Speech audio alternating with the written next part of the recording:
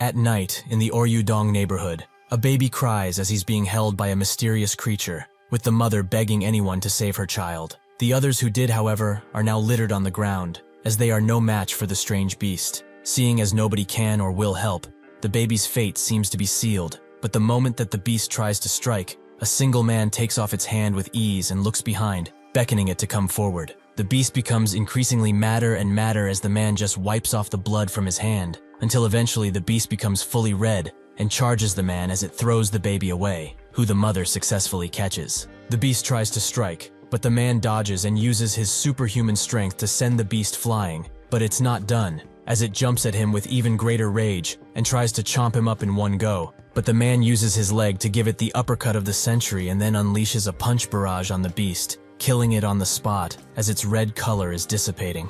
Everyone around is amazed by what they just saw, but after this moment of silence, they start clapping and cheering for the man, calling him a hero and a savior. The man doesn't seem to be interested in the fame and turns around, but that's when the mother of the child he saved stops him and thanks him from the bottom of her heart. She doesn't know how she could ever repay him. The man just stares at her before jumping from building to building and disappearing into the night. One middle-aged man can't believe that they actually exist, that superhumans really do exist. At Seoyeon High, which is situated in Incheon, one of the teachers is doing his usual thing, which means that he is speaking to the bored students about natural disasters, about how they can't ever stop, which is why they are called natural disasters in the first place. As he keeps yapping and yapping, one of the students notes that he starts growing sick when this old man uses big words, but that's when his friend interrupts his suffering and says that he should take a look at this, as someone filmed the incident at Oryudong that happened a few days ago, and they show the white-cap superhuman kicking Major butt. They are both amazed by how unreal his movements seem, with some of the comments also talking about how amazing he is, while some others think that they are the main character and say that they would have easily taken care of that monster. The teacher overhears them talking and tries to rip into them, but that's when the alarm starts blaring, an alert about a disaster that scares everyone, except one guy, who's just sleeping. The alarm message goes on to say that this is an inhuman alert, as a potential inhuman has been spotted near the port. Because of this, all of the classes are cancelled, and students are asked to go home. The teacher quiets everyone down and tells them to not go anywhere else or shove themselves in the hallways. They shall go straight home. As one girl packs up her bag, she thinks that it's only been a week since the last inhuman incident, and it's the third time this year. Something is clearly going on. Years ago, an inhuman killed over 70 people and wiped out the city of Gangneung. Needless to say, it would be bad if something like that happened again. Her thinking is interrupted by seeing that one of the students is just sleeping, so she tries to wake him up. But that's when his phone starts to ring, which he instantly picks up. A call from Ju-ri. The student, Lim Kong, groggily answers, and Ju-ri tells him that there's an incident at the port. He will give him the exact coordinates, but he shouldn't forget his earpiece like last time. Kang says that he understands and closes the call, but then he looks at the girl who is reaching for him and asks what she wants. She explains that there's an inhuman alert and they all need to go home before something happens. Kang just looks at her for a bit and says that he will go while yawning, making the girl think that not all of his dogs are barking, so she leaves on her own as she did her part. After that, he opens up his bag that contains everything he needs, including the earpiece. He looks around before sneaking to the bathroom, as he has to change there. At the Incheon port, a man tries to kill the inhuman by crashing a truck into it, but the inhuman is not even slightly fazed by this amount of force, and kills the driver with one punch that also flattens the truck. Two workers see that the truck is destroyed, with one of them starting to cry, as he knows they are both screwed. The other man tells him to stop making so much noise if he wants to live, calling him by his name, Jaegu. They can survive, as the military is on their way, so all they need to do is shut up and hide. However, if it comes down to it, he will take up the fight. Does he understand? Jaegu doesn't answer, as he is in shock from what's above them. Ju-ri asks Kang where he is, with him explaining that he's still getting changed. Ju-ri notes that the situation is quite bad. He will need to hurry, so he will give him some live directions to help. After getting prepped with his costume and earpiece, he confirms it with Ju-ri, who also asks about his backpack, which Kang believes is hidden quite well. Ju-ri lets it go for now, and tells him that he is about 10 to 11 minutes away from the port. He will direct him at any given time. With that, Kang jumps high into the air, making haste to the port. The other worker also notices the inhuman that's above them, and doesn't get to fight like he said, as with one swift punch, he is put down. Jaegu is too stricken with fear to do anything, so he is crushed like an ant by the inhuman, who notices another worker running away, so he jumps to him and grabs his head. The man begs to be spared, but the inhuman has no moral code or feelings, so it throws the man into the containers, which doesn't directly kill him, but the Inhuman is not about to let him go. The worker can't believe that he had the misfortune of meeting an Inhuman, and as the beast reaches for him once again, he thinks that it's over. But that's when a wrench is thrown at the Inhuman, who looks behind to see the boss of these workers, all worked up and probably very afraid. Kang continues to run as Ju-ri tells him where to go, but he also tells him that the Inhuman Subjugation Special Task Force is on their way, which is pretty useless it seems. Eventually, though, Kang arrives at the port, where the boss tells his worker to run away while he can, as the beast is already on him. The man does not move, however, as he is too shocked. The Inhuman looks at the boss with focused eyes, and the boss apologizes to his wife and child, as this is probably the end for him. He hopes that at least they will find it in their hearts to forgive him. However, the Inhuman doesn't go to him outright. Instead, it just seems to be leaving, but when it gets close enough to the edge of a container, it grabs it tightly and throws the container at the boss, who can only just watch as his impending doom is flying towards him. That's when Kang appears, and in the last moment before impact, he kicks the container away, shocking the boss way more than the Inhuman ever could.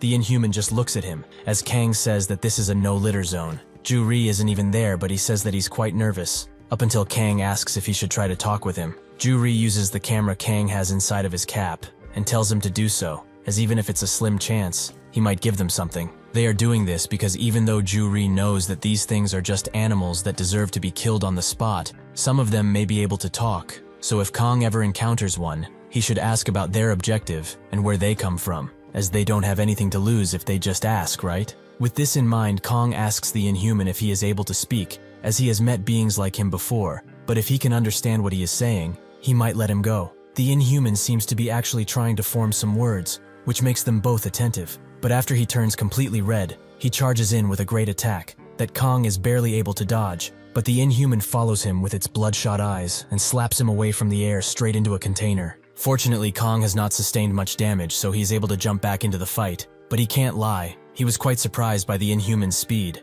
Ju-ri notes that he's worried sick about him, so he should be more careful from now on. Naturally, the news are also there, and are reporting from a helicopter, as they do not dare to approach the Inhuman even from a distance. They report about the white-capped Superhuman, who seems to encounter every Inhuman that is in the region. But besides him, the Inhuman Subjugation Special Task Force has also arrived, with them bringing out all of the toys, such as tanks, missile launchers, and all sorts of explosive goodies. The general tells his man to stand by. They are not allowed to fire until he gives them permission. One of his men says that the entrance is too narrow for the tank and railgun to go through, but the general says that it's fine. They are on standby anyway. The soldier doesn't get it, as they need to go through if they are to initiate Plan A, but the general says that he doesn't get something important. He has yet to grasp the true power of an Inhuman. It is not something that they can take out with any of their weapons. Additionally, the Special Intelligence Agency analyzed Whitecap's fights, and his power rivals their entire military force at once. The Inhuman in front of him is one the same level, so to put it simply, if that Superhuman somehow loses this fight,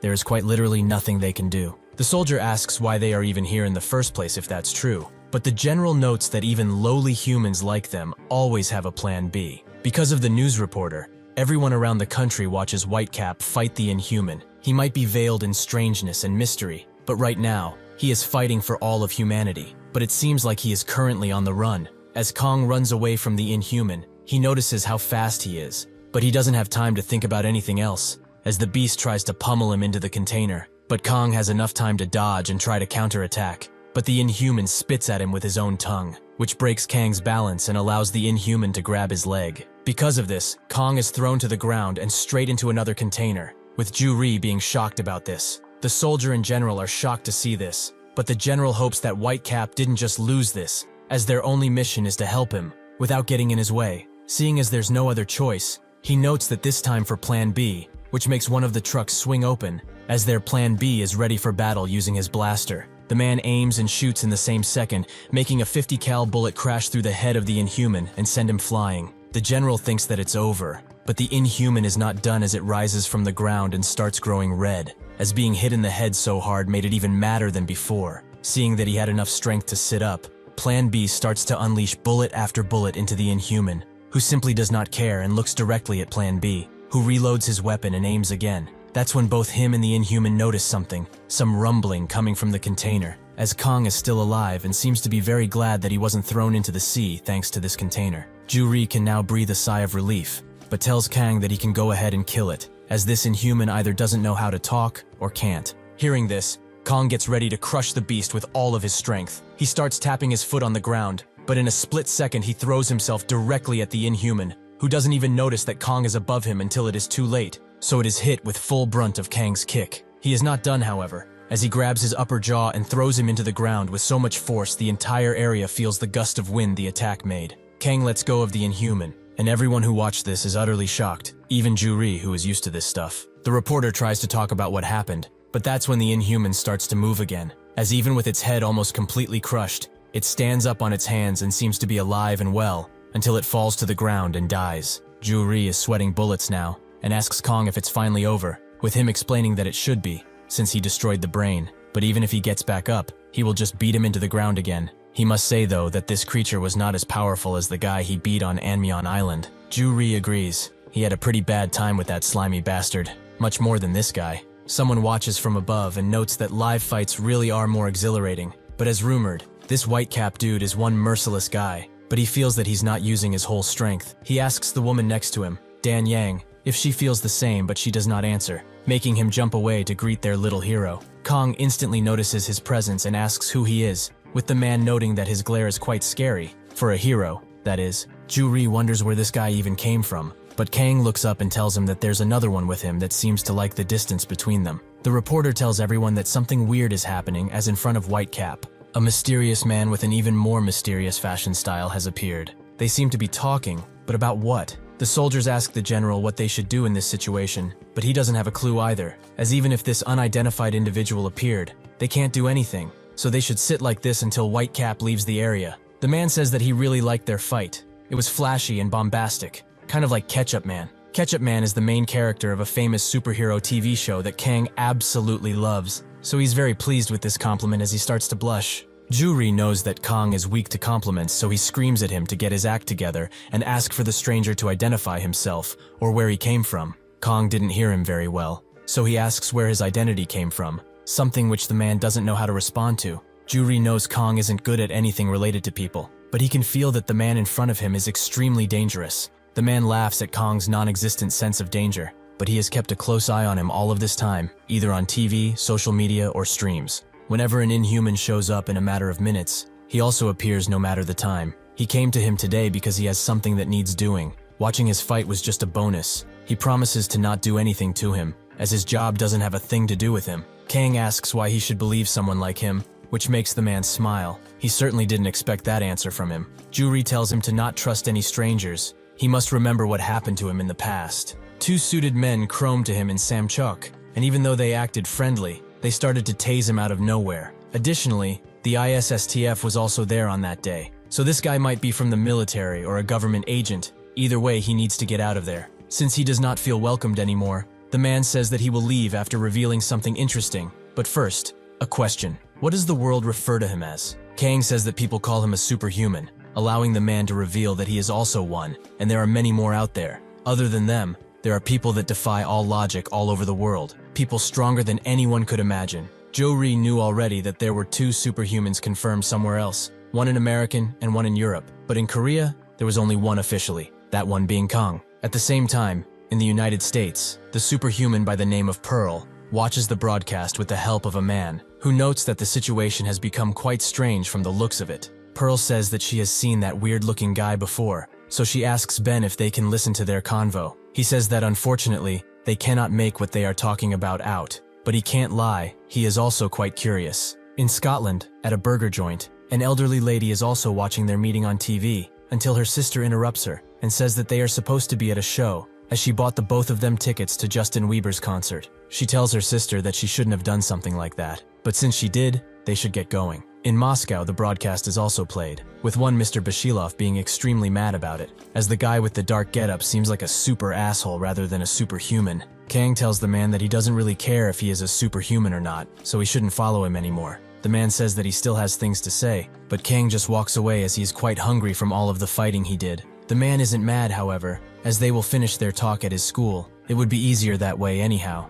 This makes Kang turn around, with the man asking if he's not a student when he is not wearing the mask. Both him and Ju-ri are too stunned to speak, which the man notices, but he promises to keep it a secret, just between them. Also, he should tell that pink hair guy that's talking to him through his earpiece that he should not worry. He knows that his friend is not an average person. As he created his resistant mask and his ultra-small camera, he is most definitely a person with tons of potential. If he's honest, he resisted the urge to kidnap him more than a few times, but he will play around with him while he is at school, since he might be too lonely. Ju-ri knows that this bastard knows of his entire identity, but the man apologizes for his crude joke. As Kong's atmosphere changed completely, he notes that it can't be helped at this point. Even if they are all superhumans, Ju-ri is the only person he can consider family, so he will make sure that he can never get close to him ever again. The man's aura changes too, as he says that it was just a simple joke. He is not his enemy, so they should keep talking without any hostilities now. Kong doesn't care anymore, making the man say that it can't be helped. They will have to fight. Kong instantly jumps at him, shocking Ju-ri and the others too. But as Kong tries to punch the man, he blocks with his arms, which seems to not be that difficult for him. Kong tries to hit him on the rebound, but the man instantly disappears and lands straight on Kang's hand. He notes that judging by his actions, he must be one of those tsunderes. He was acting like he was going to kill him, yet he pulled his damn punches. The man jumps down and says that if he wishes to keep fighting, he does not need to test him anymore, as he is acting like a fool that is showing generosity in a street fight. He already told him that he is also a superhuman, so if he does not want to die, he better show all of his strength. He will tell him now, however, that once they start, this whole place will be destroyed, because that's just how superhumans fight. Ju-ri tells Kong to chill, as what this guy is saying is not wrong. There is quite literally nothing to gain by fighting him, and even though it bothers him that he knows of their identities, fighting is not the right choice. He is a superhuman, something which he has never fought before, so they need to get out of this situation with as little injury as possible and find out more. That's just how it is. The man notices that Kong is relaxing and says that he must have understood him, which is nice, but he has to leave now, so they will meet at a later date. Before he leaves, however, Kong asks for his name and reveals his own, Lim Kong. The man smiles and says his name too, Nan Gi. Dan Yang jumps down at him and asks if he wants to have his arms looked at, because only from the impact, his arms are both red and shaking. Nan Gi laughs and says that they are not that bad, but they should go right now, as they don't have time to waste. Ben is surprised that they just left, as he thought that he would get to see another fight, but this was very anticlimactic. Pearl and the man next to her don't say a word, yet their faces speak volumes. Bashilov is very mad that the broadcast is over so suddenly, but the man next to him notes that they still don't know why Whitecap threw a punch. However, if they were to fight, the entire port would have been blown to bits, and the casualty number would have skyrocketed. Before leaving, Kang is stopped by the workers, who want to express their gratitude towards him, as they would have both died if it wasn't for him. Since his actions were the only thing that kept them alive, the boss feels the need to treat him to some pork belly, as he knows of a place that makes it very well. Kang refuses, but thanks him for his offer, and then just flies away. Seeing him leave, the general tells everyone to clear out and call the Inhuman Corpse recovery team, as they need to pick up the body while it's fresh. B suddenly tells him that the problem with these bullets isn't the shape or weight. Changing the gunpowder composition won't help him either. Even if these bullets are specially manufactured to be the best armor-piercing rounds around, they are not much better than a normal long-range precision bullet. He cannot do anything with a toy gun like this one, unless he gets something that is revolutionary in every standard possible. They will all die meaningless deaths. The general says that he will forward his concerns to the ISSTF researchers. His phone starts to ring, and so he picks it up and answers, as the commander has called him to ask about the situation. The general explains that Whitecap has just fled the scene, and the Inhuman was taken care of. The commander, Baek Oh-jin, doesn't appreciate the fact he called first, as he told him numerous times that he should report back as soon as it's over. The general apologizes, but the commander tells him to listen carefully. The transport of the Inhuman Corpse is now his top priority, as he has dealt with the NFS and other national agencies. He does not need to worry about any repercussions and put the corpse in the transport vehicle 101. The general confirms that the men are now loading up the corpse as they speak, so Oh-jin notes that as soon as it's loaded and on its way, the whole situation is no longer under their jurisdiction, so his last mission is to retreat all forces from the area. The general confirms it, and closes the call rather reluctantly, with a certain disgust in his eyes. Oh-jin then calls another person, who asks if it's something urgent. He confirms that it's not, but he just wanted to report on the situation, as there was an inhuman crisis. There are 14 dead, with 2 in critical condition. The man he called tells him to listen. He doesn't care about any of that. He can just give him the damn summary already. Oh-jin says that the transform vehicle carrying the corpse is currently leaving for the Falcon area, with the arrival time being tomorrow night. The man's agent says that they have to go, so the man says that he needs to hang up, but he will warn him now. If he ever wastes his time on useless shit like this, he will make sure to remove him. As he fixes his tie, The man wonders why he should care about some dirty people. It's enough that he has to speak in front of these dirty ant-like people. As he gets in front of the public, his attitude changes and someone introduces him. He is the hope of the new generation, the one who will make the world peaceful and revolutionize the future, Marcus Gerald. As the 101 transport vehicle leaves, the soldier wonders what this transport vehicle is, as it doesn't seem to be a part of their corporation. The general tells him that it's something they don't need to know about, but Nangi sure does, as he watches the transport vehicle and notes that it must be going to Falcon. In the newest Ketchup Man episode, he finally catches one of Sherlock's goons and demands to know where his base is, as he is going to crush him and stop crime. The goon tries to say that he needs to be let go in order to speak, but Ketchup Man sees this as him not wanting to talk, so he throws him into a building and uses one of his signature moves, Ketchup Smash, to completely annihilate the good, who starts to spew out blood. Ketchup Man tells him to stop acting like a big baby. That was not even a tenth of his true power,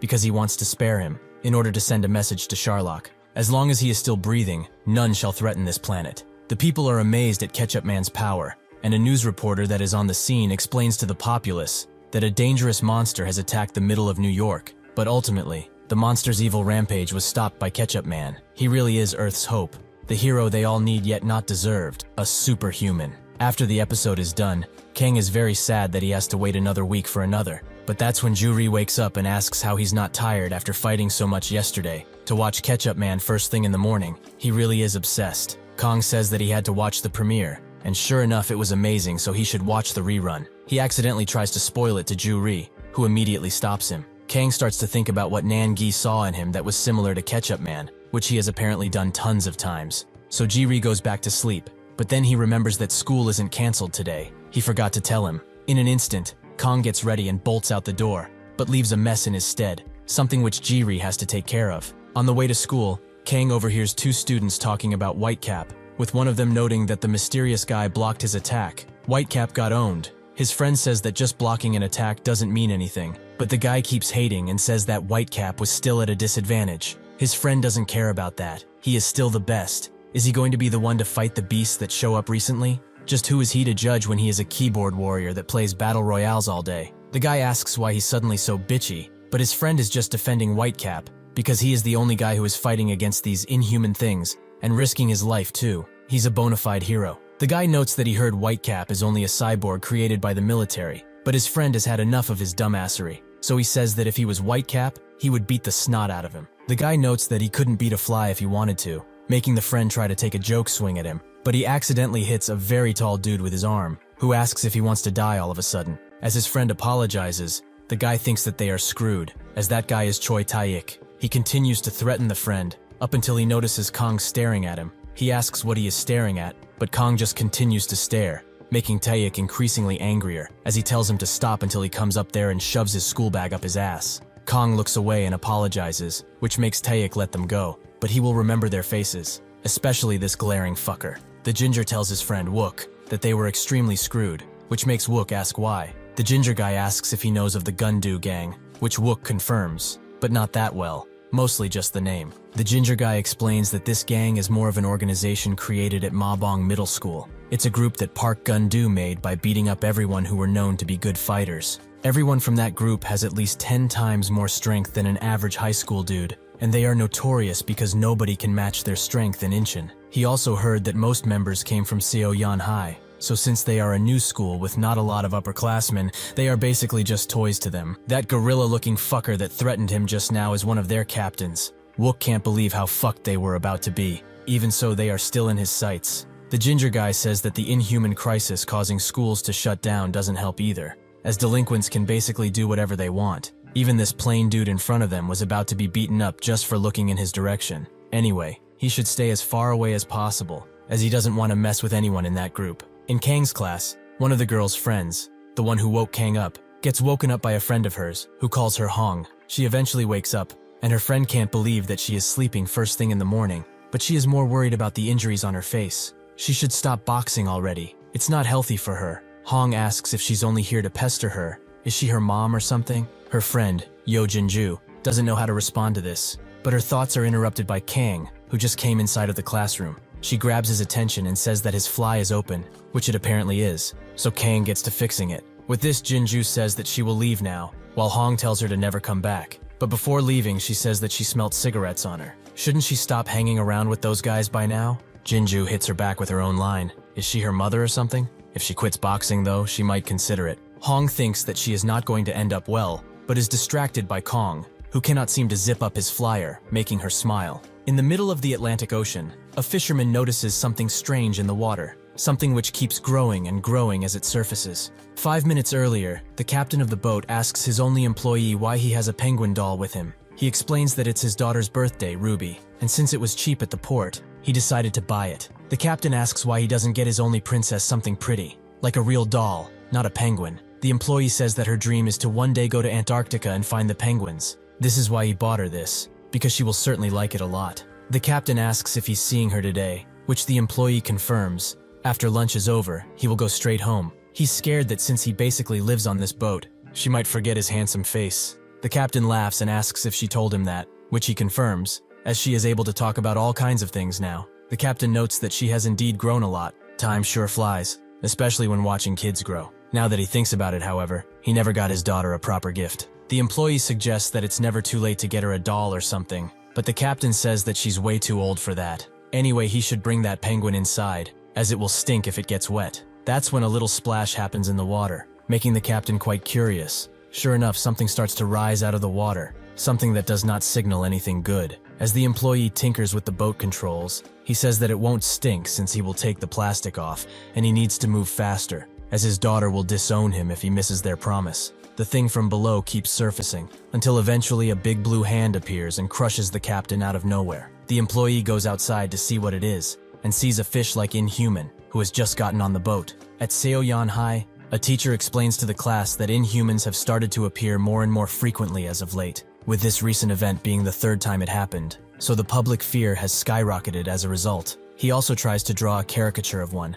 which he manages to do, and explains that unfortunately, they are currently living in a time where dangerous things like these appear. That is why today, they are going to have a little chat about them. This is Park Chang-sik, the math teacher. He notices that the students are very glad to not have a lesson today, but anyways, he should get to the explanation. An inhuman is exactly what the label suggests, a species that is not human. What they know so far is that they have unreal strength and can destroy a truck or tank in one simple hit. They also have the dexterity and stamina to run at speeds of 200 kilometers per hour or 125 miles per hour. They are in the truest sense of the word, monsters that prey on humans. This might all sound pretty unreal, but if they have the misfortune of meeting one face to face, they will understand how terrifying they can be. The United Nations has announced quite recently that in the past 5 years, there have been 37 cases of these inhumans appearing, and in total, 517 deaths have been allotted to these things. Among all of this, Korea has had a total of 6 inhuman incidents, and with the recent incident at the port,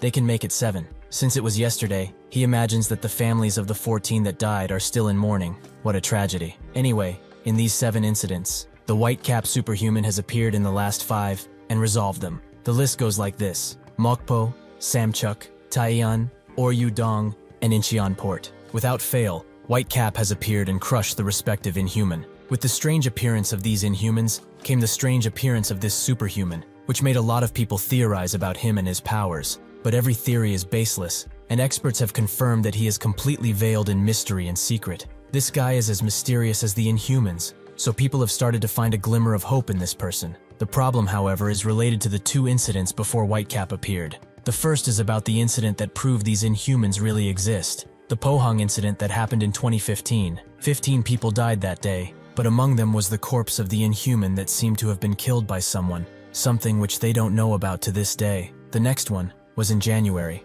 and almost like clockwork, it happened a year after the 2015 incident. 75 people died and hundreds were injured, which gave it the title of the tragic Gangneung incident that many choose to not even talk about. From this incident, they got data on the first inhuman that remains undefeated, Heptahorn. This name was given to him because of the 7 horns that he has on his body, the first inhuman that lived. According to the survivors of this incident, when people began dying and dying without stopping, a large, long-haired man suddenly appeared and fought against Heptahorn. However, not much is known from here, as the large man disappeared completely, and Heptahorn slowly disappeared into the sky too. This incident was investigated and analyzed by all kinds of government officials and experts, with their theory going something like this. The long-haired person, who they suspect was a superhuman, was killed by Heptahorn, but not without injuring him. So now Heptahorn is in hiding and waiting patiently to come back. Because of this internationally felt incident, the Center for Inhuman Disaster Alert was created, which assigned alert levels to inhuman appearances,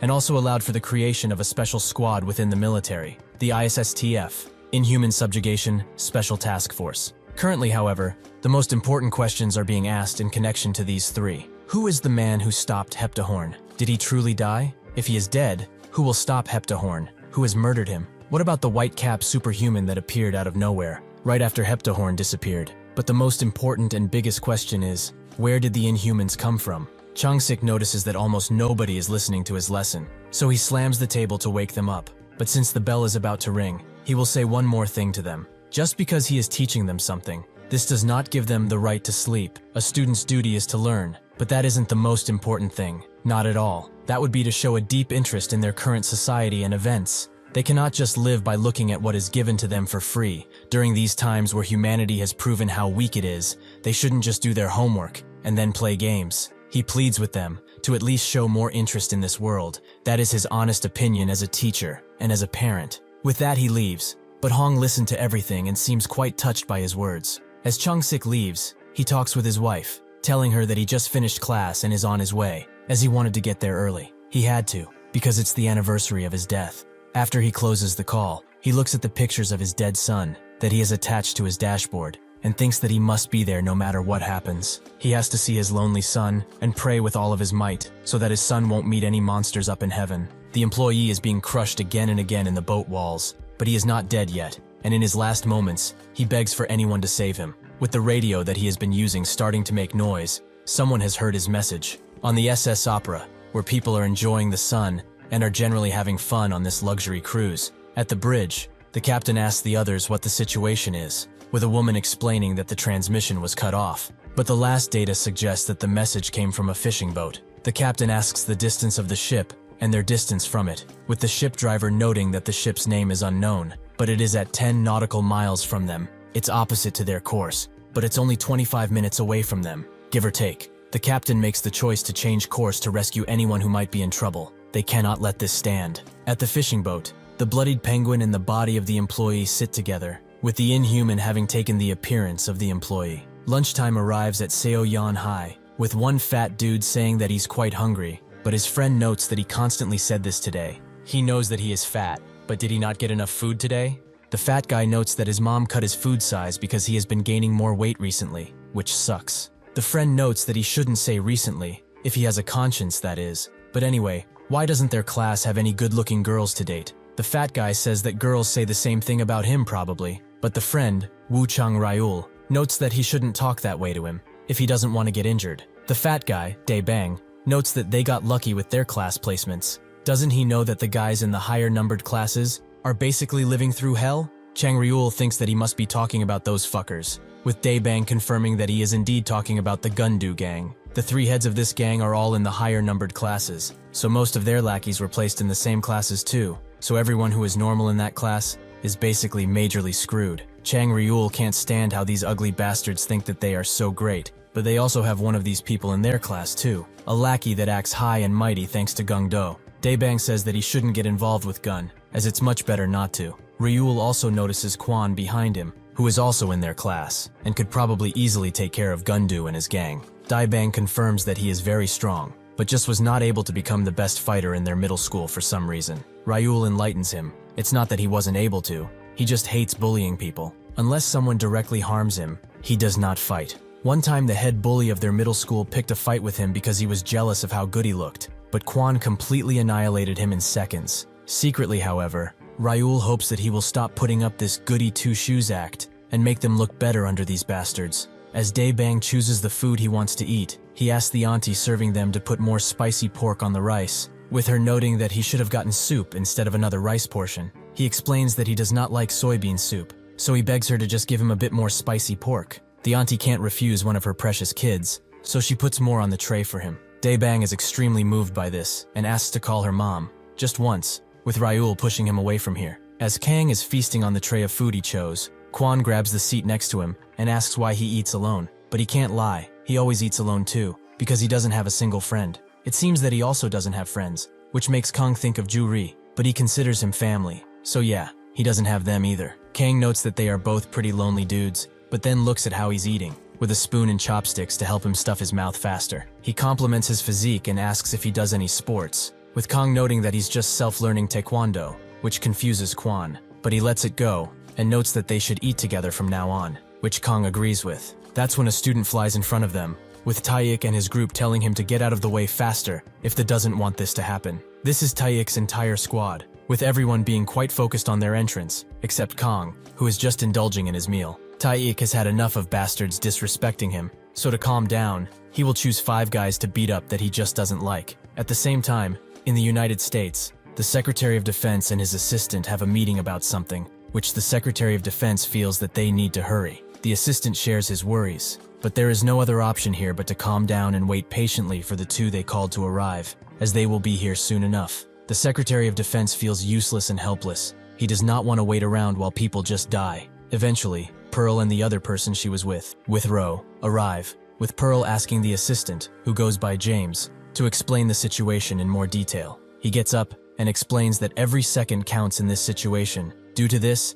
he will give them the details while they are on their way, but to put it simply, the worst-case scenario has happened. Right now, a cruise carrying 3,000 people has been invaded by an inhuman in the middle of the ocean. Both Pearl and Withrow are shocked, and Withrow says that they are trapped in there like mice, unable to run away. It is truly the worst-case scenario. James goes on to say that in a situation like this, they can't spare even a minute, but there's an even bigger concern here. Pearl cuts him off and says that they should hurry. He will give them the details while they are on their way, which James agrees with. They have a helicopter prepared to leave at any point. Before leaving, he asks the Secretary of Defense if he has any last words for them, which he doesn't, but he hopes that they come back safe. After the door slams shut, the Secretary of Defense sighs, as he never expected for his lips to go dry just because he is in the same room as them. So these are the rumored superhumans. In some abandoned building, Dan Yang tells Nangi that the media has been going haywire since his encounter with that white-cap fellow. Everyone has started to search for him, and both of them seem to have bounties on their heads.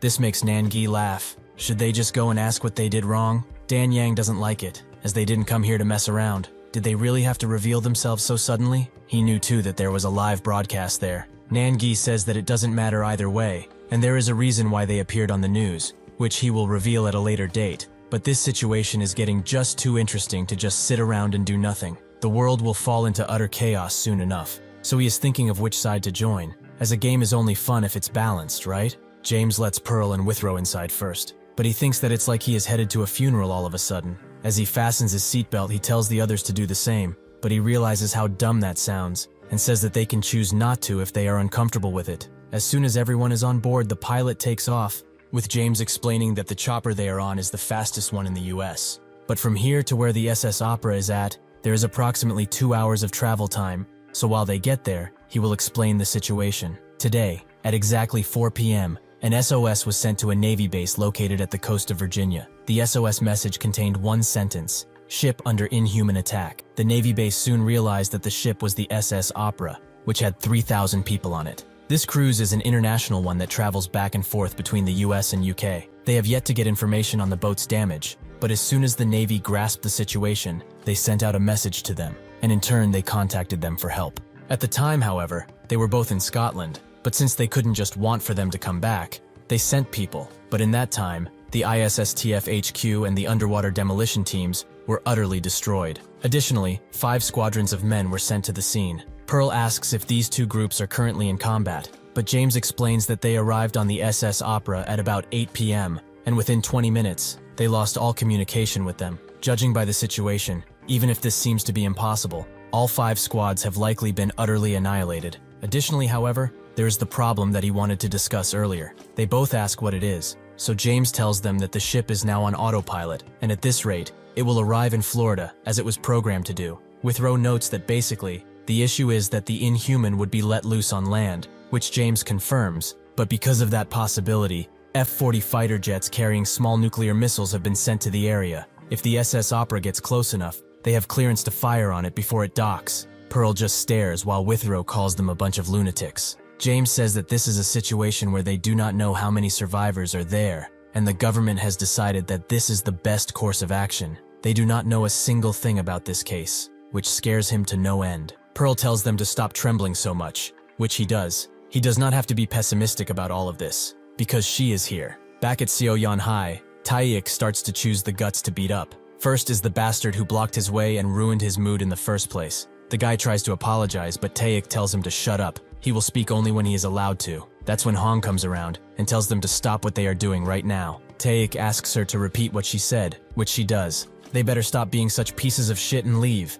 Everyone is shocked by her words, including Kang and Kwan. Her friend didn't even see her disappear from her seat. What a craft woman. Taeik throws away the guy he wanted to beat and says that they must have put something in the food to make all of them more dumb. But she should know that he is such a bastard. He doesn't hold back against girls either. Hong says that she knows how dumb he is, making Taeik try to slap her soul away, which she braces for. But that's when someone grabs his hand and says that the rumors are true. He is really a bastard that does whatever he wishes. He is scared of that. How is he supposed to attend school in this kind of dark atmosphere? Kang didn't expect for Kwan to move like that, who now insults Taeik, calling him a giant freak. Taeik's group knows of this guy. According to the rumors at least, he isn't an average person. Ryul tries to move Bong's head out of the way to watch the fight, as this is a legendary moment. As Taeik turns around, he kicks Kwan away, asking if he lost his damn mind. Taeik thinks that he got him and tries to talk shit, but Kwan has blocked his mighty kick and asks him to speak up, as he didn't hear him. Ryul and Bong cheer for their idol,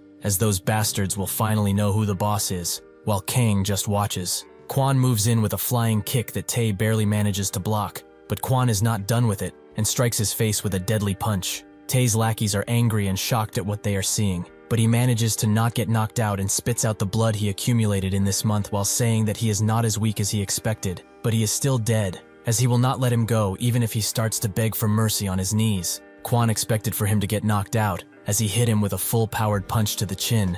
Was it perhaps the difference in size that did him in? Suddenly, someone from behind tells them that this is far enough, fighting when it's not even noon and especially at lunchtime. Such bad manners. Tae tells him to back off. He's not going to repeat himself. Gung-Moo tells him that the teachers are on their way, so he should call it quits while he still can. Bong is surprised to see him here, but Ryul wonders if he ate a teacher on his way here or something. Bong explains that he is the biggest guy among the three heads of the Gundu gang, and technically he is third in the ranking, but he is ruthless, so he is the one they need to watch out for the most. Tae eventually relents, but tells Kwan that this is not the end. He will see to it that he will scream out in pain. Moo also notes that he has heard some things about him, but he really crossed the line on this day. Being so brazen, he will visit him soon enough and make him his bitch. Kang wipes his mouth after eating, with everyone around gossiping about what just happened, up until Kang lets out a burp that almost levels the school, with everyone in the cantina hearing it. Pearl and Withrow eventually arrive at the scene, where the atmosphere is gloomy, and the weather really does not help. Pearl tells James to open the doors, but he notes that they can go lower. Pearl tells him to just open them already. This is not the first time they jumped from this height. James explains that they will communicate through the earpieces that he handed out to them. It's activated through biometrics, so as long as they breathe, they can stay in contact. He will act as their middleman and report on their locations and situations. Pearl prepares to jump after this, but tells James to contact his higher-ups and say that since she arrived on the scene, they can send their little nukes back. James agrees and says that he will do so now, but he wishes the best to the both of them. May fortune smile on them. Withrow and Pearl jump from the plane and land directly on the helipad, where they see the mess that Inhuman left around. Tons of lifeless bodies thrown everywhere. Pearl notes that this just confirms they are actually dealing with an Inhuman, so they should go and search for the bastard. The Inhuman sits nearby, watching them with its eager red eyes. James contacts them and notes that he has important info about this ship. The SS Opera is very large, and because each floor has a unique layout, it is easy to get lost. Unless this Inhuman approaches them, they might have difficulties in finding it. Withrow wonders if they could make it come out if they make a ruckus, but Pearl thinks that the best choice here is to split up. James confirms that they don't have much time, so it's best for them to split between the upper and lower levels respectively. They are both currently on the forward deck. One of them can head straight forward to find the engine room, while the other goes below to the cargo area. From there, the one on the top floor will move down, while the one on the bottom floor will move up. Their objective is to look for any possible survivors and defeat the Inhuman. He is concerned, however, as if they moved in a unit, they could coordinate themselves and defeat the Inhuman, but if they search alone, they might have a one-on-one fight with it. Pearl notes that it can't be helped, as they don't even know if there are any survivors. They need to choose the quickest option. Withrow notes that he will be taking the upper level, which makes Pearl go to the lower level, but he should be careful and tell each other if they will be fighting. Pearl jumps down the side of the ship, and instead of going down like a normal person, she shoves her fist into the ship's side, and then crashes into it with her legs, arriving at her designated area. She reports that there's tons of cargo piled up, with James confirming that it's because she's seen the cargo are on B4. But does she see anything of intrigue? She says that there is nothing here. There is no sign of any human activity,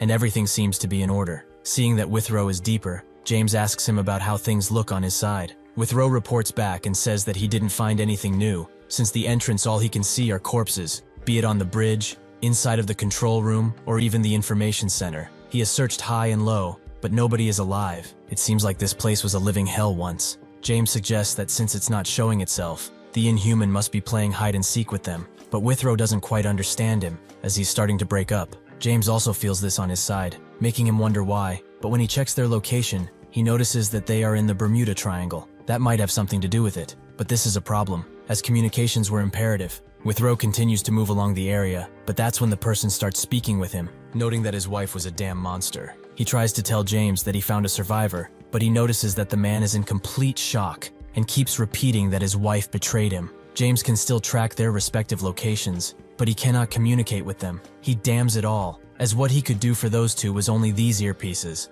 But now even those are gone. Pearl also notices that the earpiece is malfunctioning. That's when a little girl appears behind her and says that she must be Saint Pearl, right? She came to save all of them, right? Withrow eventually makes his way to the event hall, where the stench of blood is much more pungent than anywhere else, as there are tons of corpses. As he tries to make the earpiece work, he spots something, or someone, that being Pearl, who looks back at him as soon as he calls out her name. He asks why she's on the upper level all of a sudden, but that's when the illusion breaks, and the Inhuman tries to swallow him whole, but it only manages to catch his arm, which certainly leaves him at a disadvantage against this smart yet vicious beast. Withrow dodges another attack and hides himself while thinking that he was careless. If he hadn't reacted when he did, his head would have been gone in a split second, but he doesn't get why he saw Pearl. Was it an illusion or a mimic? One thing he knows though, if he lets his guard down one more time, he will lose more than an arm. That's when the Inhuman almost takes his head clean off with the illusion almost fully breaking. But this missed attack allows Withrow to kick the Inhuman away. This is nowhere near enough to stop it, however,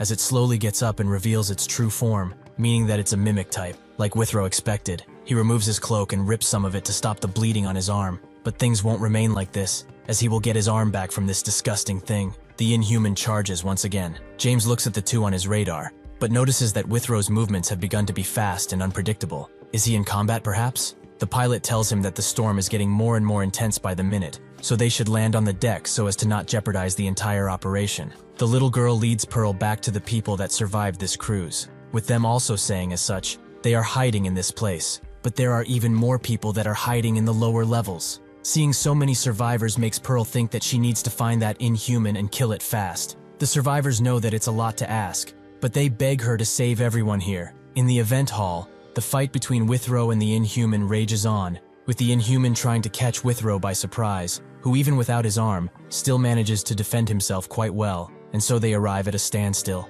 He can't believe how combat-ready this beast is. Even with him losing an arm, he can admire its skills. He can't admire for long, however, as the beast unhinges its jaw and prepares to swallow him, but he kicks it to the ground and jumps away, creating enough distance for him to think about things. Since the beast stays in its true form while fighting, its shape-shifting ability does not provide any combat advantage. Even so, he must end things, right here and right now. The Inhuman notices the strange new energy around him, and Withrow goes up to a barrel of aged wine and kicks it open, creating tons of sharp icicles with his ability, something which the Inhuman did not see coming. Withrow is not done, however, as he picks up a bottle of wine and breaks it, letting the contents flow out until it's long enough to create a sharp, icy blade. He has had a really long day today, so he's not in the mood to fool around. He will end things now. Withrow jumps in to strike the beast one last time. Galen Withrone is from the east of Harlem, and he does not look dangerous at all, but he has quite a sharp gaze. At the time, James, an international lawyer, said that the gang was annihilated by him completely. It wasn't even a big fight.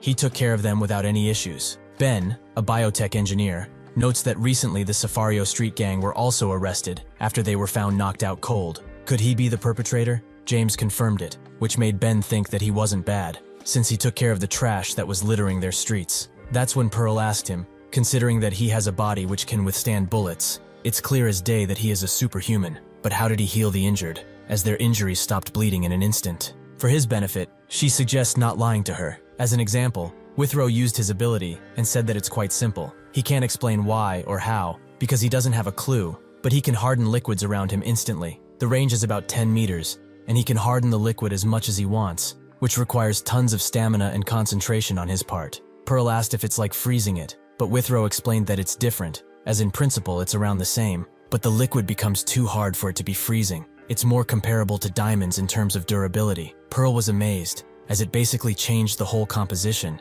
but since it's so hard, surely it can be used as a weapon too. Withrow confirmed that he can. If he can harden a liquid and apply force, it's more powerful than any firearm out there. He manages to strike the Inhuman's head, but it's not enough to kill it, and it punches him away. He knows that he missed, as he did not put enough strength in his attack, but because of his arm, his balance was entirely off. That's when he notices the enraged Inhuman rushing in, so he starts running away, as he thinks that this bastard is way too resilient. Pearl runs through the halls as she thinks that the 4th and 5th levels had no abnormalities, which means that something is happening somewhere above, since she can hear a rumbling. That's when James tries to contact her and say that there's something going on at the event hall, which she barely understands, but she starts to move even faster as a result. James notices that Withrow is most definitely in a fight, but it's taking too damn long for no reason. Fortunately, Pearl is close enough, so if she hurries, she might get to him in time. Withrow starts to get blurry vision, which also slows him down, but that's when he notices a sprinkler above him. So he activates it using his kick, and it starts to spew water everywhere, allowing him to completely engulf the Inhuman in frozen water, saving him from his untimely demise. In the past, since he was curious and wanted to find out more, James asked one more thing of him. What is the duration of his ability? As even if it's amazing, it must have limits. There has to be a limit, or perhaps it freezes forever. Withrow denied it, as his ability is connected to his mental fortitude mostly. Once the material fully hardens, however, it can last up to an hour, give or take. Withrow notes that he hasn't had a fight like this one in ages, but now he wonders how to get rid of this thing for good. That's when something sharp touches him, and his head starts to fall off of his neck, as a second Inhuman has appeared. In his last moments, he wonders when this one got here. Will Pearl be able to defeat 2 Inhumans at once? James is glad to see that Pearl and Withrow are about to meet, but that's when Withrow's signal turns off, which confuses him. But that's when the revelation shocks him. He himself said that these earpieces are activated through biometrics, so the only way to deactivate them is death. He does not want to believe it, and starts to retry his signal, but nothing shows up. Pearl arrives at the event hall, where she spots 2 Inhumans, one alive and well, and another completely frozen. But she also notices Withrow, whose head is missing from his body. This makes her remember the time they spoke in a park, where she said that even if people do not express it, everyone is thankful that he joined their team, her included. James was particularly happy about this, but Withrow knew, as he tried to make him wear that ridiculous suit, something which he will never do. Pearl told him that Inhumans are extremely dangerous, so just like how they were in danger yesterday out of nowhere, there is no way to tell when one of these monsters will appear, or what kind of situation they will be in. So she hopes that in the event where one of them dies, the other can rationally think about things. Withrow wonders if that's viable for them, but Pearl continues. In a bad situation, the best strategy is retreat. So what she's trying to say is that they shouldn't go on a meaningless rampage and maybe lose their lives too. The one that survives that encounter, which is bound to happen, needs to protect the world, even if it means admitting defeat sometimes. Withrow noted that she really likes to say meaningless things. If he ever met an opponent that she couldn't beat, he would get out of there, since it would mean that it would be someone who they can't win against. Since he is not sentimental though, he wouldn't care if she died. The act of kindness he showed with the kid that lost his balloon tells Pearl otherwise. But this is why now she is filled with rage and summons all of her strength to send the remaining Inhuman into the ground, which presumably kills it. After this, she has time to look at Withrow's head, which still has its eyes open, so she tries to close them out of respect. But that's when the Inhuman jumps at her and successfully catches her arm. But his claw appendage isn't enough to cut Pearl's hand off, who finishes her business and lets Withrow rest for good. With that out of the way, she gives the Inhuman one glare while powering up, making it jump away. But Pearl doesn't let it, so she catches him and throws the beast into the wall, while also breaking his arm. Since she has started this Inhuman eradication business, this has been the worst day of her job, so she will do things her own way now. He will never realize how or why he died, but she will make sure that it will be gruesome. That's when the Inhuman behind her starts to crack, something which she does not notice. The Inhuman doesn't just sit around to be a punching bag, so it attaches itself to the wall and uses its powerful leg monsters to charge at its prey with a stabbing attack. But Pearl simply deflects it and punches the beast so hard its teeth start to fall out. She does not stop the relentless assault, punching the Inhuman 2 more times before throwing it into a pillar. She wanted to make this day a torture for him, but he does not deserve to be alive any longer. So he will get up now, as she will end his miserable life once and for all. As she does that, the other Inhuman keeps cracking and cracking. Back in America, the president and his associates speak about what happened, as they cannot contact James anymore. All that they got from him is to cancel the bomb order. The discussion flares up, with some thinking that they were defeated, but others think that it's because of the weather that they are unable to contact them. One tells the president to try and re-establish communications with the ship as soon as possible, or perhaps send aircrafts to recon. A woman is refusing his idea, as this is an emergency. They don't have the time to do all of this. A chubby fellow tells everyone to calm down already, as acting so uncivilized will not solve anything. He tells the president that since Pearl and Mr. Withrow have sent the message asking them to cancel the bomb order, means that they are quite capable of taking care of what is happening on the SS Opera. This puts the president in deep thought, but that's when Marcus says that this is not really true. Advocating for such an easy decision, that is what is causing these people to act like this. But now that he thinks about it, he's the only one who is against it. The president has already gone through the biometric activation, meaning that the nuclear missiles are ready to fire, so he must give them the orders to fire now, without an ounce of hesitation. The chubby guy says that his words are meaningless, as Pearl and Withrow are still on the scene. Have they failed them yet? Marcus relents and says that it's true, but he should ask himself something. Why isn't James debriefing them if the situation is under control? They deployed 5 squads when this started, but they lost all communication when the teams arrived on the Opera, and the same thing is happening right now. It doesn't matter if they have failed or not, as their eternal peace they desperately drag down everyone for is impossible. So he should tell him, in the very unlikely chance that they fail, will he step up and take responsibility for what will happen? If not him, perhaps. Does anyone else want to step up? The chubby guy still keeps his idea. Does he think that launching nuclear missiles will fix everything? What about the crew members and passengers, who are all presumably still alive? Marcus asks his subordinate how long it will be until the Opera reaches shore, with his subordinate noting that they will arrive in about an hour and a half. Marcus asks Chubby what he will do in this situation, perhaps ponder if this amount of time is too short or too long. He must also know that the Opera will arrive at Fort Lauderdale, which has a population of 200,000 people. Is he going to take the chance? Chubby tells him to stop acting so high and mighty, as he is also just guessing everything. Right now, Pearl and Withrow are probably fighting to keep everyone alive. Marcus notes that he doesn't like to bet on things he does not see directly, so it would be safer to minimize the risks and press the big red button. How does he not think of this? The president screams at them to stop, as he has decided already. He will cancel the strike on the Opera. He will not be listening to any more opinions. Marcus is annoyed by this, but the others are very glad. The president, however, doesn't care about their reactions, as he thinks of the time he met Pearl and apologized for arriving so suddenly. But he wanted to thank her for everything she has done. To everyone who keeps saving people and fighting these demons, he keeps piling on debts. She looked at him and said that one cannot put a price on saving people, so there are debts. In a last-ditch effort, the Inhuman lets out a pile of web from its stomach, which Pearl is more annoyed about than anything. But that's when the frozen Inhuman breaks out of his icy prison and takes a bit out of her. But she notices that it tried to take Withrow's appearance, which enrages her to no end. So she grabs him and throws him directly at the other Inhuman. She now knows why Withrow was defeated, but she tells the Inhumans that he was a foul-mouthed bastard with a cold personality, so he won't ever reach heaven. So once they meet him in hell, they will have to beg for forgiveness. With that, she lets out all of her power in a single punch that fractures the entire upper deck of the ship in a spectacle of light. The light breaks through as the power of the punch permeates throughout, with James and the pilot feeling it too. James tells the pilot to open the doors, and once he goes outside, he notices the gigantic hole Pearl left behind. With her coming out of the light like a triumphant warrior, she jumps down and looks James straight in his eyes, before telling him the news that he never wishes to hear, something which completely breaks James, who falls to the ground and starts crying his eyes out. At the underground bunker where the president is currently having his meeting, an employee gets the news and rushes to the meeting room, where he tells everyone what happened, with them celebrating their victory. The president just sits down, while probably thanking his lucky stars that nothing happened. But that's when the employee tells them about Withrow and about how he passed away, which completely removes the celebratory cheer from the room. At the news, the SS Opera situation is being televised, with Kang eating a giant bowl of ramen as he watches the news. Juri, who is taking a dump, hears him slurping from there and tries to get his attention, but he is too focused on the news, making Juri scream, which works. He tells Kang to wait and leave some for him,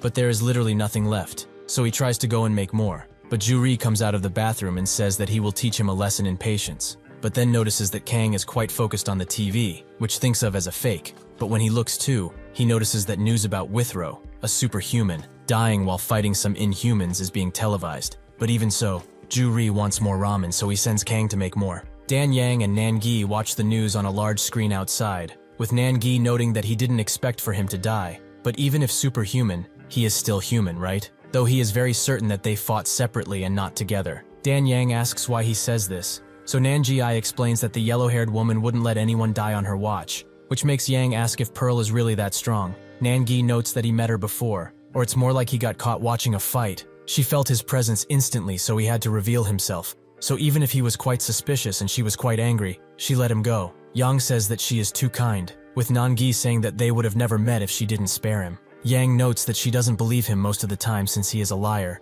but she believes that, as this woman seems to be quite dangerous. Somewhere in Florida, James calls Ben, who was still asleep, and says that they have a huge problem. Withrow's body has seemingly disappeared. Ben asks how such a thing is even possible, but James doesn't have a clue. But he shouldn't speak about this with anyone else, as this is a secret for now. Even Withrow's funeral has been cancelled. Things are getting complicated and fast. Fortunately, there will be a briefing tomorrow specifically on this issue, so he will get the details then. But he wants him to investigate something about the SS Opera. Ben asks what must be done, and James says that he has texted him everything, which Ben immediately agrees to and closes the call. However, both him and James are extremely mad at the bastards who dared to desecrate the corpse of a friend. As Ju-ri walks around, he thinks that he has a real problem, as he can't seem to get a hold of her. When the woman left him, she said to email if anything happened, as she would be gone to America for a while this time around, since nobody can make any sort of progress without a genius like herself. She will, however, send his living expenses monthly, but he should be frugal and perhaps even get a part-time job to help himself out.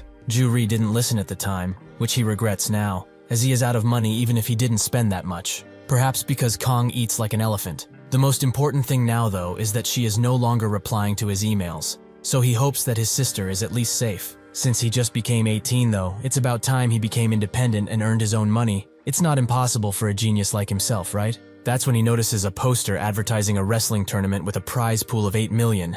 This shocks him, but he knows who to call and immediately pulls out his phone. Kang answers, and Ju-ri is quite surprised that he's not just dozing off in class like usual, but Kong explains that he's outside, in the gym class. He asks why he called anyway, while Ryul and Bong walk next to them and talk about who has to pay for the food this time. Ju-ri notices some talking and thinks that he must have made some friends, which he is quite proud of. He tells Kang that he promised to take him to a fried chicken place, but they will cancel that, as he will be needed somewhere else on Sunday. In DC, James, Ben, and Pearl meet up, with James explaining that they will start the brief on the SS Opera incident. After just one day, 150 people are confirmed missing, dead or injured. But due to the boat being so isolated, this is probably the biggest casualty number they can have, as they are not even done counting the bodies. In this incident, the Inhumans only had an activity radius, where they caused havoc and killed anyone in sight, but they also didn't move much from the upper deck, so more casualties were avoided. All of this is thanks to the efforts of the UDT and ISSTF, who have sent squads that attracted the Inhumans to the helipad,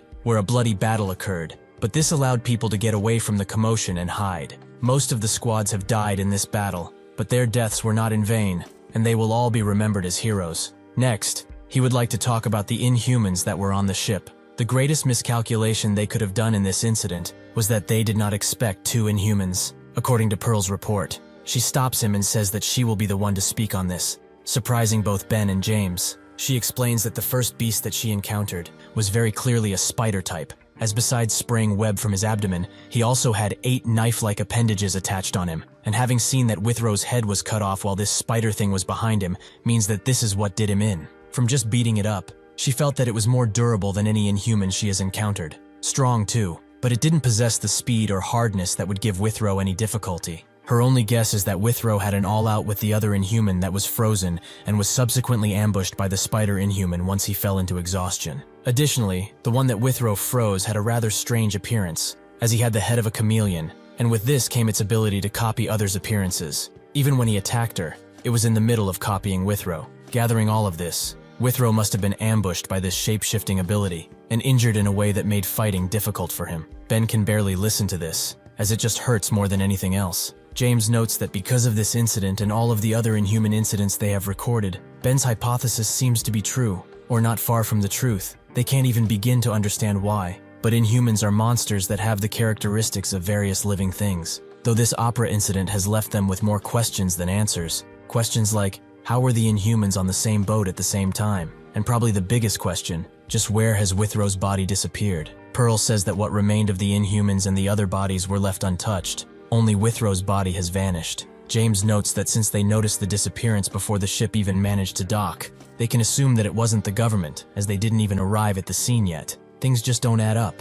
Ben notes that either his body flew away to heaven or Withrow, who was completely decapitated, came back to life and walked away somewhere else. James says that since neither makes sense, the most likely scenario is that somebody that was already on the ship stole the body. James sits in silence for a second before asking Ben if he did the thing he requested him to. Ben confirms that he has spoken with the cruise line for the ship, and it was confirmed that the Opera has a CCTV system in place that is basically everywhere and also records, so he requested the data from these recordings. They said it will take about a week for the data to be recovered and processed, but he is sure that once they get this, they will get clues on who stole Withrow's lifeless corpse, and they will make sure that little fucker will pay dearly for this desecration. At an internet cafe in Incheon, Tae browses the web and notices that there's an arm wrestling tournament on Sunday, which he doesn't like, as tournaments are only for weaklings, but he cannot ignore that large prize pool, so he tells his minions to call Gundu, as they must assemble the entire gang. On Sunday, the tournament venue opens, with everyone at their best to win the prize pool.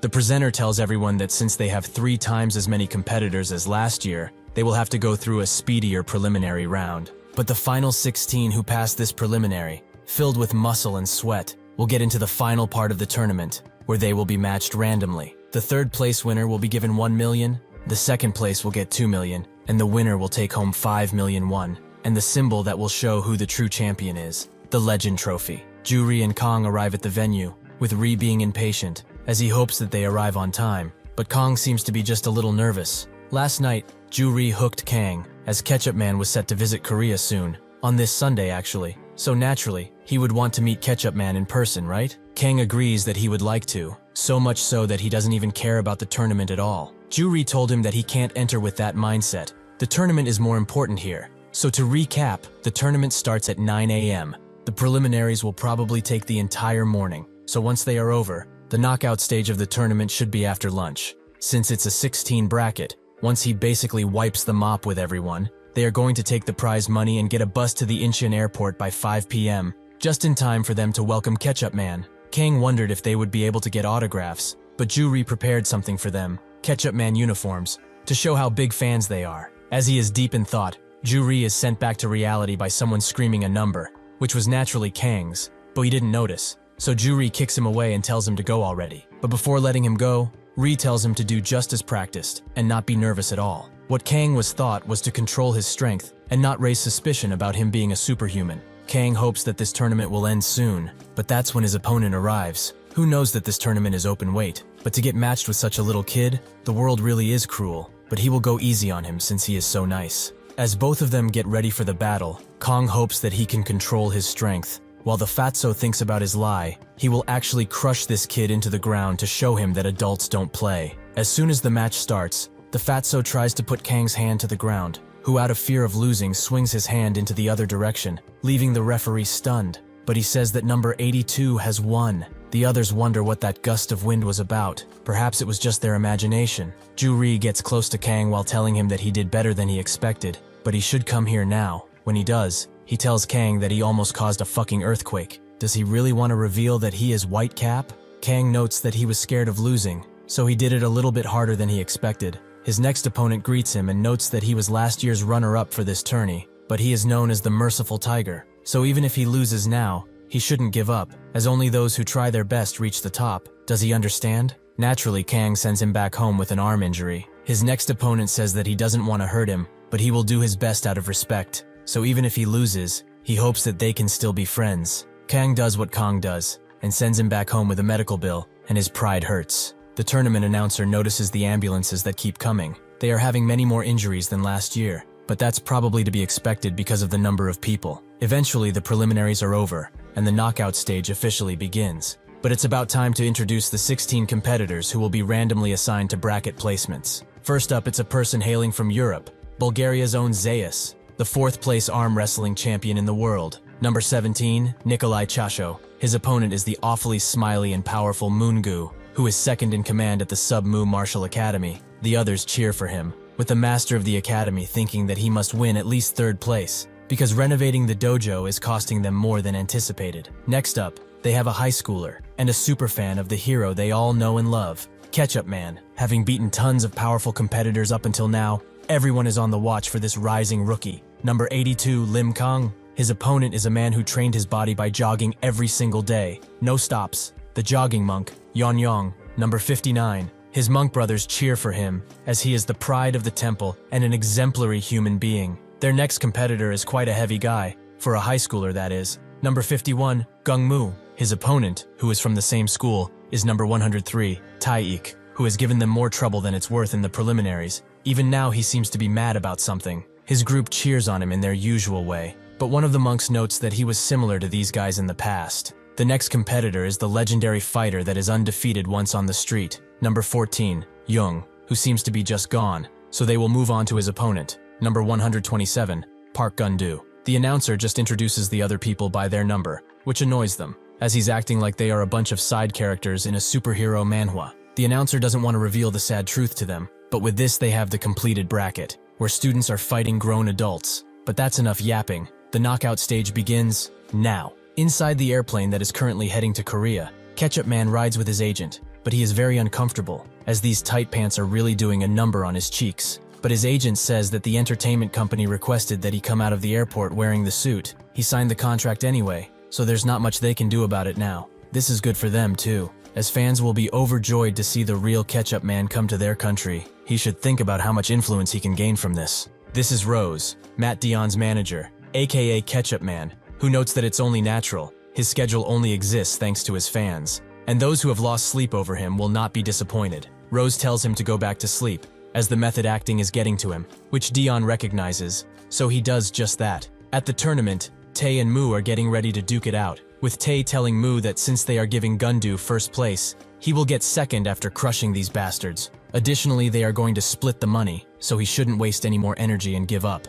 Mu notes that if this is the case, it would be better for him to advance, right? Tae asks him to repeat himself once more, but Mu goes further with the teasing. He has always been the stronger one anyways, so his glaring won't do much of anything. One of Tae's lackeys thinks that it's officially over, as Mu is going all out, as he only takes his glasses off when he plans to fight to the death. It's kind of like he releases his seal or something. The others note that they probably haven't seen Mu without his glasses like ever. But why is that? The very informed lackey reveals why. It's because he has a complex about his very gentle-looking eyes. Tae knows what taking his glasses off means, so he prepares to get serious too. And so, their battle starts. Yong tells Kang that he cannot fool him and his God-given eyes, as he can sense a great rage within him, something that he has too, unimaginable strength beyond measure. He now wants to see a glimpse of his true power, so he should come at him with all that he's got. One of the matches eventually ends, with Moon-gu winning against Nikolai, who was a champion favorite all of this time. Nikolai can't believe that he lost, but against that guy, who doesn't seem to be human, could he ever win? His academy students cheer for him, as his master thinks that nobody should be a match for him. He is sure to get into the top 3. They all do a love you pose, something which is quite unexpected from a bunch of martial artists. The announcer moves on to Tae and Mu's match, who seems to be on his last legs. They both give it their all, but Tae eventually overpowers him. He has shown that he is the better one. Yang was confident at first, but now when he stands face to face with Kang, who seems very serious, he feels powerless and small. Kang eventually manages to take him down without breaking his entire arm, which he is very thankful for, as that's what he was focusing on in the first place. The announcer congratulates him on his win, but also says that since number 14 didn't show up, Gundu is the winner by default. He looks at the group chat he formed, and sees that Tae and Mu have taken care of his opponent in secret, something that ticks him off. He walks to them and kicks Mu in the gut, before slapping Tae to the ground. The others are quite puzzled by this, as they certainly did not expect it. Do they really think that beating up dumbasses who don't know they place and doing pathetic stuff like this is the same fucking thing? With that, he walks away, with the announcer noting that if he leaves, they will take it as a forfeit. But Gundu doesn't care, so the announcer just moves on to the event. Since Moon-gu's opponent is no more, the semi-final match is Tae versus Kang, with Tae's lackeys noticing that the guy he is fighting is from their school too. One of them says that he was hanging out with Kwon as of late, which he hates. They wonder how he made it to the semi-finals, however, as there were tons of strong guys before him. Tae notes that he must be Kwon's lackey, but since he is not in the mood today, he will let him choose what happens. Either he gives up and walks off without any consequence, or he uses all of his strength and still loses. But this time, he will make sure to make his school life a living hell. The match begins, But Kang is too caught up in his own mind and accidentally crushes Tae's hand, causing him to wail in pain, something Kang didn't want to do. Since he is so injured, Tae is eliminated, and Kang moves on to the finals. Now, it's time for the fight that everyone has been waiting for, the final battle to decide who the winner is. At the Incheon airport,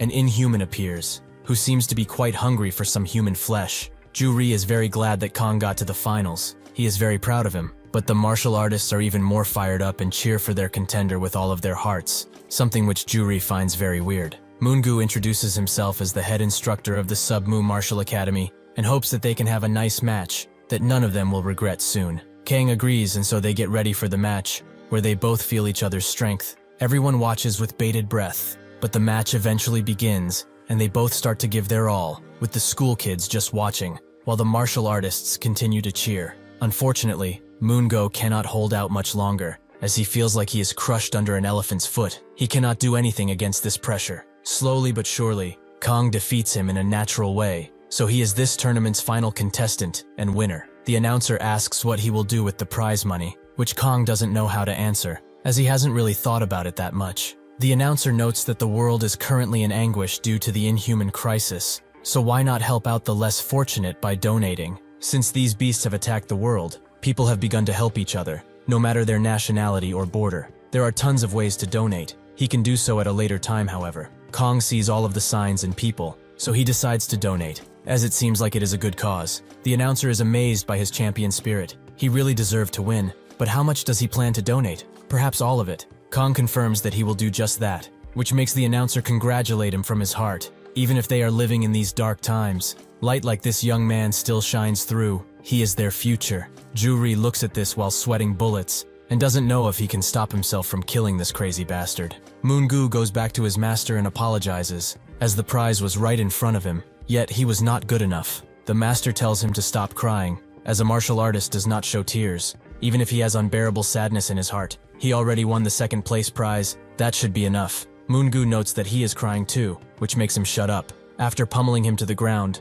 Ju-ri notes that they at least have plenty of time to get to the airport, but Kang suggests that they should just go and eat something first. But Ju-ri tells him that they will do that at the airport. Before they can leave, Tae screams out for Kang and says that he will see him at school. He better be prepared to live in hell for the rest of his life. Ju-ri tries to go and give them a piece of his mind, but he is stopped by Kang, who pushes him away. Moon-gu also stops them and says that it was a truly excellent match. His arm is still numb after all of the pushing, but he came here to give him his business card. As if he has a chance, he should drop by their martial arts academy, as he is sure that he has great talent for that. Kang says that he will visit, while Ju-ri laughs at the business card and how it looks. As he leaves, Kang feels the need to learn martial arts now, but the master stops for a second and grabs their trophy to analyze it. Could he perhaps take a closer look at it? Ju-ri agrees, but he asks him not to scratch it. That's when he notices that the old man grabbed the trophy before he even noticed, and Kang pushes him back, as he feels a strange energy from this guy. The master says that he should stop acting like a little scared kitten,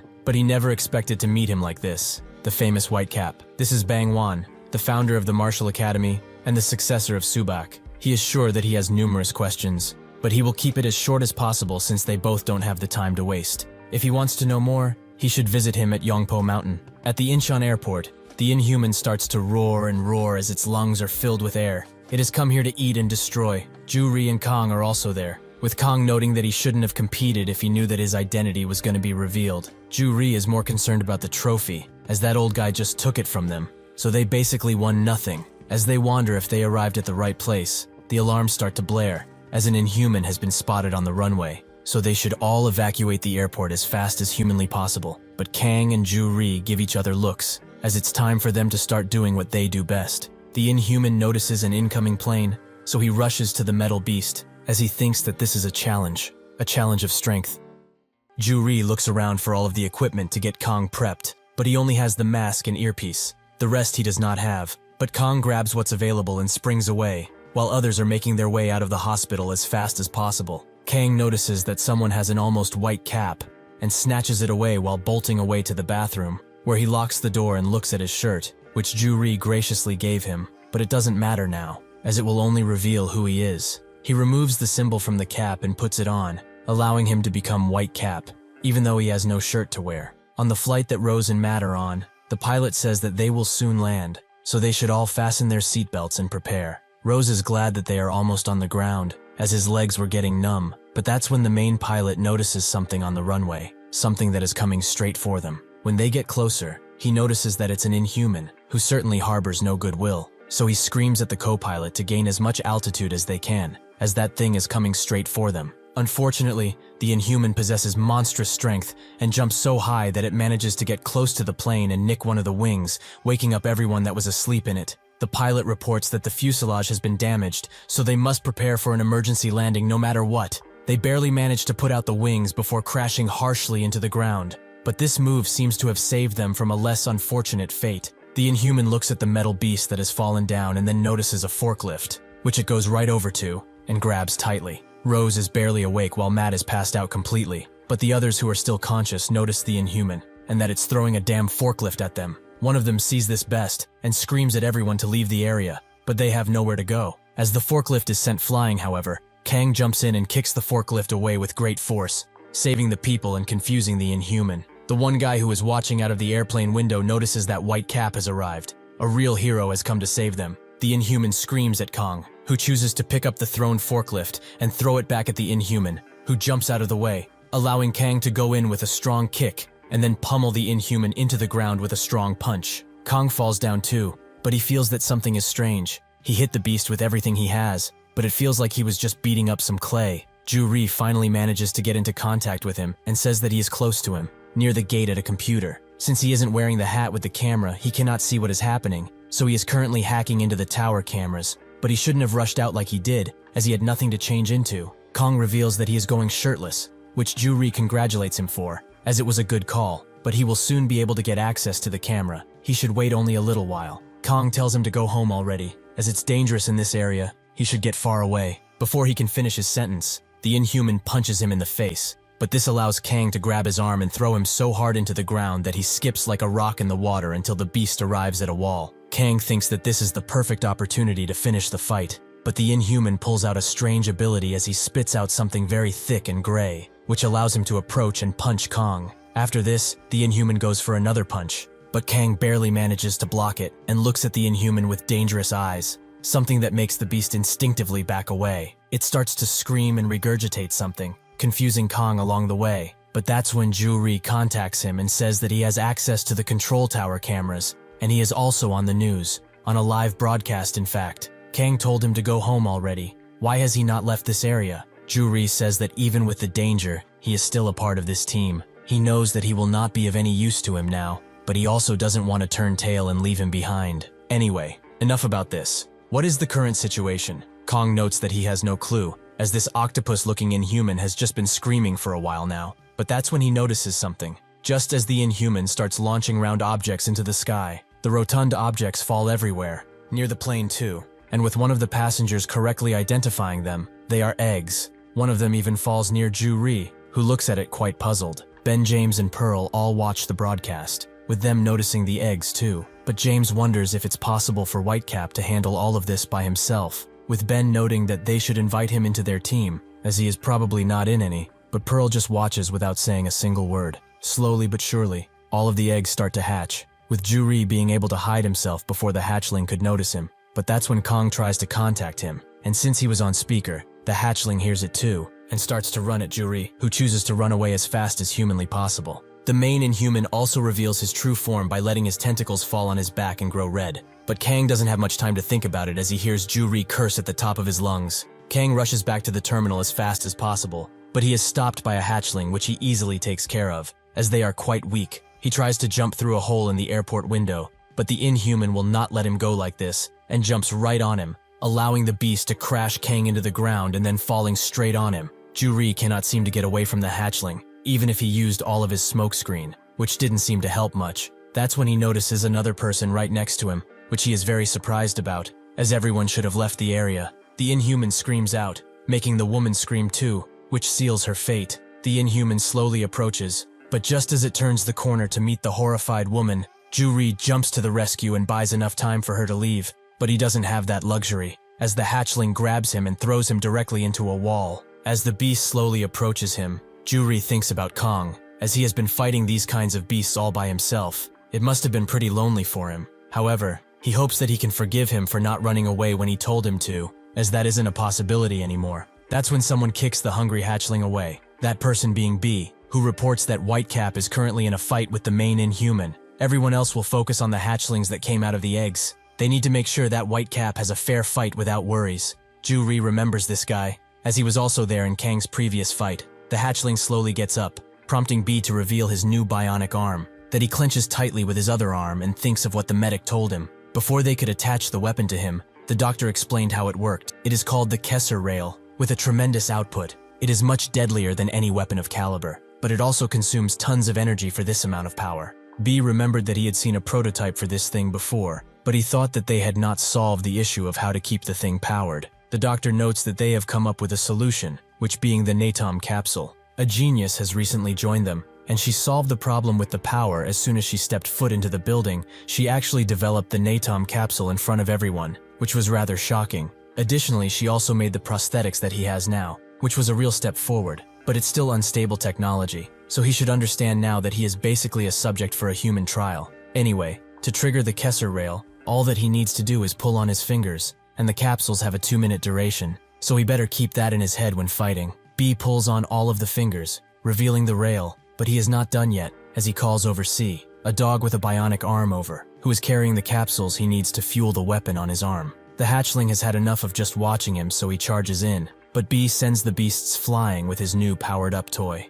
The hatchlings that landed near the plane are starting to rip into it to get the gooey surprise that's inside, that being the humans, who are all quite scared of what's going on, and rightly so. Rose tells everyone to calm down and listen for a second. All healthy males like himself, and this gentleman here should grab onto something they can use as a weapon and fight, as they can't let themselves get eaten alive without putting up a fight. One of the passengers tells him to stop fucking around. How the fuck can they fight something that is immune to bullets? That's a damn Inhuman they are talking about. It's not like in their god-awful show where a hero will come to save the day all of a sudden. An old-timer tells him that he has quite the foul mouth, but before he can say anything else, one of the hatchlings gets in, ready to feast on the passengers, who all bash and push each other to get as far away as possible. B continues to fight the hatchling, who doesn't go down even after the second strike, but the third one does the trick. What B has learned from this encounter is that he needs to hit the same part twice. It seems like even this Kessler Rail cannot kill an Inhuman in one blow. Who knows how many shots he would need against an adult. That's when he notices that 2 hatchlings are approaching rapidly,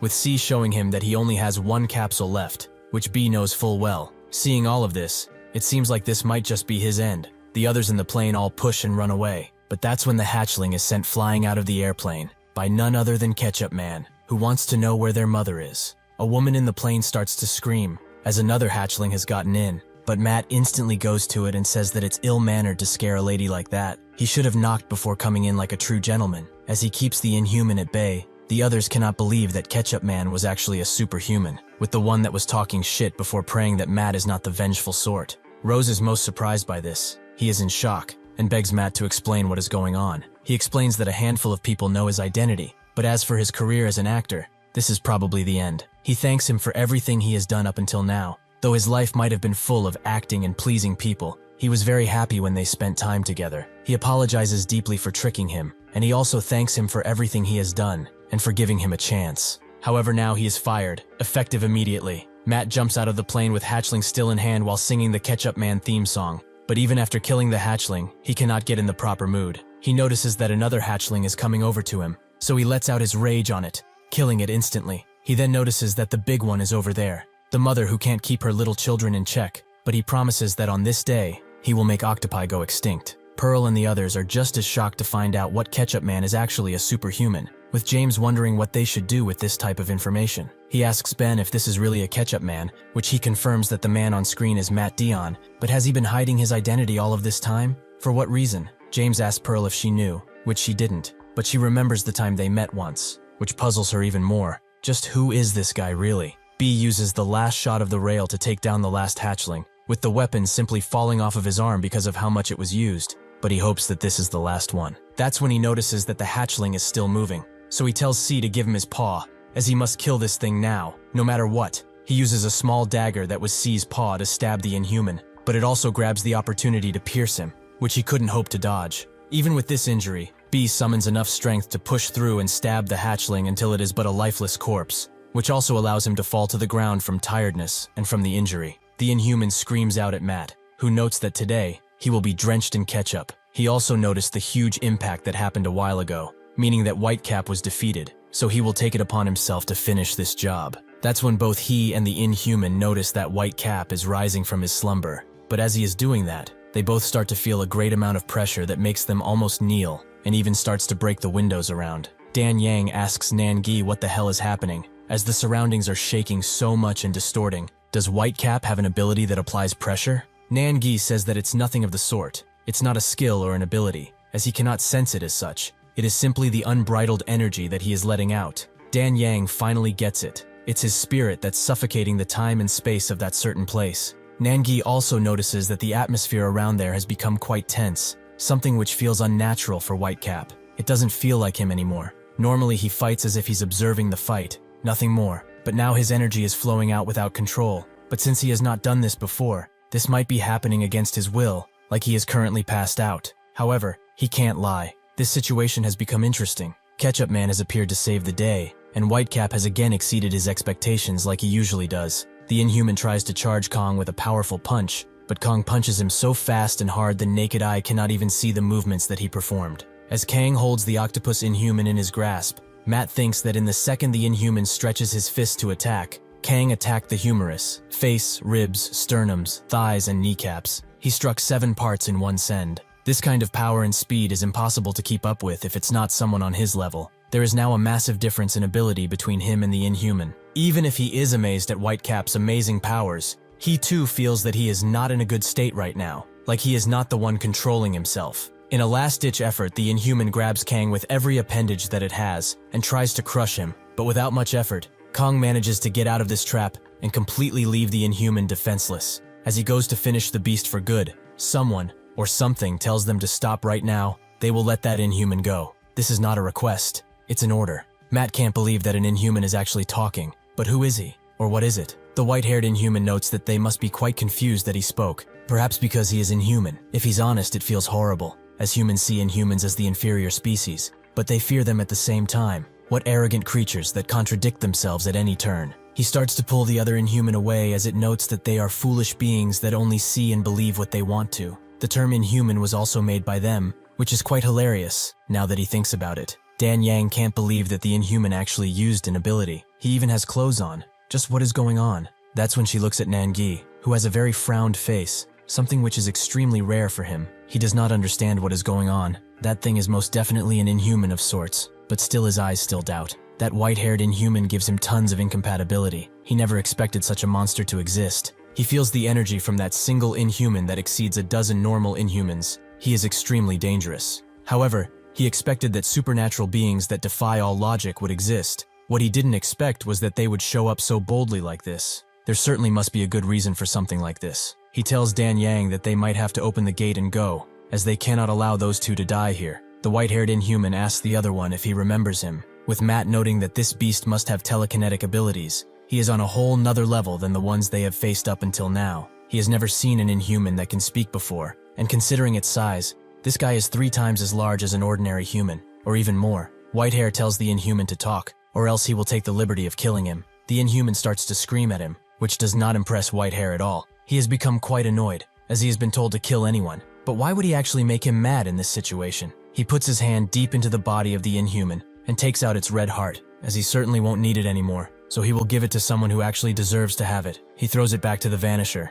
who instantly gobbles it up and keeps it stored in its body. Whitehair did not expect such a lowly subject to be so arrogant and stupid. He will fix all of them if they are this bad. That's when Kong charges in, which makes Matt stop him, as they shouldn't just attack without thinking about it. But Kang does not listen, as he charges Matt with a strong punch. Matt finally gets it. This guy is actually unconscious. Even with this, Kong puts him in his place by pressuring him more and more, but Matt has had enough of their impertinence and activates his ability, as he will put everyone in their place. He pushes Kang harder and harder, but he does not stand down, so he punches him so hard he sends him flying into the airport, which presumably takes care of Kang for now. Matt notes that he hasn't used this much power in quite a while, but now that he has it, he will deal with him. Whitehair encourages him to try if he wishes a swift death, but this doesn't stop Matt, who is charging right in. Whitehair notices that he has power gathered in both of his hands, but even if he is curious about his power, he shouldn't rush in so foolishly. He uses his telekinetic abilities to try and crush Matt under a mound of rubble. But as soon as he activates his ability, he gets a signal. Someone is telling him to come back and calling him Pan. He knows that this is likely Morel. So as Matt charges in once again, he summons a glyph under his feet that makes a hand appear which goes straight for Matt's vitals. Pan tells Vanisher to prepare the portal, which makes the thing open up and reveal a portal under it. Pan says that he was really trying to kill him now, but he was far from his vital points. He didn't even manage to get a critical hit in. He looked down on him for too long, which he apologizes for. Still, this was a valuable meeting for the both of them, he is sure. But the next time they meet, they will all unfortunately die. With that last message, he jumps into the portal, which sends him through a dark chasm that opens directly to the sea, where he jumps in instantly and prepares to go home. In 2012, a deep-sea expedition was conducted with an, at the time, state-of-the-art submarine. The captain was pretty chill, and was talking about how he missed the new premiering Ketchup Man show because of this job, which will certainly dominate viewer ratings. He can feel it. They continued to descend and descend, until eventually they passed the epipelagic zone, which is 1,000 m deep. As they descended, the sea around them started to grow darker and darker, but the captain assured them that this was a good sign, as they would find amazing things here. Pandora's box was dark too, until it was opened. The co-pilot was quite scared of this analogy, as even without that name, the chances of something going bad here is already pretty high. The captain said that they will see what will happen. Great luck comes to those who put persistent effort. After they pass the maximum range, they enter patrol mode, with the captain saying that this is also tiring for him, but he shouldn't be mad if they don't find something. As real exploration is not about finding new things, it is about traveling with a new perspective. It's basically the process. That's when someone told him that they were now sensing reflective waves from the ocean depths, so the captain ordered them to go even lower, which proved to not be a challenge for this submarine. He also told them to activate the auto-action camera and convert to swimming mode once they are on the ground. As they did that, the captain noticed something in front of them, so he ordered his men to put the light output to the max, which allowed them to see what was below ground. Tons of crashed ships and airplanes, but something did not click. As the sonar retrieval value deflected from the ground was 1/9 of the Drew Hill Mk2 sonar, which is very low. The captain noted that with this retrieval value, the penetration ratio of the sound wave was too high. But above all of this, those damaged ships shouldn't do this. There must be something in there. He tells his men to return the drones and find the spot on the ground that has the highest penetration rate of the sound wave. With that, he started recording, telling the year, the ship's name, the latitude, longitude, and depth they were at. But most importantly, that they were commencing the punching operation, piercing the ground. His men were quite surprised, and one of them asked if they were really going to do it now. The captain said that if not now, they won't have another chance. Even if it's too early in the investigation to conclude anything, they might have actually found Pandora's box. After the incident, a news outlet reports that the restoration process for the airport is still going, but the damage is much lesser than they previously anticipated. Thanks to the sudden appearance of 2 people, and the quick dispatch of ISSTF troops, there were not many casualties to speak of, a miracle considering the facts. Additionally, famous actor Matt Dionne, the man behind the legendary Ketchup Man, has been revealed to be a superhuman, which has shocked fans and investors alike. The new Scramble Entertainment, which Matt has signed to, claims that they had no clue about this fact, but it's to be expected that this will certainly be a huge controversy. Will they ever see another Ketchup Man episode? At the special hospital, the doctor who is looking after B sees him waking up from his deep slumber and tries to move, but the doctor advises him not to, as his body is still in a state of shock and his injuries may open. B asks where C is, so the doctor points at the dog and notes that he stood by his side all of this time without sleeping, but collapsed after a few hours. He shouldn't worry though, as his abrasion has been treated, and he has also received a tranquilizer to help him sleep well. B is quite touched by how loyal this dog is. The doctor goes on to explain that the number of casualties of this incident is 80 injuries and 6 deaths. 4 of those were from the ISSTF, as their viscous battle with the hatchling has proven to be difficult. He was basically almost dead too, as the blood loss he had was severe, and his right lung was damaged too. The part of his body that is made out of metal and gears was smashed, which resulted in some parts stabbing into his internal organs, which made things much worse. Fortunately, someone applied first aid to him. That is the only reason he survived that hellhole of an airport. The person stopped his bleeding by securing his airways and tied his clothes to his abdomen. It was very amateurly done, but he did the necessary things. B knows that it's the kid he saved and asks where he is, so the doctor explains that he was lying right next to him when the rescue team appeared. He also had some serious damage, so he was transported directly to a hospital. Still, It's a huge relief that they both came back alive. It's a miracle, but it's something he will take for granted. Ju-ri goes through his memories while he is unconscious. The memories he had of his sister, the monster that attacked him at the airport, but most importantly, Kang. That's when he wakes up and actually sees Kang, who starts to flick his hand around his face to see that he is really up.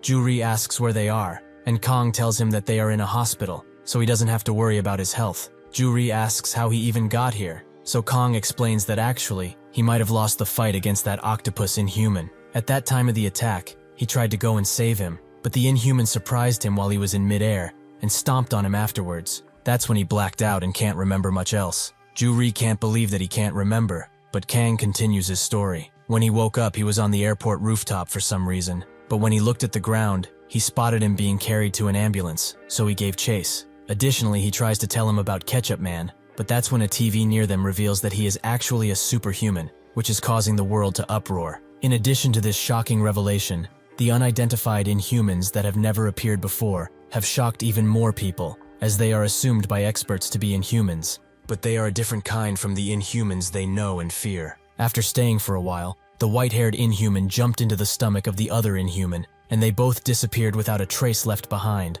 along with a terrifying scream.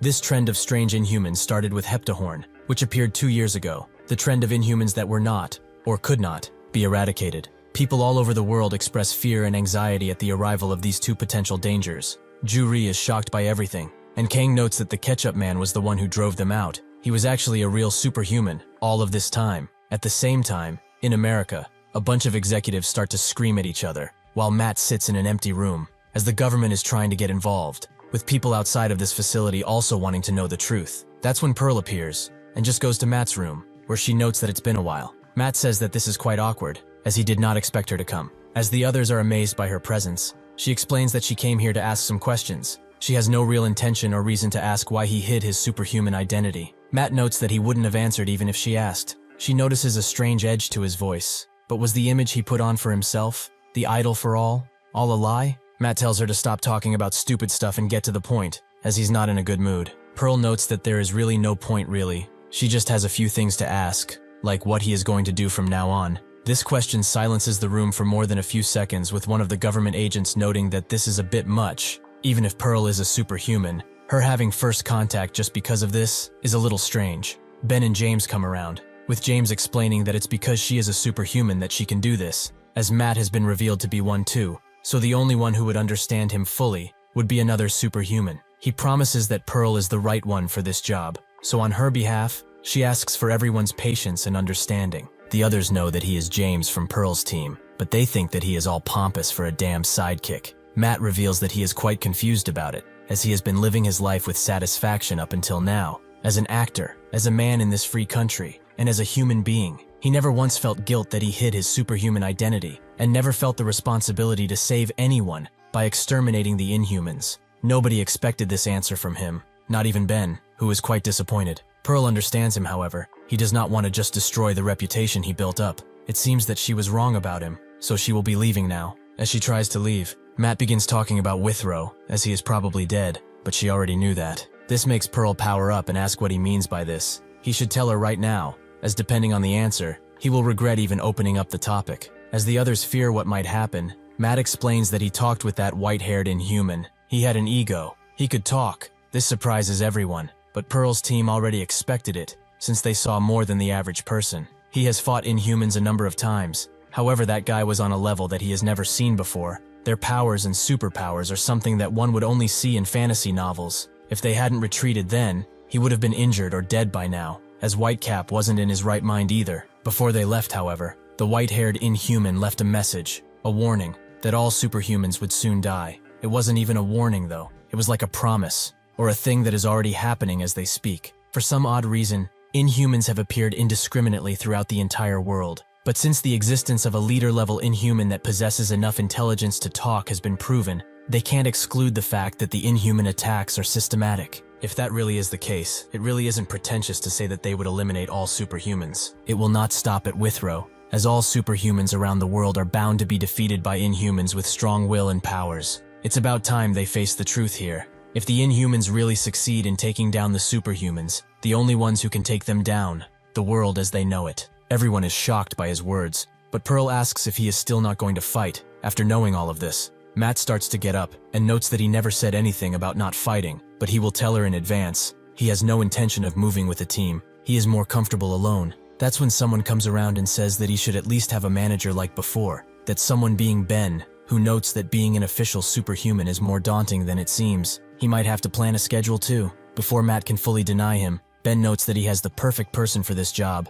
and tells him to come inside, with that person being none other than Rose, who has eyes that are filled with confidence. In Russia, Basilov and his assistant Kirillov start to trek through the snow and find inhuman imprints, something that enrages Basilov even more, so he promises to give this inhuman an ugly death. In the American traffic, Matt and Rose sit in a car waiting for the cars to pass, with Matt noting that this is like when they first met. Rose notes that he will be resolving the issues with the entertainment company, but he thanks him for accepting him once again. Matt remembers when they met and talked about everything over beers, with him noting that whatever happens, their friendship will last forever. Even if he said that, Matt now notes that the sentimental playtime is over, which Rose knows very well. He already prepared himself for it. He also asks if they are becoming a team with Pearl and her team, which Matt thinks about for a while. He then says that right now is not the time to pick sides. He also mentioned that he would be independent only because he does not want to be bound by anything or anyone, which is quite selfish, as he knows full well. Humanity is not ready to fight yet, but the Inhumans will not stop to reveal themselves even more and cause havoc. So depending on how everything goes, things will go faster than they could expect. So to wage a winning war first, all superhumans must stick together. In Russia,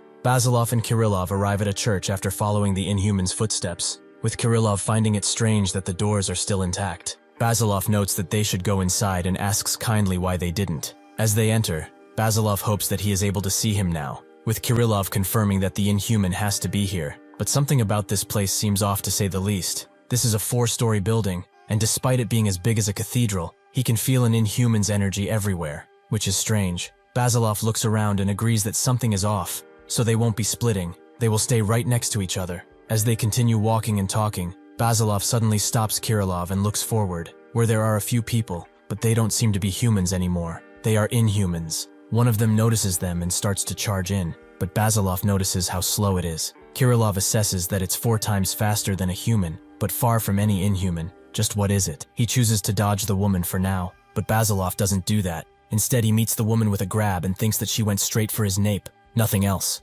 Another comes around and charges with the same manic hunger, but Basilov prepares to punch him. Kirillov tries to stop him, as those people are still people, but Basilov refuses to listen as he punts the 2 that attacked him into the wall. He says that he is foolish. These things do not smell like humans anymore. They are something else. Something viscous. They are already dead. Kirillov apologizes for not seeing it sooner, and Basilov says that the one who did this to these people is probably the Inhuman, so they should not hesitate any longer. They will spare them from this suffering and allow them passage to heaven. At the hospital Ju-ri is kept at, Kang manages to sleep on him, with Ju-ri noting that he is quite heavy, but that's when news from Russia distracts him from this. The rate of deaths and disappearances in the northeastern region has skyrocketed as of late, with the Russian ISSTF searching everywhere with their reconnaissance teams. But most military officials believe that all of these incidents were done by one group, none other than the Inhumans. Ju-ri feels a strange sense of hopelessness because of this, as it seems that no matter where, the world is crumbling to dust right before their very eyes.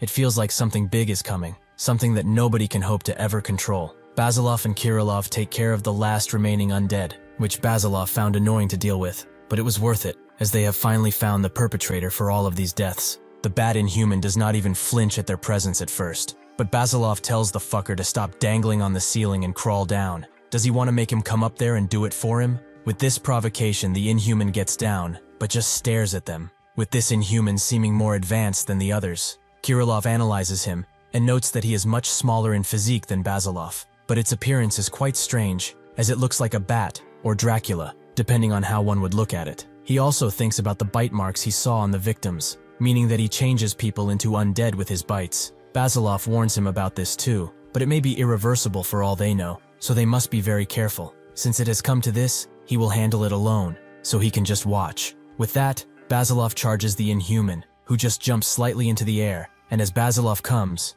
the Inhuman uses his punch as a boost to jump away and spread his wings. This move shocks both Basilov and Kirillov, but the surprise don't stop there. As the Inhuman lands down, he starts to retract his wings and grow other parts of its body. Kirillov is amazed by this, and Basilov watches this transformation with careful eyes. After the Inhuman has fully transformed, Kirilov thinks that since he has taken his wings down and transferred them to his arms, it must be preparing for an attack, as he feels a big fighting spirit too. All of a sudden, the Inhuman starts to speak, noting that Ophir was one of the warriors that Pan really liked. He was one of the closest to the top ranks. Like Pan, his speaking shocks the group, but he doesn't stop there, as he knows that they are the ones who killed Ophir in cold blood. Pan grieved for Ophir for some time as he specialized in war, but he was also amazed by their abilities and skills. Basilov wonders what the hell this thing is even talking about, but Kirilov thinks that it may be talking about one of the Inhumans that they have killed recently, so his mind jumps to only one. The Inhuman suddenly begins to unleash a hypersonic scream,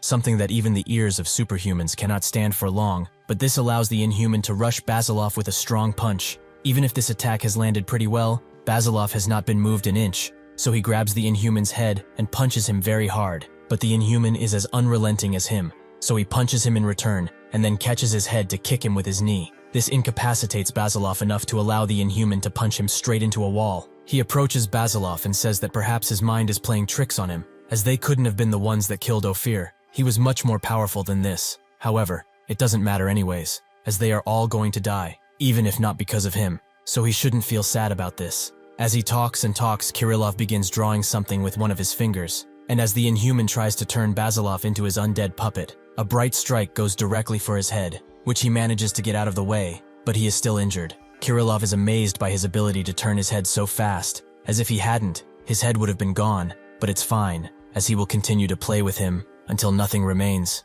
The Inhuman looks at his wound, while Kirilov looks at it, and Basilov remains unconscious. He begins talking again, saying that he couldn't feel anything until that energy attack was right before his very eyes. He has quite the odd power, but it's amazing nonetheless. He starts to regenerate his body as he says this, something that Kirilov analyzes, but he is left puzzled as new flesh seems to form out of nowhere. Is it a regeneration ability? Truthfully, he has never seen something like this before. He uncloaks himself and says that a bat is his most hated animal. They are disgusting and dirty, so he will rid the world of him now. The Inhuman charges in once again, but Kirilov backpedals and starts to draw again, which allows him to unleash a mighty attack with only a hand flick, something that resembles a sword, and something that manages to hit the Inhuman, although it wasn't that big of a wound. Before allowing him to regenerate, Kirilov makes some signs and summons another attack, this one coming from the sky, something the Inhuman did not expect, so it seems like the attack hit him fully. This makes Kirilov think of the time when he first met Basilov, where he intervened in his fight, which naturally Basilov was quite mad about, so he asked him to reveal himself before he does it for him. Kirilov appeared out of the Russian tundra and introduced himself. He is a superhuman just like him, but also a wandering painter, looking for the next thing that will inspire him. Sure enough, this attack has hit the Inhuman, who lost an arm, but he admits that he has underestimated him. He is stronger than he previously anticipated. Kirilov thinks that he barely managed to dodge that undodgeable attack, proving that he has amazing reflexes. He also thinks that he won't be able to regenerate the arm anytime soon, as the wound on his shoulder took a while to fully heal, so time is needed for the ability to fully work. The Inhuman notes that he has killed a superhuman before, but he never expected such strong superhumans to exist. He suddenly disappears, and appears again in front of Kirilov with a powerful kick, something he manages to dodge and back away. But the Inhuman doesn't let up and charges in while Kirilov isn't on his feet yet. Even with this disadvantage, Kirilov manages to use his power to summon a gigantic shield that blocks the Inhuman's attack completely, showing how powerful his ability really is. As they got to know each other, Basilov asked him how he sliced the Inhuman he was fighting in half, as that was some amazing stuff. As a response,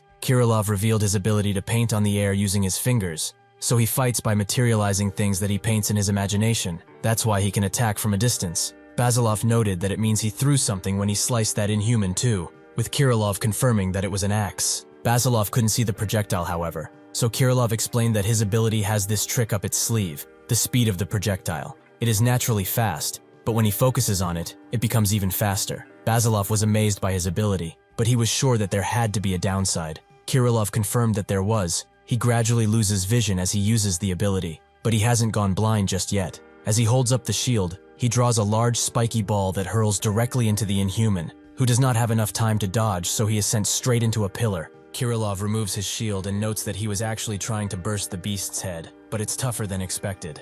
He tries to draw something else, but his vision starts to get blurry, so he must finish this now. But even he can notice that the Inhuman is gone. That's when it swiftly jumps behind him, and before he has enough time to turn around, he is sliced in two, with his lifeless corpse falling to the ground as the Inhuman starts to crush his head. He truly was an amazing opponent. It's a shame he had to kill him, but he was too dangerous to be kept alive. That's when Kirillov starts to disappear, as the real Kirillov crafts a bow for himself and aims directly at the Inhuman with the last of his vision, and he manages to shoot an arrow through his neck that transforms into a large metal pillar. Kirillov notes that he has never used his abilities so much. He is almost losing all of his vision, but he sees that the Inhuman managed to take the very large arrow out of himself and promises to kill him. Kirillov loses hope of winning, but that's when he regains it, as he sees Basilov get up. When he asked Kirillov why he kept following him, he said that it's because he would be able to lead him quite well, because he is far stronger than he is. Kirillov looks at the very annoyed Basilov and thinks that it's been quite a while since he last saw him in this state. Basilov asks the Inhuman if he's done playing around with a very intimidating face, which makes the Inhuman back away instinctively, as he too notices that something changed about him, and he became smaller too, which is quite strange. He notes that he doesn't really need to know what he's done, but did he get up again in the hopes of wishing for a swift death? The hand that was cut off will need time to regenerate, but he needs it done now. Even if it won't be perfect, he should be able to fight with it. He starts to convulse and repair his broken limb, as well as the piercing he got from Kirillov's arrow, who tells Basilov that the beast has regeneration ability. He should charge in before it fully heals. Basilov says that it does not matter, but the Inhuman wonders if he will keep that same arrogant tone when he is pierced in the heart. Before they fight, however, he would like to express his gratitude to them, as he did not know that his regeneration ability could be so quick. Now he understands what Morel said. The superhumans make the Inhumans shine even more. He gets into position and starts jumping everywhere, until stopping and charging into Basilov, who does not move an inch. When Kirillov heard of Basilov's ability, he started to laugh, which Basilov was very annoyed by. Kirillov noted that his ability, rapid digestive progress, is quite amusing, but it's something he must have put lots of thought into. Basilov confirmed that he just made it up, but as digestion progressed rapidly, overall combat prowess, such as strength, vision, and muscular strength, increased quite dramatically. Kirillov found his ability amazing. In general, however, it is believed that higher weight means higher strength, which is not true at all. It's the opposite, in fact. Basilov agreed with him and said that basically the more weight he loses, the stronger he gets. But what is bad is something else. Kirillov spotted the issue immediately. He cannot manifest the ability himself, right? Basilov confirmed it, but also hated how sharp he is sometimes. Kirillov took that as a compliment, but then thought that if he can't manifest his ability, he must need a medium in order to use it. Basilov once again confirmed it. His medium is the opponent he is up against. His ability is one that can only be manifested through getting hit or being overpowered by a dangerous opponent, even if he reaches his limit. Kirillov thought of it as a very good but unfortunate ability to have, though he wondered how far Basilov took this weight ability. Basilov explained that he can take care of most things in his usual state,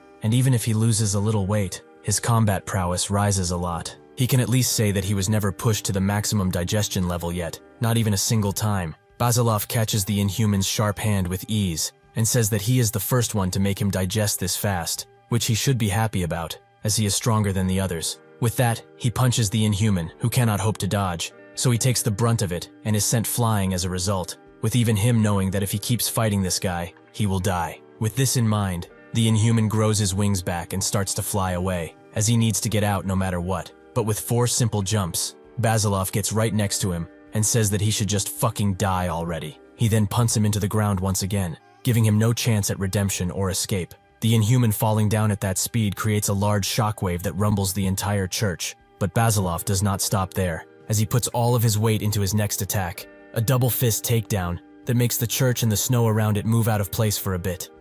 Even if this has killed the Inhuman, it has done irreparable damage to the church, with Kirillov noticing that it's collapsing. So he swiftly tells Basilov this, and they both manage to get out of it before it completely falls apart. Kirillov says that this Inhuman was truly a tough opponent, but did he get bitten anywhere? Basilov denied this, as he kept a close eye on those crooked teeth of his, but he is quite angsty since he hasn't eaten in 2 days. They should go and grab something. Inside a strange building, Morel feels something strange. With Pan asking him to spill the beans, what does he have in mind? He reveals that the bat guy, Grabe, is dead, something that leaves all of the Inhumans silent. Morel thinks that he probably fought a superhuman, which he warned him about, but he insisted on looking for Ophir's corpse all by himself. Pan can't believe how dumb that bat was, but he is getting really pissed now. Will it be a problem? Morel, who almost gave me a heart attack with his face reveal, says that there won't be any. Eventually, Juri is discharged and arrives back home, with him noticing Kang's clothes everywhere, meaning that he went to school. but he is very glad that he is home now. It really is the best place to be. As he unties his one singular shoe because his other leg is injured, he notices that Kang has left something behind for him, a bowl of fried rice, which Juri did not expect at all from someone like him. At school, Kang receives a message from Juri thanking him for the rice. With Kang not knowing if it would taste that good, he hoped that he wouldn't even try it. As Juri is eating the rice and not liking it at all, Kang tells him that it might not be edible anymore, or wasn't in the first place, so he should throw it away if that's the case. Kang is interrupted from his messaging by Bong and Ryul, as they want to go to the cafeteria with him since he's supposed to treat them today. Kang agrees to go, but he doesn't have a single coin, which confuses the other two. As they walk to the cafeteria, Ryul notes that the white-haired inhuman didn't back away because of Ketchup Man, making Bong ask what else it could be. Ryul thinks that he must have retreated on his own, even though he does not know why. If anyone looked at the video properly, they would see that the white-haired inhuman let out ability after ability. It was a one-sided brawl, which Ketchup Man couldn't do anything about. Reporting it as if he made him retreat is just unprofessional.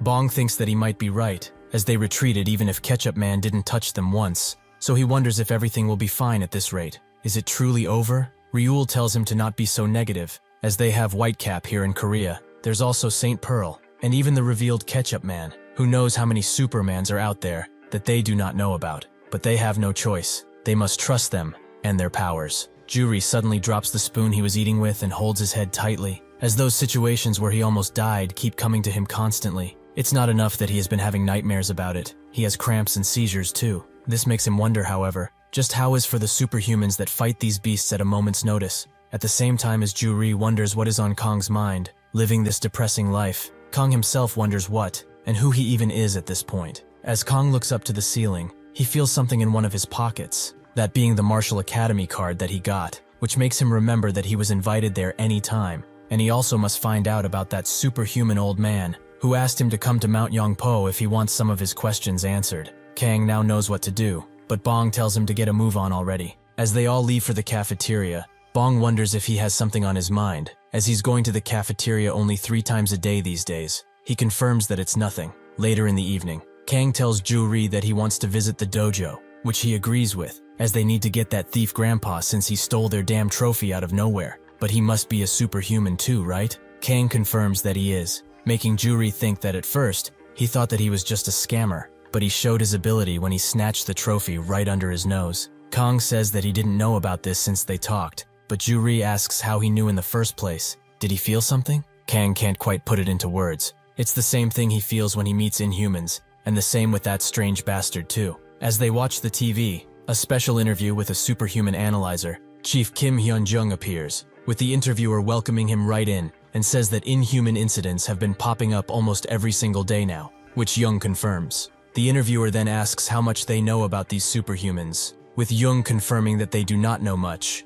as they know of people like St. Pearl quite well, and officially the superhumans that are known are just 3, Pearl, Ketchup Man, and the recently deceased Withrow. May he rest in peace. However, there are most definitely tons of other superhumans out there, making the interviewer ask how he would know such a thing. Jung explains that it was quite easy to find out, as just by looking at the approximate statistics of incidents, such as past and present incidents, one would find out that these inhumans have shown up everywhere in the world. It is quite literally impossible for just these 3 they know about to be the only superhumans. These inhuman show-up sites also include incidents where the corpses of the defeated are left behind, with Russia being one of the best examples, as 10 inhuman corpses have been found so far, but nobody can identify who really did it. The interviewer notes that it must mean it's the work of superhumans whose identities are unknown, just like Whitecap of Korea, right? Jung says that he's right, but Whitecap is slightly different.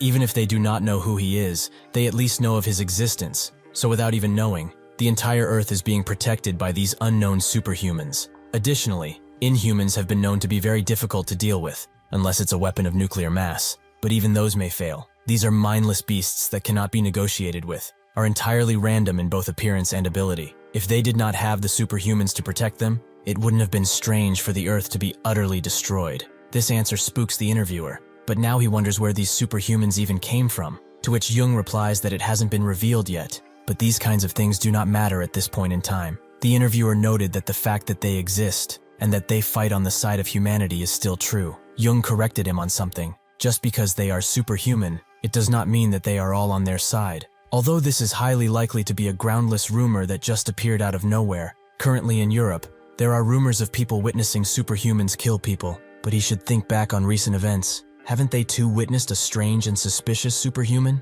The interviewer notes that he must be talking about the Incheon port incident, which Jung confirms, as that presumed superhuman suddenly appeared. The interviewer notes that he also spoke with Whitecap for a while. Jung notes that because of his appearance, he was given the title of Black Hat, but his bizarre tattoos and odd behavior combined with his taking a hit from Whitecap makes for a strange case. With all of these factors thought, the government and ISSTF, as well as a few trained analysts, are guessing that it's a high probability that the Black Hat fellow and the red-cloaked lady are the enemies of superhumans. So to put it more easily, the superhumans that were revealed are the ones on the screen right now. But just a few hours ago, another one has been added, who has shown the intention to cooperate with the government. They appeared on their own. Everyone is surprised by this reveal, even the interviewer, who is curious about the person's identity. Jung reveals that she is a woman from Scotland, Jane Sonata, who has claimed that she defended the entire United Kingdom all by herself, and even said that she was already on speaking terms with St. Pearl. Even though they do not know much about her for now, she is clearly a superhuman. The interviewer is surprised by this, but since it's almost time for them to wrap this up, he has one last question for him. Can he guess what kind of person Whitecap is? There are rumors floating around that he is a cyborg supported by the government. This question grabs the attention of both Ju-ri and Kong, who listen intently to hear what Jung will say. He says that it's a very good question, but as a result of their analysis, Whitecap is not a cyborg or anything of the sort. In fact, they already know his identity to some extent. Ju-ri and Kong worry about what he might say, but Jung explains that he is in his late 40s, and there is a large possibility that he is a woman or a foreigner. The interviewer is amazed by his analysis prowess, with Jung flaunting in his feathers, even though he did not get a single detail about Kang correct, but it might be better this way. The next day, Kang prepares to leave for the Martial Academy, with Ju-ri coming too, as he is far too young to deal with that dastardly grandpa. So since he is also a scammer, he knows how to deal with other scammers. With that, they get going on their adventure, which will possibly answer some questions. After traveling for a long time, Kong asks Ju-ri how much further they have, with Ju-ri confirming that this is the last bus they have to take. Kong feels hungry, as he has not had breakfast because they hurried, but Kong tells him to just hang in there. He is hungry too, but skipping one meal won't hurt that much. Even if he is more patient than Kang, Ju-ri still feels that this whole place is weird, as there is not a single store or supermarket to speak of. Are they supposed to catch and cook to feed themselves? Kang asked him if this is really the right bus, as they have been waiting for 40 minutes now, but Ju-ri confirms that it will come, as he saw it on a blog. This is the only way that is heading to Mount Yongpo. Kang notes that he should have just carried him to that place, but Ju-ri tells him that it would have been suicide, as if his collar were to fall, he would literally die. However, it would have certainly been much faster, as they rode a train, walked and walked again, rode a bus, and then walked some more, leading them to this empty-ass place. Eventually, however, the bus arrives, with Ju-ri asking the bus driver if this is headed to Yongpo by chance. The driver confirms that Mount Yongpo is their last stop, so he will let him know once they are there. As they ride the bus, Ju-ri talks with Kong about the grandpa, as he has confirmed that he is a superhuman, and even though they are visiting him without thinking about it much, they should still be very careful around him, as they do not know what kind of person he is. He might not even give back their trophy. Kong sits in silence for a moment, but then says that he shouldn't worry about that, as he feels like he is not a bad person, even if he is a complete stranger. Ju-ri feels that Kong is different somehow, as the old him wouldn't be able to say something like this because food would be on his mind all day. As the bus ride continues, the bus TV shows news about the new superhuman, Jane Sonata. Early this morning, she warned the different journalists and paparazzi that were following her that she would destroy all of them if she were to find them. But she also calmly requested to not be bothered so much, as she is cooperating with the government. Eventually, the bus driver tells them that they have arrived at Mount Yongpo, with Kang looking for a restaurant as soon as he gets off. But Ju-ri points at a signpost, showing them that the peak is this way, so they get to walking once again. In America, Pearl is having a rest in her apartment, but she is woken up by a call from James, who apologizes for waking her up so late in the night. But they have obtained the restored CCTV footage from the opera. They are currently looking through all of them, and also selecting the CCTV of the incident location, where the fight happened against the Inhumans, but she should continue to rest, as they will look at them together tomorrow. Pearl denies this, and asks where they are, with James noting that they are in Ben's lab, so she says that she will quickly get dressed and come to them. As Kang and Ju-ri walk, Ju-ri keeps a journal of what happens, as his sister told him to. He does not know what she has been writing, but she has had this habit for a long time, so today he is going to begin taking notes too. Totally not because he misses her, The road to the martial academy has proven to be quite difficult. It seems like it was actually not built for humans, but animals wouldn't have an issue climbing this. He can confirm, however, that this is the worst mountain that he has visited ever. It's like a bad level in a game. These days, it also seems that he is overcoming brushes with death even more frequently. He wasn't feeling very well, and he knew all of this time that he was going to be a burden for Kang, but he followed him while making up some lame excuses. However, he is enjoying his time with him, as one of the main reasons he wanted to come with him is to not leave him alone, as he might form some terrible thoughts all of a sudden. He is not really sure if they climbed the mountain or got lost in it, but eventually, they arrived at their destination, the Submu Martial Academy. Pearl gets to Bob's lab and asks how far they have gone without her. James explains that they found 2 CCTV screens with angles to Withrow's body, but something seems very off about the entire footage. He tells Ben to bring up the screen, who asks for a moment, as he will also give Pearl a brief rundown of things. This is the banquet hall of the opera, where the groups fought against the Inhumans, and all of the angles of the CCTV are here. The angle where Withrow's body can be seen is on cameras 2 and 5. They have 2 angles. James starts to shake as he sees Withrow once again, but Ben continues nonetheless. Number 2 isn't very clear, so they will focus on the 5th camera, which was restored quite well. The flash of light they are seeing now is not a problem. It is a result of Pearl killing the 2 Inhumans, but they should carefully keep an eye on the timestamp of the video. In the 48th second, Withrow's corpse seemingly disappeared out of nowhere. Pearl feels that something is wrong, so she asks Ben to lower the playback speed as much as he can. Ben manages to put it at 0.1 times the speed, which Pearl doesn't mind. He just needs to play back to the 47th and 48th seconds, which Ben does. As the video plays, a shadowy figure appears and disappears in the same second. With them being surprised by this revelation, Pearl tells Ben to replay and pause when that shadow appears, which he successfully manages to do on his first try, with Ben also zooming in for convenience. James thinks that the person is wearing a bucket hat, and Ben notices that they have bright hair, while also seeming to wear a coat of some sort. This is the person who stole Withrow from them. Pearl can't believe this amount of speed is even possible. James tells Ben to check the boarding and embarking cameras to see if they can identify a person who has similar clothing. Kang and Ju-ri climb up the academy stairs and wonder where everyone is, as this place seems rather empty, but that's when they meet with Moon-gu, who has expected their arrival. As martial arts are a beautiful thing to learn, he is sure that they will both like it. Ju-ri notes that they are not here to train, they are here to receive the trophy. That's when the old man appears, trophy in hand, and says that they can have it back. He also exchanges greetings with Moon-gu, telling him to keep up the good work. After he is done with that, he throws the trophy to the 2, but asks if this is really all that they came here for. Ju-ri asks why else they would climb this awful mountain. He should also be glad they didn't report him to the right authorities. The grandpa notices how bold this young man is, but he apologizes for his stealing while dashing away, as he is a kleptomaniac who can't help himself sometimes, but they may leave when they are done. Moon-gu asks what's wrong, and the old man says that he will go for a calming walk. He does just that, but he notices that Kang and Ju-ri are following him, so he asks what they want. Kang notes that he is being called a superhuman, with even the old man having heard of him. White-Cap Superhuman, a famous hero. Kang, however, does not know what a superhuman is, or even who he is. This question came out of nowhere for both Ju-ri and the old man, who picks up a rock and asks, if he were to throw this rock down, would he be able to catch it before it reaches the ground? Kang is quite sure that he can't, so the old man resorts to a different approach. He instantly dashes behind Ju-ri and throws him into the ravine with a simple kick, something he can barely wrap his head around. Before Ju-ri even realized it, Kang had already started to move next to him, his eyes filled with determination to save his only family. He digs himself into the ravine's side and then dashes with amazing speed to grab Ju-ri as carefully as possible before stopping himself just as fast. Ju-ri is naturally almost passed out from fear, but it's fine now, as Kang launches himself upwards and gets back to the ground, where his entire aura changes as he asks the old man why he did what he did. The old man makes himself look vulnerable and asks, why the sudden hostility? Does he want to fight him? This makes Kang drop his guard, something the old man doesn't like. He is hesitating, a sign of arrogance, or perhaps sympathy for an old man like himself. Seeing his friend face death most certainly riled him up,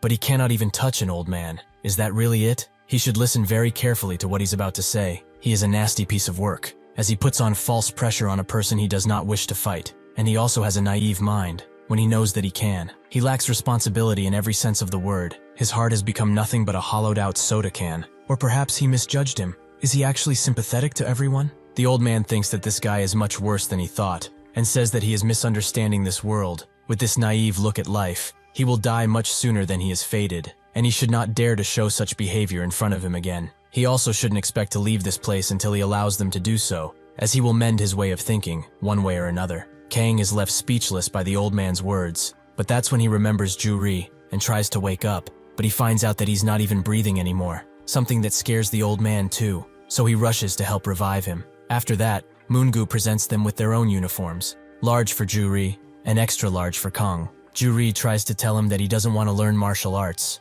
but Moon-gu doesn't even hear him as he looks for Kang, so he tells him that he is out hunting some boars. Moon-gu also asks Ju-ri what happened, as his face tells a story. At first, Ju-ri notes that he doesn't want to talk about it, but eventually he relents and tells Moon-gu about what happened with the mountain and his master. After explaining everything, Ju-ri says that he will not tolerate something like this, until his leg gets better at least. However, Moon-gu tells him that he shouldn't feel anger towards him. His master does everything for a reason, even if sometimes it looks like he does dangerous things that could harm others. He knows that what he is doing is safe. He has that kind of foresight. Most people inside this academy are people that lost their homes, their families, everything. They had no place to go, but the master just took them in. He is that kind of person. Ju-ri notes that he didn't see any other person besides him and the grandpa, so Moon-gu tells him that the others are away on field training for 2 days. They have about 10 people, however. Unfortunately, the master is also a kleptomaniac, but other than this bad side, he is all good, so he should let go of his anger and focus on his training, as they will start tomorrow.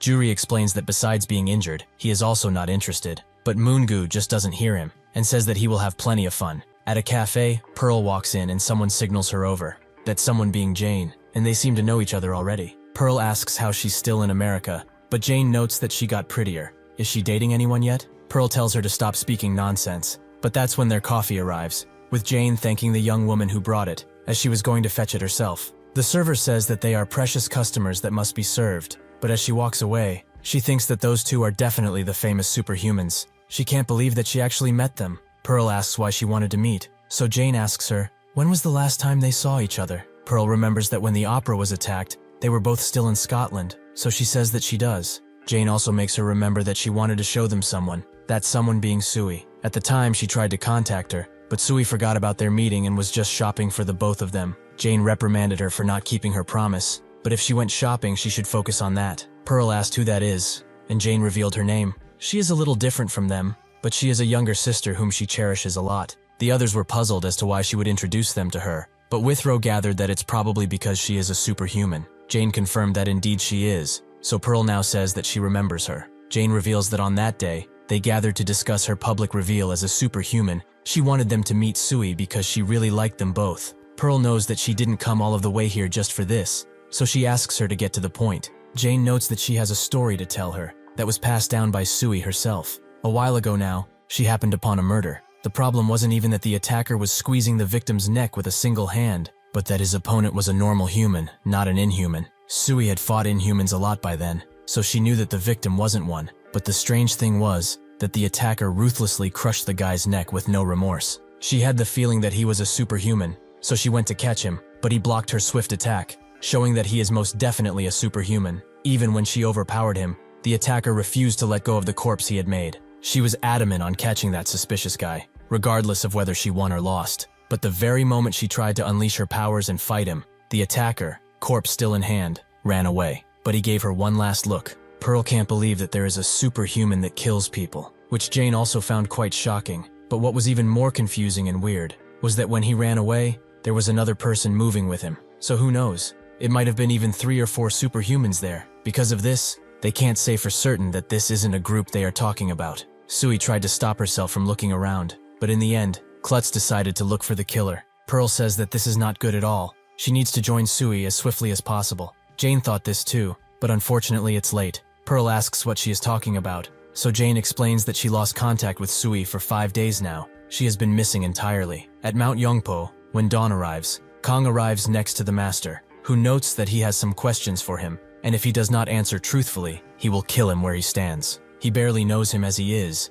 but he knows one thing for sure. Kang asks what that might be, and the master reveals that he is weird, and fails to understand the position that he is in. He does not know if he is a complete moron, wishes to die, or is just fearless. There must be a reason for his strange attitude. Rather than talking things out, he will see it for himself. As soon as he finishes that sentence, he dashes into Kang, who barely has any time to react and block his attack. But the next one, the peg kick, he cannot hope to ever react to. As the master continues to attack him, he asks if this hurts, until eventually he sends him flying into the mountainside. As Kang gets up, the master demands an answer from him. Did that hurt? Kang gets up quite plain-faced and says that it didn't, which surprises the master. They both look at each other for a few moments, with the master noticing that there's not even a single scratch on Kang, which is extremely weird. With this in mind, he asks if he has ever shed blood, so Kang really thinks about it and reveals that he hasn't, surprising the master even more. He asks if he has had a hard time due to not having stamina, during a fight for example.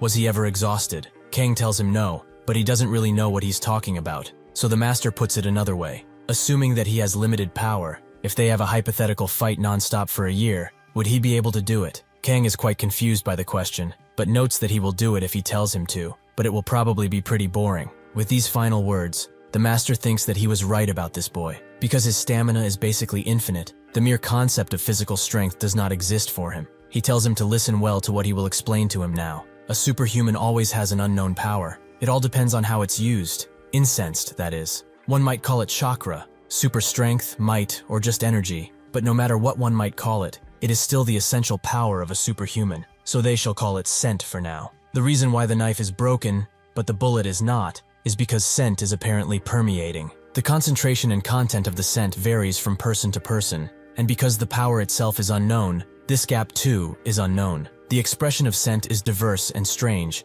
and the expression method varies depending on the call. Some call it awakening, liberation, but this too does not matter. The superhumans that are dealing with the power of the image have their own types of energy, though it is still the same intrinsically. He has this too. He is a superhuman that is bound to open his eyes to specificity. However, right now, something is off. To put it easier, his scent has not bloomed yet, so he cannot feel anything. He attacked him to test these things out, and surprisingly they arrived at some conclusions, but there is a main conclusion here. The way he has been fighting Inhumans is the same way he fought now. Without awakening his scent, he has been fighting only with his infinite stamina, amazing durability, and physical strength. However, in the end, he could not bring out his unique power. He is certainly strong, even for a superhuman, but it's all in vain. A superhuman is a being that surpasses all human limitations. They are beings capable of fighting the scary Inhumans, who are creating a new era of chaos. This may be because of the scent that is absorbed to an extent. As he said before though, the level of scent permeation is different for everyone,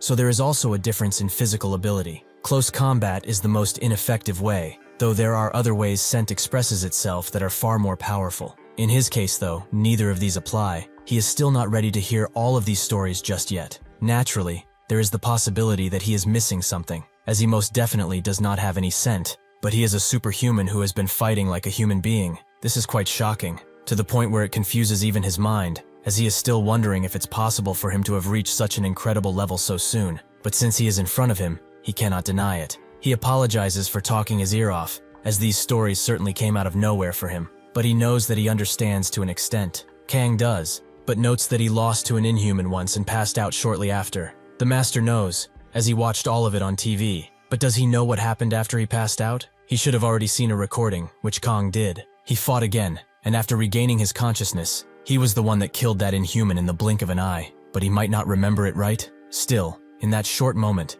the scent of his unique power awakened, but it was too short, so he couldn't feel it. That is what he thinks anyway. It was hard to say that he just passed out at the time, but if he says so, then it must be true. After being struck by such a powerful blow, the power hiding within his body felt a sense of danger, so his power subconsciously awakened. He was in a situation where he could not handle his inner ability just yet, so he didn't pass out from that inhuman blow. His mind could not keep up with his awakening power. It is anyone's guess as to what specialty he has, and he can't even assess how much strength he has now, but he can say for certainty that he is an Inhuman with a tremendous amount of power. He is just barely scratching the tip of the iceberg currently. Kang listens well, so the master notes that after he lost consciousness and killed the Inhuman, another on a whole other level showed up. Even if it was through the TV, he could tell that certain Inhuman was one of a kind, that cannot be compared to others, and he also does not know why he suddenly disappeared. But what does he think? Why did it appear in the first place? Kang does not know how to answer his question, so the master notes that even on the Inhuman side, somebody noticed that the person who will be their biggest obstacle on this planet is him. There could be other reasons, but it's clear that they wanted to deal with him before he could do anything. Telling him all of this, he is starting to feel like a grandpa who has been around much longer than anybody else, but he will leave him with this. Soon enough, Humanity will have to fight for something they took for granted up until now, their existence. It all depends on how the Inhumans move. It could happen tomorrow, or even now. He suddenly jumps up to him and pats his head. He promises to bring out his real power, and he also apologizes for hitting him earlier, but they should go, as it's time to eat. Kang is quite confused now, but he understood the important things, and that's what matters. Juri continues to write in his journal. The other members of the team came back from their field training, and they all thought that he was a newbie, which he denied fully. It was not that difficult to make friends with them. They even let him cut some firewood so that he could recover faster, even though his cast wasn't even off yet. On the second day of his training, his cast was removed, and that old scammer gave him some acupuncture treatment, as it was traditional rehabilitation, or so he said. He does not know how many times he has been punctured because his leg hurt so much, but the grandpa certainly knows his stuff, as his leg was basically healed. With this, he also started to train under Moon Gu. More specifically, he started learning the traditional subak, which is the basis of all martial arts, which he really did not want to do. He trains with Kang too, but Kang always just leaves somewhere when he finishes his training with the old man, and they only come back when it's mealtime. They are always quite ragged, so people around started to think that Kang was being punished for breaking the wooden trainer, but even after that, they kept disappearing all of a sudden. This makes him wonder, is he doing some special training? This made him question something. Do people around here even know that Kang is Whitecap? Does the old man even know that Kang is a superhuman? After writing a ton in one day, the master finds both him and Kang passed out, so he gently tucks them both inside their covers. Juri continues to write, as there is a huge problem they must face. Kang has to go to school. For young people like him, school is an important part of life. So even if this demonic old man won't send Kang to school, he will not stay. The master just told Kang to run to his school from here, as he is certain it won't be hard for him. Juri thinks that this old man is crazy, but Kang knows that he is right. The master says that even if it takes him a little longer to get there because it's far, he should think of this as a part of his training. As Kang gets ready for school by donning his uniform, Juri tells him to bring some things, like underwear, a charger, their gaming console, and a laptop. Kang understands, and Juri also tells him to just run in the direction he showed him, while also keeping tabs on the time. He should be careful about cars on his way, and he shouldn't break anything. Kang tells him not to worry so much about him, as he will be back before he even realizes it. With that, he jumps away, and the master watches him leave from above. Since they have a lot of time, he invites Juri to go fishing, which scares him, as he did not expect him to be there. At Ben's lab, he and James continue to look through the security checkpoint of the opera to find people that are matching the outfit of the person that stole Withrow away. However, Ben wonders if they can even find him, as there is the possibility that the perpetrator didn't even board the ship normally. And is that even a bucket hat on his head? James told him that they are here to honor a friend who died. All they can do is try their best at this point. All he needs to do is prepare a screen that shows his face to a certain extent. The rest he will do. That's when he gets a call from Pearl, which he answers immediately. She apologizes for leaving when everyone is working so hard, but she is in Northern Ireland now. James asks why she is there, so Pearl explains to him that she is here to find Sui, the superhuman Jane told her about some time ago. She also tells him that at the center of Northern Ireland, kidnappings and murders are on the rise. But the issue is that these incidents seem to have a superhuman as the perpetrator. Both James and Ben are surprised to hear this, but Pearl continues. Sui was investigating these cases all by herself, but she suddenly went missing. She and Jane are quite aware of the situation, so from now on, they will be conducting an undercover investigation around the area where this incident took place, to see if they can uncover the truth about what really happened. This is just her guess now, but this incident might have a connection with the disappearance of Withrow's body. Ben and James become even more focused when they hear this, but James tells her to be careful, as if the opponent is really as superhuman as they suspect. This may turn bloody fast. Pearl understands, but Sui has already disappeared. She cannot lose Jane. She must help her. James understands the situation, but he asks if there is anything that they can do on their side. Pearl says that they will handle it themselves, though now they are on their own, so she hopes that they can continue to work hard in her absence and find out who really stole Withrow's body. However, they do not yet know how strong their opponents are, and they don't even know how many there are. With this in mind, it will likely take them a few days or so to complete this mission, so if by some chance the inhuman alarm goes off, they should give him a call. James notes that by he, she must be talking about Dion, right? Pearl confirms this. Even if she is gone, Matt is still in America, and Ben has his contact information. James understands, but says that he is rather scared, even if Jane is with her, which relieves him a bit. They are still fighting something they have not before, a superhuman, so he can only wish her luck on this mission. Pearl, with her eyes determined, tells him to trust in her, as she will come back. As Jane clears her glasses, she notes that she really has good colleagues. She should cherish them. in an abandoned place. The inhuman Sui fought before came back with a body, with the leader, the guy who stole Withrow's body it seems, noting that he is pissed off, so it's about time for their next mission.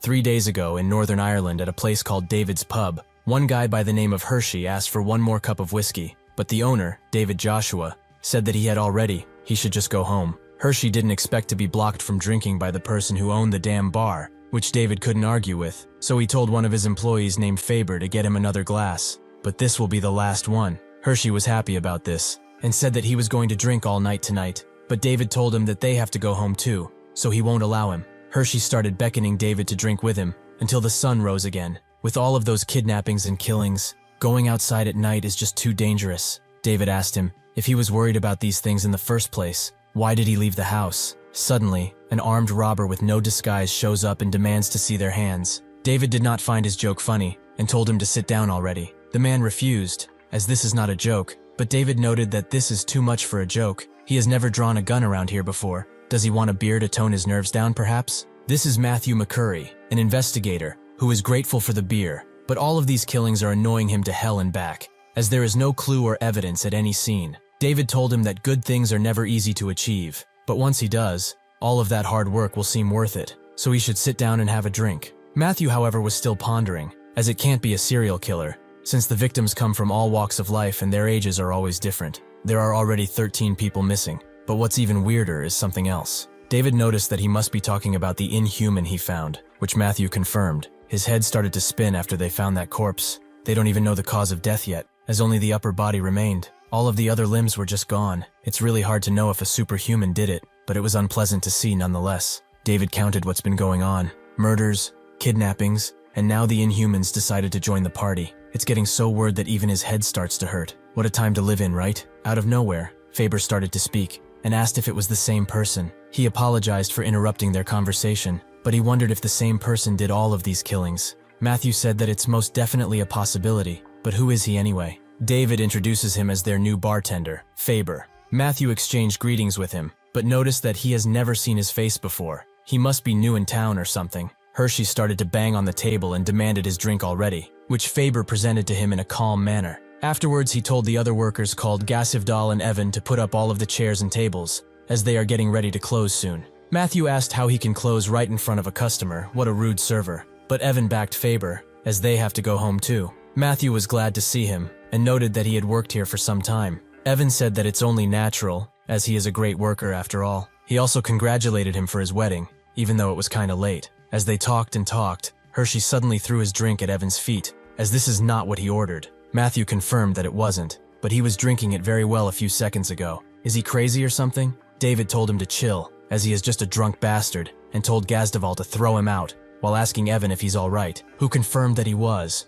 but he didn't want to see this guy in the pub for a day or two at least. Gazdaval did as he was ordered, while Hershey continued to trash around. David told Faber not to worry about that guy, but Matthew also saw the watch he was wearing, something that grabbed his attention for some reason. Seeing that it's so late, Matthew decided to leave too, but told everyone to make sure they locked everything up and got home safely. Gazdaval said that his job is righteous, but he should be careful too. Matthew told him that he has nothing to worry about, as he will most definitely find out who did all of this, even if it is risky. That's what detectives have to do after all. He's going to clean up this neighborhood, even if it won't be easy. Evan said that he is a really honorable police officer and an old legend with the gang task force. He is sure that he will do well. David told him to pay up before leaving, but Matthew whispered that he doesn't have any cash on him. After a bit of making fun of each other, Matthew looked once at Faber and really went home. The next morning at the pub, a woman was trying to seduce David, asking him to become her fourth lover. But he isn't interested in people who take love lightly, so he refused. That's when Matthew busted the door open and aimed his weapon again, with David thinking that it's another joke. But Matthew had a different aura to him. If they don't want to be littered with bullets, they should all put their hands up. He also identified himself as a police investigator and said that he must check everyone's alibi. David asked to know the meaning of his disrespectful actions, so Matthew explained that the crazy bastard who threw his drink yesterday was found dead this morning, with his body being extremely mangled. This news shocked everyone except Faber, who seemed to keep his calm and collected attitude. Matthew went into detail, as his body and head were completely missing. All they found of him were his legs and arms. David said that if they found only his limbs, how would they know it was really Hershey? Matthew told him that they are still identifying the corpse, but he is positive that it's the guy from yesterday. His name was Douglas Hershey, and he looked at his watch while he was getting kicked out. He wore a Fastech Philippe, quite an expensive watch, which was also found on one of the arms. Additionally, he called his wife, and she said that he was missing since he came to this bar. He knows for a fact that Hershey was the victim here. David can't believe that such an expensive watch would be left behind like that. But Matthew said that this incident was not a robbery or something, and if the body has been cut up into tiny pieces, the guy who killed Hershey and the victims of the other attacks match up almost perfectly. Firstly, he takes David into questions. What did he do after he left the pub? He shouldn't be annoying and cooperate with this ongoing investigation. Everyone in this neighborhood will be questioned anyway, and he knows that it's only natural that pubs are the first ones. David couldn't argue with that, so he explained that after they cleaned up everything and picked up the broken glass shards, they ended things pretty late. After finishing everything, he and Gasvidal played some cards over a glass of beer. Evan was with them too, but he slept since he was pretty tired. They went home only after the sun rose, but Evan kept sleeping inside the store. Matthew noted that he was home around the same time. Did he come to work this evening then? David confirmed that he did. He can even ask his wife about it, as she will confirm it. Matthew asked Gasvidal if he could confirm these events, which he does, and explains that he also went home and Evan was at the store by the time he came to work again. Matthew moved to Evan, who confirmed his alibi. He has been sleeping in the store this whole time. His shirt still reeks of sweat because he didn't wash it up at all. With all of this in mind, Matthew only has a single person to question, Faber. He turns around and calmly says that he finished work and headed straight home. Matthew asked what he did after work, so Faber answered once again. He went home. Matthew gets it, but from what he has heard around, it has not been long since he moved in. Isn't that right? Faber said that it's been around 2 months, give or take, with Matthew connecting some dots. It's also been 2 months since things around this once calm neighborhood became an utter mess with the murders and kidnappings. David told him to stop threatening his employee like that, but Matthew told him to shut up. As this is an ongoing investigation he cannot intervene in. Faber told him that if he wants to investigate, then they should go to his home. Matthew was surprised by this sudden cooperation, but agreed to go with him to his house, as he has a few things to check. With that, he said that he will call David if anything happens, and slammed the door shut, with David telling the others that they should close the business for today, as he does not feel like serving anyone today. After they are done closing up, Evan is the first one to go, right after telling the other two to stop playing cards, and go home too. David told him to stop acting like a nagging grandma while Gasvidal wished him well. He also asked if Faber would be fine, but David told him not to worry. Even if he is strangely quiet and calm at times, he was never that type of person. He can't lie. He is a little disappointed in Matthew and how he acted, but there is nothing they can do in this situation. That's when out of nowhere, the door is slammed open, and Matthew barges in, as something happened with Faber. The police car that was transferring him to the police station was completely smashed. The 2 officers inside are confirmed dead, but Faber is missing. The 2 were shocked to hear this, but Matthew demanded Faber's resume, as they must catch the fucker and make him pay for what he did. That's when David questioned him. What about him, huh? Why is he okay? Matthew explained that he went to investigate another case. He wasn't in that transport vehicle, but this implanted the seed of doubt inside of his mind, as he knows that David is doubting him. Gasvidal calms everyone down, as they don't need this right now,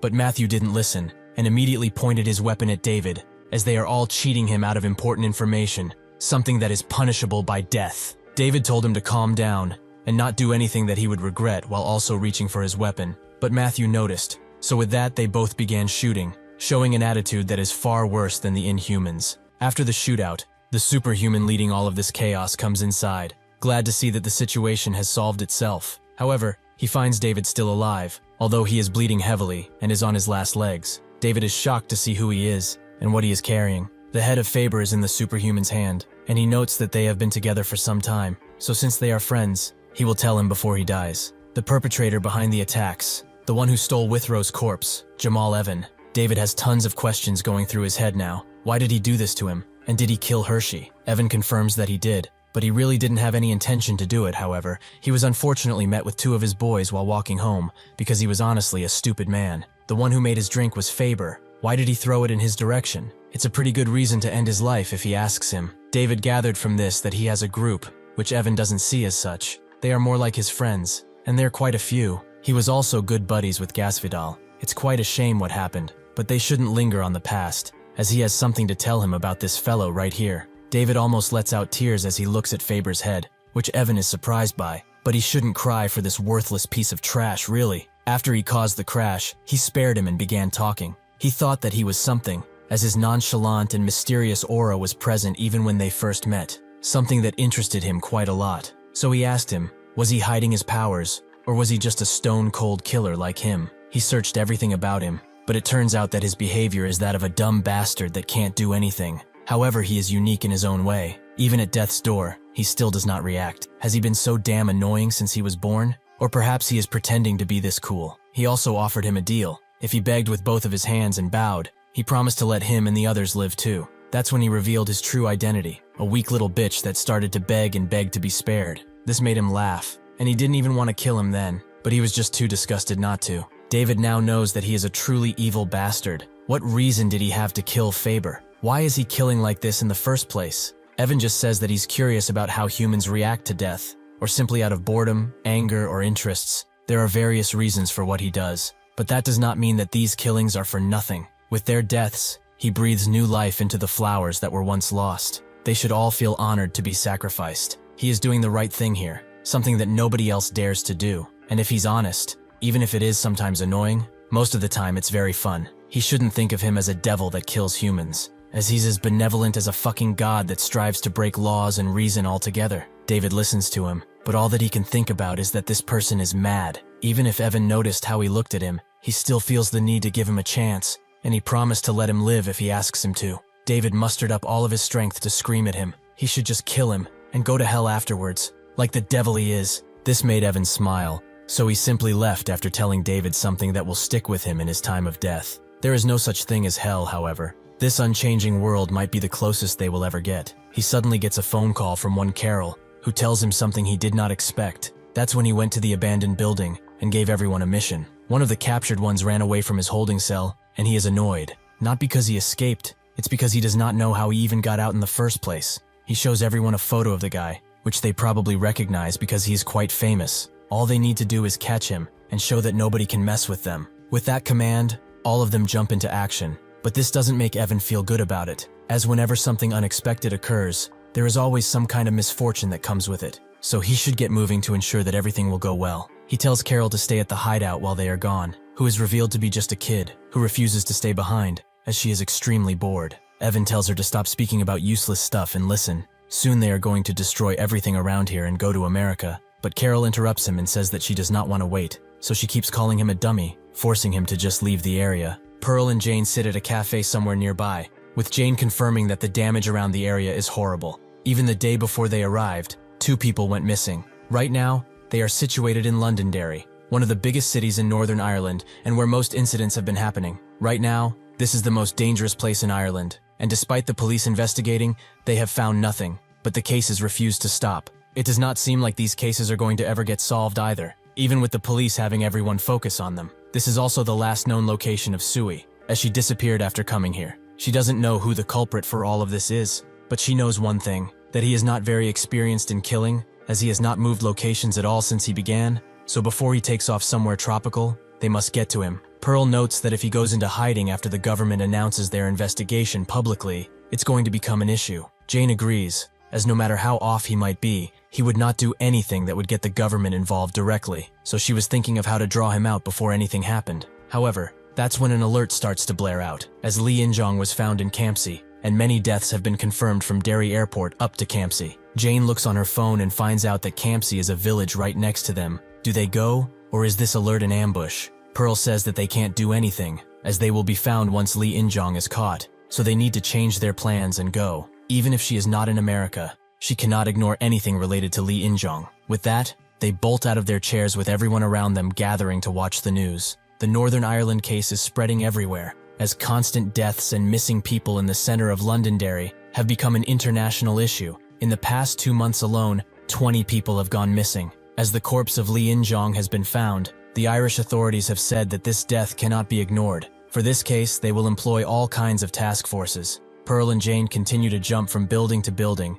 until they eventually hear some screaming, with Pearl noticing that the commotion is coming from one way. So she lands down and prepares to face an inhuman, but what she finds is something that shakes her to the core. The inhuman has already been taken care of by a tall young man with red hair, someone she recognizes. When Withrow died, she sat down next to James and told him to stop crying so much, as he would drain himself of all energy. James said that he liked and respected Withrow a lot. Whenever he tried to act like a blunt and hot-tempered man, he showed a little bit of kindness, showing how he really is. He wanted to break the walls that he placed by himself, so he would make jokes and initiate conversations all of the time with him. He eventually managed to get a smile out of him. He finally managed to get into that sad heart of his. So why did this happen to him? This made Pearl cry too, as she also cherished him. James apologized for reminding her, as he can guess that she is having a hard time with it too. Pearl confirmed that she has, but she also said Withrow's last words. He will take the upper side of the boat, as he is sad and miserable enough to die. When he spots Pearl, he immediately jumps away, but he is stopped by one of the superhumans, who punches him away with a single punch. Pearl has no time to react as the other superhuman sends Withrow flying through some buildings. The superhuman drops down and looks at Pearl, who demands to know his identity, but he just sprints away, prompting her to go after him with the same amount of speed. Eventually, when she arrives, she notices that the attacker and another superhuman have Withrow. With Jane also being quite surprised to see him, she has no idea what is going on, but from now on, she wants to hear only answers. What the hell are they, and why are they doing this? One of them says that they exist only to serve Evan. This guy belongs to Evan, so they are simply bringing him back. Pearl tells him to shut it out of rage, as she does not know what he is talking about. But before finding out, she will take her precious friend back. That's when Evan appears, and notes that he really is unlucky, as he never expected for them two to be here. He also didn't hear anything from Carol, which is weird. Pearl asks if he is the one they call Evan, which he confirms. She doesn't need to introduce herself as she is popular enough, and he can't lie. She is much more beautiful in reality. Pearl tells him to stop saying stupid things and answer if he does not want to die. Is he the one that is behind all of this? Evan says that technically he is, but it seems that fate has brought them together. He hopes they can talk without fighting, as he wants to answer any questions they have. He knows that Pearl is the strongest superhuman, with Jane also being pretty strong. So if he fights now, he would lose 50 to 80% of his power, which will suck, as he almost completed it fully. They should just relax and keep an eye out for his next event, as it's going to be a big one. Pearl wonders what power he's talking about, but she says that he will be brought in for questioning. But first, the most important question, what did he do to Withrow? Evan says that he saved him. He is no longer the man she once knew though, as he was given a new life. It took a while for him to glue his head back, and after he did, he ran away, which is funny. He doesn't even know how he got out. What an unruly bastard. Pearl becomes enraged after hearing this and jumps to the other side. Evan warns her that this is not what she wants to do, but she instantly strikes, creating a large hole in the large superhuman. The large superhuman instantly falls to the ground, with everyone being surprised by Pearl's power, even Evan, who did not expect for that burly guy to be taken out in one strike. After this, Pearl grabs Withrow and tries to take him away, but the other superhuman instantly strikes her face with a mighty punch. However, this punch was not mighty enough, as it barely does anything to Pearl, who grabs his hand and blasts him in the chest with an attack that instantly kills this superhuman too. Evan notices that she's not fighting with full power. She's probably barely using her powers now. Pearl urges him to call all of his little lackeys, as she will show him that they will take much more than 80% of his power. Evan just looks at her and thinks about her attack, as it's not long range, which it may seem like from a glace. But the moment her hands make contact with something, a beam of bright light suddenly appears. His main issue is that the destructiveness of her attacks is a lot more than he originally expected, and if all of her hand-to-hand combat techniques have this power, she is much more powerful than he thought. He also noticed her amazing durability. Even if Costa, the guy who attacked her, is lacking in power, but even so, it was the punch of a superhuman that specialized in hand-to-hand techniques, yet his punch did not make her even flinch. All of this power started to manifest the second that light began to shine from her body, a burst of light that was close to the blinding sun, holding destructive power beyond imagination, a golden aura of pure strength. Even the temperature of their surroundings has increased, but now he knows what she has. She is the only one in this entire world that receives a divine blessing from the sun. Pearl looks at him and then says that he should call out his buddies and stop spouting useless things. Or is he just bluffing now? Evan finds her truly amazing, as even if she is a superhuman, she still has a charm to her that he cannot quite place. Suddenly, Costa starts to get up, and suddenly screams as he unleashes a new part of his body, a scorpion tail. As Pearl ponders how he suddenly grew a tail, that same tail rushes to her and tries to impale her into the ground. She has ample time to dodge this, but she notices that the tail has deadly poison on it as she does that. The tail is also changing size pretty instantly. This is a power that is very similar to that of an inhuman. Costa jumps high into the air after her, and they begin trading blows. But Evan notices that Costa will not last long. However, he appreciates that he chose to fight till the end. His determination and struggle will most certainly not be forgotten anytime soon. He gets up and prepares to leave, but that's when a large rock tries to crush him. But he dodges, just in time for another rock to come crashing into him. He barely makes his way out of its trajectory. But when Jane asks where he might be going and he treats her like she doesn't even exist, he must be disciplined severely. Evan mocks her by recognizing that she is here. He can see her, which angers her even more. But she notes that he doesn't have any friends to sit behind. He is also a trashy leader who can't protect his people, which is truly unsightly. Evan notes that she is misunderstanding his intentions. He was not going to run away. He was going to take Withrow away. Jane says that he might not be in his right mind to say something like that in front of her, but he explains that their friend is currently out of his mind. It's something that can be compared to a panic attack, or like a newborn being that just came into this sad world. To them, the entire world is utter chaos, but that should be expected, as the people he saves do not remember who they were anymore. He does not know why this guy ran away from him, but he cannot let him go now. He has become fully responsible for him and his well-being, because he was the one who raised him from death. Jane cannot listen to his nonsense any longer, and her stones start to rattle in the air and on the ground, meaning that she is about to attack. Jane tells him to stop spouting nonsense and get ready to fight, as she has no idea what kind of mess this event is, but she will get everything out of him after a nice little interrogation. Nearby, a little drone watches everything, with this drone being from the news. People from the Marshall Academy have all gathered to watch the fight, with the news reporters stating that all civilians have been evacuated, and to ensure their own safety, they are broadcasting over a drone. Jane Sonata, the newly revealed superhuman, is fighting an unidentified male, who is most likely also a superhuman. In addition to this conflict, there is another fight happening on the other side of town, which is happening at such high speeds that their cameras can barely catch the fighting. But according to their experts, St. Pearl is the one who is fighting. But what is she even against? As they sit by and watch, Kang comes back from school, with everyone welcoming him and telling him to come inside. At Ben's lab, he and James are also watching this news live broadcast, with them noticing Pearl and Jane fighting. But James also notices the man in the bucket hat. Ben does not understand why the situation has come to this, as he thought that the mission only involved looking after Sui. James can only wonder what is really going on over there, but it can't be anything good. Jane continues to attack Evan, who runs away while analyzing her attacks. He has noticed that these are not regular stones, as they are impossible to avoid, even if he were to break them. When the stones were coming for him in a straight line, it felt like Jane herself was coming to crush him. They unleashed tons of pressure. He also looked around and found out that these stones are not taken from a nearby area or building. They are from a very different place. But where did she get them? The speed of these stones also almost matches his speed, and even if they miss their target entirely, they still drag themselves on the ground. In addition to this, their trajectory patterns are very intricate, but it's actually more like they have their own thoughts to govern their movements. Every stone has free will. He tries to find any sign or trigger that moves these stones, but all Jane is doing is simply staring at him. He is dealing with an unknown power, with an unknown form of attack. Approaching her is extremely difficult, and she has become quite scary. That's when one of the rocks cuts his way, which he jumps over, but then 3 more come, forcing him to climb the nearby building. Since another one is coming, he prepares to strike it, but it suddenly stops right in front of him, stunning him enough for Jane to instantly transport herself to the stone and punch his confused ass into the ground. Evan swiftly recovers from this and comes back on his own 2 feet, but it seems that he did not get attacked without retaliating, as Jane notices a large shoe imprint on her shirt. She hit him within a millisecond, but he was able to kick her stomach to soften the impact of her attack as much as he could. But even so, it still damaged him quite a bit. However, she now knows that he has great reflexes, as no matter how obvious her attack may have been, her speed is equal to Pearl's in terms of attacks.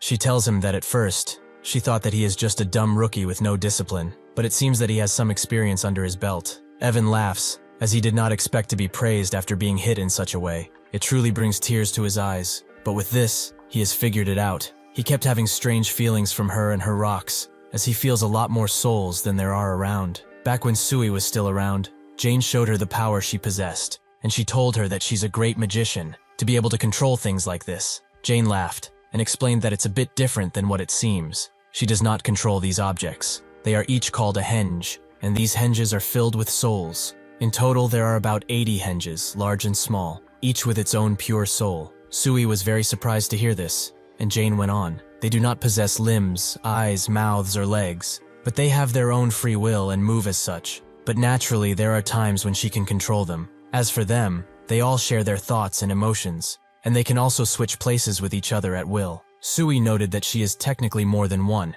Jane confirmed that it's something similar, but even if there are 79 other henges, she is the last Stonehenge. This is what David got from fighting her as well. Jane is quite surprised that he found out about the algorithm of her powers and its characteristics just by fighting her. She admires his fighting instinct, as it's quite developed. Evan notes that this is what he felt all of this time. The feeling of fighting 80-1. He truly is hopeless in this situation. What's more is that there is another being on the same level that's out to get him too. Pearl has dealt with Costa, which makes Evan laugh out loud, as he has never been pushed this far before. His hair is even turning white from all of the stress. He also asks Pearl if she is fine, as she seems to have a few wounds on her face. He explains that Costa's body parts were taken from a scorpion inhuman he caught in Denmark. It used lethal poison as a powerful attack, which is why he had a hard time dealing with him. That's when he notices that Pearl's skin is evaporating something, with her noting that she must have been poisoned by the tail. Evan watches closely, to remember her healing ability, which is also pretty amazing. What can't this lady do? Jane comes down and says that he must be playing God with corpses,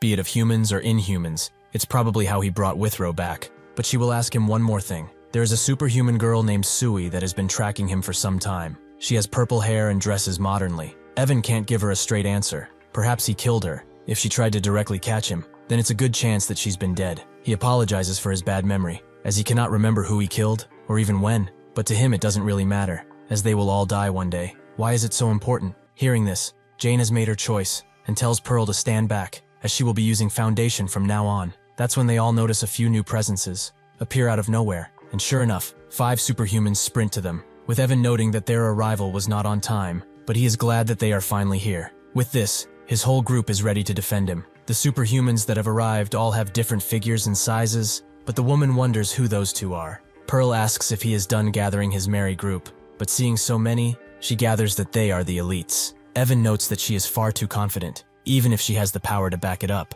At the Martial Arts Academy, everyone is still watching, but sadly the drone that the news outlet has sent was destroyed by a mysterious rock, so they are now currently working on another way to report on the battle. However, it has been confirmed that the person fighting right beside Jane is none other than Pearl. In response to this, the Commander-in-Chief of Great Britain has ordered all military units to not enter that city until everything is cleared out. Jane tells Pearl that she recognizes a face out of all of these, as she does not know what happened because the situation was chaotic in nature. But the long blue guy is definitely the inhuman she didn't kill. She remembers that he was capable of speech and was pretty strong, but as soon as she got him into a vulnerable position and tried to deal the final blow, he escaped. He has the ability to shred, so he was able to deceive her quite a few times, but she has the feeling that he does not remember her at all anymore. The blindfold superhuman tells Evan that they have an issue. Carol's has gone missing, as someone has kidnapped her. Evan's face immediately changes from its usual calm appearance to a large frown, and he emits tons of pressure as he asks them why they came here instead of looking for Carol.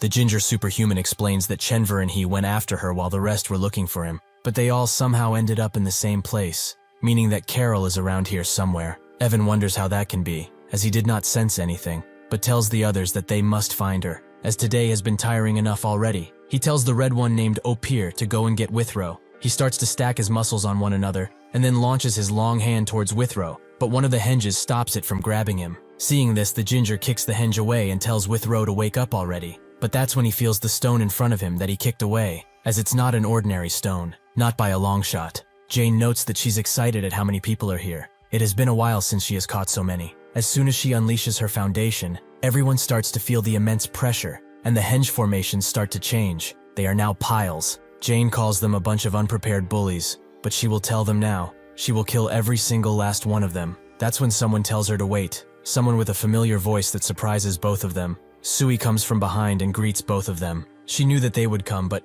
it has been really lonely without them. Jane immediately falls to the ground and Sui goes to hug her as she throws Carol to Pearl, who wonders why she suddenly has a child in her arms. But that's when she feels something about her, something very strange. Evan is surprised to see Carol all of a sudden. But how did that woman get a hold of her? Opir crashes his foot on the ground as he walks, and tells Evan that he could just kill all of them and get Carol back. What will he have him do? All 3 superhumans look at him with puzzled eyes, as they did not expect that inhuman to talk. Evan tells him that it's not going to be easy, as those guys are monsters. But Opir notes that even if they hold power, he can do it, and he can take Carol away. Evan thinks about it for a while. They have Kaylin with them too, so it's possible to win. But they need to focus on Carol's rescue first. Sui knows that they are planning something and tells them to be more careful, as if she detects any type of movement from them, she will kill the kid on the spot. Evan and the Chimeras all stay motionless after she says this, with Jane not expecting to hear something like this from her. Evan finds her amazing, as she followed him without getting caught. Is she also the one who set Withrow free by any chance? Sui does not know what she's talking about. She didn't do anything else besides this. which Evan finds weird, but it's probably better this way. He tells them to hand Carol over, or else he will have no choice but to take her by sheer force. She urges Pearl to give her, as his patience is running thinner as they speak, that if they truly want a war right here, then they will fight them with great anger. Sui looks at Pearl and signals that it's not worth it. They will speak about it later, but this isn't all of the power that this group has. Even if they were able to catch all of them, the aftermath of the battle would be gigantic, to the point where this entire area would most likely be razed to the ground. She tells Pearl to hand her over already, but she has one more question from Evan. All the people that he brings back cannot escape him, but is this permanent? Evan knows that she's asking about Withrow here, but honestly, all of the lives that he creates are bound to him by a sort of oath that cannot be broken. Except for the orders that he gives, which are considered top priority and cannot be defied. They operate by themselves. They do not have any memories of a previous life. It's like they are born again. However, Withrow is different in this, as he does not know what he did wrong, but somehow, he managed to break free from his shackles and be free. They were trying to catch him in order to find out what went wrong and try again. Pearl notes that Withrow is in a catatonic state right now, so if he hands him over, she will hand him the child. Evan accepts her proposition, but she better not try anything. He tells Kaylin to do it, so he picks up Withrow and throws him over, with Pearl throwing Carol into Evan's arms. He looks at her and wonders why she is in this sleepy state, but Sui notes that it's not her fault. She became like that when she was picked up. Jane suddenly leaves Evan with one last message. He has powers that are beyond imagination, but he should stop using them if it means risking the lives of innocent people. Evan just laughs and thanks her for letting them go. With that, they all dash away, ending the conflict.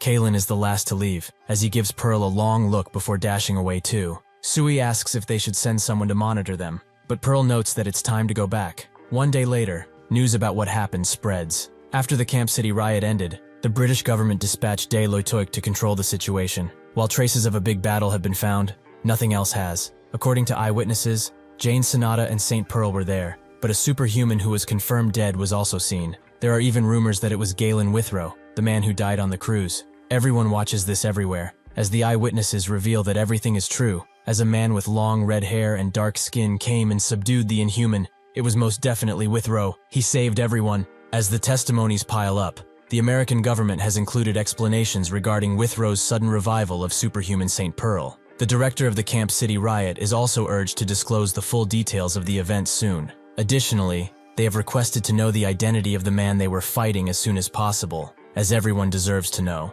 In response, James De Niro, the spokesperson for St. Pearl, has stated that he is planning to hold a press conference after they have all of the information regarding this matter. Up until now, the number of casualties in Camp City is limited to only 1 death and 10 injuries, which seems inconsequential considering what happened. Surprisingly enough, before the rescue teams came, the stones that were floating in the air mysteriously helped everyone get to a safe place and protected anyone from entering the battle area. Ben notes that something special happened there, with James saying that the stones must be Jane's power. Suddenly, Pearl arrives in the room, with Jane and Sui in tow. They are both surprised to see 2 more superhumans so suddenly, but Ben extends a handshake to Sui and greets her. She instantly goes to hug him for some reason, with Jane telling her to dial it down, which she does. But the damage has already been done, as Ben has been completely charmed and is saying all kinds of nonsensical things. While he does that, James greets Jane with a handshake, and he wonders what kind of person she is, as the longer he spends with someone, the more he can get a feel for them. But with Jane, he can feel from the start a breathtaking force. Ben asks Pearl if Withrow is really here, but she explains that he is not well, so he is resting in Oldman's lab. Sui grabs their attention and notes that they should do a little briefing first. Even if it's risky, she can watch Evan and the others for a few more days. And what she got from her scouting is that the little girl, Carol, is very important to Evan for some reason. She will tell them everything she knows. Before she can start, someone over the speakers says that someone requested entrance into the conference room. James notes that everyone is already here and they did not expect any more people. Who is it? The man notes that it's Matt Dion. He is just ignoring every guard that tries to stop him and going through the security like it's nothing. It seems like he is headed their way as they speak. At the mountain, Kang sits around and ponders, until the master comes around and asks what's wrong. Kang says that it's nothing, except this weird feeling that he cannot shake off. The master thinks that he is dissatisfied with being here, as he is going through puberty, which makes him want to go out. But Kang notes it's nothing of the sort. He is just feeling something strange in the air, and the feeling will just not go away. The master knows that Kang's senses are much sharper, so he is not speaking nonsense.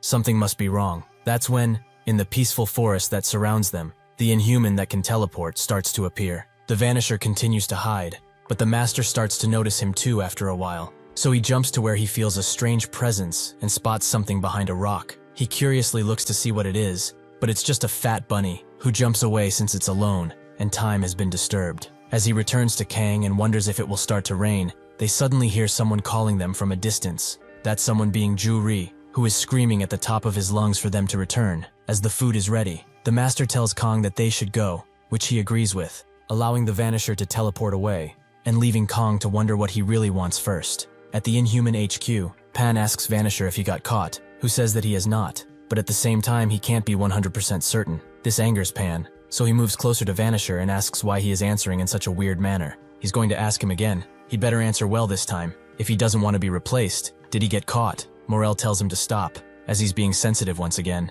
Too sensitive. He did not get caught. That guy can't possibly notice the Vanisher in the first place. But with this, they can stop their tracking. Even if Whitecap is the cautious type, it doesn't really matter, as they are ahead of schedule as is. Vanisher did what he was ordered, monitor the area, and he did it quite well. It isn't important if he gets caught anymore too, as they must move their strategy to a frontal attack and deal with problems before they turn bigger. With that, he commands Vanisher to call Venomous, and the rest, as it's time to go kill Whitecap. Eventually, Matt makes it to the conference room, where he notes that they are quite harsh. He came as a guest, but the looks on their faces signal that they want a battle. Should he be running away scared? Everyone watches him carefully, but Jane starts to break the silence that has fallen. It's the first time they meet, but that is an entirely different matter. Why is he here? Ignoring security and coming in so casually is rather annoying, doesn't he think so? Ben tries to calm them down and tell them to fight outside if they really want to, as this room was expensive, with Sui also trying to defuse the situation. Mr. Ketchup Man probably came here because he was bored. He couldn't help his curiosity about what they were discussing, so he just came here, right?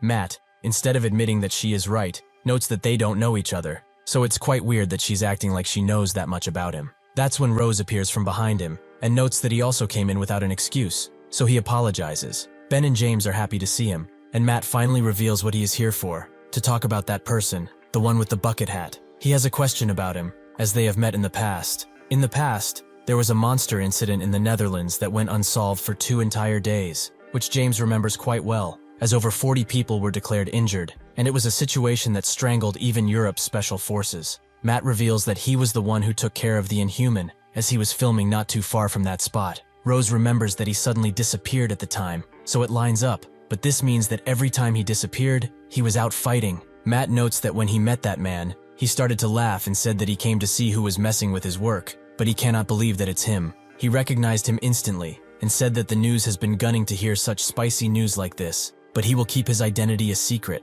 He does not know how he knew his true identity. Perhaps he saw him when he was unmasked, but ever since that encounter, he has been feeling really weird. Pearl explains that the guy's name is Evan. He is probably the same person that he met then, but since they have some information, it feels only right to welcome them into the meeting, as they are stronger together. At Dr. Oldman's laboratory, a woman with pink hair wonders where someone went, as she would get in trouble if she were to touch something without permission. Eventually, Oldman arrives back and is shocked to see her again, as she did not contact him at all, and she appeared really suddenly. What is she doing here anyways? Joo-hee turns around and says that it's been a long time since they saw each other, but the first thing he does is nag and nag. It seems that he hasn't changed at all. This woman is also Ju-ri's sister. Oldman serves some coffee to her and asks if she is going to leave now, but she refuses, as she chose to stay around here for a while. Oldman wonders if that is possible, as De Lutuk is more important, right? Joo-hee says that he shouldn't even wonder about that, as he would be in big trouble if she was not here, right? As soon as she starts to laugh,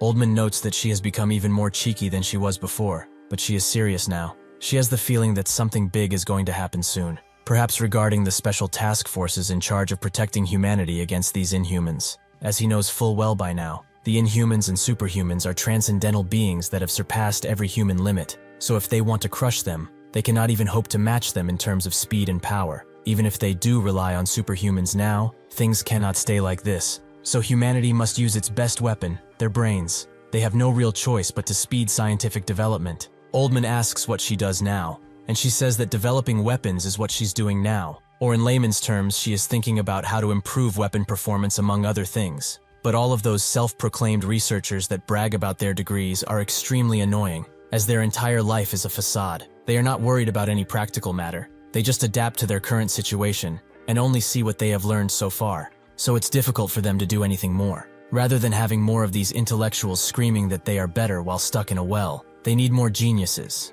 innovators, and people like her brother who is in Korea. He is by far smarter than any researcher she has met, despite the fact that he is still a minor. Naturally, even if he is a genius, he cannot be as good as her. Oldman wonders when her bragging will stop, but she notes that the boss turned her down on the offer to join Dae Loituk. But it's fine, as she enjoys working on her own anyway. Oldman sips his coffee and notes that if it's her, she would do anything better than him anyway. But Joo-hee tells him to stop belittling himself as she gets up. As she moves closer to Withrow, she explains that news about him has been spreading throughout the scientific community quite quickly. But this must be him, right? Oldman confirms that he is, as she may already know he and Pearl are on friendly terms. So when they returned from Northern Ireland, she brought him here. Joo-hee asks why he is in a recovery capsule. Did he get hurt perhaps? Old man notes that it wasn't in the physical way, he just needed some rest, and so he put him in the capsule. However, what really happened was that Evan took Withrow, who cannot remember who he is anymore. His mind has become a tangled mess. Joo-hee asks if he wasn't dead,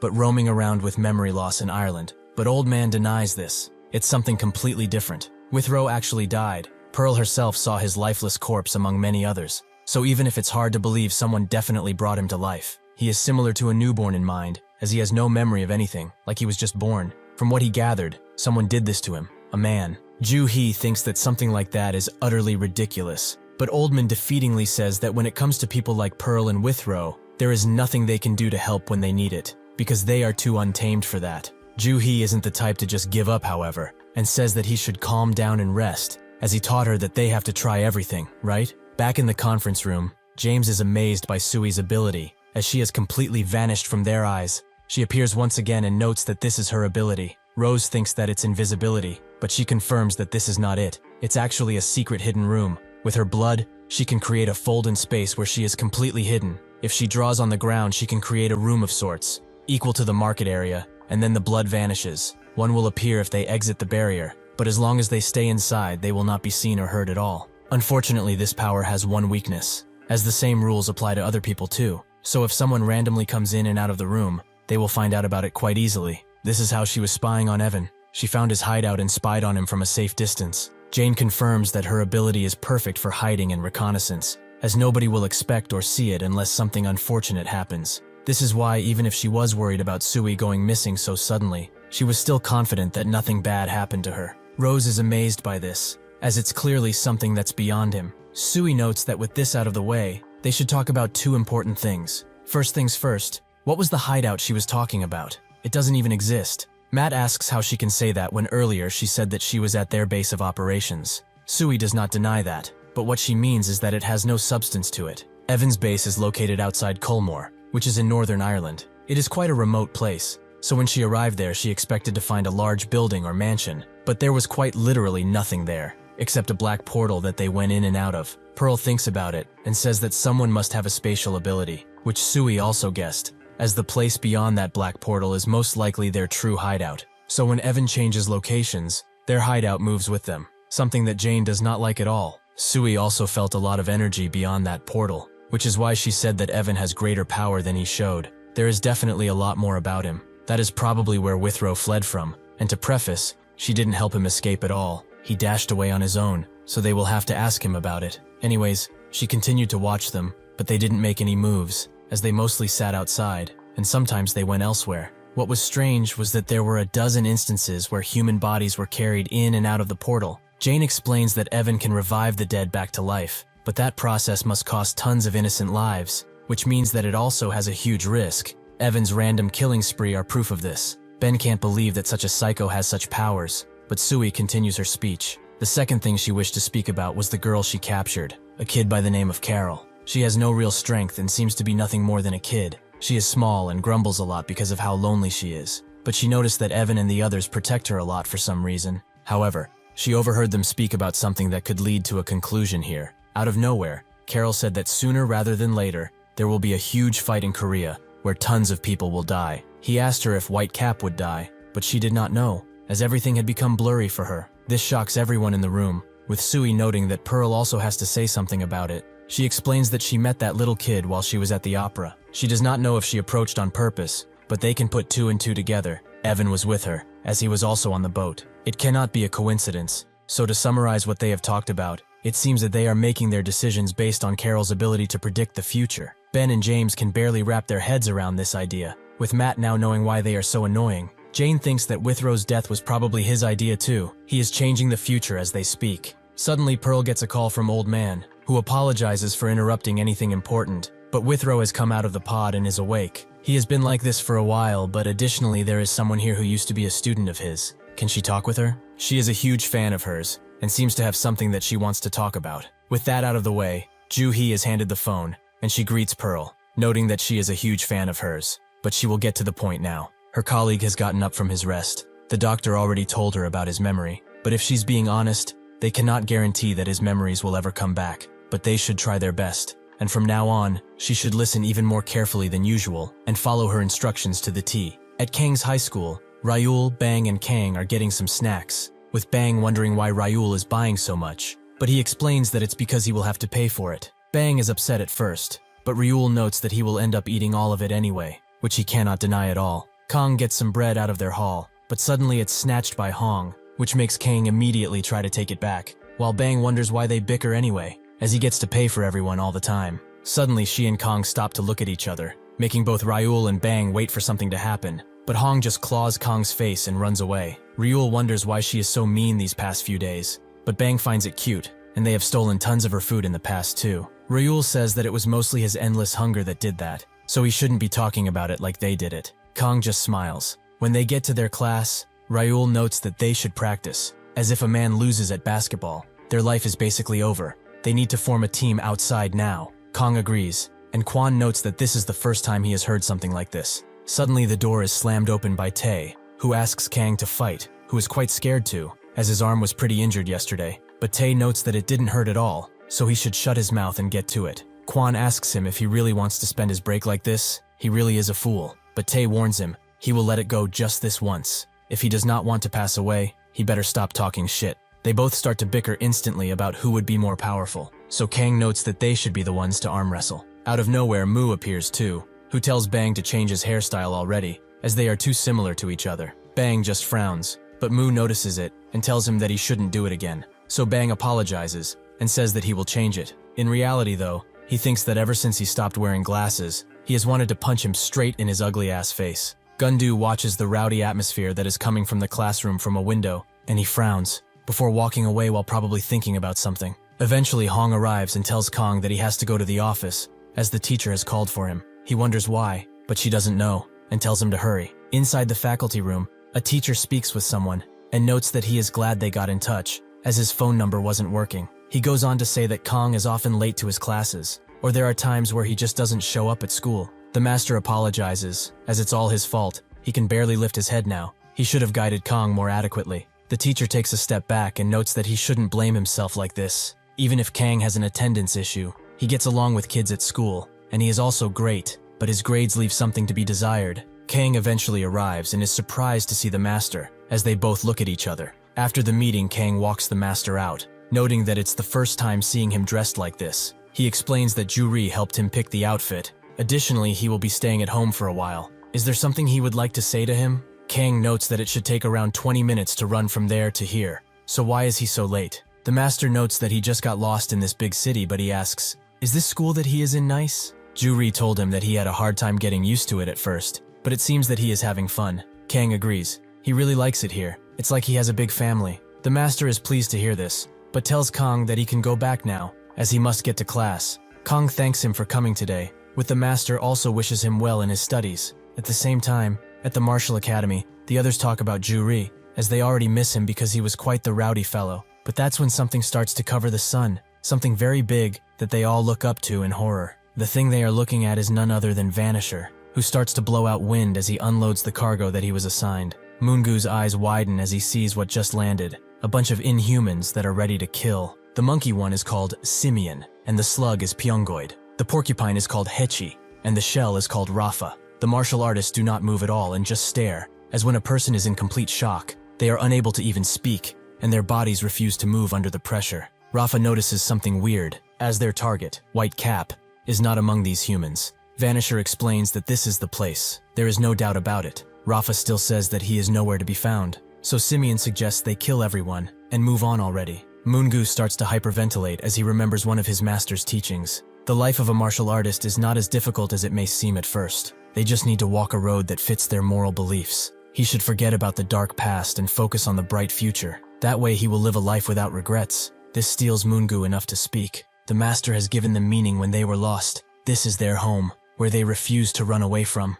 They are proud in might, because they have been living their lives without regrets. At the school, another Inhuman emergency broadcast is played. But as soon as Kong hears that the Inhumans are on the Yongpo Mountains, his expression changes as he starts to sweat profusely. Without thinking about it, Kong instantly rushes out of the classroom, with Hong wondering what's gotten into him. As the master walks home, he also hears the warning, but his expression does not change. Instead, he focuses and runs as fast as he can back to the mountain to rescue his only family. Naturally, the martial artists have no chance against the Inhumans, and as Simeon punches one of them into the wall, the other's beliefs and morals start to dwindle as they think about their untimely demise. Seeing this, Moongu jumps on Simeon and covers his eyes, while screaming at the others to run away as fast and as far away as possible. They do not want to leave him behind, but Moongu tells them to follow his orders and not argue, run and never look back. Rafa is quite amused by all of this, as he didn't expect any human to try and defy them. As the master continues to run away, he is caught up by Kong, and they both notice each other, so they start running together to rescue the people they care about. As Kang and the master run to the mountain, the master gets a call from Moongu, whom he chooses to answer as he is desperate to hear something good. Unfortunately, the moment he answers, Moongu tells him not to come there anymore, but this causes the master to push even further and say that they will be there soon. All he needs to do is wait. However, Moongu screams at him not to come, which makes the master stop. He apologizes for yelling at him like that, but he cannot come here anymore. Nothing is left. Everything that they have built is destroyed. Since he does not have much time, he hopes that he will forgive him for what he is about to say. At the same time, Pyongoid and Rafa notice that some are escaping, so Pyongoid asks if he should go after them, but Rafa tells him that it would be only a waste of time at this point. They have to go now. Moongu says that Kwansik and Myonggu, and Suchiol too, all died on the spot. The others ran as fast as they could and scattered everywhere. He also screamed at the top of his lungs for the laundry team to not come back. Hopefully they got the message. However, with all of this, is he still his #1 disciple? He really tried his best, and this is all that he could do. He stops feeling sorry for himself and explains that the true goal of these beasts is Kong. They tried to hide it well, but they still knew that he was Whitecap all of this time. He must hurry to Kang's school, as that is their next target. Thanks to his kindness and guidance, he has lived a life without any regrets, and he always wanted to call him father at least once in his life. So he will do it now. I love you, father. As soon as he says that, memories of Moongu and everything they did flash through the master's mind, with one sticking out more than the others. The one who started saying I love you first was Moongu, so the master said that he doesn't have to, but he insisted, as they are family, and family is supposed to love each other. With this final message, Moongu is crushed by Simeon with his gigantic fist. The master only has one question for himself at this point. What makes him a master anymore? He smashes the phone and throws it on the ground while telling Kang that they have to go to his school as fast as possible. Kang is shocked by this, as he most definitely did not expect those words. Back at school, Bang and Ryul pack their bags to go home,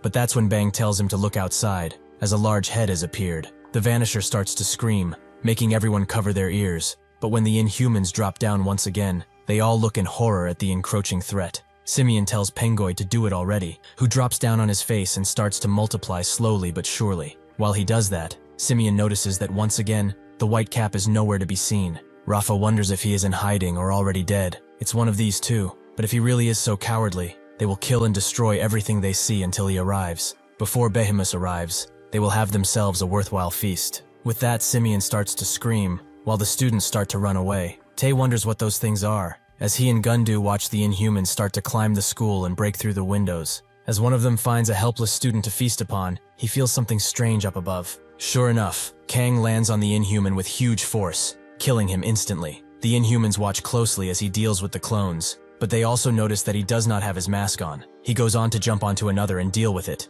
but that's when another comes behind him, which he also deals with easily. The last one comes from above, but Kong just catches his ugly mug and throws him into the wall with extreme force. Simeon is amazed, as he managed to deal with all of Pyongoid's outside clones in a matter of seconds. Rafa confirms that he is Whitecap. He just doesn't have the famous cap and mask. Inside the school, the fleeing students are eventually stopped by one of the Inhuman clones, with all of them panicking and not knowing what to do as Sohee refuses to move. Or rather, she can't. Bang thinks that this is really messed up. Why are they coming here? Ryul thinks that their lives are over. What can they do? What should they do? As the monster approaches and prepares to taste flesh for the first time in his life, the wind starts to blow heavily across the stairs, because Kang has appeared and deals with the inhuman instantly, making Ryul's face drop and almost making Hong pass out. However, when everyone calms down enough, they notice that Hong was the one that saved them, their friend. Outside, Rafa starts to suck in air in his carapace and eventually lets it all out in a pretty large way, something that touches everyone's brain.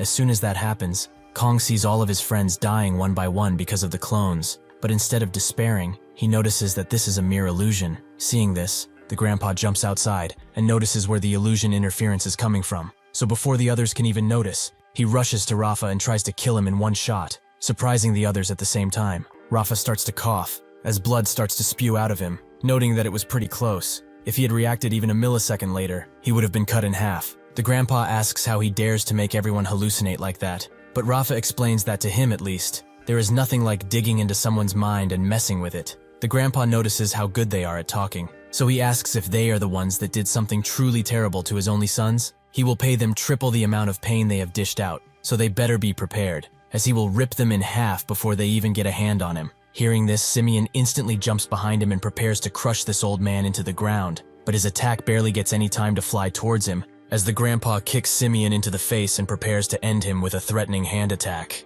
However, Simeon has time to dodge, although barely. That's when the grandpa feels a threat behind him, as Hechi unhinges his jaw to try and consume him, but he dodges and kicks the porcupine beast so hard he cuts his shoulder. Unfortunately, the position that he is in allows Simeon to launch a powerful gut attack, but the grandpa catches it before it can do any real damage. Kang's friends slowly start to get out of their daze, with Kang doing his best to wake them up. Hong is the first one to do that, but she wonders how he can still be here, as she saw all of them die gruesome deaths. Kang cannot comfort her as she cries. Ryul and Bang slowly wake up too, and Ryul notes that he was the one who saved So-hee, right? In response, Kang picks up a white cap while everyone watches him eagerly. That's when more of the clones start to come up, so this signals Kang to go and defeat them. He notes that he has no time to sit around, and though he is glad that they have all gained consciousness, it's better for them to stay here. Everything will be fine from now on, because he is here. Outside, the fight seems to be at a standstill, with the grandpa thinking that he is hitting that monkey-looking creature as hard as he can,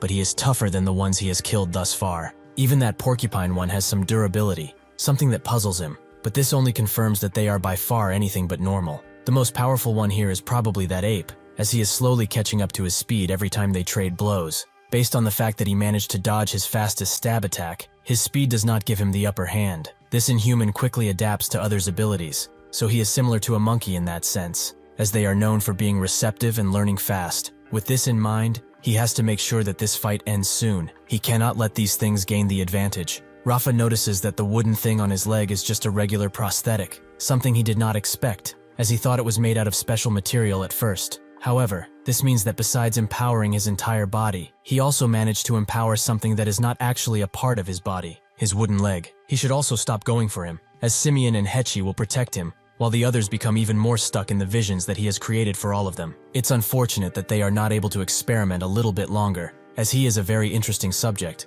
but he has to die now. It's such a shame, as his nightmare has already started, and he does not even realize it yet. The grandpa tells him to cut the boring talk, as his feeble mind couldn't comprehend a single thing about them. Back in America, Pearl formulates a plan to help Korea in their fight with the Inhumans, something that has never been done before, according to Ben. Matt is against it, as it would be seen as an invasion of territory by many, and given the situation, it would be great if Evan faced even more unknown superhumans, as Whitecap is truly inferior to him, if what they say is true. Pearl explains that she will be making a team. First things first though, she tells James to go to Oldman's lab, as a person by the name of Ju-hee is looking for him. He wonders why, but she does not know, so she moves on. She tells Sui, Rose, Ben, and Dion to stay in America. The only ones who will be going on this expedition will be her and Jane. They will make sure that there are no more unnecessary deaths. At the school, as one of the students is about to be killed by one of the clones, Kong comes and deals with him before he can do anything. This surprised the student,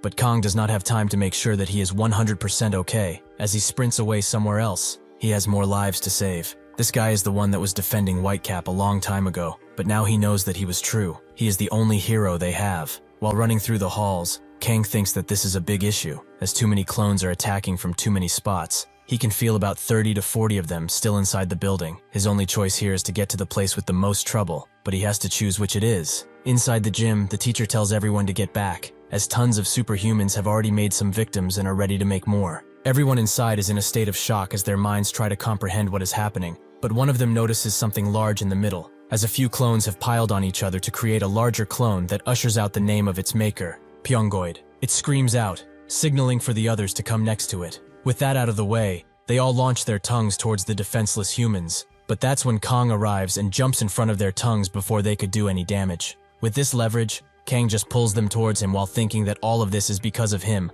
so he will summon everything he has to fix it. This mighty attack has completely eradicated the Inhumans, with the ginger one being the one that did not believe in Whitecap, thinking that he was a robot. Kang suddenly notices that the other Inhumans have slowly started to back away, but he will not let them, so he jumps in and starts killing them in the most brutal way possible. They should not even think about trying to escape this place, as it will be their grave. At the Incheon airport, Evan arrives and finds it completely empty, probably because of the Inhuman alarm, but he really can't believe that someone out there is fighting in this beautiful weather. This country is quite scary, but it's not bad at all. Back at the school, the teacher who lost his child to an Inhuman is caught by one of the clones, with his students wondering what to do, but he tells them to run somewhere else quickly, as he will hold on for as long as he can. However, they should remember what he said. They should come to their senses, as from now on, their future is what they make of it. They all remember what he said, that they all must pay attention to the human world and make everyone thrive. In his last moments, he tells them that they were all like his own children. He apologizes for making their lives harsher than normal. If they could at least forgive this old man in his final moments. Suddenly,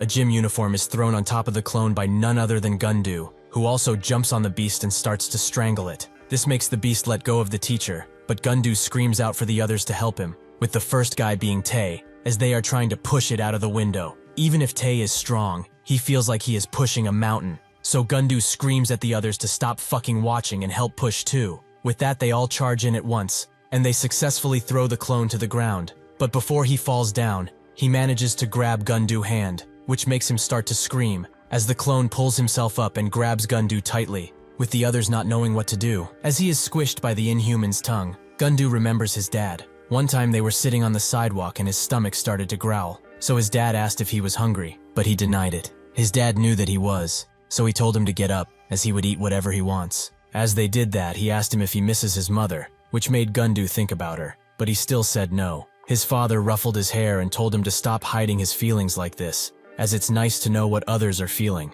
Sometimes people need to be honest and tell the truth, and because he is so nice, he will try his utmost, even if it will be hard. As his consciousness starts to fade even further, he remembers the changing point in his life, the thing that made him bitter. He and his father stumbled upon a burning building with people inside screaming for help, so his father crouched down to him and said that he would not be long. He needed to be careful. It will be too late if they wait for the authorities to come, however. He just needs to go inside and clear the way for the others. Is that okay? Gundu wanted to tell him to stay right here beside him, but with tears in his eyes, he said that it's okay. This is why he is now known as the National Welfare Kid, and the others are scared of him because of his near-constant frowning expression. He has no family left, with the others spreading rumors around that his dad was killed on the job, as he was a firefighter. Gundu paid these rumors no mind, but he was attracted by the rumored white cap, as he found no meaning in his actions. At one point, however, as the Inhuman alarm was blaring and he was on the roof, he saw the famous white cap getting ready to save the day once again. As the clone starts to salivate as it pulls Gundu closer to its mouth, he thinks about heroes.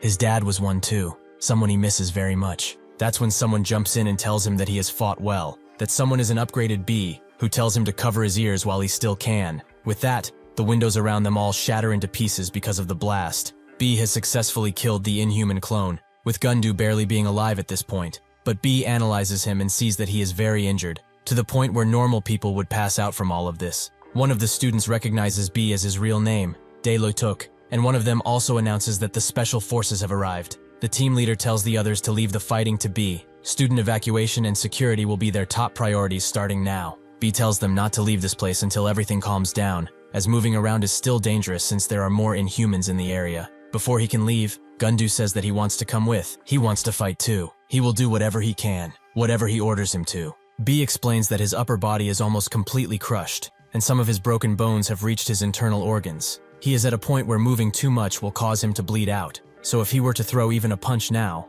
it would be over. He should wait until the paramedics arrive at the scene. He also tells him that inhumans are not something that normal people can easily deal with. He gets how he is feeling, but it's better if he doesn't. Gundu suddenly grabs his leg and screams that he wants to be taken, as he has been dying to become one of them. A hero. The others are surprised to see him like this, but B sees the volition in his eyes more than anyone. Kong continues to take care of the inhuman clones, but eventually he gets near Quan, who is shocked to see his friend in this state. But Kong does not pay him any mind, as his mind is fully focused on the battle he is faced with. There are around 10 more inhumans inside the school, meaning that he can take care of it and join the important fight. The grandpa continues to fight the inhumans who try to end him as much as they can, but even with their combined attacks that would cause trouble for many other superhumans, he still defends himself and manages to be hit as little as possible, even though the porcupine inhuman managed to impale him. He thinks that this guy can throw his spikes from quite a distance, and if he gets closer, he will throw them in every direction, blocking his chances of escape.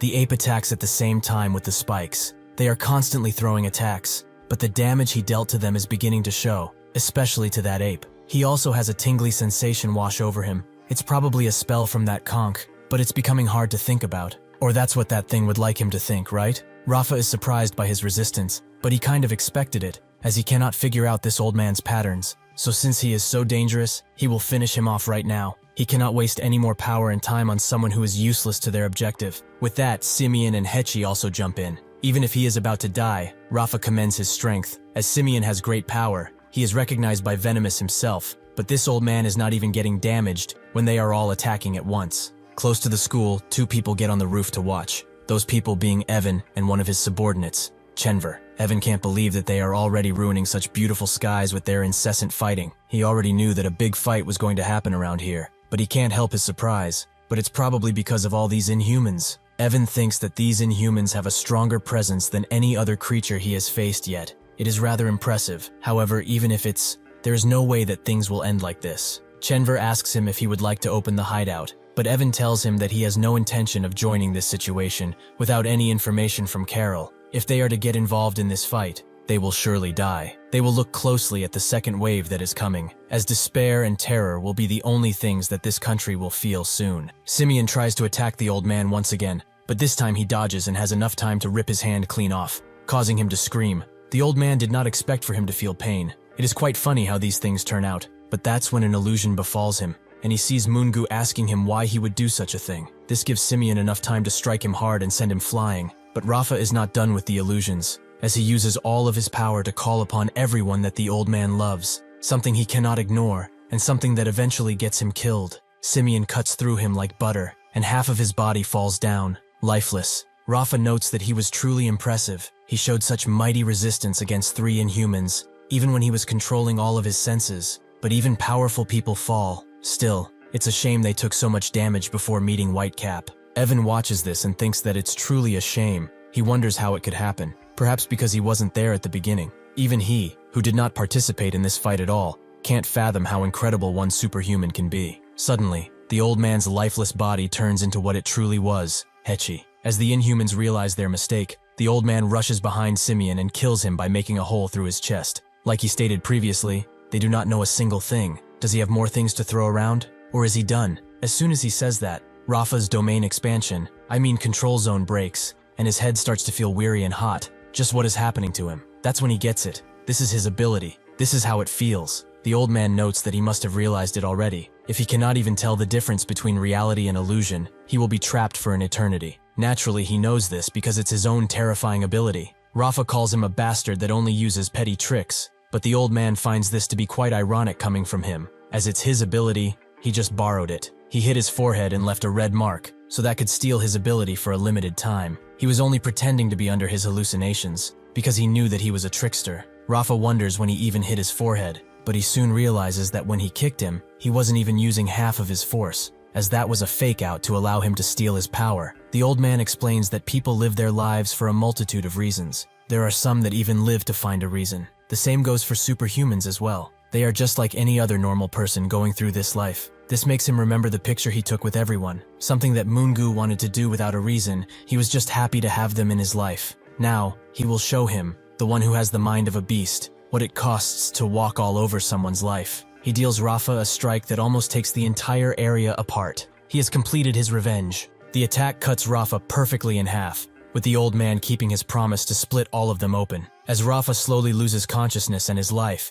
he notes that he is honored to be in the presence of Behemoth. As soon as he says that, the old man feels an extremely powerful aura behind him, something that puzzles him, as nothing is there yet. Evan feels like this is truly the night before the storm. Everything is quiet and calm, but the tension that pierces through the sky is everywhere. Even if nothing is happening, there is a chill that is as sharp as a blade. With this amount of pressure and suffocation, it could only mean one thing. Something big is coming, something they aren't prepared for. Sure enough, Vanisher appears once again and lets out a blood-curdling scream, something that everyone around hears, but the students are the most scared, as even if they act tough, they are still children who do not want to lose their lives so early. After Vanisher finishes another summon, a large figure steps out of the dust cloud that was created and says that he was not expecting much. They went ahead to measure Whitecap's ability and powers, but instead of doing that, they just got knocked out by an old man, and Pyongoid's attacks only created issues. Are they really such fools? Galtaran tells Pyongoid to come out now, as he knows that he's hiding somewhere around here. Harper, another large inhuman,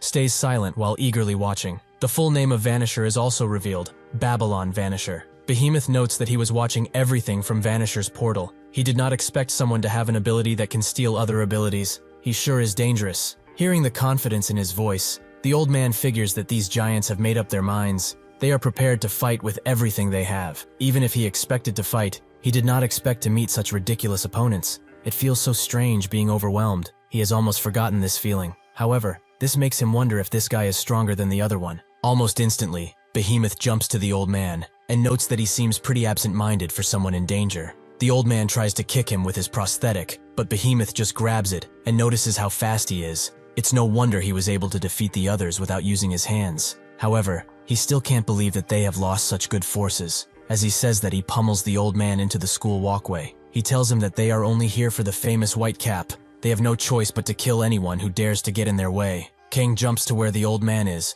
but before he can do anything to rescue him from Behemoth, Galtaran and Harper jump him, as they have been waiting a long time for his arrival. The old man thinks about his demise. As with age, his body is not what it used to be. He knows that it's too early to say this about Kong, but he hopes that even if he is not by his side, he will do well. He also apologizes as he cannot be considered a master anymore. Suddenly, a dark portal opens right next to him, and Nangi comes out, noting that in their world, they respect the elderly and not throw them around like he just did. He and Yang jump out, and Behemoth is becoming increasingly annoyed at the interference. Why is he here anyway? Nangi tells Dan Yang to get that old man and leave, as she must not get involved no matter what happens. The old man recognizes them, as they met with Kang before. Dan Yang just looks at him and grabs him while saying that she will do as she was ordered, but he must be careful. Nangi is very happy that someone is worried about him, but she should hurry and get away, as he is coming. Behemoth asks what his relationship with this Whitecap is, but Nangi is more surprised that he is able to speak. He explains that Whitecap is like a forbidden love of his.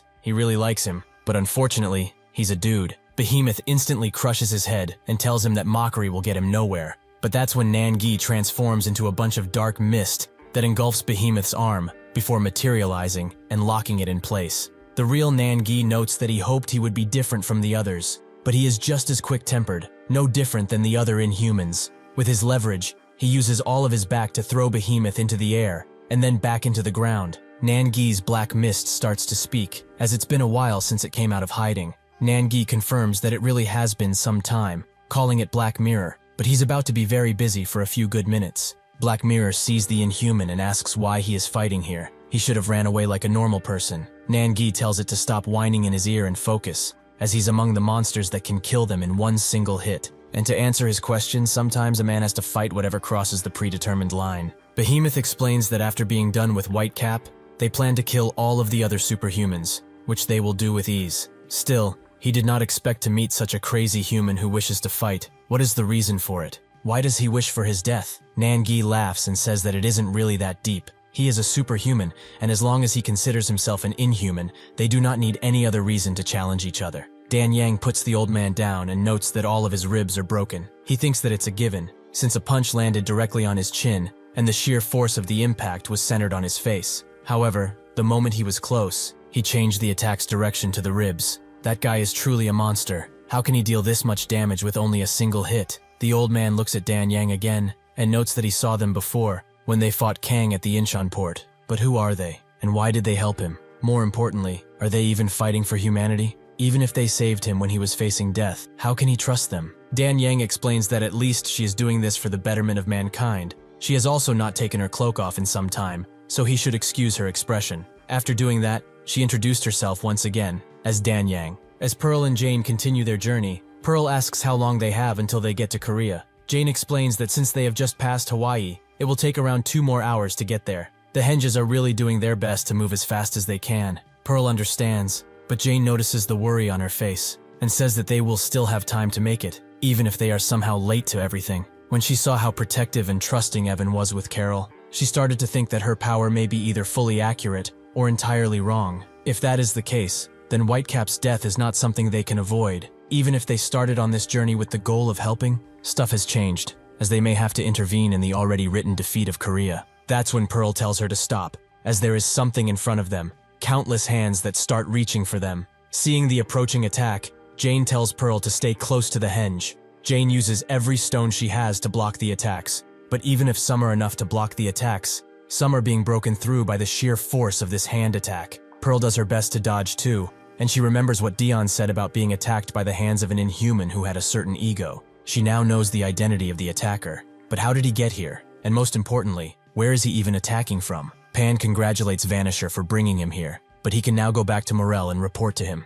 As Vanisher obeys his command, another portal engulfs Pan, and he appears right behind them. He's glad to see the both of them, but why are they in such a hurry anyways? Before Jane and Pearl can even fully react, they are both kicked in different directions as a form of greeting by Pan. Pearl is the one that is thrown into the deep sea, but the broken pieces of henge are slowly grabbing her, and they eventually get her out. Pan notices how wet she has become. Perhaps she did not enjoy his greeting. It appears that she does not possess the ability to fly. What a shame. Jane tells her that she will try her utmost to make the henges become one with her body and help, so that she can fly and fight at the same time. Pan congratulates her for thinking about how to support her so quickly, but the stone of hers appeared out of nowhere as soon as he attacked. These are her soldiers, right? A stone that keeps moving and can never be fully broken. Unless the user is killed, these stones could move forever. It is truly an amazing skill. Jane tells him to stop spouting nonsense. He can think whatever he wants, but he also must be the one that fought Dion at the airport, right? Pan remembers him as Ketchup Man, but they have not fought. They were just having a little bit of fun while he was waiting around.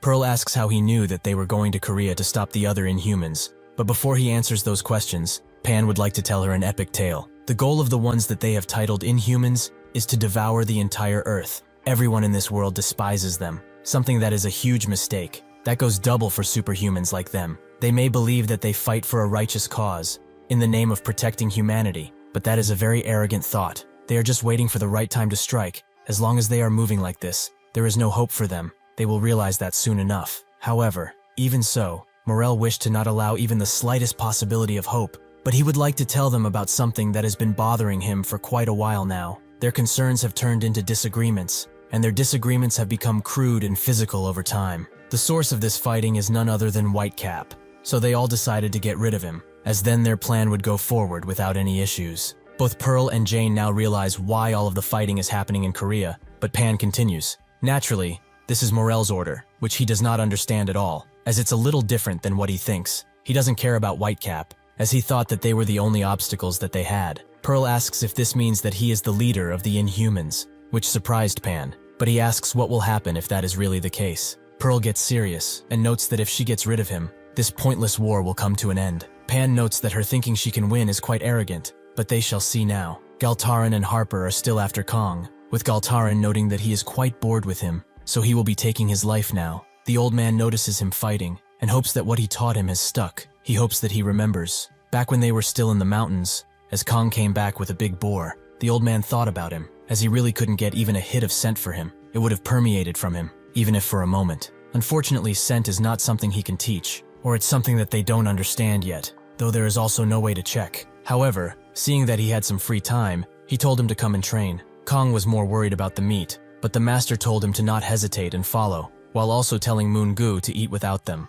The others were surprised that they were going to train once again, but Moon Gi Yu said that it's inevitable. He marked Kang as his trainee, so they will be doing that a lot now. The master and Kang eventually arrived at a waterfall, where the master explained that from now on, he must fight with only one thing, his heart. As he explained earlier, scent is the essential power of all superhumans. It's based on the amazing level of mental strength that they have. From now on, he will no longer be teaching him martial arts, as he has only one more thing to learn. They have covered all sorts of techniques while training, like killing arts, archery skills, and even capturing techniques. Thanks to his fast learning and infinite amount of stamina, he has already mastered everything. Kang was quite confused, as he said that there were hundreds of techniques to learn, specifically the Subak Do ones. But the master told him to take off his top already and get into the water, as they have some training to do. He told him to close his eyes and empty his mind, until he could hear every single drop of the waterfall resonating with each other. Until he can keep his heartbeat calm, no matter what, he will have to try and concentrate without any distractions.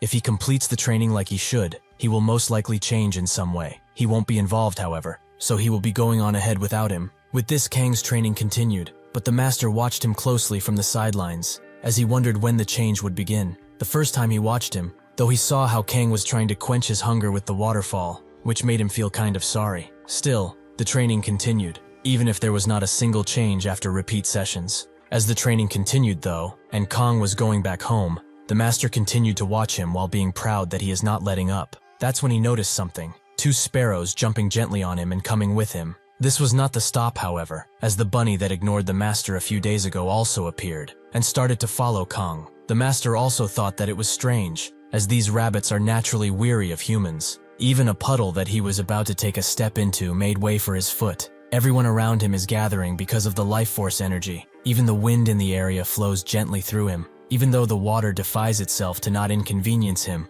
something changes. But what was it? The master felt a sharp feeling in his chest, like a certain poke he can't place his finger on. That's when a large snake appeared too, and Kang was very surprised, as it's the first time he saw one. He told the master to look, as he has a huge snake next to him. The master was shocked to find out that Kang knew he was there all of this time, but he also noticed his eyes and with them, a very mild scent. Kang's mere existence takes in nature's life energy, and in a moment of crisis, he naturally poses a threat. He is chosen by Mother Nature. Even if he has not figured it out, he has the power of a savior. Even if the entire world is on the edge of being destroyed, he can pull it out and save everyone.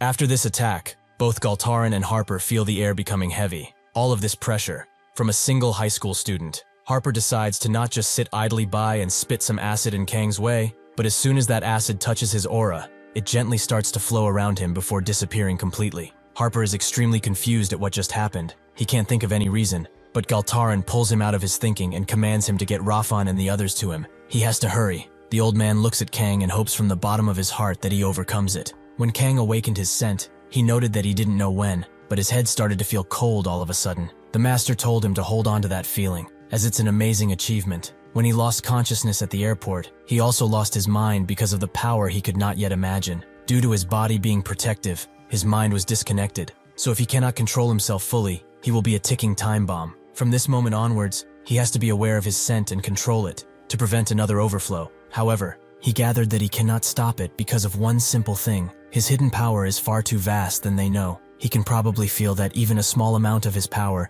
is a tremendous task to handle. If he cannot handle this explosion of power and go crazy once again, his state might be the reason for other kinds of disasters that he does not wish to bestow upon others. He will be in a constant struggle with his never-ending power, but he must overcome it, no matter what. However now, the old man can only wonder where Kang is mentally. He cannot know about that, but his scent is much darker and thicker than before. If he can't really control himself, there will be another explosion. He cannot lose him to that kind of incident. He does not want to lose anyone else. Simeon's and Hechi's bodies suddenly disappear as Harper grabs them, but when he goes to pick up Rafa, he is fully gone. He goes back to Galtaran and tells him the news, but he did not care about him anyway. He should stop hesitating and throw that meat already. With that, Harper throws the bodies into Galtaran's now gaping mouth, who instantly consumes them as they fall. Dan Yang looks at this closely and is quite surprised, but judging by what she is seeing, that inhuman must be getting a power boost from eating other inhumans. How disgusting. As soon as Galtaran finishes his meal,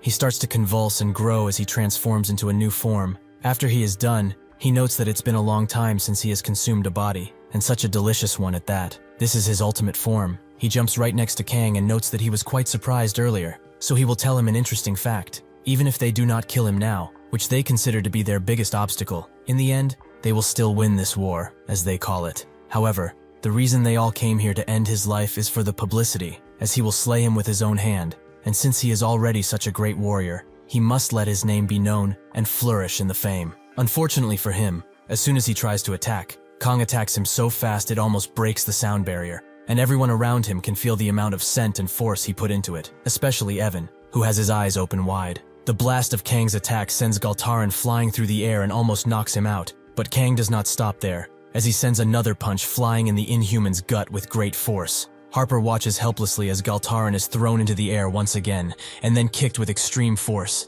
mimicking the attack of the old man. They all watch in awe how Kang awakens his amazing power, with the old man being most observant as he cannot forget such a moment. Even if all of this was risky, Kong has successfully maintained the balance between power and consciousness. Harper feels something that he has never felt before in his life: nervousness. He does not get to feel it for long, however, as Kang jumps as Galtaran's corpse falls to the ground, and now Kang looks at him, letting him experience a new emotion: fear. The news outlets once again deployed drones to report about the situation at Seoyan High School. Due to the large damage caused by a strangely large invasion of Inhumans, all local citizens have been advised to evacuate the area. Over 50 Inhumans have been sighted over the past few minutes, breaking the record for the largest attack in history. The Inhumans have occupied the school instantly, and now there is a rumor that they have invaded this school for an unknown special purpose. De Lotouk and the ISSTF are currently inside and evacuating every single student in their power. 3 superhumans have also joined the fight: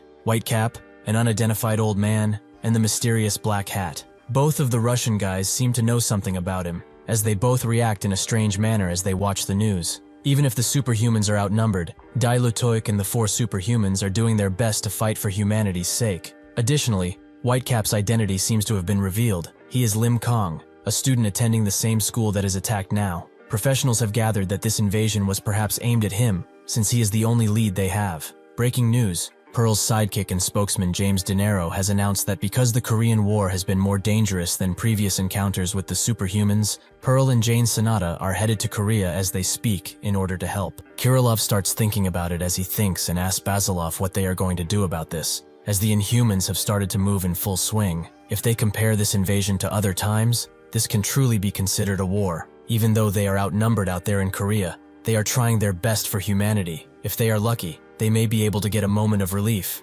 However, if those 4 get even more injured by the Inhumans, that would mean the end of everything. If they were to really lose, Korea would be under full Inhuman control, so losing can no longer be an option. Jane and Pearl felt this before they could think of it. They are truly impressive in their deduction skills. Basilov tells him to stop speaking in riddles and says that he's trying to already. Kirillov explains that, in his honest opinion, there is a chance mankind will reach the final stage of evolution at an advanced speed than before, so they have to send an appropriate response. What they will do is actually pretty simple, however. The superhuman named Whitecap has been revealed to be a Korean student with the name of Lim Kang. With that in mind, the Inhumans invaded Whitecap's school on a large scale. Even if they do not know why, most people can realize that they are after him. So step by step, jump by jump, all superhumans must focus on helping Whitecap as soon as possible. Basilov gets what he is talking about, but he does not like it one bit, as it's very annoying that Whitecap is seen as so amazing. He should always remember that wherever they go, he will always be the leader. Kirillov smiles, as he knows that this means he will go too. Nangi continues to fight Behemoth. He tries to strike him with his black scythe, but Behemoth just puts his hand forwards to block it. He notes that even if he did not want to play before, now that he is using all of his force in these attacks, he should do the same. He wouldn't want to disrespect him now, and time is really wasting. Nangi says that he must have a really tight schedule if he says this, and as soon as he says that, he switches places with his black mirror once again, which engulfs Behemoth completely, and allows the real Nangi to grab Behemoth by one of his horns and use it as leverage to kick his cheek. He is not down, however, as he uses the momentum of falling down combined with a spin to launch a devastating kick attack that sends Behemoth flying in another direction. Nangi thinks that this was his full power in one blow, something he hoped would slice this giant's neck, but he is too resistant and far too powerful. Every attack he launches could lead to his death, and even if he is able to dodge them, he won't be able to keep up for much longer. Behemoth slowly gets up and starts to flex his muscles to get rid of his restraints,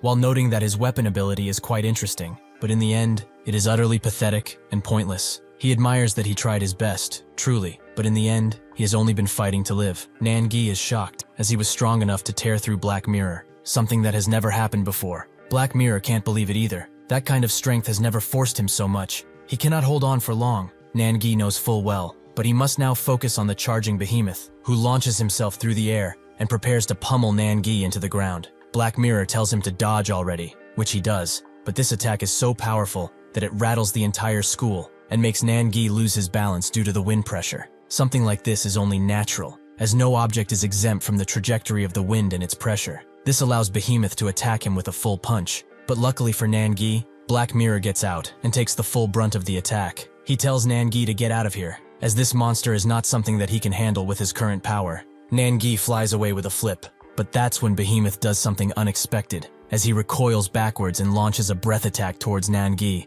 that he cannot hope to defend against. The old man and Dan Yang see it happening, as the attack is quite large. Behemoth explains that their target is this famous white cap, but this is all the first step in their cause. They will make an example of him. It really does not matter in what order they choose to kill them. All of the heroes, humans, and pesky superhumans like him cannot avoid their untimely demise. Even if by some miracle White Cap escapes his sentence, even if their plans do not go as planned, it does not matter in the slightest. They will not be able to go against them, as they prepared for this war before they even knew of their existence. This fight is very unimportant. They will all surrender to the sweet embrace of death, despite fighting with everything in their power. Since there is nothing they can do except weep for their lives, they should not run away, as this will only make them angrier. Nangi just smiles and notes that he talks far too much for someone so powerful. It's hard to memorize everything he says, so he is miles better at talking. But they are all exactly how he expected them to be. Black Mirror asks what this beast shot,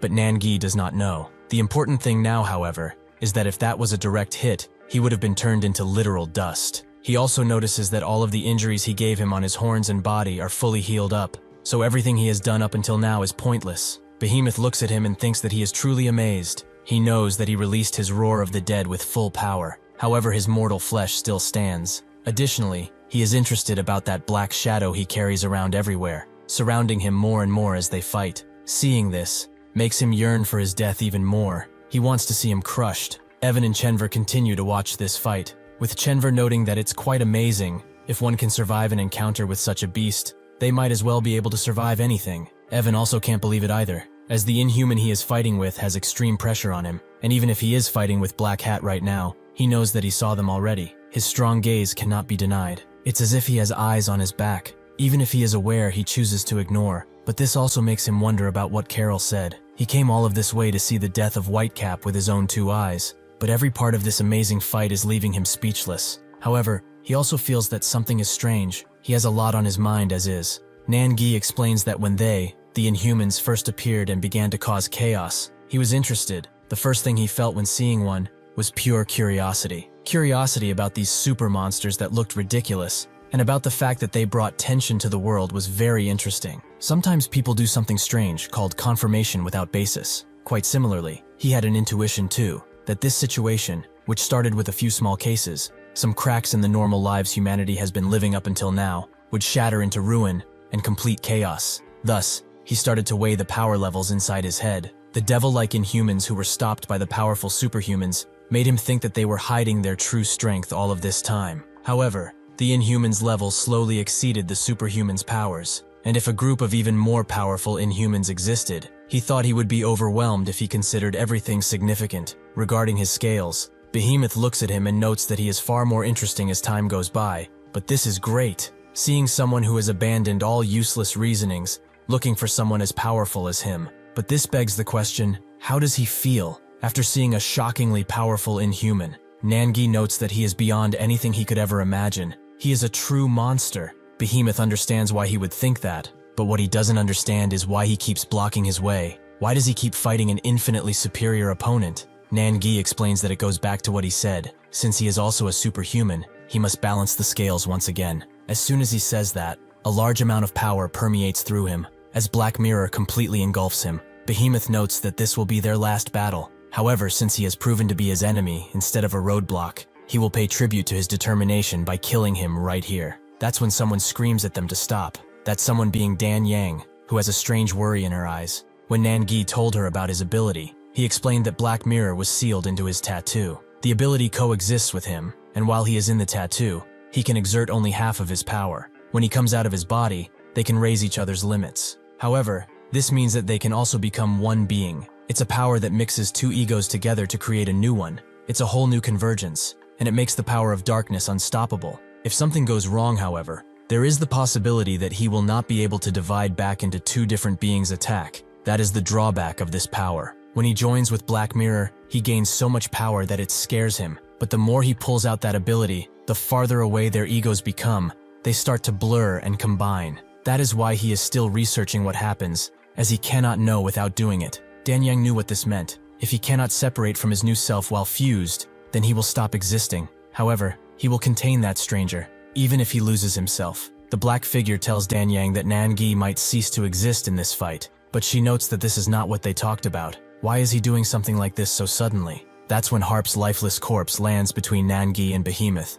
and Kang remembers what Ju Ri told him, to talk first. That is why now he stands in front of this beast, and notes that he can talk. They are all surprised to see him, with Nangi noting that this is quite awkward while Dan Yang is very relieved. The old man watches him from above with great attention, as he believes in him, but he must be careful, as that monster transcends any evolution. That's when he hears something he did not expect. Kang's friends cheering him on constantly. Even other students are screaming at him to finish that monster off and thanking him profusely for what he did. Even the bullies and delinquents are teary-eyed and cheering for him, while the teacher is taking care of Gundu, who can barely hold on to his consciousness as is. Chenver notes that he is finally here. Whitecap has finally arrived. Evan watches closely and wonders if it's time for what Carol predicted. Seeing Kang so up close, Nangi thinks of the time he saw him fight on the TV while he lost his consciousness. He knows that he can do it, so he tells Black Mirror that they should quit their fusion, which he agrees with, as he does not need to push himself. Nangi tells Dan Yang to come with them.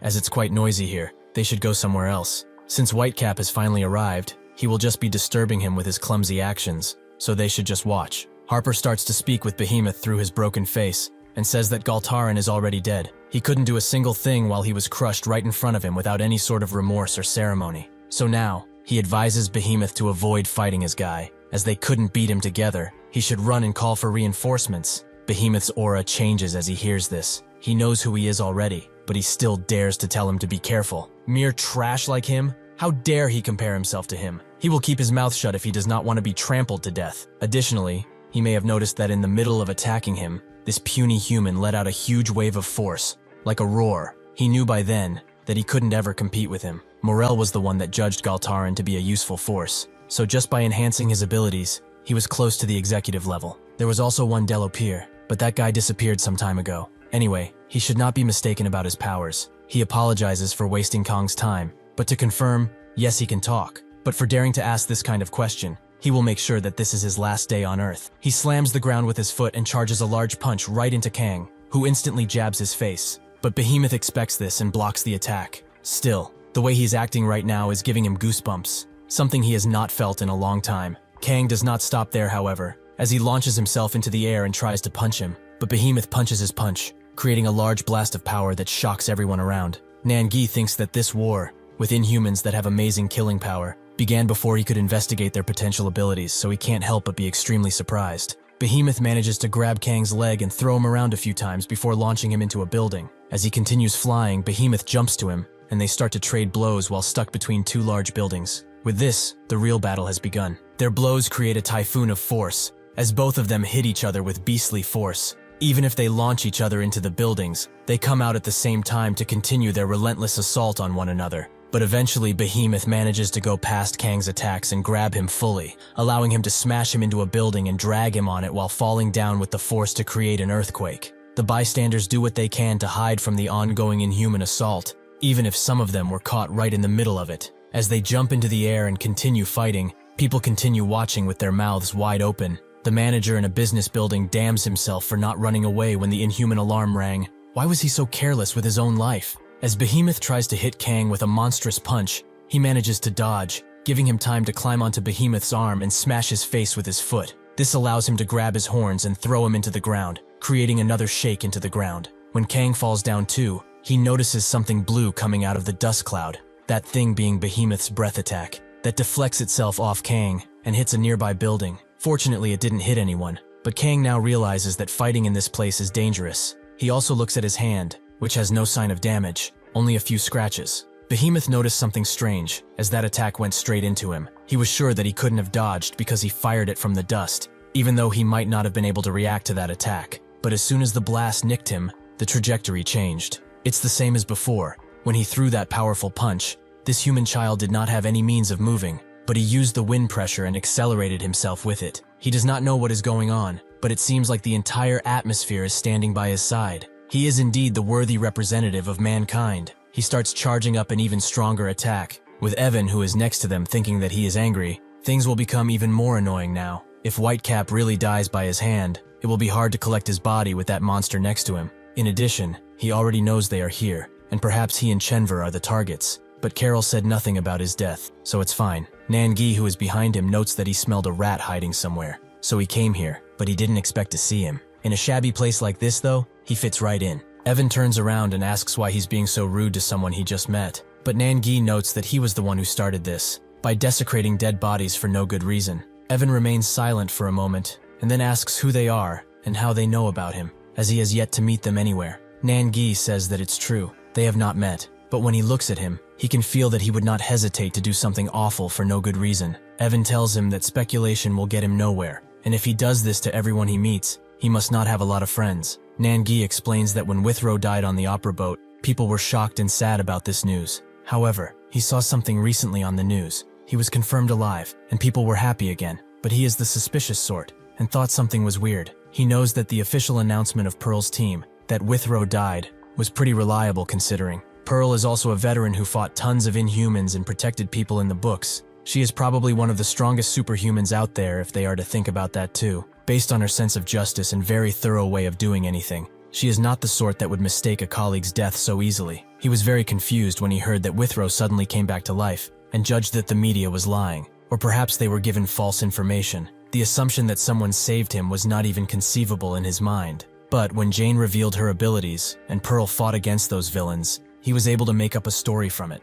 It's pretty rare for superhumans to fight each other. It only happens when both parties have a serious conflict, like him saving Withrow and causing trouble with Pearl, because there has to be a risk in carrying out that resurrection. Evan compliments his abilities. He truly is smart, but he does not know what to do here. Should he be considering him a friend now? Nangi laughs, and notes that it's pretty funny, coming from a mysterious guy. Evan shares the same feeling about him, but even if he doesn't want to admit it, he has a similar feeling for him. Nangi jumps down and notes that he's happy to hear that he's not the only one like this, observers of the world. But he doesn't have ugly hobbies like he does. He should call out his dolls now if he would like to have a chance, those that he made subservient by force. Chenver prepares to summon their hiding spot, but Evan stops him and tells Nangi that they will not be fighting right now. He is quite confused, and Dan Yang is also puzzled. Evan explains that they have no reason to fight. He didn't do anything to him. He is just sitting here and watching a fight that thousands are. That shouldn't be a problem. Nangi puts it plain and simple. He bothers him, and he thinks that he should check if he's human or not. Suddenly, Dan Yang notices something and calls everyone below a bunch of idiots. That's when Behemoth and Kang appear, making all of them jump away while they continue fighting. Nangi is surprised that they don't care about anyone around them. But when he looks closer, he notices that Behemoth has changed his look and gotten bigger too. Evan and Chenver keep running away, with Chenver suggesting that they hide away somewhere, as that guy might be chasing them down or something. Evan thinks that's not possible, as he is probably worried about helping Whitecap now. But if they are to fight, he should open the Mansion of Contemplation. It seemed like that guy had recovered all of his energy already. If they have to deal with him, they will have to call everyone to even have a chance. He also noticed that Behemoth grew too, and it felt like they barely dodged death there. This is the first time he felt like he needed to run away from a battlefield. Whitecap managing to deal with him, beyond what he expected. B watches the fighting going on from a distance, and everyone around him does the same, with each wondering if things will really be okay. B thinks of the time he talked with the old man,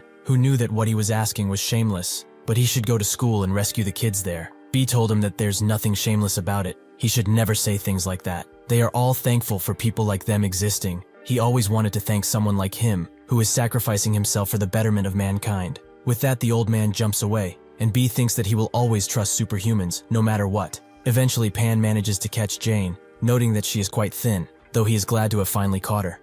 As he clenches Jane in his fist, however, Pan feels an incredible amount of power, and she asks if he really thinks that is true. In reality, she is the one who finally got him. With that, Pearl jumps from rock to rock and reaches Pan, who tries to open his third eye and defend himself, but Jane throws a rock in his head, allowing Pearl to attack. Pan manages to catch her attack, but that won't work on Pearl, as the sheer force of her attack sends him flying, only being able to stop after he summons a few runes to stand on. Jane immediately moves in, but Pan has enough time to summon a large hand that cuts her in two. In that moment, however, Jane switches places with a rock and now stands behind Pan, who notices her and uses his third eye to completely dodge any incoming attack, and leaves Jane in the dust. Unfortunately, this was her plan, as Pearl is now above him, and with no way to defend himself except putting his arm in front. She pummels him hard enough that a surge of power flows through half of him. Pearl continues to unleash attack after attack on him, until she eventually lights up the area with her power. Pan still stands and notes that this is amazing. It felt really good,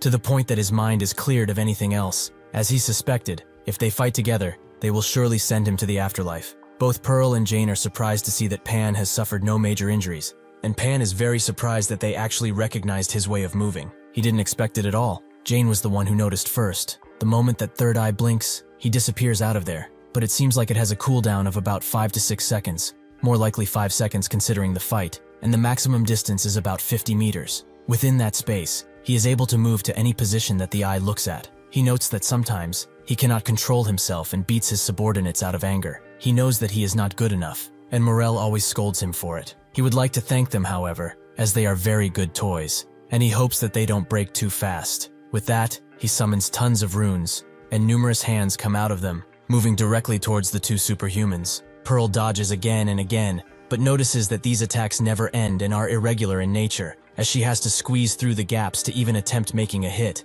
But even if she succeeds, he could just use dimensional shifting to get away. Jane is doing the same, and she knows that they need to find a way to break this burial of hands down before they can even deal with him. As she dodges an attack, however, Pan pops up and kicks her right in her face, something she has forgotten. Pearl watches this from above and prepares to intervene, but that's when she feels Pan presence above her, and sure enough, a gigantic hand appears, something that completely shocks her. On a nearby flight, the pilot tells everyone that there is an inhuman incident going on in Incheon now, so they will be going to Yuzhno Airport on a Russian island for a while, until things have calmed down. As everyone wonders what to do, a kid watches the sky through the window and spots the gigantic hand that cannot be hidden by the clouds. Surprisingly, another gigantic hand appears from below, and Jane desperately commands the henges to get out of there. But considering the size, even Pearl can't get out of there, and the hands catch her between each other, creating a force large enough that even the plane gets hit by it. Jane feels that the henges are gone too, and Pan is very glad to have her captured. She should know that her friend is finished. Even if she does not explode, she cannot escape that amount of pressure, and in addition, the trap is getting smaller and smaller in proportion to the pressure. That's when he feels something. The hands are being pushed back, and out of them comes a bright yellow light. One day, Pearl talked with James, telling him that she was neither a superhero nor immortal. She is not a god, or even a supreme being. However, she knows that people trust and rely on her. She officially jumped into action and killed tons of superhumans as a result. And her and everyone with powers are called superhumans, and considered heroes. But that side of her might not work for long. One day, she may faint, as nothing in this world is forever, just like how they lost Withrow too. She is also human, and has a wish just like normal humans. For those who trust her completely, she wants to become stronger. She wants to live forever, because people have undying faith in her, and she wants to protect them forever as a result. She does not wish to be the main character. All she wants is to protect them. Eventually, Pearl breaks through the hand and appears to be in a new form, something that Jane has never seen before.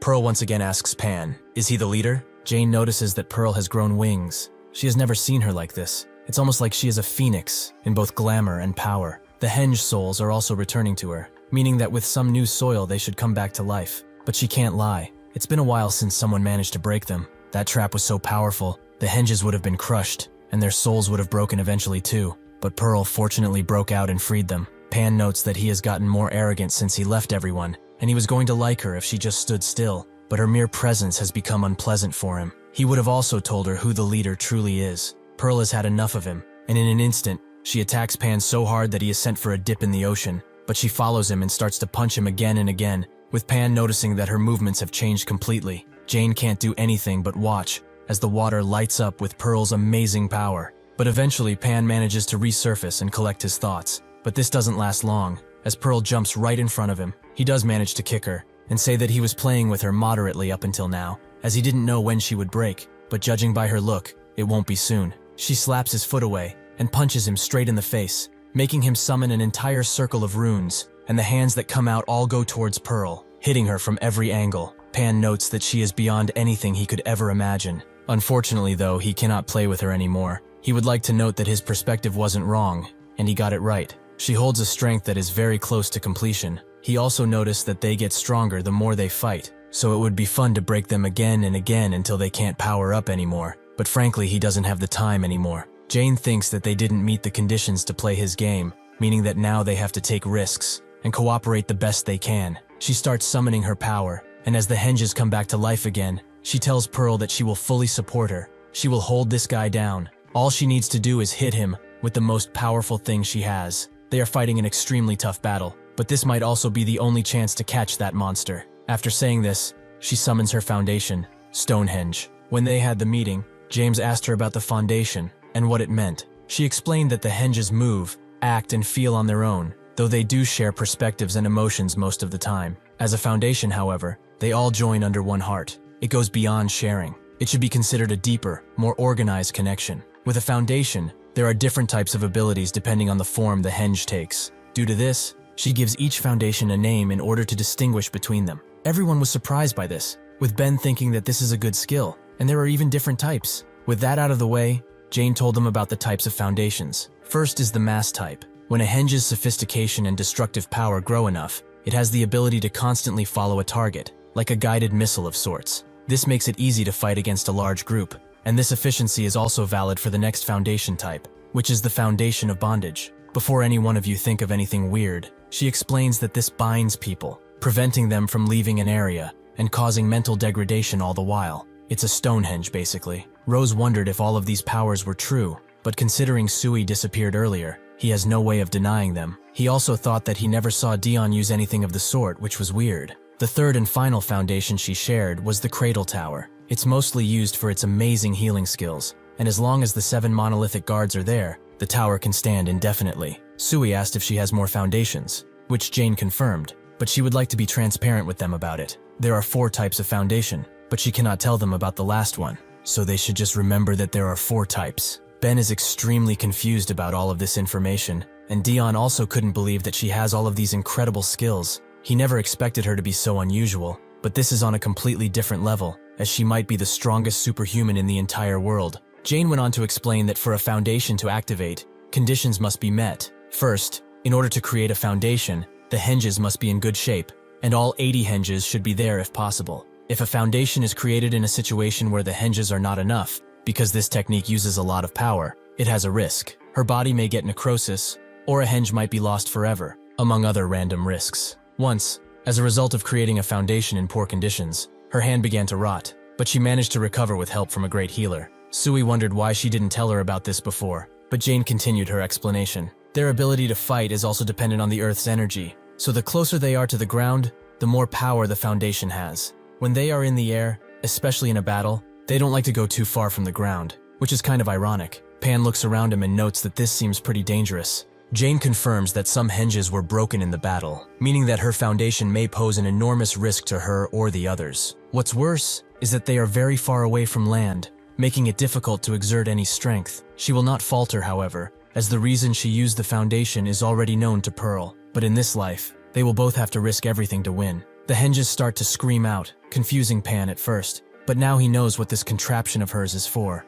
Honestly, he couldn't have asked for a better arena. Those who are doing nothing now, those who are hiding to save their lives, and those who try to fight, even if behind a computer. All the humans currently on this planet do not know that right here and now, the outcome of this fight will determine the destruction of their race and this planet. He charges up, and as a blinding light engulfs him, he transforms into his next form, noting that they are humanity's last and greatest hope. In the city, Kong continues to fight Behemoth, while also protecting any citizens that might still be in the area. They continue to give each other injuries, and even if Kong is thrown through rubble and smacked around like a weakling, he always gets up and charges in once again. Behemoth thinks that this has gone on for too long, to the point where he is tired of this superhuman's constant charge. He was wrong when he thought that their battle would not last long, as this is mentally draining. That tattoo guy was also more than just someone who repelled all of his attacks, but this bastard is throwing all caution out the window and attacking again and again. In this fight, he was the one who was unprepared for what he was about to face.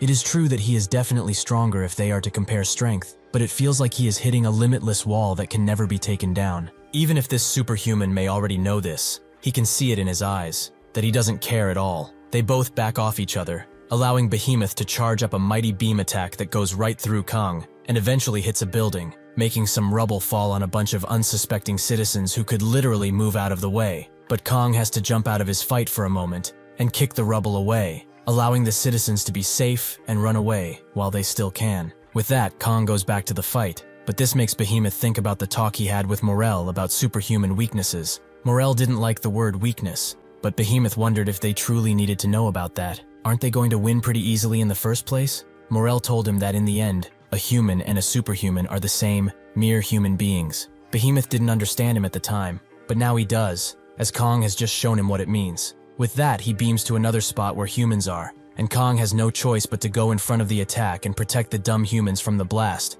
allowing Behemoth to come and attack him. This blast is so powerful that it sends shockwaves throughout the area. Behemoth notes that he cannot control much of his body, but he can feel that justice has finally been served, and they are in big trouble. Kong tries to get out of his grasp, but Behemoth clenches him with the other and notes that he was surprised, as he actually felt desperation in this fight. Is this what it means to be in conflict? He charges his hands with power and screams out as he squeezes the life out of Kong, to the point where the area around them is engulfed in power. Behemoth thinks that he is him. He does not care how much power his opponent has. In the end, he will always win, even against an impregnable wall. With a loud crunch, Kang's life ends, and as his white cap falls to the ground, every superhuman around can feel that he is not breathing. This is the moment that Evan has been waiting for. Somewhere else, Carol, who is enjoying some ice cream, feels this event as it happens. Behemoth says that it was not easy, but he managed to win the first battle. This is the first victory of the Great War, though he should be strong, if he can ever hear him,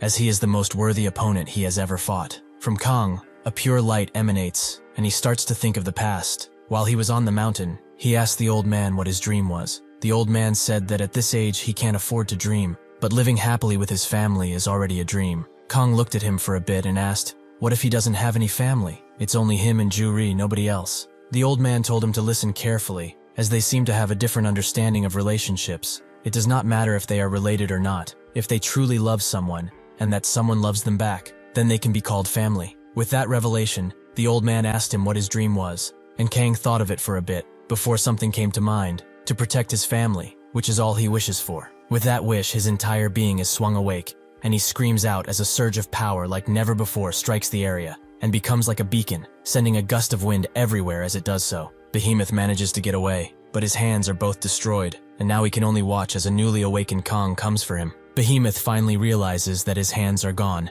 meaning that he has to buy enough time to hopefully recover, but he also notices that something is very wrong about Kong, as he is shivering, and his eyes are rattling in his eyes at a superhuman speed. Kong thinks about the old man and becomes even more enraged, but also focused, something that everyone feels, and they all get the instinct to do something. Behemoth believes that he could never overcome his defensive instinct. He unleashes a mighty attack on Kang that completely goes around him and back to Behemoth, who never expected this, so he has no hope of defending himself. Before he can even think of what to do next, Kang just teleports right next to him, and Behemoth starts to feel an incredible weight put on him, to the point where if this continues, he will eventually be crushed. Kang will not allow him to live any longer, and he kicks him high in the air. This blows half of Behemoth's head off, who thinks that he shouldn't have been this arrogant. But he also wonders what is wrong with this human. How is he so strong? Kang blasts a hole in him that should take him out right there and then. However, out of nowhere, Vanisher appears and swallows him. Nangi immediately reacts and jumps to Vanisher, allowing him to cut him open. He notes that he shouldn't interrupt a show so many people were watching, and Vanisher has no choice but to retreat considering his injuries, leaving Behemoth behind.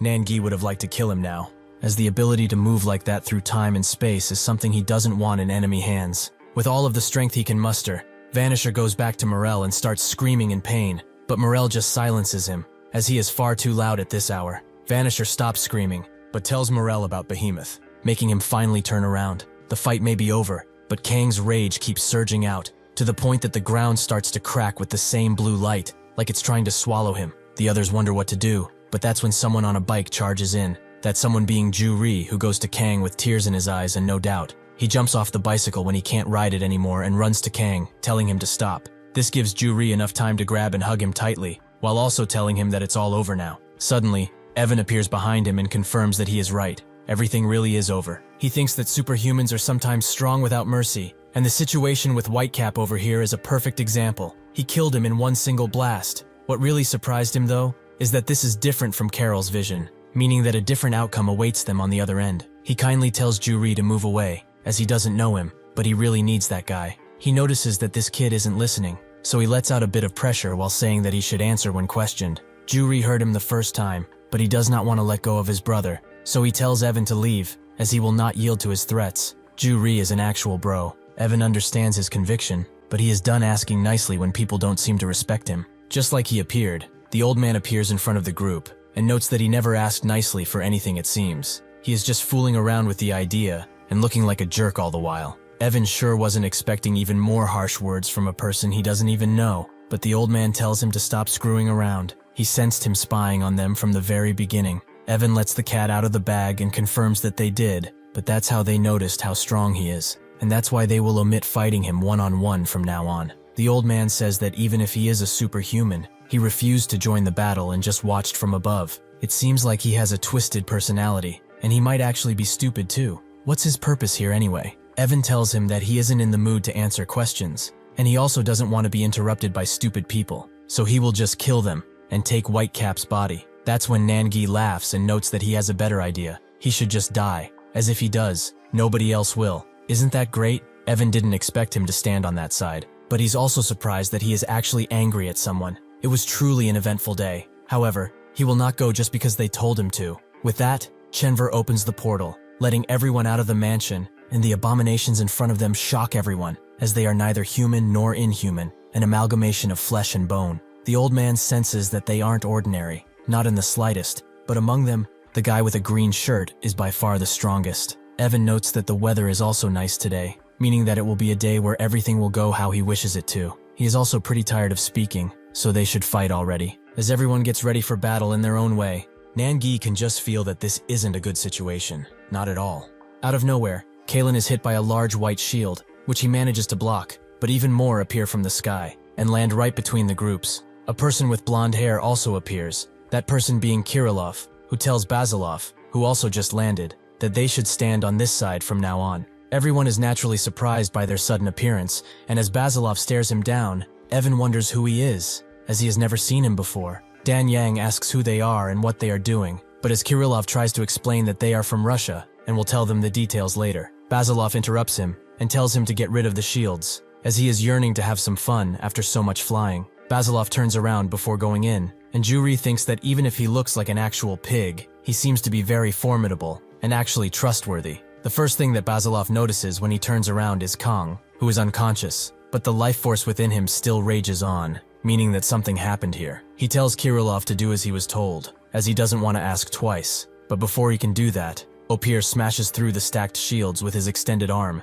and he immediately gets in front of Basilov, asking what he is going to do from now on. He doesn't even flinch, making Opir think that he just lost all will, so he punches him straight in the face with an amazing attack, something that the others also notice. But Basilov just recovers and starts walking away, something that surprises Opir. The blue abomination continues the assault and also chooses to attack Basilov's head, but even if he falls on one knee, he just gets up, noting that he just wanted to ask a question. He goes right up to Kalen and asks how he dared to become like this. Kalen is someone Basilov has met in the past. He had a cherry personality and was always smiling, but now that smile is gone from his face and his eyes are filled with malice. He will only ask him once, is he the same person he knew? Kalen tells him that he has no reason to answer his question and doesn't even recognize him. Evan now understands where these two came from. Even though he has never seen them before, they must be from Russia, seeing that they are asking about Kalen. Though this fat guy must be an incredible person, the attacks that were landed on him were all critical and efficient beyond any reasoning, but he just walked to Kalen like nothing ever bothered him. Is this a bluff? He also doesn't know where these guys flew from. The same goes for those shields.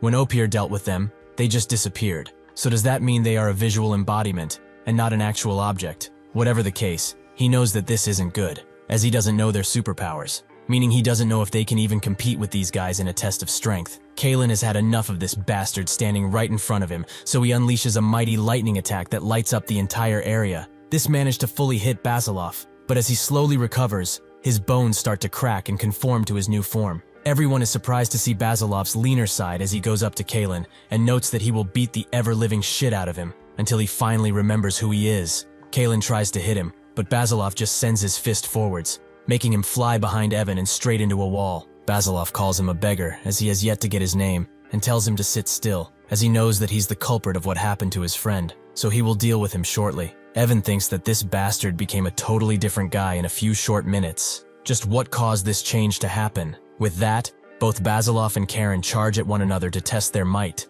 but Opir transforms his hand and lunges it towards Basilov. That's when a bunch of black lines grab his hand and pull it, allowing Nangi to strike him and say that he shouldn't fight with just one guy, as he will start to get jealous. The blue inhuman takes this opportunity to lunge at him, but as a bloodied jacket flies in the air, the old man punches the blue inhuman so hard that he starts to skip away like a rock on water. He tells Nangi that if he really tries, he could probably take care of these two alone, but he will join in this fight. He hopes that this isn't a disturbance. Nangi notes that he should stop being so humble, as too much will turn into something else. But as he may have noticed, all of these beasts are dangerous, making him really thankful that Whitecap managed to kill the horned one. The old man thinks that his ability doesn't work on these beasts who only fight with their bodies, so he will also use his martial arts from now on. He asks Nangi if he has something up his sleeve, but he denies this. He doesn't like planning stuff, but since they are on the topic, and all he will take the red one on, as he seems to be hiding his true abilities. After they are done talking, they charge into their respective targets, and the fight rages on. Dan Yang escorts Ju-Ri and Kong to a safe spot, but Ju-Ri wonders why she isn't fighting, since she seems to be a superhuman too. Is she protecting them? Dan Yang takes a while to answer, but confirms that she is indeed a superhuman too. However, she cannot fight with them right now, because her ability is far too dangerous at the moment. Ju-Ri wonders what she is talking about, but she continues explaining. She has yet to fully identify all of her power, and even if she can move through space and time, that is not a part of her main ability. That is all she can say now. If she says more, he may grow to hate her. Ju-Ri looks at her in a new light, the same way that he views Kong. She looks pretty young, but just like Kang, she was thrown into this world of dangerous monsters and world-ending abilities. They don't get much time to talk though, as the fighting next to them distracts Dan Yang. Kalen desperately tries to stop Basilov with his strikes, but every time he comes out unharmed, and when he finally manages to get close enough to him, he hits him so hard that he recoils from the ground. But Basilov starts remembering the talks he had with him in the past. He always wanted to catch a big inhuman.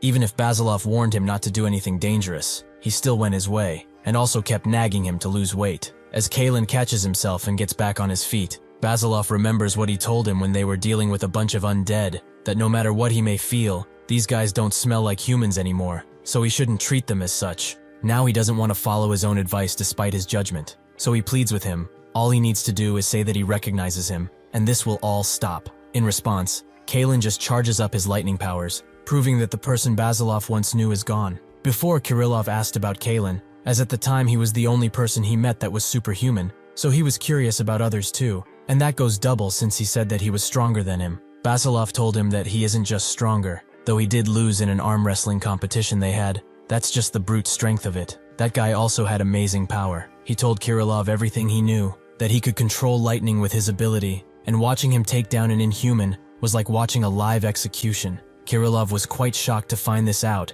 and asked where he was, but Basilov had no idea. They were never really that close to each other, and unlike them, they did not form a team. That guy is more of a wanderer, who had the dream of leading all of the superhumans. They lost contact with each other a long time ago. It's been a while since he heard his voice. Kirillov is the skeptical type, and said that something might have gone wrong, but Basilov didn't care, as it's not his business. No matter what happens, he is not weak, so he is not scared that he will lose any fighting, as he has never lost a fight. So Kalen, who is stronger than him, will have no issues. Kirillov said that he would really like to meet him, which made Basilov sigh. He is a smart fellow, but he is also a class clown who was never serious about anything. He is a bit different from him, but when they finally get together, things will surely be interesting. Kirillov was amazed to see that Basilov actually smiled the first time he saw him do that. Kalen uses his lighting and his strength to punch Basilov again and again, until he starts falling to the ground. But even then, Basilov just gets up, and tells him that this is different from the arm wrestling competition they had. He strikes him so hard that he sends him skipping again, but this time he charges in once again, while thinking that he's doing what he thinks is best for an old friend. Evan notices that Kalen is being pushed back by that guy who is out of control in terms of strength. While he thinks that he never expected something like this, a blade flies to his neck, which he barely has time to dodge. Kirillov apologizes for attacking him out of nowhere, but he has no opponent, so he chose him. He also noticed that he is leading everyone from a distance. He must be the one who made and controls these puppets, which made him quite curious about something. If he dies, what will happen to the puppets under his rule? Evan notes that he doesn't know, since he has yet to die. Kirillov finds his answer quite troublesome, but since they are both curious, why don't they test it out now? Evan notices that he is using martial arts with his throws, and can barely dodge the incoming flurry. But Kirilov is not done, as he throws a large axe in his direction, making everyone wait to see what happened with bated breath. Evan did manage to get out of the attack, but this caused Chenver to be wounded pretty deeply. Evan tells him that this is a Russian superhuman. The predictions that Carol has told them about have become twisted. They were not careful, and now that the future has been corrupted, they could die, or destroy everything they have built. Even if he releases all of the power he has stocked up in his inner core, it will be a battle they can never win. The reason for that is that the two people who just joined, both are too strong to fight normally. Since it has come to this, Evan says that he doesn't wish to fight them anymore, and if they all stop, he would like to barter. Kirilov believes that this is a trick. This bastard is probably trying to get out of this sticky situation. Sure enough, Evan whispers to Chenver his plan. He will go down under this traffic light, but as soon as he does so, he will place a marker, as he might come back to Korea later. From then on, no matter what he says, he knows that this blonde guy will not stop trying to catch them. He will send whispers of bondage to everyone so they can work together. Everyone needs to be ready to run if this plan is going to work. Kirilov asks why he stopped, as he was pretty excited to find out what he was going to say next. Evan apologizes, and says that they can probably work something out, since he seems like a reasonable man. He also asks for his name, which Kirilov agrees to tell, but notes that he should say his name first before asking about someone else's. Evan also reveals his name, and states that his true purpose was to collect Whitecap's body. But in this fight, he didn't die, and he realized that he was trying hastily to recover the situation. He was wrong. He promises to not do anything if they let them go, and he will share anything about him that he can, including his drinking habits. Next time, he will also use his powers to cooperate with them in any fight. That is his promise. Should he accept it? Kirilov asks if the puppet who is fighting Basilov is truly Alexander Kalin. Evan confirms it, so Kirilov tells him something that goes for every beast fighting here. His puppets, be they superhuman or inhuman or whatever, it doesn't really matter. They are atrocities that should have never existed. And since he believes that people should not be modified, he will have to punish him. What's more, he also presented a false proposal. He is a natural liar. He can sense it. To do him a service, he will pretend like he didn't hear anything and just end his life. That's when Nangi and Opir appear next to him, forcing him to move out of the way.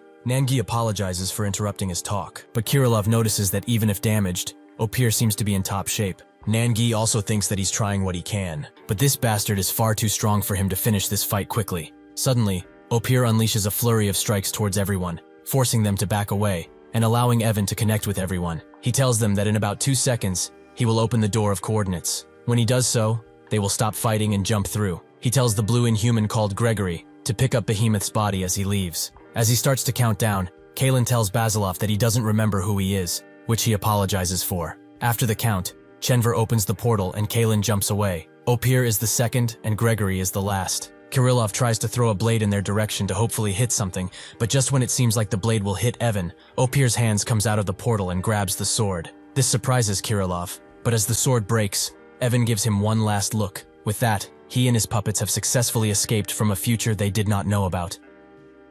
After the fighting comes to an end, the incident is broadcast to everyone. This particular altercation took place in a large area, from the school to the city center. The mayor of Incheon has stated that significant property damage was caused. They are still calculating the cost of this damage as they speak, but the government is providing aid in this recovery process. Juri listens to this news as he writes in his notebook, thinking that there really are some strange people in the world. What is even the point of a superhuman fighting another superhuman? Even if that guy dressed like a beggar, he was still pretty scared when he demanded that he hand over Kang, to the point that he didn't even want to think about it. Since Kang is always with him, he feels like he is sometimes superhuman too, but the glow in that man's eyes made sure that he would never think that way again. Still, he refused to hand over Kang, which he didn't believe he could do. He wonders if that was courage or just dumb luck. But whatever it was, he needs to be more careful from now on, and not repeat the same mistakes. He also thinks about Basilov and Kirillov, who are both from Russia, and he kinda likes them for some reason. When everything died down, Juri was surprised to see Nangi there,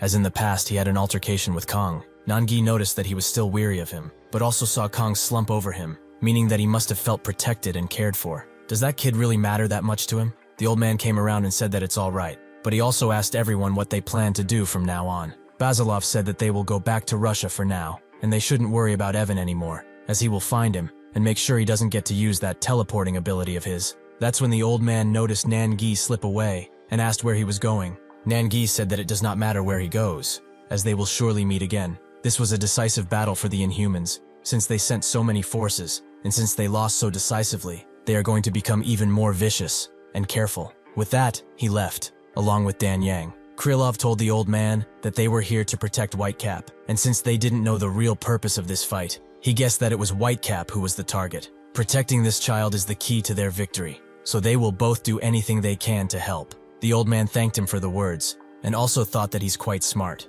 Eventually, news about Whitecap appeared on the TV. Now that his identity has been revealed, questions about him have tripled instead of dying down. More and more people express their concern over his disappearance, while on the other side, many analysts believe that when the circumstances are considered, this battle was caused by Whitecap, and he should be charged as such. Ju Ri thinks that after the battle, people are slowly but surely rising up against their difficulties and going home, like nothing really ever happened. Kang is completely gone. He didn't tell him anything about where he was going and what he would do. If he's honest, he would be extremely lonely without him. In the conference room, a very battered Pearl appears before Sui and Ben. They were both shocked and asked what happened. With this in mind, she sat them down and explained everything that had happened in that fight. When they caught Pan in the formation, he congratulated Jane for unleashing such tremendous power, as he couldn't stop tearing auditory hallucinations, and his ears felt like they were going to explode along with his head. He was happy to find out how strong her illusionary abilities were, and was proud that he was still alive after all of this. He was proud that he could endure it all alone.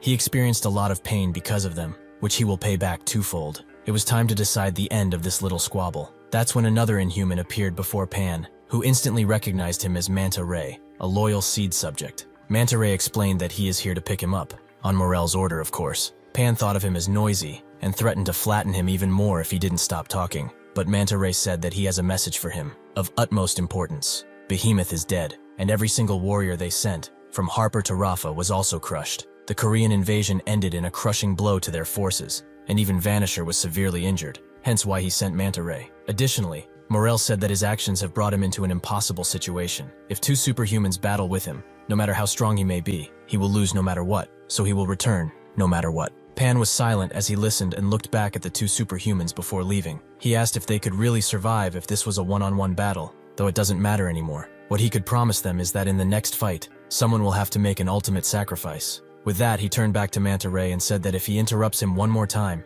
he will make sure to butcher him slowly. Manta Ray understood and swept Pan under his veil, allowing him to teleport away. Ben can't believe that beast was in the middle of the sea, but Sui is more concerned about Jane, as she isn't seeing her anywhere. Pearl explains that Jane unleashed a foundation in the worst possible scenario, with barely a single condition met. She took a serious risk because of this, and started to experience necrosis afterwards, so she wrapped herself in the hinges, as she didn't want anyone to see her appearance. She urges her to leave for America, and also tells her that she will be going to Daphne Bayleaf, the only person who could cure her condition. She is now headed to Australia as they speak. Since Daphne is there, everything should be fine. Sui is very glad to hear this, and Ben wonders if this Daphne is also a superhuman. Pearl pats Sui on the head and tells her not to worry much, as Jane will definitely recover. She is the strongest person she had the pleasure of knowing after all. Ben notes that it's very good that she came back not too injured, because he has something to reveal. Withrow's memory has recently come back. A researcher by the name of Ju Hee helped a lot in this process,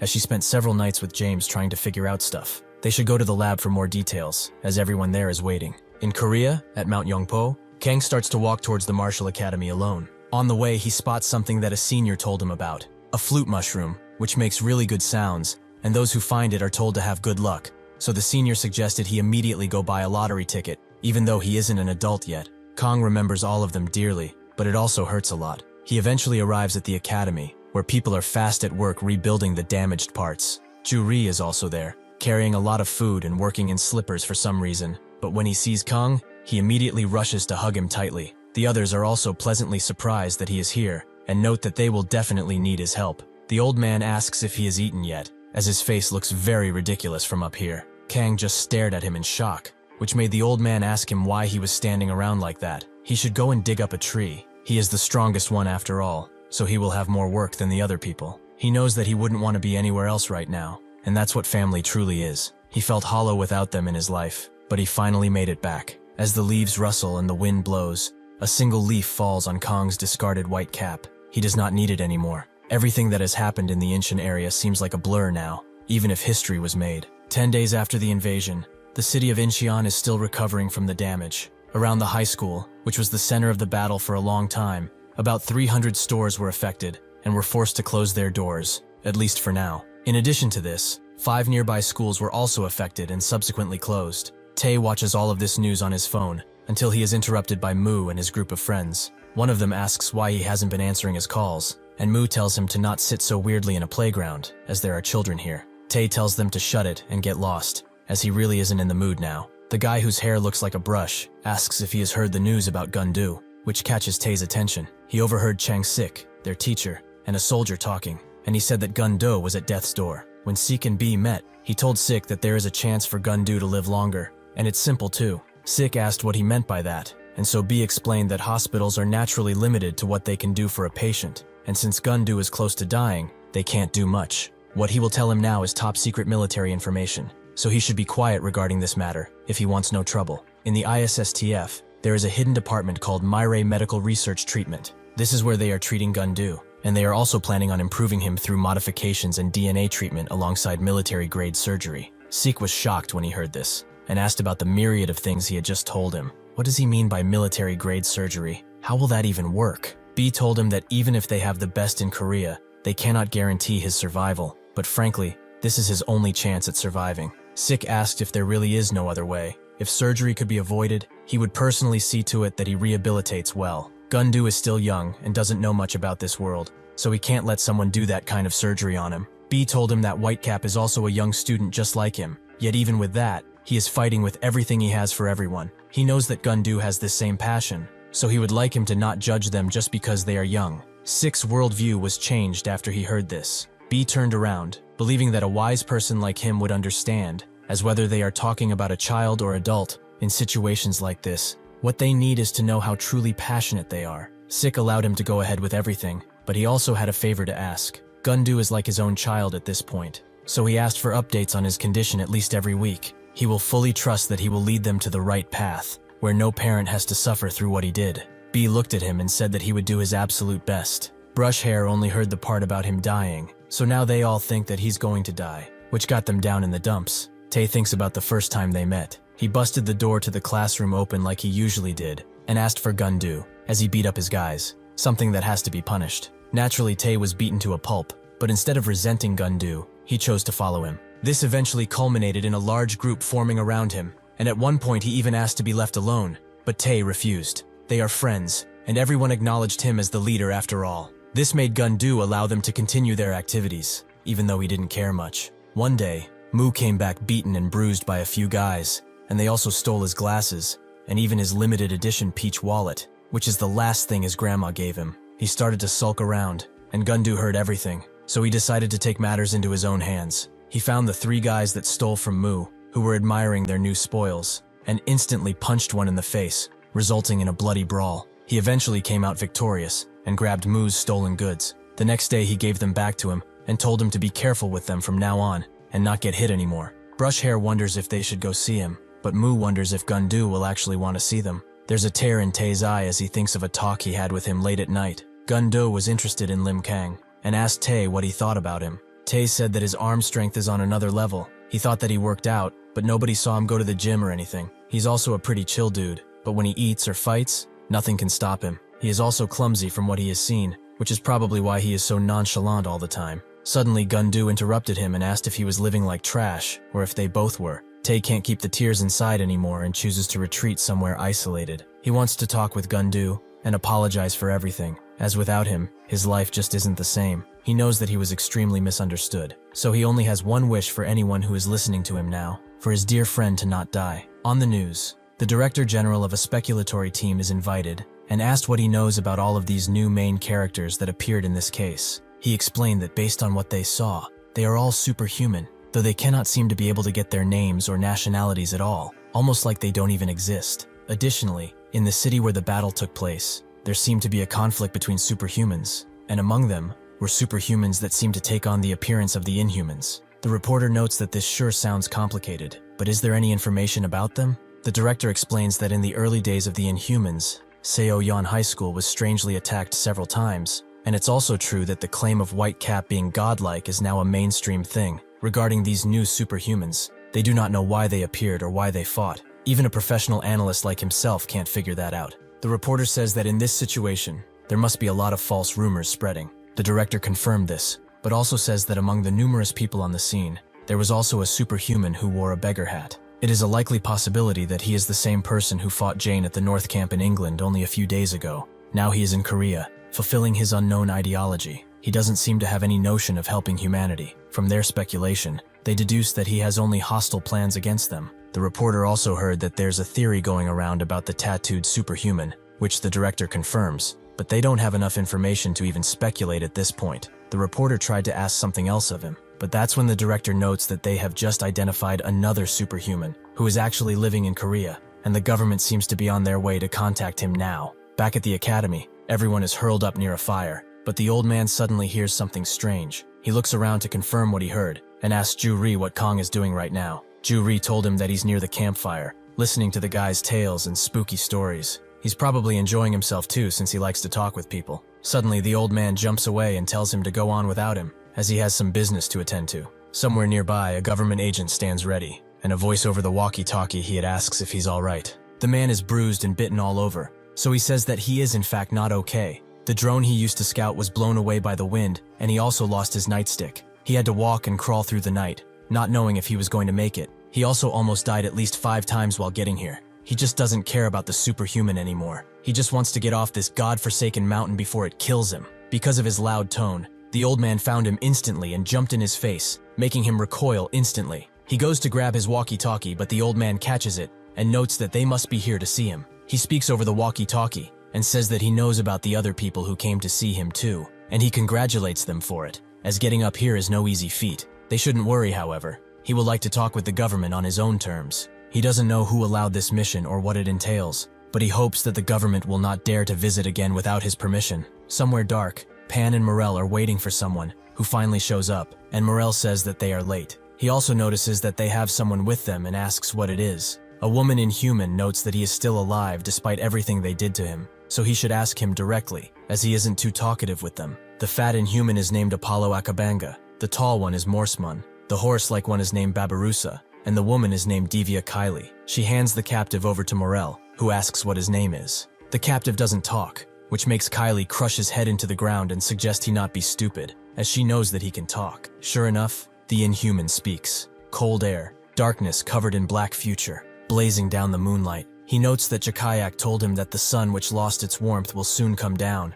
and only those welcomed by the empowering moonlight shall remain. Kylie tells him to stop speaking gibberish and get to the point. The Inhuman notes that there are no exceptions to this rule. He once again starts gibbering about the moonlight and Jakayak, but Pan has had enough and notes that he's probably gone crazy because he's at death's door, meaning he's useless to them now. He picks him up and gives him one last chance. He will survive if he tells them the location of Jakayak. Instead of that, the Inhuman says that he is Megpan, one of the warriors blessed by Jakayak. He keeps screaming that over and over again, making Pan completely crush his head. He tells Kylie that what she brought back was pretty useless and quite unfunny, and since they couldn't get anything from him anymore, he decided to kill him. He turns around and tries to go back to his sitting spot, but Kylie suddenly puts her pincer right next to his head and asks why he did that. She was the one who caught that guy, yet he dared to kill him like he was his property. He messed up the task he had, so perhaps he is mad that he couldn't do anything of use. Like usual, Pan tells her to clean up this mess before he gets actually mad. Kylie dares him to say that again,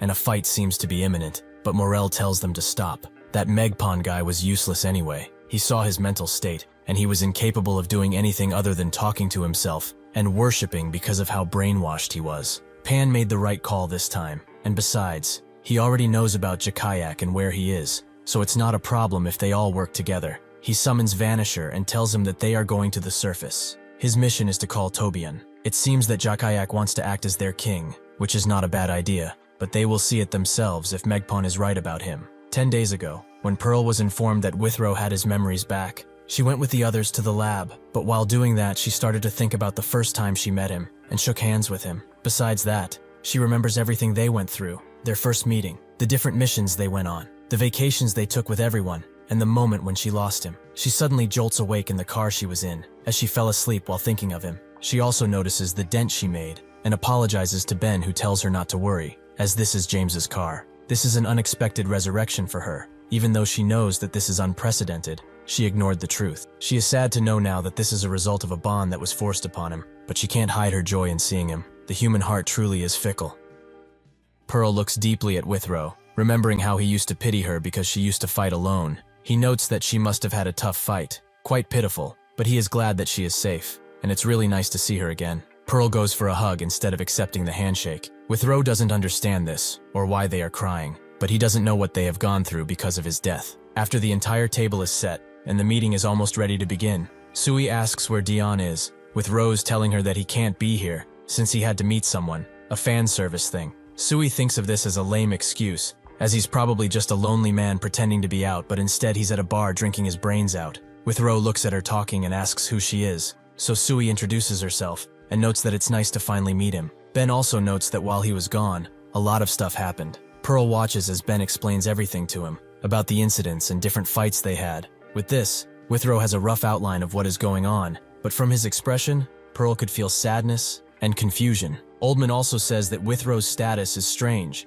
as he is constantly showing symptoms of dissociative disorder and has abnormal headaches. However, with constant physical and mental care, he will most certainly go back to his old self soon. All in all, this situation is positive, as he's recovering from that memory loss. Ben thanks him from the bottom of his heart for all of this help, but Oldman can't accept that one-sided thanks, as everyone did their part in this, more specifically Ju-hee, as her contribution was paramount for their breakthrough. Pearl remembers that he talked with her some time ago, before her fight with Pan. Not that long ago, in Oldman's lab, James met with Ju-hee, and they immediately sat down for a cup of coffee. James came to the lab because he brought the things that she wanted, but he also wondered what he would do, and if he could be of any help, as he would do anything to save Withrow. Ju-hee said that seeing him ask with such an expression put even more pressure on her, but it was like saying, "Unchilgi ginseng." Life is 70% luck and 30% hard work. If luck doesn't follow them, she can't promise anything. James asked where Withrow is, and Ju-hee told him he's in a room next door. He shouldn't worry though.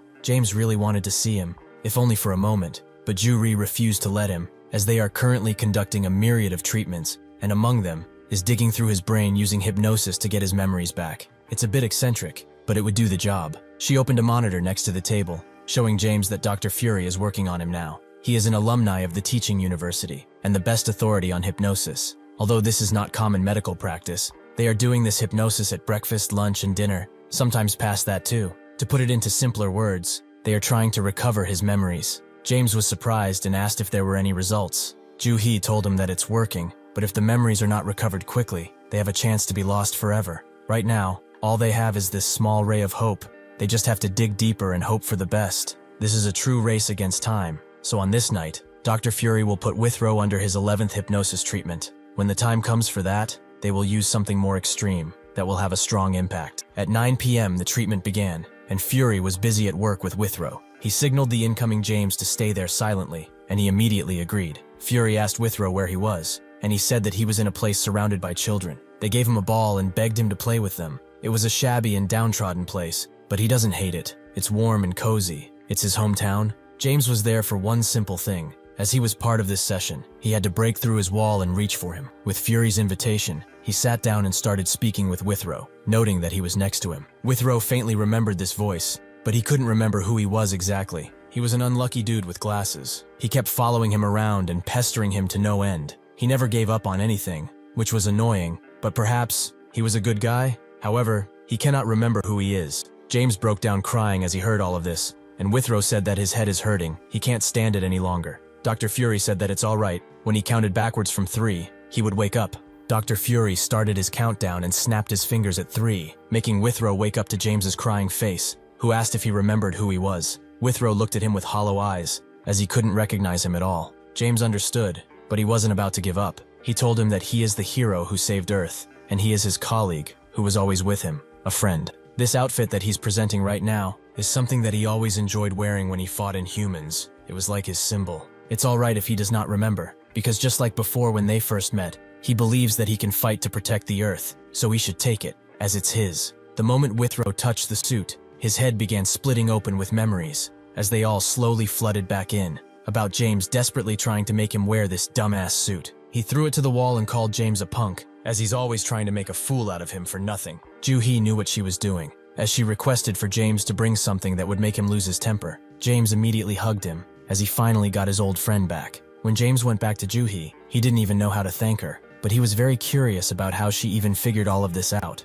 Ju-hee explained that a few days ago, she brought in a few hats. She didn't know if he was worried or it was just a habit, but he kept sweeping his hair back every time he wore one. She offered him tons of hats, old or new ones, but without an ounce of hesitation, he went for his beanie. Additionally, when she offered him some coffee, he immediately refused like it was a habit. When they chose to hypnotize him, she came to the realization that Withrow still had his habits and tendencies despite the loss of memory. To her, it was worth it to go after that faint glimmer of hope, as even if it was silly, if it's something she can solve, she would do it in a heartbeat. After that, she created a team, and they all discussed options from medication to counseling, other folk remedies, or even hypnosis. They prepared the best of the best that humans could do, and carried out the plan. Fortunately, they were able to produce good results with all of this hard work. In the end, she's not a superhuman or inhuman. She's just a genius. She just saw all of the possibilities and jumped at them. Fortunately, luck followed her. Before leaving, she told James why she called him over specifically. In the case of Pearl and Jane, who met him first, the statistical chance that they are already engraved in Withrow's mind as a relationship is high,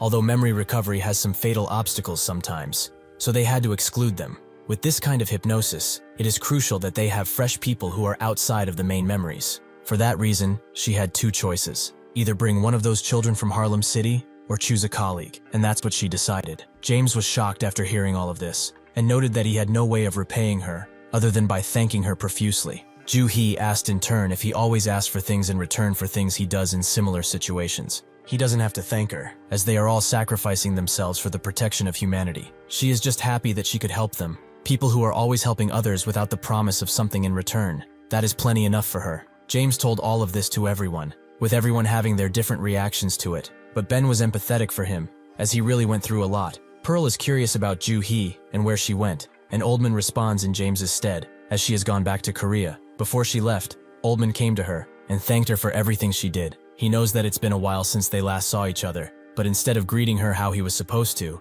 they immediately got to work. Joo-hee says that it's fine, as she also came by just to say hi, but a lot of things happened throughout. He should also stop thanking her, as she has been hearing that a lot today, and she's honestly getting sick of the word. Oldman asked if she was returning to the ISSTF, and when she didn't respond, he got his answer. Oldman tells everyone that Joo-hee is actually the team leader of Loitoik's Laboratory 1 at the US headquarters. However, recently she requested and was given permission to be dispatched to Korea on a semi-permanent trip. She says that it's just because she wants to go back to her country, but since it's her they are talking about, there must be other reasons. Pearl remains silent, and Ben didn't expect her to also be a researcher from ISSTF. James notes that some came back from a horrible and fierce battle, while others were pulled out of the abyss of their minds. Whatever happened, and whatever the results may be, he would like to thank them for returning safely to this place. Now they should begin the briefing about the Korea battle that seems to have come to a close, and about Pearl's encounter with the Inhuman. Additionally, this meeting will also be about the direction they will go in the near future.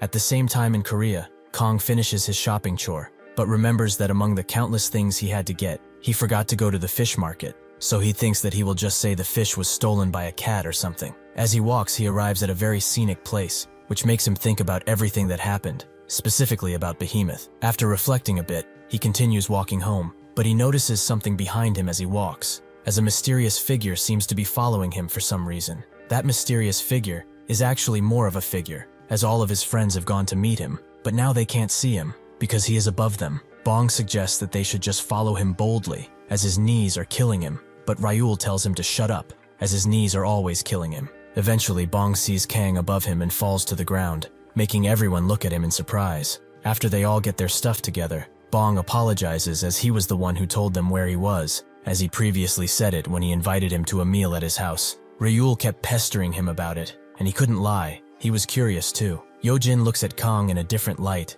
as even if he has that awkward aura about him, he is still amazing. Hong tells him that the school reopened 4 days ago. Why isn't he coming to school? It's like he completely disappeared from this planet. She tells him not to be like this, as even if they have no clue how he is feeling, he can come back, as they want to see him like they usually did. Kang just looked at her with a sorrowful expression, and instantly walked a few inches away. The others are surprised by this, and Hong begs him to say something, anything, while he is slowly walking away. Why does he keep running away from them? Did he do something wrong? Is it because of the Inhumans? If it's so, they can fight them together, as they are human, just like he is. The others know that's not true either, but say nothing as there is nothing to say. Kang notes that here there are a lot of dangerous animals, like boards or big snakes, and it's easy to get lost too. It's dangerous, so they should not follow him any further and just go back. He's sorry for everything. As soon as a bus passes him, he disappears, making Hong shed one final lonely tear. Everyone is sad about this encounter, but Ryul notes that they should just go back,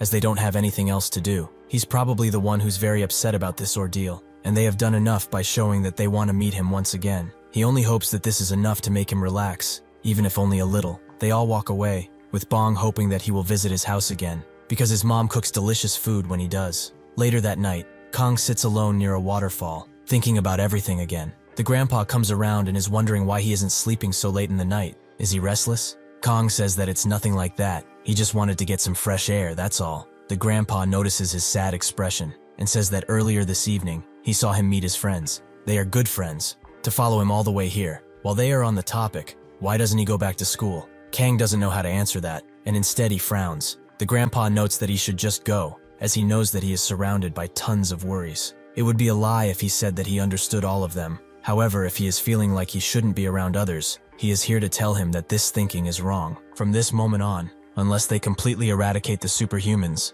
eventually there will be no place in the world that is 100% safe. It does not matter if he thinks that he's the reason for the danger, as the people he loves are already in this kind of world, constantly surrounded by danger. This is the world they are in now. They have to live with it. He can freely go and hang around with people, if he's ready to fight for them, and to take responsibility for their trust in him. He should show that proudly. Honestly, it's not his fault that everything happened the way it did. He has the right to live however he wants, and even if there are people who blame or accuse him, he should know that he is never alone. Kang is awestruck after hearing all of this, and has finally made a decision. The next day, a few of the people there are looking for Kang, as they want to plant more seeds, but one of them said that he went out this morning, saying that he is going to school. Yoondeok, the guy who was looking for him, is glad to see that he is finally going, as he seemed sad these past few days. He also notices that everything is quiet, and their master isn't there either. The sweeping guy notes that everyone went to sleep since there will be no roll call today, and the master also had some business meeting someone important, something about a press conference if he's not wrong. Sure enough, the old man enters a building, and tons of reporters are there to film him. The old man walks to the podium but stops just when he's about to get there, as this is different from what they arranged. He explicitly said that he wants to converse with only a few people, and not have so many cameras in front of him. They should put all of those cameras away, and just like they promised, he hopes that only a few will remain. The others are hesitant to do it, but the old man asks them politely, something he will not do the third time. At Incheon High School, people are walking to school like usual and making dumb high school jokes, but that's when one after another they notice Kong arrive, whom they see as Whitecap. One of them thinks that he has to talk with him no matter what, so he goes up to him. He introduces himself as Seon-uk. He doesn't know if he remembers, but he saved his life, and he would like to thank him for that. Suddenly someone jumps on him from behind, that person being Kiol, who was quite bored without him. Eventually all of his friends go up to him, and everything turns back to normal. Back at the conference, a person by the name of Han Jun chooses to take the lead, and as requested, only a few people are allowed, and most cameras are outside.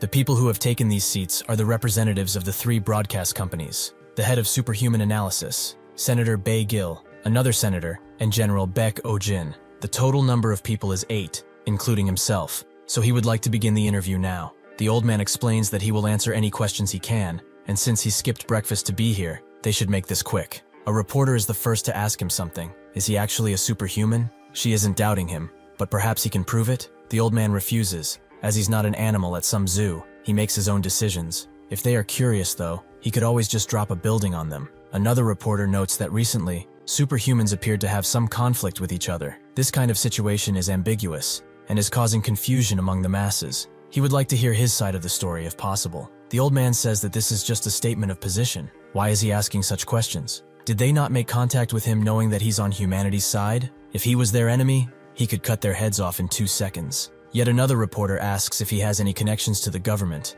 and if not, he would like to know if there are any senators or agencies that have tried to make contact with him recently. The old man is tired of these questions, and notes that he has something to say. He is just an ordinary old man, an acting director of the Submu Martial Academy. He merely stepped in to save people from the inhuman attacks. They should all stop playing around with questions like these, about relationships and status, and ask important questions. In Moscow, Basilov notices Kirillov smiling instead of eating, who is texting someone and notes that he's busy now. Basilov doesn't like his table manners and says that he will break his phone if he doesn't eat. Kirillov says that he just doesn't feel like eating, as they ate 2 hours ago, so Basilov takes his share too. Somewhere else, Dan Yang sees Kirillov's text, with him sending her a caricature of her, which she really likes, but Kirillov notes that it could be better. He suddenly asks where they are, and she says that Nangi told her not to tell anyone. He tells her that she doesn't have to if she doesn't want to, but unfortunately he speaks out loud, making Basilov even angrier, and he promises to break him and his phone if he's still on it when he gets back from the bathroom.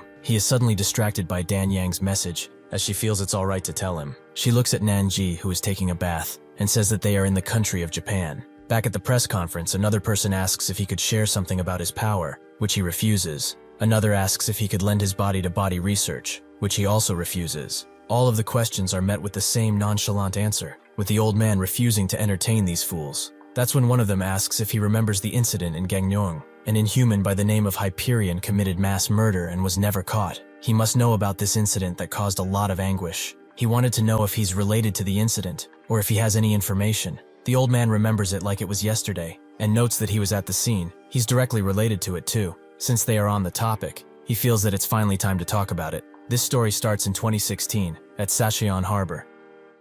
At that time, a father by the name of Nam Seok was at the port, with his son and a friend. While he was covering up his son because of the cold, his friend asked how much time he had left in the cast. Nam Seok didn't rightly know, but the hospital said to wear it for at least 2 months, though he plans on taking it off early if he feels better. While Nam Seok told his child to be careful around the water, his friend told him that he should listen to the medics, as he cannot just put his arm back on if it falls off. Why remove it like that? Nam Seok told his friend Aigo that he worries far too much for his age, and wearing something like this is like being a scarecrow, which is not at all pleasant, and if somebody wants something, they should work for it. Gold does not fall from the sky after all. Aigo said that he's just desperate for a job, so much so that he will damage his health for it. Nam Seok told him that he's no child with a broken bone. He should stop nagging him like his mother did and pass him a light, as these days, the only pain he feels is from the people he meets. When he looked at Aigo, however, his face opened wide as he saw a stone tetrapod come right for them,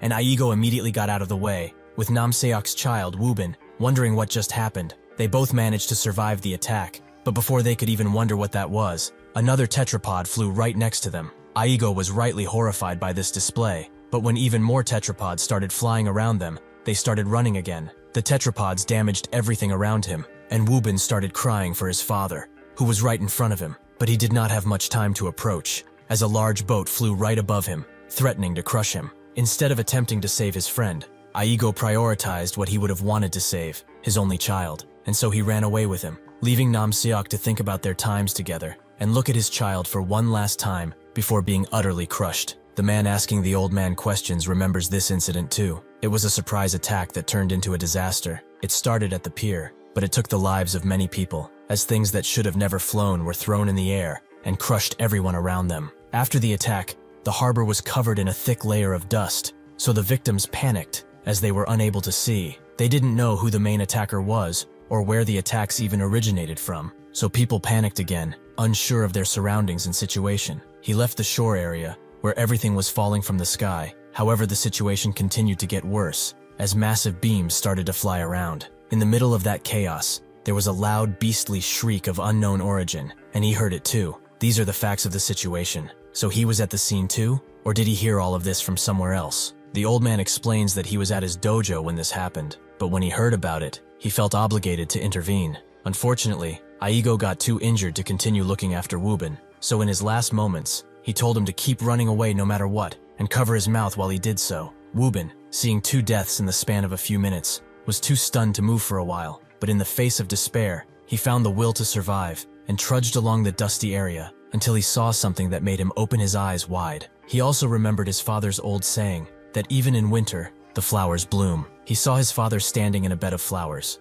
but just when he found hope and rushed to his father, he was met with reality, as the thing he just bumped into was Hyperion, an inhuman. He slowly tried to grab Woobin, who couldn't do anything to move, but that's when the master appeared and kicked Hyperion away. The master had only a few seconds to tell Woobin to get up and start running before the inhuman charged in, and they both backed off from each other after the impact. The master's eyes lit up as he saw the being who made this mess. He was sure to give him a beating for what he had done. Everyone in the room is shocked to hear that he actually fought against Hyperion, and his interviewer notes that he must be the long-haired giant. The old man continues his story without answering any questions. He saw that Hyperion wasn't moving, so he thought that he was either cautious or became stiff as a defense mechanism. That was not all, however, as he saw his eyes, and knew that he was in pain. Almost telepathically, Hyperion noted that he must be curious about him, which made the master angry. and so he charged in with a swift gut punch. He used his momentum to grab his arms and use his knee to kick him right in the face. Hyperion didn't show any sign of resistance,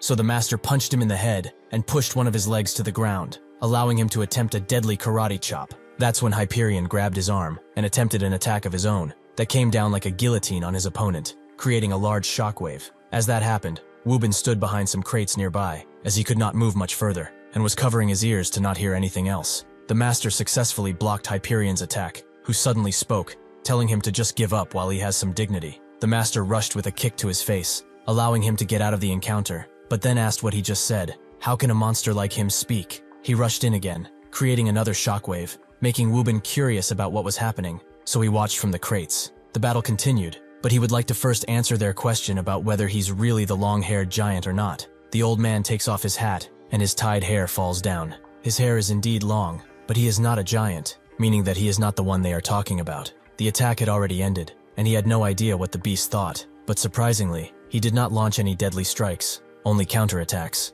His right arm, knee ribs, and jawbone were incapable of being used in the fight, and between the two of them, their attacks were around the same, though their injuries varied vastly. There was a clear gap of overwhelming power that the old man could not pass, so he was at a crossroad, where dying would not be strange at all. He thought of putting all of his power into a single attack, as a last resort, and as a message, to not look down on humans. He will tell them now, however, the information about Hyperion and about the incident in general is a truthful lie. There are no eyewitnesses in this case, and from the beginning, incorrect information was sent out as the truth. He was the one who had the battle with Hyperion, sure, but before that, he would like to tell them something interesting. When he arrived at the harbor, he thought that Hyperion was trying to harm a fallen child, so he went with a fatal shot from the first strike because he wanted to deal with him as fast as possible. However, what is strange is that through the dust, he was just staring at the pier where the incident started. Now he will tell them about the real Gangnam massacre and the true culprit behind him. As he charged in,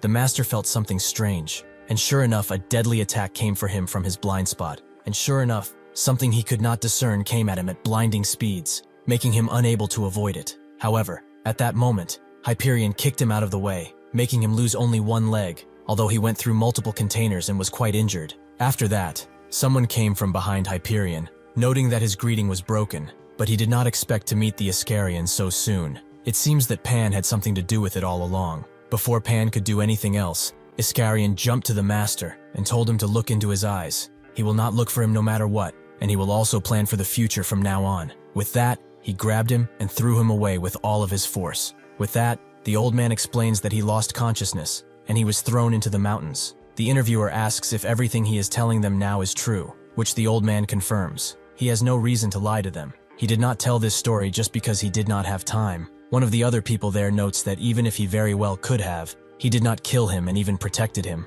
If this is all true, how are they to interpret it? The old man also does not know, as even if Hyperion showed contradictions in himself, it was evident from the beginning that he was still an inhuman, though his own mind is a mystery. It will all probably become clearer as time passes, but he can only wonder if he was confused at the time too. The others ask what he means. The old man explains that their fight was a death match, so their lives were at stake. But even in that short moment, when they read each other's moves, one can really connect with a person. The tension between the strong urge to kill the opponent and the strong urge to survive creates a brutish relationship. In that battle against him for survival, he felt more curiosity than hostility towards him. But now that he thinks about it, it was not either. It was hesitation. Pan continued to assault him, and as he was mad, he didn't want to play hide and seek with him anymore. He killed everything in his path until he found him. He should not run away from him, because he certainly doesn't want to see him pissed off. He thought that they should finish their conversation later, as he was going to kill half of them and take them away. He started to unleash countless hands against Iscarion, who dodged and charged in to counterattack,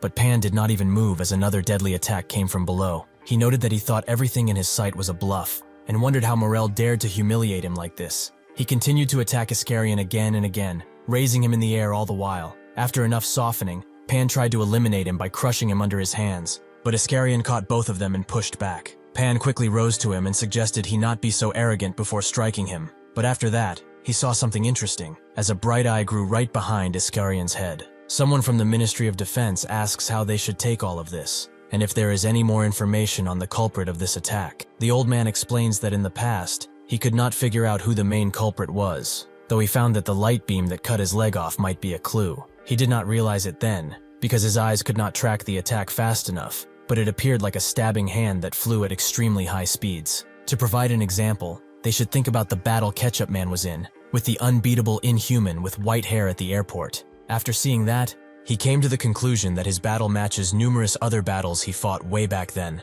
Everything fits, a giant with long hair and similarities in attacks. He believes that the Inhuman who appeared at the airport was also the culprit of the Pier massacre, and Hyperion is the one who stopped him from going further. The fighting continued, up until things started falling out of Iscarion from his back, and Pan remembered what Morel told him. He advised him not to go fight recklessly, but Pan, being his usual self, defied this order, as he felt like they were underestimating him. Morel told him that it was too hard to predict everything, but just in case, he should think about the timing of things. He should avoid all contact with Iscarion, as he is the flame that never goes out, and if he does face him, he can only hope that he will find even a hand of his. Pan could barely move under the absolute pressure of this newly transformed Iscarion, but he persevered and summoned 2 large hands to create a shockwave that would match his pressure. Seeing this, Iscarion began controlling a few of his blades and merged them into one large crescent attack, which pushed back Pan's mighty hands and went straight for his neck. He barely dodged deadly blades that completely annihilated anything behind Pan,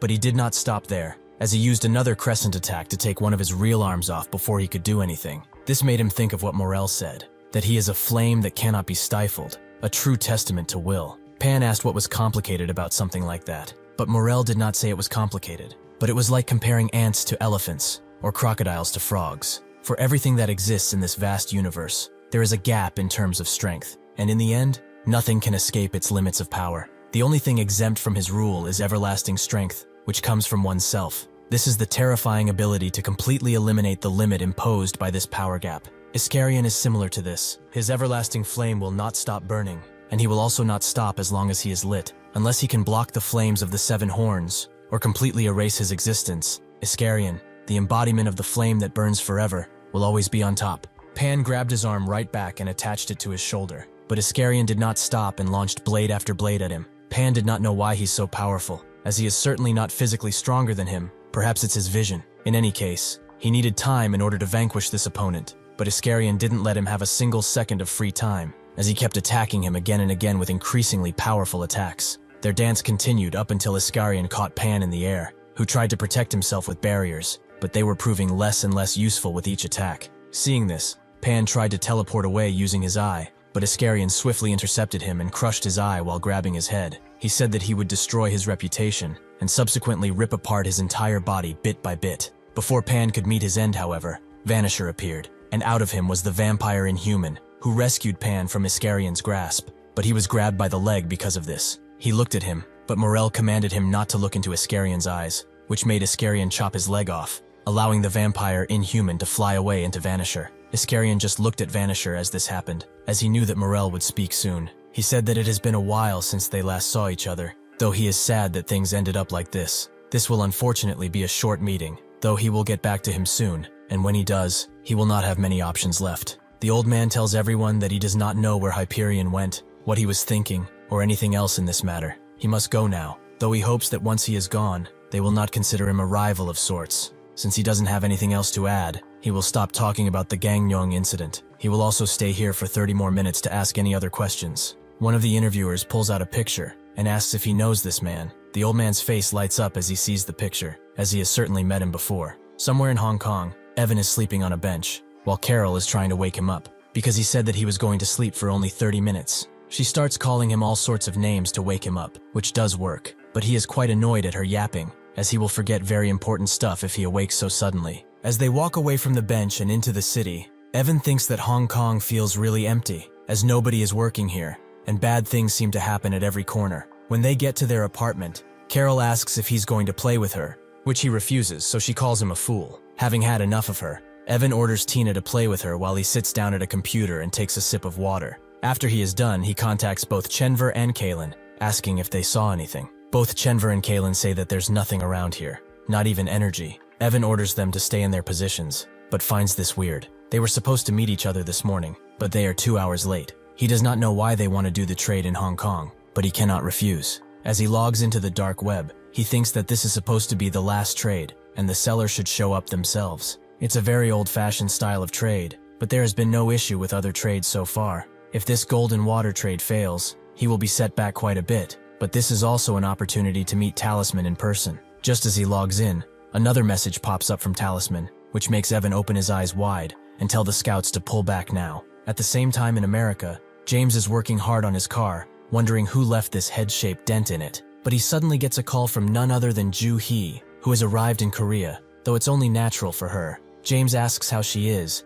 and if she has seen her little brother yet, but Joo-hee says that she's still in the airport, and that she will meet up with him after going to a few important places. But how is he anyway? James says that he's working on his car, as there's a large dent in the roof of it. Joo-hee notes that she wants to tell him something, and James notes that it must be about Evan, right? Joo-hee confirms that it is. She thought about it the entire flight. Withrow died and was subsequently resurrected, and Evan leads an army of these resurrected people. She tried to ignore her thoughts because it was not her responsibility, but she couldn't help but be concerned. She just wants to confirm some things about his ability, and about the difference between other resurrected people and Withrow, if he's able to listen. James just remains silent, as Joo-hee explains. Evan's resurrection ability can resurrect any being without losing their memories or body. Everything is fully restored without any imperfections. This is an absolute resurrection. James knows about it too, but from what he heard, none of the beings Evan resurrects have their memories intact and act as his chess pieces. Joo-hee confirms that it's as such, but she does not understand Evan. Here's how she thinks everything goes down.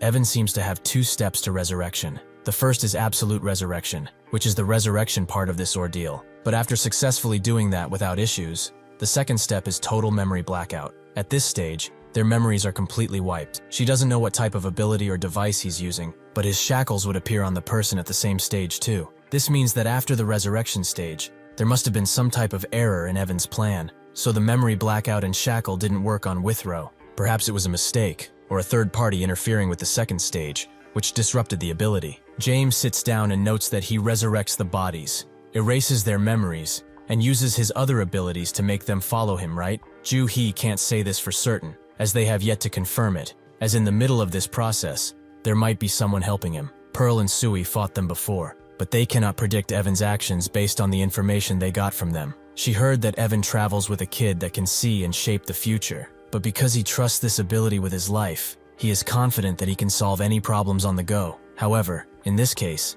he said that he didn't know how it happened, and that he would have to check. It seems like this was not seen in the future, meaning that somewhere, someone must have intervened. What Talisman sent Evan was a picture of them walking in Hong Kong, and he wished them safe travels there. Since this is bothering Evan quite a bit, he calls someone and asks if they found out anything. The fat guy on the other side of the phone notes that there's not much, as the Talisman ID is just a shell, and on the dark web, tracking information is like searching for a needle in a haystack. This is Punta, who notes that hope is not lost, as if they made this transaction using crypto, they might find something in the transaction information. Also, thanks to him giving him that talisman, he found a clue he might find useful. When Evan gave it to him, he explained that he got it from their first meeting, where they met a guy with a mask and were already at the meeting spot. When the transaction was done, he ordered Costa to floor him, but suddenly, both the container he was next to and the man disappeared, only leaving behind a talisman. Punta explains that he searched far and wide for this talisman, and eventually found something that looks the exact same on a woman's social media page.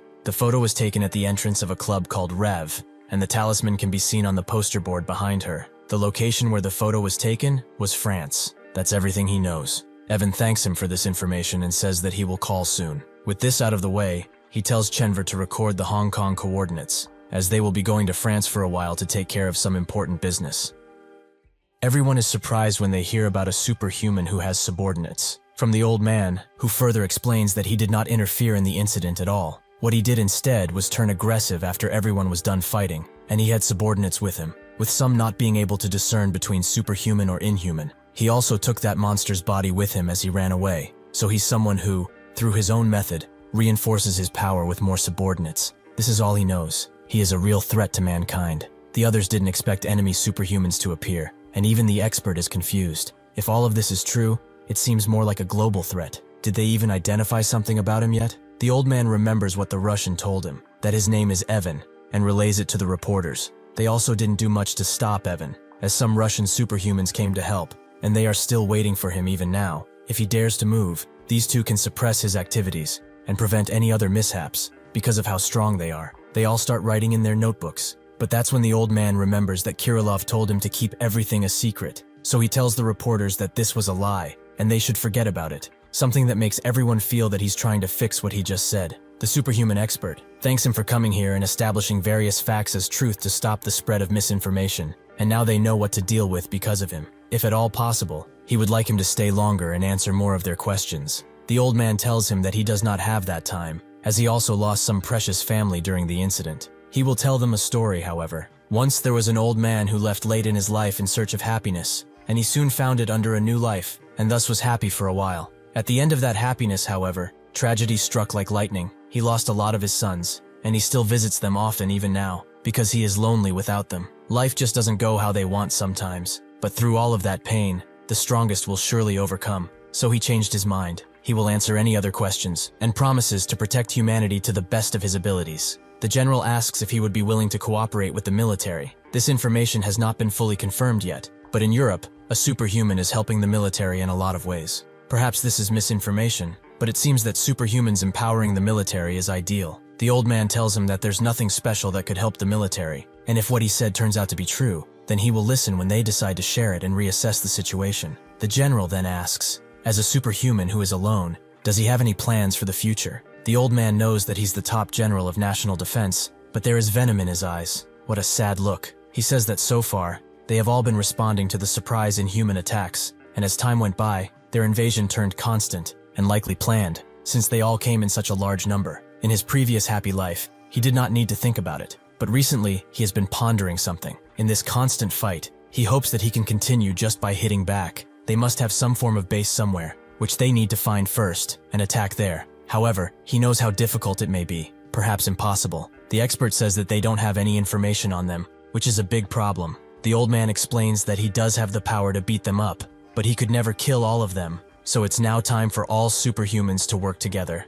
Now they don't have a way to communicate with each other, and they naturally have different thoughts and personalities. It will take time to embrace the idea of a group for everyone. One of the reporters is surprised to even think about a union of superhumans, and the old man says that they will need time to form it fully, but it's the only way to minimize damage and fight back. Another reporter feels reassured hearing all of this, but even if the superhumans fall, they will have nobody to turn to. The old man confidently tells him that this won't be the case, as they have superhuman Whitecap with them. Besides that, he is probably not the only one who has thought of bringing all of the superhumans together. Someone may be already moving to do it. In Japan, Dan Yang does Nangi's hair, which she finds quite annoying, something that he understands. Dan Yang feels like he's making her do it because he's lazy, and Nangi notes that her phone has been vibrating all day. She probably wants to answer, right? Suddenly a suitcase nearby starts to shake and fall, which makes Nangi ask if she's done with his hair. She confirms it, but is freaked out about what's inside. But Nangi says that it's nothing to worry about. He should open it and talk with him already. When he does so,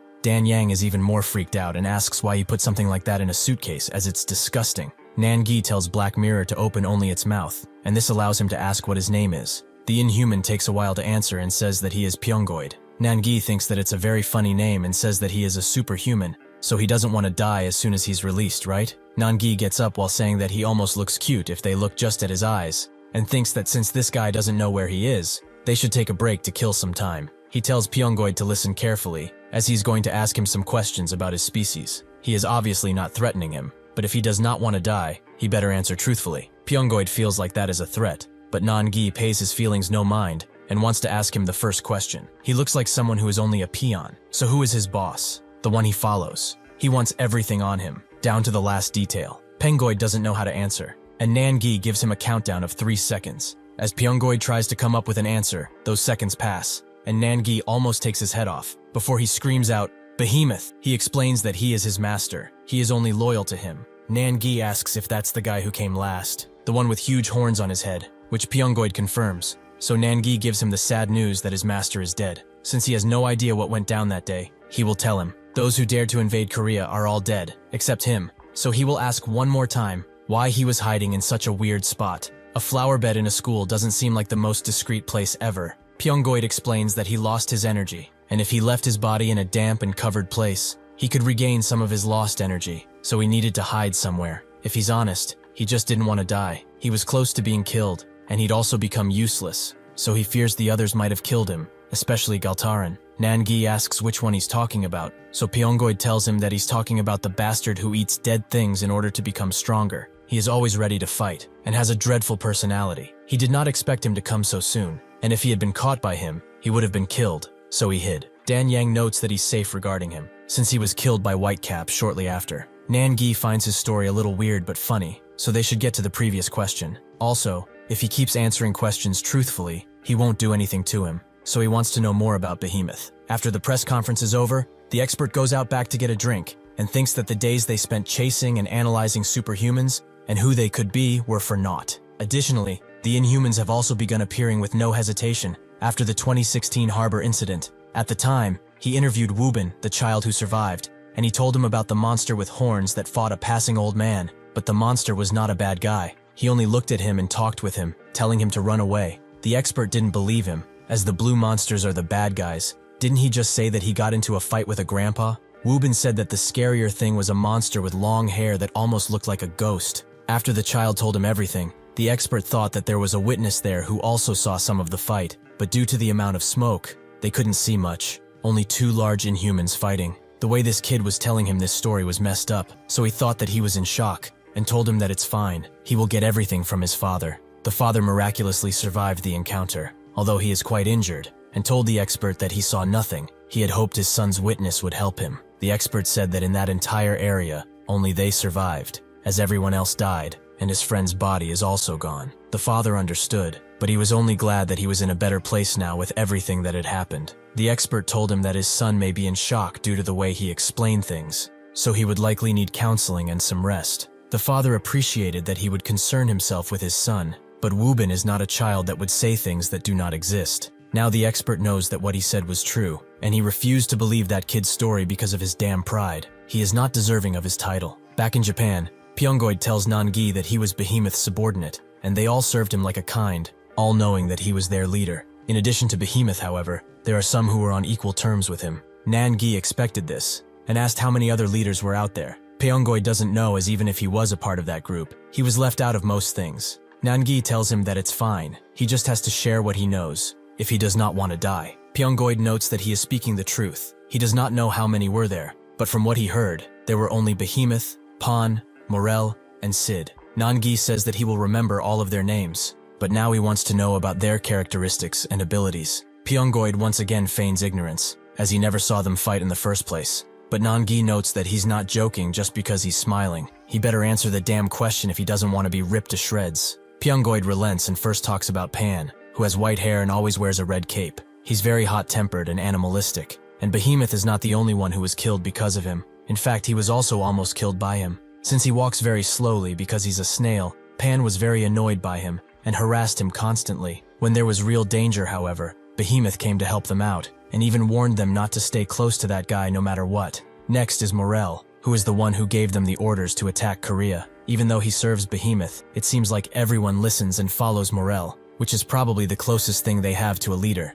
Lastly, they have Sid, who is quite special. He is nicknamed the Return of the Catastrophe, a disaster made flesh. Suddenly, Nangi stops him from talking, as he can feel someone outside of their home. Nangi can't feel that presence anymore, but he decides to keep focusing just to see if he can feel it again. While he does that, Dan Yang asks Pyongoid if he did something, which he swears he didn't, and Nangi attests to that. He has not released Black Mirror since he caught the bastard, in order to prevent any accidents. As long as his ability is active, it's impossible for this guy to talk with others even telepathically. Dan Yang gets that the person outside is someone else, but Nangi can't quite place what it is, so he goes outside to check. When he does that, he says that the weather is amazingly hot. Perhaps he should go back inside, since there is nobody here. Perhaps he was mistaken, or perhaps he is too tired to discern anything well. He goes back in the house and says that he was expecting something to come out, or at least to fight someone, but Dan Yang doesn't care. She just wants to eat something because she's hungry. Suddenly, Nangi charges up and jumps straight through the roof,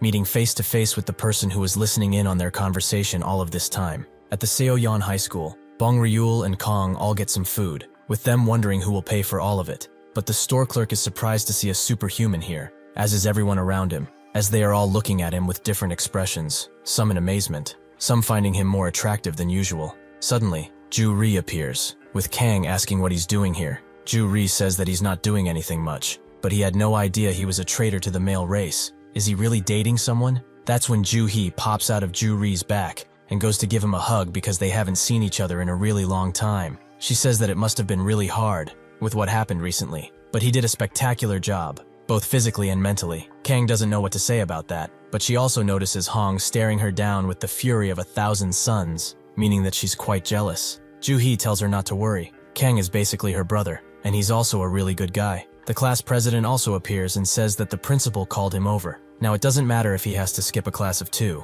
Apparently it's something important. Ju-ri and Ju-hee wait for him outside, and Ju-ri notes that they should go have a steak in front of his house like they used to. She just pats his head and says that he will buy him one, but he must be quiet now, so that they can listen. The principal tells him to sit down and make himself comfortable, as this will be quite the conversation. To him, it does not matter if he's human, superhuman, or even a monster, as even if he was a sleepyhead, he was always a good student, and he endeared him to that. He does not know how to say the next words, as he feels like it might hurt him. Kong tells him that he will be fine. He should tell him if that's what he came here for, no? The principal takes a deep breath, and would like to get the hard things out of the way first. Starting tomorrow, he cannot come to school anymore, which is quite unfortunate. Nan-gi expected the spy to pass out after they were caught, but here they are, and he also noticed that they are using Guan Beop, a form of Korean martial arts. He is quite annoyed by peeping toms, so he will destroy their mask and their face with it. The spy charges Nan-gi once again, who manages to block his attack, and notes that he really knows how to rush in things.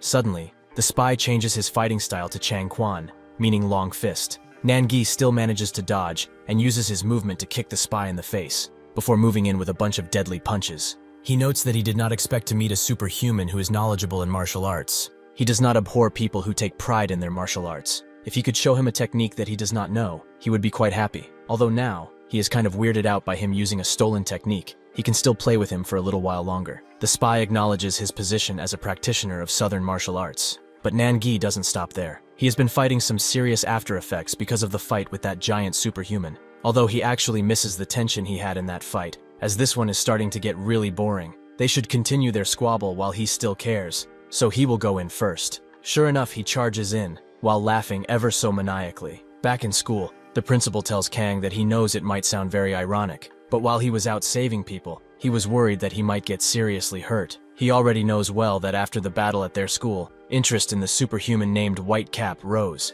and because of these rumors, many people became frightened and panicky. His very existence began to be looked into by the government as a result. It does not end there, as there was a petition with tons of signatures from the local residents that was held while he was away. The result was heartbreaking for him, as the majority voted against him. Ju-ri wonders how they dare, as Kang was the one who saved this entire damn district. The principal says that the situation got way out of hand, and he is now expelled as a result. If he's honest, this is all a bunch of bullshit. Nobody is showing him the gratitude he deserves. Kang thinks of all the memories he made at this school, and the wise words of the grandpa. Life will not last forever, and separation is something he cannot avoid. To those who leave, and even to those who stay, if they get separated, the only thing he can really do is keep his good memories of them. With that, they can smile and remember each other fondly. The principal says that he cannot attend school because of how things became, but if he ever has questions or is down in the dumps, he can come find him. If he is ever bored and wants to play, he can come visit the school, because he is a superhuman. But before that, he is his student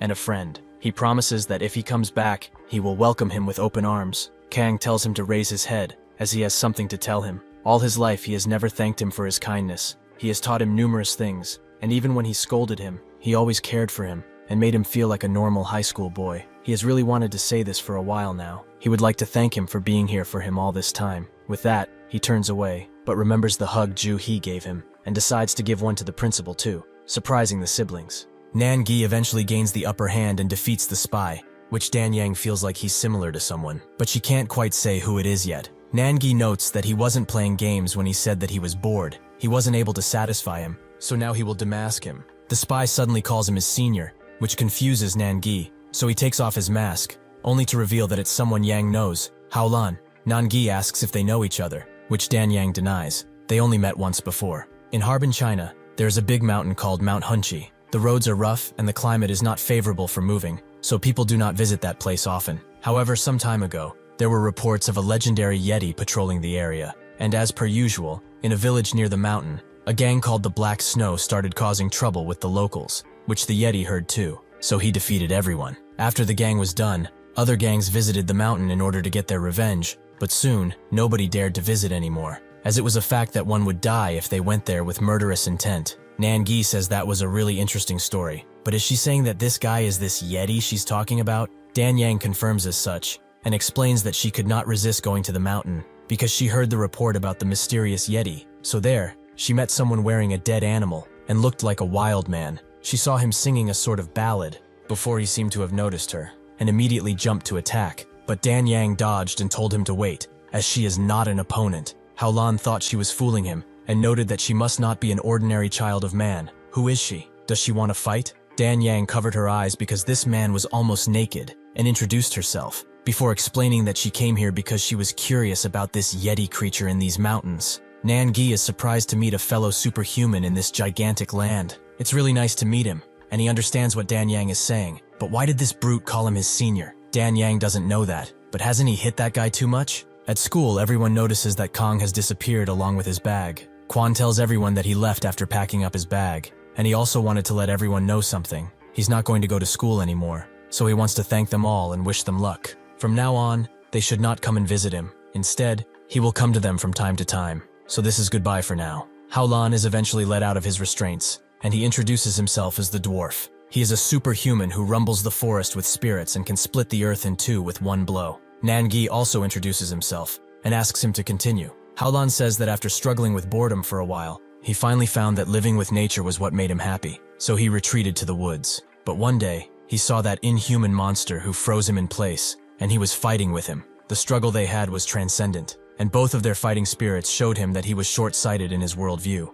In that very moment, a fire he never knew he had was ignited in his soul and took away life's emptiness. Nangi certainly didn't expect all of this. Is this a compliment to him? Haolan says that it's respect, as he crosses the sea heading to Korea to meet him and fight against these monsters. But by the time he arrived, the fighting was done. He did not know where to go next. But luckily, he heard that he was in Japan, so he crossed the sea again, and probably got a cold while he was at it too. He suddenly smashes his head into the ground and says that he has never fought an inhuman before, so he does not know how well he can do against one, but he would like to join him in his quest to save the world as a fighter. Nangi asks why he attacked him in the first place if this was his intention all of this time, and he notes that he simply wanted to check if there are others pretending to be him, so that's just how he decided to test it. As soon as they fought, he realized that it was actually him, and even though he had seen him fight before, he was still surprised by his sublime martial arts. He wanted to appreciate his way of negotiating further, so he took this opportunity to have a duel with him. He begs his forgiveness for being rude and without any self-respect. Nangi says that he wasn't rude, but he has one criticism for him. He fought in moderation. He didn't rush in with all of his might until the very end. Now that's something that's quite disrespectful. Haolan apologizes for this disrespectful behavior once again and asks to be punished. Nangi doesn't know how to do that, so he just makes him his right-hand man, which Haolan actually wanted. Pyonggoi dares to open his mouth and asks what they will do with him, since he told them literally everything already. Nangi tells him not to praise himself. He has killed far too many people, so he is going to be rightfully judged sooner or later. But he will help as much as he can before that. Before saying anything else, Haolan squishes him and calls him an oversized snail, who dared to talk back to his senior. Nangi is already liking his right-hand man, and notes that he might need a left-hand man too, so they should go to Shigehira already. While driving away, Ju Ri is quite worried about Kang, and wonders if he will really be alright all alone. Ju Hee says that his situation is complicated, but either way, he has become much more mature and determined than before. Ju Ri just didn't expect the school board to make such a harsh decision against him, and Ju Hee, seeing that he's still thinking about him, notes that she has a restaurant reservation later. He can go and talk with him then. Ju Ri asks where they are going now, as this car they are in seems to be a bit suspicious, but Ju Hee notes that it's not a special place. They are just stopping by to say hello. Eventually, they arrive in a dark structure that creeps Ju Ri out, but Ju Hee tells him it's fine. She promises that he's safer here than anywhere else, as she knocks on the door. The people inside hear the knocking, and Dr. Moon asks who this is, as this place is off limits for people without authorization. Ju Hee apologizes for showing up so suddenly and introduces herself as Ju Hee. She's with the ISSTF. Moon knows that she's the #1 researcher in the US and lets her in immediately. As soon as she enters, she says that this place has a very homey vibe to it. She didn't expect the Mira Medical Research Department to be like this. She thought it was a secret laboratory floating in the air at first, but she didn't expect it to be underground. She also says hi to Moon, as they have always chatted on the internet, but now that they meet in person, it feels like meeting an old friend, doesn't it? B seems to recognize her and vice versa, but Moon wonders why she's here in Korea,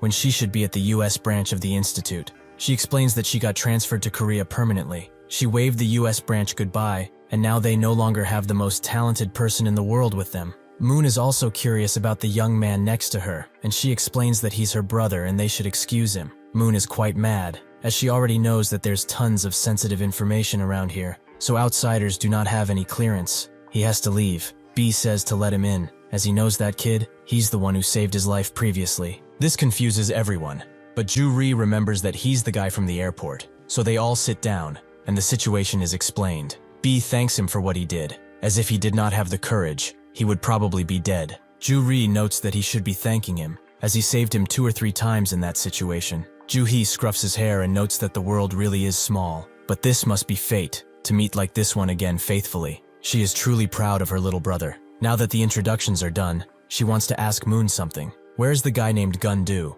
who plans to have the upform procedure done on him? Moon is shocked that she actually knows about it, but tells her that he's currently resting in an underwater capsule. He's trying his utmost to heal enough in order to have the surgery, but his condition seems to worsen every time it gets better, and they are not even in the initial stages just yet. Ju-hee apologizes for interrupting here, but he must have some medical data around here, and she wants to see it, as she can diagnose the situation accurately. Moon immediately hands her a bunch of files on this case, and it takes 10 seconds for her to read everything. She now knows that it won't be easy, but she will help him. They should solve this problem together. Moon is more surprised that she read and diagnosed everything so quickly, but that's when Ju-hee says there's something she wants to ask of him. If she's being honest, she doesn't want to be called leader anymore, because she will give up her position in the ISSTF, and she wants him to come with. He must realize the risk she is putting on herself by asking him such a thing when they just met. She knows that they are surprised to hear this, but she would like them to listen to her story at least. At the Inhuman hideout, Tobian arrives, as he was called here by Morel. Kylie asks if he was excited to come here this quickly, and Morel notes that it's decided they will be moving now, as 2 stars remain. He is not ignoring their abilities, but now they will go in directly, so he orders Tobian to open his maw and move them to the surface. He does just that, and Morel says that they will open the bath once they are above sea level. When they get up, they all glisten under the moon, and Pan asks where Sid is. Morel says that he will not be coming, but he wants them to stop talking and listen. He tells Tobian that Jakayak did not only hide his place, but he also set up a barrier, so finding him will not be easy at all. When they enter his territory, he may also start hallucinating until he loses his way, so he will not open his eyes at all, as the island, the water, and everything he will see will be an illusion. He only has to keep his eyes closed and control his abilities, swimming only in the direction he is ordered to. Tobian understands and says that there might be some sudden moves when traveling with him, but he promises to get them to their destination. Morel first points him southwest and tells him once again to keep his eyes closed. Tobian immediately follows his orders and starts moving through the water swiftly. While he does that, Pan asks Morel what their plan is when they meet him. Just take him down? Morel says that he does not know until they get into that situation, as he doesn't think Jakayak is someone foolish enough to ignore their previous talk, but he cannot predict anything with him. They all might have to see blood tonight. Kylie says that at least they will have some fun, and with that they travel in silence. But someone deep below ground has already sensed them, and is waiting patiently. In Kyoto, Nangi's group walks around while Haolan is singing and Dan Yang is eating some food. He notices this, and smacks it out of her mouth, as how did she dare to eat such delicious food, and not present it to their senior first? Such insolence must be punished. Dan Yang naturally becomes mad, and they start fighting, which Nangi finds funny, but tells them to stop, as they don't have time for this. Haolan immediately stops and calls a truce with Dan Yang, but she better be prepared next time. Nangi notes that he must have been losing to have such bruises, and Haolan is glad that he at least made him laugh. Dan Yang notices that he's trying to copy Nangi's laugh, which she doesn't like at all. People around them seem to recognize Nangi, as he has become quite popular, but the two besides him are a mystery. Perhaps they are also superhumans? Dan Yang looks around and asks if they should be walking around like this, as people are recognizing them. Nangi says that there's no reason for them to go ahead and remain hidden, and he actually never did try to hide. As they live their lives, how people see them will not matter. That applies to her and everyone else. Haolan listens with hearts in his eyes, as he takes this as an important life lesson. Dan Yang understands, but wonders where they are even going, as they are just walking this path randomly. Nangi explains that they are going to the bamboo forest in the suburbs. It's the place where he met Shigehira for the first time. From what he knows about him, he does not hide or run away. Haolan suddenly gets serious, and Nangi knows why. Someone is following them, which isn't Shigehira. Dan Yang has not noticed, so she's quite surprised, but Nangi finds it funny, as he seems to have become quite popular for no reason. Haolan suggests that he go and fight as his right-hand man, but Nangi tells them to ignore that person and head to the forest, as he is sure that he's a superhuman too, but he's a tailing amateur, meaning they will catch him in the forest and see what he really wants. While sleeping, Pearl thinks about Jane and how injured she was. She fought to the point where she could not even show herself anymore. She is suddenly awoken by James, who apologizes for interrupting her rest, but she must come here quickly. She asks what's wrong, and James asks if Jane has contacted her in any way, which she hasn't. James explains that a few hours ago, Australia began to be besieged by Inhumans. Pearl asks for more details, which James can't give her, as they don't know much either. This news just started to circulate 10 minutes ago, so it's hard to tell what the situation is like. The US and UK branches of the ISSTF are on their way to Australia as they speak, but they have not seen any superhumans take any action yet. That is why he called so late in the night, to see if she had any contact with Jane, but now they will look into Daphne. The superhuman Jane was supposed to meet and see if they can't get something. Hearing all of this, Pearl gets up and says that she will be going, making James note that they have informed everyone and will be in the laboratory to brief her. Pearl says that there's no time.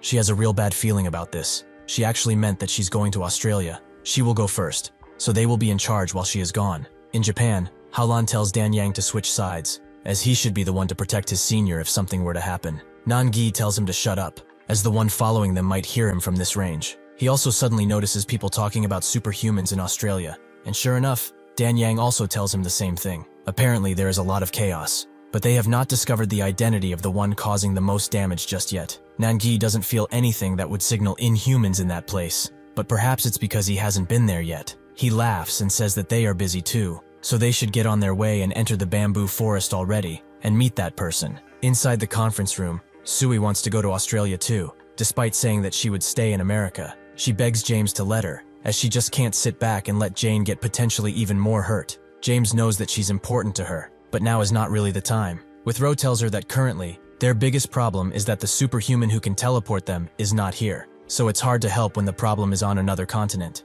James concurs with his words, but Withrow continues further, and says that Pearl recently got the ability to fly, so she will get there swiftly. They all understand how she feels, but they cannot contact Jane now, so Pearl made the right choice when she decided to rush to Australia, as there is no time to waste. They must trust her no matter what. This news is spread to everyone in the world, and it eventually gets to Kirillov and Basilov, with Kirillov saying that he thought things would be quiet after the Korea fight. But still, something is quite strange about this. Since this news keeps spreading, it's bound to be something big, so they should get moving too, something that Basilov agrees with. Nangi's group finally gets into the forest, with Nangi noting that it's been a while since he came here, but the trail is the same. That's also the cabin he is living in, Shigehira's place. He notices that it's pretty much abandoned, but they will go inside later. He tells Haolan to get rid of the annoying bugs that are around here, and Haolan immediately jumps near an eagle who seems to be spying on them. He announces that he is Haolan. He is swifter than a bird and stronger than a bull, so he will make sure that it dies a painless death. Before he can do something, however, a kid crashes into Haolan,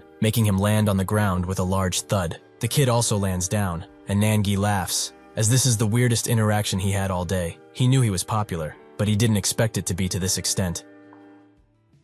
Dan Yang knows that this young boy is the one who has been following them, although he doesn't seem to be the Shigehira they are looking after. The eagle starts to gently descend on the young boy's shoulder, surprising her, and the young boy asks Nangi if he's the Black Hat, the one who fought in Korea when the beasts came. He also asks what he is doing around these parts, which makes Nangi laugh, since he has not met such a bold kid in a very long time, but they are here to meet a friend, by the name of Shigehira. The young boy instantly believes that these are all lies. How can they be his uncle's friend when they tried to harm Kenta? Nangi asks if he's talking about the eagle on his shoulder, which the boy confirms. Kenta is an old family friend. How can they dare to harm his friend like that? Before he can utter more words, Haolan charges him with his foot, which the boy barely has time to defend against before being sent flying. He does manage to stay on his own 2 feet, but Haolan does not stop and tries to smash him into the ground. The young boy has to use all of his body to move out of the way, allowing Haolan to grab his foot. He announces that since he was the one who started spying on them, he will not have any mercy on him.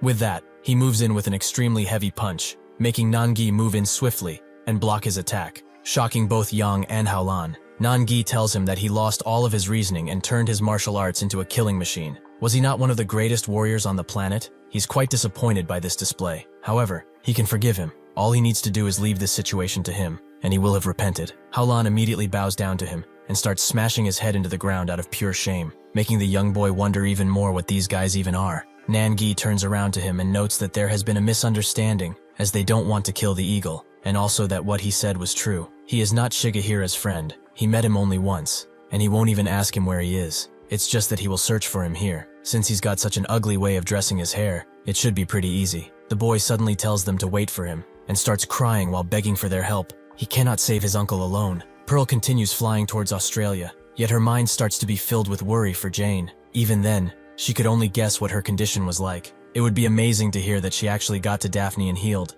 but if she hasn't, she may never be able to come back from that ever again. This worry turns into determination, and she speeds up, hoping to see her friend well. The boy tells Nangi's group that half a year has passed since his uncle left, and Danyang gently asks him what happened afterwards, to not make him cry anymore. Haolan also feels very sorry for him, and can feel the sadness coming from his heart, making him cry too. Nangi asks for his name, which he says is Chisaki, Miura Chisaki. Nangi also introduces himself, and asks what his relationship with Shigehira is. He wants to know everything, from his relationship all the way to what happened. Chisaki says that it all happened 1 year ago, when he first met his uncle. They first met in the pampas grass fields of the Sengokuhara district. At the time, the inhuman alarm suddenly sprang, and the inhuman who appeared moved northwards, causing havoc everywhere he went. It was a situation where the subjugation of the beast could not be easily done, even with the help of the government. To help with the situation, he also went to the Golden Grass region, where the inhuman was expected to be arriving next. That's when he met Shigehira,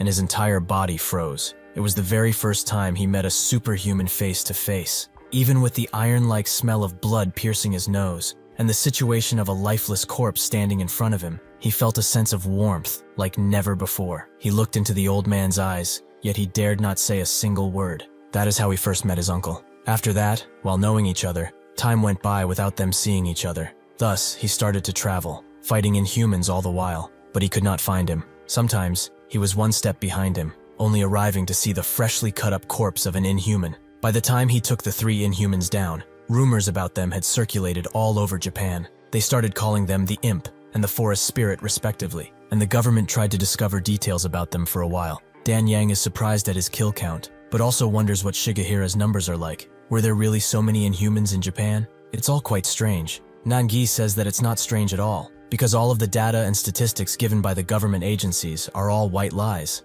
The United Nations UV previously said that Withrow and Pearl were suppressing more than 50% of the world's inhuman encounters, which is bonkers to even think about. They just come up with random statistics and such, in order to not cause a worldwide panic. If they were to include the unknown instances where inhumans and superhumans are fighting, the number would be much higher and things would become more complicated. That is why public information is faked. Politicians, business giants, and the like are all filtering this information according to their needs. Danyang agrees with him. She and Nangi have killed more than a few inhumans already, while Haolan thinks that he should make this kid his senior, since he killed so many inhumans. Black Mirror suddenly comes out of Nangi and starts looking at the young man right next to him. He notes that this one is a little different from their win-win relationship, but it's very similar to him. He can feel the echo inside of him vibrate. Nangi seems curious about this information, but tells him off for crawling out while people were talking, so he confines him for now, which Black Mirror does not care for. With that out of the way, he tells Chisaki to continue his story. After a while,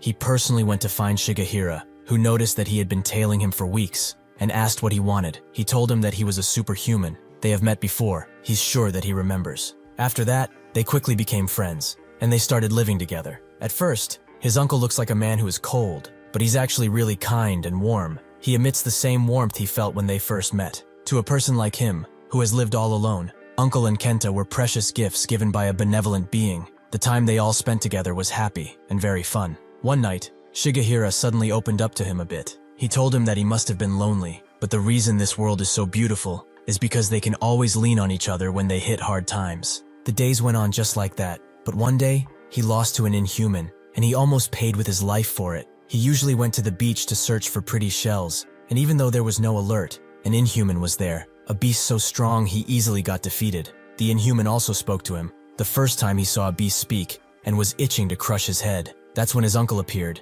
and asked the beast to put his grandson down, if he didn't want his head to be attached anymore. The inhuman did not seem that intimidated, and asked if this little man was his subordinate or something. Shigehira was surprised to find out that such a beast could speak so well, and asked him once again to unhand the kid. He will not ask again. Noticing a certain vibration in his voice, the inhuman deduced that he cares about this subordinate quite a bit, something he can certainly play better. That's when Kenta started to fly above them, making both the inhuman and Chisaki stare up in the sky. This gave Shigehira enough time to cut the hand of the Inhuman and grab Chisaki. Unfortunately, this was not enough to cut the Inhuman's hand completely, but it was certainly enough to anger him, as he told Shigehira that he would be munching on his bones by the end of the evening. Shigehira was actually aiming for his neck in order to finish things now, but the Inhuman moved and he only got his arm. He grabbed his hat and told Chisaki that life is not always happy, and there are times when it is hard to shake off the loneliness and fear that will seep within him. He will be gone for a while, but he should know that at this moment, he can fully lean on his shoulder. Chisaki could only cry as his old man bravely rushed the enraged Inhuman. He notes that Shigehira is really strong and fought quite well against the Inhuman, but while they were in the middle of the fight, another Inhuman appeared. He suddenly erupted from the ground and almost put Shigehira into the ground, who was able to dodge before something happened. This Inhuman, Merle, wanted to join Bahama, who warned him that this guy is strong enough to kill them in an instant if he wanted to. Shigehira couldn't believe that he met two Inhumans that could talk in a single day, and both are quite different from normal Inhumans. Just what is going on? The Inhumans did not give him much time to think about it, and started to rush him. Chisaki wanted to do something, but since the situation was so dangerous, he could not do a single thing, and his body was also not in the best shape. The Inhumans tried many pincer attacks on Shigehira, attacking him from above and below, yet they did not look at him even once. So Shigehira also had to forget about him, in order to protect him. Dan Yang notes that she can only imagine how those superhumans looked in his eyes. She is sure that they were extremely dangerous. Was Shigehira also in danger like he was? Chisaki denies it. Shigehira had a complete advantage in this battle. He was surprised too, when he saw what he could really do. The others are surprised, but Nangi finds it to be only natural. Shigehira is really strong, but fighting is not all about strength. One has to know the difference between themselves and the opponent, the variables and abilities brought along, and the skill of the opponent. He saw Shigehira fight before. He is powerful in all of those aspects. If they were to compare him to St. Pearl of the United States, he is equal, or perhaps even greater than her, although it depends on the situation. If he isn't against an Inhuman like Behemoth, or an entire army, he's not someone who can be brought down with ease. He does not know what kind of Inhumans he was against, but unless it was the two examples he mentioned, he can predict what happened next. Sure enough, Shigehira cut both Merle and Bahama to size, but let Bahama live, as he wanted to ask a few questions before he killed him. Shortly after Shigehira was done with the Inhumans, Kenta came to Chisaki, cuddling close to him as he did so. Chisaki assured the bird that everything was fine now, it's all over. He did not know at the time if he was really talking with that Inhuman or not, but after ending the fight, he just stood in front of him. Sure enough, Shigehira was really talking with him, and asked where he was from, and who he was exactly. Bahama tried to say that he knew nothing, but Shigehira took his other arm at extreme speeds and warned the Inhuman. He knows already that as long as his heart is beating, his body will keep regenerating, whether he wants it to or not. If they wait, he might actually regenerate fully, so he should listen well. He cut up his subordinate in one single swing. He kept him alive for a reason. He has misunderstood his actions. He has no plans to kill him swiftly, like his comrade. Until he answers correctly, he will feel the cold slice of this blade again and again, so he will ask again. Where does he come from, and what does he plan to do? Seeing no other way out of this, Bahama decided to obey. He explained that they did what they were ordered to do. They were scouting for Stein. Shigehira asked who this Stein is, and Bahama told him that he went against someone's orders and ran away. He is a true warrior just like he is, and is allowed to fight autonomously, without orders. He was commonly known as a stupid idiot pet, who can't speak because of how afraid of the boss he is, so they were ordered to catch him. Then they ended up here, facing him. Shigehira asked where he took his orders from, and Bahama said that they were from the king he serves. He's the one Inhuman above all Inhumans. Shigehira figured that he would know where this king of theirs would be, which Bahama confirmed, but it was in the ocean. Shigehira slowly sheathed his blade and noted that he wouldn't kill him now, but if he tried anything funny, he would feed him to the pelicans around here. He wanted the Inhuman to lead the way and guide him to this king. Everyone is surprised to hear something like this, but Chisaki continues. Shigehira explained everything they talked about, and that he would go at midnight. Naturally, he wanted to come with him, and begged Shigehira to take him, but he explained that currently, their abilities are as different as the land and sea. He will not be of help to him. He will only be a burden to him. He already knows this. He will get stronger in the future. He has that potential, so he shouldn't be stubborn, and wait here, as he will leave the protection of Japan in his hands. With that, he left with the Inhuman on a small boat. Nangi notes that this was a horrible decision, but he can understand what he wanted to do. When he realized that there's an organization of Inhumans, he must have planned to cut them down from the roots, but he underestimated his opponents heavily, as he only fought 2 weak scouts. He was probably so damn arrogant with his strength that he thought he could kill anyone. What a stupid bastard he was. Chisaki immediately reacts to this mockery and tells him to apologize as his uncle isn't stupid. Nangi asks him, if he wasn't a dumbass, then what happened to him? He's curious about what happened afterwards, so could he tell him? The other two realize that Nangi said those words to allow Chisaki enough courage to talk about what happened next. At the same spot where Shigehira left, he stood still for many days, in order to wait for him. But one day, Kenta crash landed near him, and was in awful condition. Tied to her was a piece of paper that he never wanted to open. His heart dropped when he read the contents, which were written in human blood. Be careful. Nangi suddenly grabs Chisaki and asks if he sees the stupidity now. The result of his dumbass decision was that pathetic piece of paper, and he is also asking for their help so shamelessly. Will he continue to shout at him because he's caught up in his own emotions? What a brat. He throws Chisaki to the ground, as he can't endure his weak scent anymore. But does the story end there? If there are any more clues or information, he better say it now. Chisaki looks at him with anger, before telling him that southeast of Japan, there is an island forgotten by crows, and that's where they will find this king bastard. Before Shigehira left with the Inhuman, Bahama promised to lead him there, but he begged him for mercy. Before they arrive there, he wants to die. He did not complete his mission, and he's even leading him to their base. Living in such circumstances is much worse than death, so he would ask him for this simple favor. Chisaki and Shigehira were surprised by such a visceral cry for help, but Shigehira told him that he had forgotten his place again. He will decide what is to be done with him, so he should shut up and lead the way. That is everything Chisaki knows. He has no more stories to tell them. Nangi wants to tell him in advance, but he shouldn't hold out any hope. The fact that he hasn't heard from Shigehira for a long time, and the only time he did was through a bloody piece of paper, means that there's a high probability that Shigehira is dead. He knew that the bastard would act alone, and he also knew that he would be late to anything he did. Even so, he should forget about Shigehira. If he is truly his friend, and if he is a superhuman, he must know what has to be done next. It is time to rise. He moped on for long enough. He must follow him now. He tells everyone that their business in Japan is done. They will go to finish what Shigehira couldn't. It's the least they can do at this point. While everyone is leaving and Nangi suggests they watch what's happening in Australia, Paongoid is sweating bullets inside the suitcase, as he has heard the name of the island. At the Martial Academy in Korea, everyone is watching a news story about Australia. Currently, the region where the incidents first occurred are covered in a blood-red sky and fog, which has disrupted communication signals. Because of this, investigation has been proven difficult, and the US branch of the ISSTF is unable to do anything at this time. Grandpa's senses are screaming at him, just like last time, that this situation is not that simple. But what the hell is happening?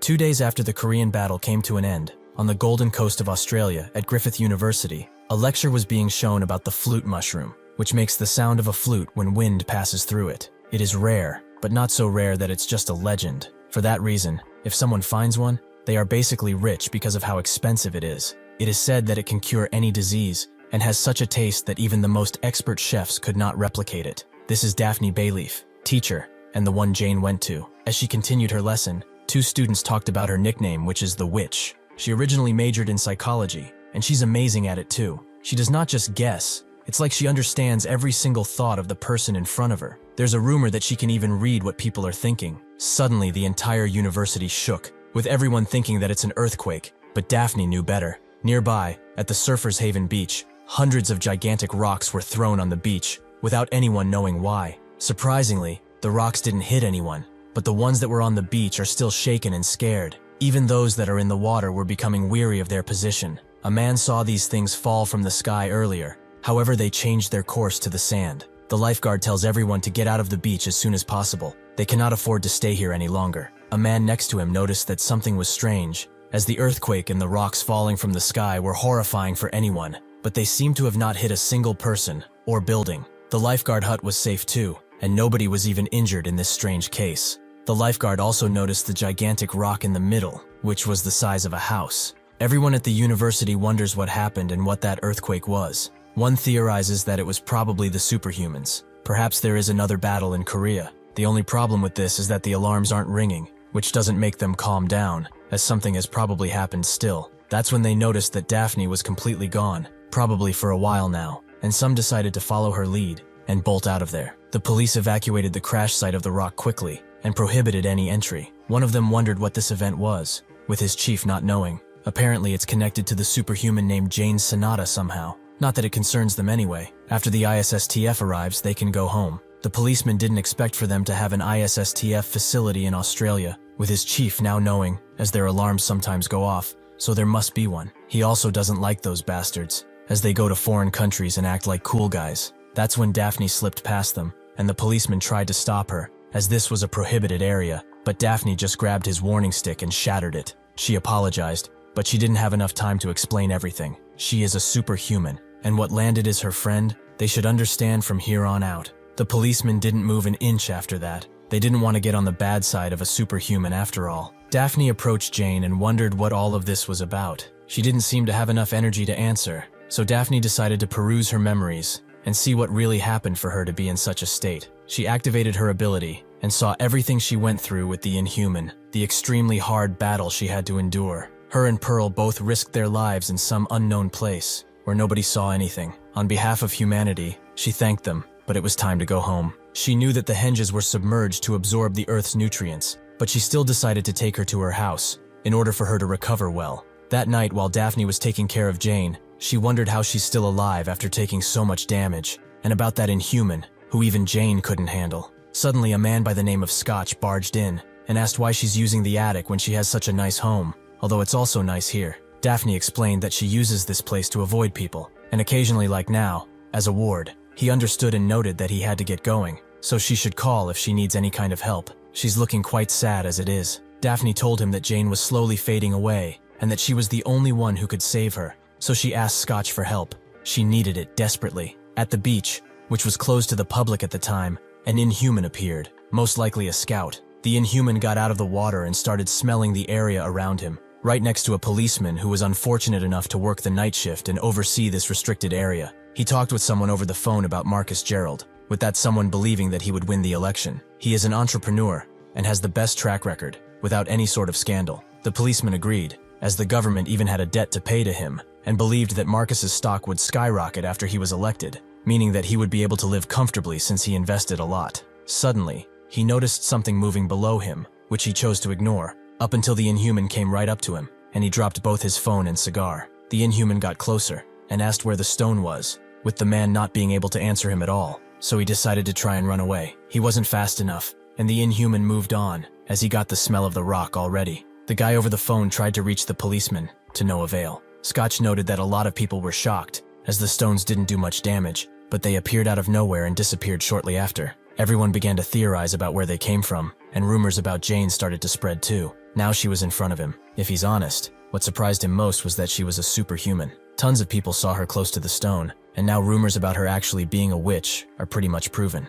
Daphne didn't deny her identity, and said that it's been a while since the Korean battle ended, so after seeing Jane in this state, she decided to not hide anymore. They are living in a dangerous time that nobody can stop. Now that the superhumans know about the Inhumans' attack, they must prepare. She apologized to him for lying to him like that. If he felt weird about her being a superhuman, or if he is reluctant, he can pretend like they never met, as they already made some great memories together. Scotch remembered all of their time together and sat down. She always asked him over and looked for him whenever she needed help, but now she's cutting him off? He's getting quite mad. It's only natural that he won't leave. He cannot allow her to be lonely. They are friends after all. Daphne appreciated his words and gave him a list of what they needed and told him to be careful. Outside of their house, the scout Inhuman uncloaked and contacted someone named Calbus, noting that he found the target. Calbus congratulated Ulrum and asked to show him the target. With that, Ulrum began to vomit up a bird, which allowed Calbus to see through its eyes. With that, he commanded Ulrum to let the crow do what it does best. Calbus gets out of Ulrum with the crow and notes that he should go and scout for himself, but that's when a vehicle arrives, and Calbus tells Ulrum to hide and not do anything foolish until he gives him any orders. Ulrum agrees and goes into hiding, while the car steadily approaches the driveway and parks in front of the house. Inside, Scotch reads the list Daphne handed to him, and among the dried herbs and dried fruit, he wonders if this stuff will really help out. He's only asking since she said that Jane is dying, but she's no human. Shouldn't there be special treatment for her? Daphne confirms as such, but also says that superhumans are above all still humans. No surgery or medication could help Jane now either. They will need to use the power of nature to bring stability to her broken body and mind. That is their priority, and luckily, that is what she specializes in. Suddenly, they both hear a honk outside, with Scotch wondering why that dumbass is doing that with everyone asleep. He opens the window to call out Ayla and asks what she's doing, bothering so many people at night. She asks why he's getting so mad when he's the one who's too lazy to pick her up. She was at a party. Scotch forgot about that completely, and since there's nothing he can say to her to appease her anger, he notes that he will come down soon. He swiftly gets in the car and tells Daphne to not worry about what she told them to do and worry about herself. If she hides in such an open place, the government will surely find her. Daphne says that she will take care of it how she knows, and wishes them safe travels before Ayla crashes into someone's fence before leaving. As they drive away, Scotch tells his daughter that Daphne is a superhuman, as she may have heard, but the time they spent as friends is far more important than that, so nothing will change. Does she understand? Ayla stays silent for a while and asks where they should be going first, with Scotch saying that Canberra is their first destination, but it doesn't really matter, as they must move fast and buy the stuff they need, which will take about 5 days. Sure enough, they go on tons of adventures to get the materials they need, through deserts or even the Sahara, while also still bickering like family. Daphne hopes that Jane doesn't give up, as she cannot die this way. She remembers the first time they met, and just like then, she should hang in there and trust in her completely, so that she can see her bright smile again.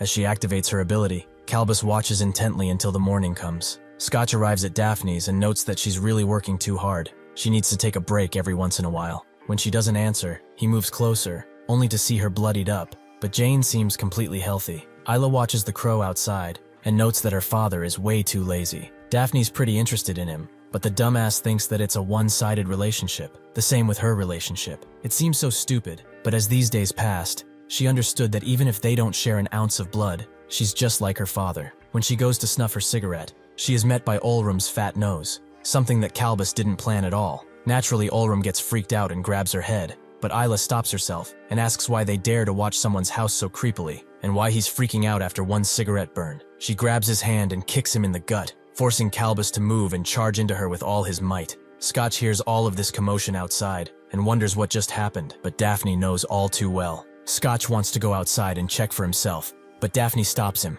He shouldn't leave her now. Not too long ago, she told him that a dangerous time would be coming to them, and even if a little sudden, it's starting right now. She can say that the quake outside was because of a battle, as Isla is fighting the Inhumans now. Naturally, this shocks Scotch. He doesn't know what she's talking about, but Daphne notes that Isla made her decision a long time ago, just as she did. She must have thought that he would leave if he found out. They should take more later over a drink, as now, they still have work to do. With the opportunity Calbus gave Olrum, he tells him to get out while he still can, so he starts running like a maniac, but Isla follows closely. Somewhere near, 2 students walk home and talk about Marcus, with one of them noting how charismatic he is, but the other notes that it's all fake. They also seem to notice a strange quake approaching, and sure enough, above them, Olrum runs away, and Isla is nearing him more and more, until she has the opportunity to pin him to the ground. Unfortunately, that opportunity is eliminated by Calbus, who tells Olrum to go to the sea as fast as he can. Isla still doesn't give up and gets to chasing, but she can see that the crow is protecting this bastard.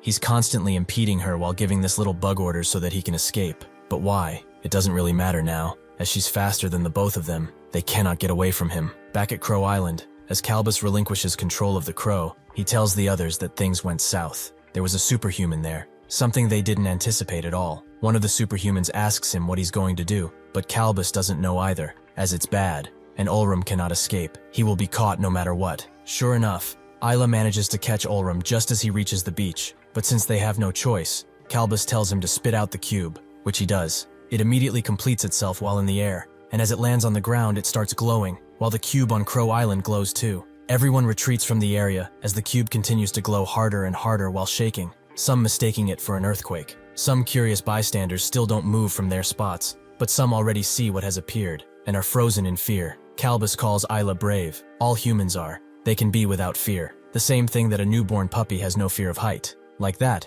they are not afraid of him, because they do not know the consequences of getting too close to the edge. Isla doesn't say a word to them, but Cerberus, one of Calbus's subordinates, notes that he smells something rotten like corpses. Bohama and Astiong say nothing, but Calbus asks Isla if she has ever seen this many Inhumans. Her eyes, once filled with lush life, will flicker out in death. She shall shake in fear while she tries to flee. Isla is mad that she doesn't have a cigarette, as she wants to burn all of their dirty mouths with it. She doesn't know what they are planning to do, but they cannot go further, which he can probably understand, even if he has no ears to listen with. Calbus notes that he can feel her tremble slowly. She actually wants to live, does she not? There's no point in answering his question either way, as he will find out soon enough if she was actually trembling or not. Cerberus and Bohama jump in to attack her, but Ayla uses Olrum as a weapon and hurls him at them, crashing them into each other. Some people begin filming while this is happening, as seeing a superhuman quite rare, which Ayla is annoyed about. They need to get out of this place while they still can. Due to this distraction, Cerberus finds the opportunity to slap her across the face, as he has finally found the thing that smells of corpses. It's her. They continue to clash while people finally realize the position they are in and run away. Ayla eventually gets the upper hand and strikes Cerberus pretty well, but Bahama finds the opportunity to strike her so hard that it sends her flying across the beach. Ayla knows that she is faced with multiple enemies at once, so getting out of their way is impossible at this point. All she can do now is fight to the damnedest. Across the entire area, alerts blare about inhuman appearances, and Daphne continues her work on Jane. Scotch doesn't understand what she just said very well, but that doesn't matter. He has to go get Ayla now. She will be fine without him anyway. Daphne tells him to stop fooling himself like that. How will he help her once he gets there and sees the situation she's in? He better get it through his head now, as she understands that he is worried about his only daughter, and that they are thicker than blood. However, the reality is that Ayla is not just his daughter, but she is also a superhuman. There are things that only superhuman can hope to solve. He must realize that if he goes there,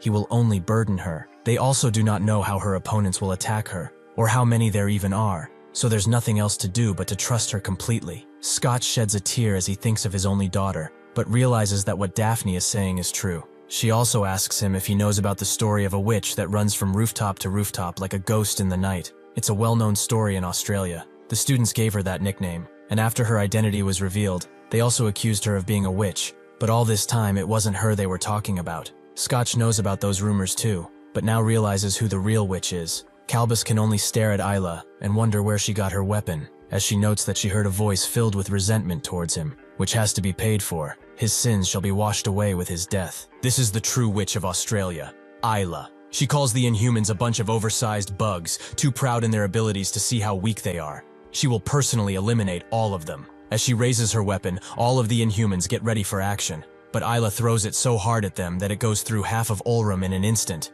and grazes Calbus, who can see that it's no ordinary weapon. Suddenly, a hand appears to grab the chain, which it successfully does, and changes the direction of the anchor completely. Calbus warns Asteong to dodge, but with mere seconds to do so, he is unable to get away without injury. The next victim on the list is Cerberus, who is unable to dodge while mid-air, so the anchor hurls at him with complete force. Seeing an opportunity to strike, Bahama rushes in to finally put an end to this pointless fighting, but a hand appears below him and grabs his leg. While the fighting continues, Ayla remembers the talk she had with Daphne, who said that to live with her eyes open to everything, it must be painful and lonely, since she can't deactivate it. Ayla explained that she sees both past and present. She lives with the voices of the dead lingering in her mind at all times. Their voices are filled with remorse and all other emotions, be they vengeance or pure love. The voices become much louder at night, and when that happens, she can't help herself but answer their calls. Daphne asked why she had an anchor with her, and Ayla explained that it's an embodiment of the dead's grudges, their worst feelings made into iron. The moment she accesses the anchor's powers, the tattoo of anguish covers her entire body, and she becomes that too, which can transform and use that power as she sees fit. The touch of the dead has two goals. One is an overt obsession with the anchor, and the other is the protection of, and complete obsession over her. Daphne realized how strong Ayla is to bear life with such a condition, and Ayla told her to not tell her dad about any of this, which she agreed to, as he's pretty slow either way, so he won't get it. Bahama realizes the position he is faced with, which gives Ayla plenty of room to punch him so hard that the entire beach quakes from the strike. Calbus watches this closely and analyzes her abilities and method of fighting. In Japan, on the Dotonbori street, Nangi is having a laugh, as he can't believe an inhuman is overreacting so much about being stuck in a small place for so long. Haolan is already pretty mad because he has to carry this worthless slug around, but now he dares to stop? He will step on him and make him into mush. Pyongoid notes that the story he told them was just a bonus, as he still has something important to tell them. Haolan tells him to shut it, but Chisaki is shocked to see an inhuman, and even more so that they have been carrying such a thing all of this time. But Dan Yang assures him that everything will be fine. Even if he's an inhuman, he's on their side, at least for now. Pyongoid tells them to stop talking and listen to what he's about to say. They should stop planning to go to Crow Island and forget that place ever exists. Nangi notes that they weren't planning to go right now, but why is that? Is there anything he would like to explain further? Pyongoid explains that he heard them talk about it, and he's almost positive that the Shigehira guy didn't survive, since Crow Island is chock full of dangerous inhumans. One of the most trusted 2 stars is also there, and is guarding the entire island, Calbus. The moment he takes a step onto that island, he will know, and they will not be able to get away from him no matter what they do. Nangi asks what he means by 2 stars, so Pyongoid tells him that the two stars are the closest inhumans to the top of the food chain, and Kalbus is one of them, who watches over Crow Island all of the time. Nangi wants to understand.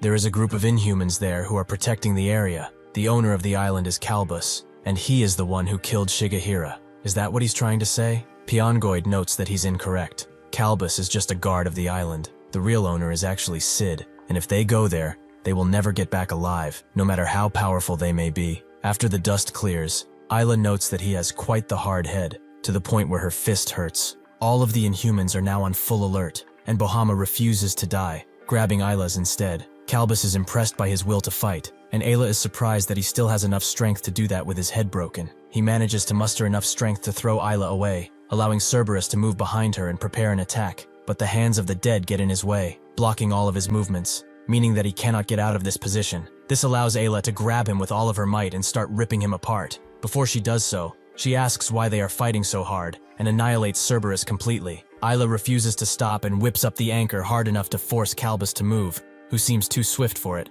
Seeing this, Ayla calls it back, and prepares to fight again. Kalbus is impressed by her fighting spirit, and her weird weapon is also a great tool to use at high speeds, which, combined with her being able to change directions, means that she has infinite ways to land and attack. He can see that her strength and speed surpasses Bahama and Cerberus, with her defensive skills also not being something to scoff at. She is in harmony with her body. She's strong, but not as strong as the guy he met previously. Ayla wonders who he could be talking about, and Kalbus notes that Sid is interested in Jade. He will also bring her as a bonus. He has promised her that her eyes would use their beautiful light. He will now show her hell, where there is no hope. Ayla isn't impressed by his talk. Should she send him to the depths of hell for that? Back in Japan, Dan Yang asks who this Sid is, a boss of the Inhumans? Pyongoid confirms as such, with Chisaki wondering if he's the one who beat Shigehira. Pyongoid notes that Crow Island belongs to him, and he's extremely scary. Nangi is surprised that he knows so much as a low-rank Inhuman, but Pyongoid saw everything with his own eyes. Behemoth, the master he served, once had to go himself because he had no messenger. On that trip to Crow Island, he followed him as his servant. They only talked for a bit and they left, but he could not stand the energy of that place. Everything seemed off. He knows that they are strong, but this is a different level of strength. They should take his advice to heart. Nangi gets that Shigehira faced an opponent as strong as Behemoth, so he can guess what happened to him. While the others bicker, Nangi says that he changed his mind and they should all get prepared as they are going to Crow Island right now. Everyone is shocked by his declaration, and Pyongoid asks if he's joking. Has he even listened to what he just said? Nangi notes that he understands completely, and he's thankful to him for sharing such information. However, it also kind of triggered his fighting spirit. He knows that he's telling them all of this in order to help them, but it's hard to not feel like they are being underestimated, something that Pyongoid also understands. He knows better than most that fighting means risking one's life fully, and he cannot escape the law of power, where the weak must obey the strong no matter what. But in this world, nothing is certain until it is tried. He should not underestimate superhumans like that ever again. Pyongoid is certainly shocked at these words, and Hauran notes that they still lack enough manpower, which Nangi confirms is true. Suddenly, Chisaki says that he will come with them. He will help them however much he can, even if it means risking his life. He wants to go now and look for his uncle, while killing the bastard who hurt him. Nangi tells him to not get cocky, as he doesn't plan to just go to the island recklessly. That would make him as dumb as Shigehira. Since they have Dan Yang, they can easily go to the island. Their top priority is to rescue Shigehira, but they do not know if he is still alive, meaning that the real first thing they must do is assess the situation. If he believes that they can fight, they will do so, and if the situation is too harsh, they will retreat through the portal. He will tell them now that the most basic rule of a battle is securing an escape route in advance. It's not cowardly, and they won't end up like Shigehira, who only had strength. Dan Yang knows that even if he seems wise now, he will do something dumb in the future. She says that they don't know anything about Crow Island, so even with her abilities, it will be difficult. Nangi agrees that for their first trip to this luxurious island, they need a guide. He calls over Kenta, surprising both Chisaki and Dan Yang, who feel it's only natural to be him since he survived the island. Nangi says that since Shigehira sent Kenta back from that situation, it can be interpreted in a few ways. However, he thinks that the biggest possibility is to serve as a map. This bird is a memento, serving the next fools who would raid the island, so they should go get a boat and jump in. While Chisaki is surprised that Kenta is sticking to him so closely, Hauran shoves Pyongoid back in his little home, who struggles against it. In Australia, the fight continues, with Ayla dodging Kalbus's attacks, but she's certainly finding trouble doing so, as they are grazing her constantly. She knows that he's using that crow attack, and even if she has no clue about how it works, the speed and power of the crows has increased by a large margin. Combined with the fact that there are a lot of them, it's hard to know where they will attack, leaving her with only one option: to dodge like there's no tomorrow. Kalbus orders Asteong to attack her now, while he has her pinned down, which Isla hears and wonders what that oversized starfish will even do. Suddenly, the ground erupts in a mass of crows, and Kalbus congratulates her for dodging so well all of this time. But it's time for her to face true fear. On Shirahama Beach, the group barely finds a boat, only coming up with one that has no sails and is creaking like crazy, although it still floats. Nangi laughs, as they should be grateful that they still have one that creaks. But Dan Yang notes that they may not be able to control this thing properly. Nangi isn't too worried, as they have a pretty good driver who has traversed the sea before. Haoran asks what he means, but 2 minutes later, Chisaki ties him down with some rope pretty tightly, which Haoran nags him about. Nangi asks if everything is done, which Chisaki confirms, and Nangi tells Haoran if he doesn't want to do this, he can tell him. Haoran says that he can do it, which Nangi is glad about. They could really use his swimming skills right now. With that out of the way, he tells everyone the plan. Kenta will guide them, while Haoran will pull the boat towards the island. Since it's not that far, they will go and rescue Shigehira before tailing it out of there. Haoran feels like he shouldn't have talked about his swimming, but since Nangi has made him do a lot of things, it must mean that he's gaining his trust, so he will do this for him. Nangi tells him to start, so he jumps in the water and begins swimming forward. Chisaki thinks about his uncle, as they are coming for him. All he needs to do is wait. He knows that he's always been depending on him for anything, so it's time for him to return the favor. Isla cannot see a thing because of the crows covering her, and Kalbus asks how the silence of the abyss feels. He is quite amazed that she's still breathing at this point. Isla is just as amazed, as she cannot see, smell, or hear anything. She has lost all of her senses. Even her mighty anchor will no longer move, as the crows are holding it down. But just how many of these things are there? She is suddenly hit in the chin, almost making her pass out from just one blow. Kalbus would like to ask for a favor. She should survive this hell the best she can, because a worse one is waiting for her outside, much worse than the lashing of skin she's experiencing now. Outside, Cerberus calls over Asteong to help him, quite impatiently at that, making Asteong reconsider if he should take him at all. Cerberus apologizes for his rash actions and asks him to take care of him. Asteong does just that, by swallowing Cerberus whole. While a few bystanders watch, the university students. The one with the binocular wonders if he's really eating his comrades like that, and the fat guy notes that they should leave, as he doesn't want to die today because of his curiosity. The other student agrees, but he would like to watch just a bit longer, as this is very interesting. That's when they both notice a man running to the scene, directly into the fighting, making them wonder if he's just a crazy old man, or a superhuman. Asteong's large figure continues to grow, up until he slowly starts erupting, before bursting in a gruesome sight of blood. The students are naturally shocked to see this, and the fat guy immediately runs away, something they should have done a long time ago. Kalbus is quite sad. He asked her for one lowly favor, yet she could not even endure that, truly a weakling till the end. As Isla wonders what just happened, she hears her father screaming for her, making her aware of the situation. Still, she can barely see him through her faded eyes. She remembers the time he found her asleep and drunk, and he immediately took care of her. He took off her smelly socks and tucked her in before leaving to make a stew for when she woke up. She doesn't sleep well at all, but sometimes she would just pretend to be sleeping for him. Her dad cares and loves her the most, which she can feel. But why is he here? They both know that him coming here won't change anything. She has to scream at him to get back, and run as far away as he can. However, her heart is telling her otherwise, as seeing him has really assured her. She thanks him for coming all of this way, even if he shouldn't. But Scotch screams at her to shut up, as she's a superhuman. She should not lose in a place like this. She should stand up, and show these beasts that his daughter doesn't fall easily. Kalbus tells him to stop yammering. He's had enough of this family drama, and tells Cerberus that since they don't need her, he should do what he does best: kill her. Cerberus agrees. He will twist her neck until it comes off. Scotch screams for her to wake up, but that's when a fainted figure crashes into the Inhumans, and Kalbus cannot believe his eyes. Jane has recovered, and notes that it's time for them to play with the grown-ups. Cerberus can barely breathe because of the piece of rock that has impaled him, and Ayla is surprised to see her, along with everyone else there. Cerberus manages to move the henge off of his body, allowing Jane to move in at blinding speeds and punch him so hard that she rips into him before he's sent flying. Kalbus remains silent as Cerberus's body flies past him, and Jane apologizes. She didn't wish to use this much strength, but she cannot control herself since she hasn't been awake for long. She has to get warmed up first, but she certainly didn't expect to encounter Inhumans the moment she woke up. She also tells Ayla that it's nice to meet her. She heard from Daphne that she did a lot to rescue her,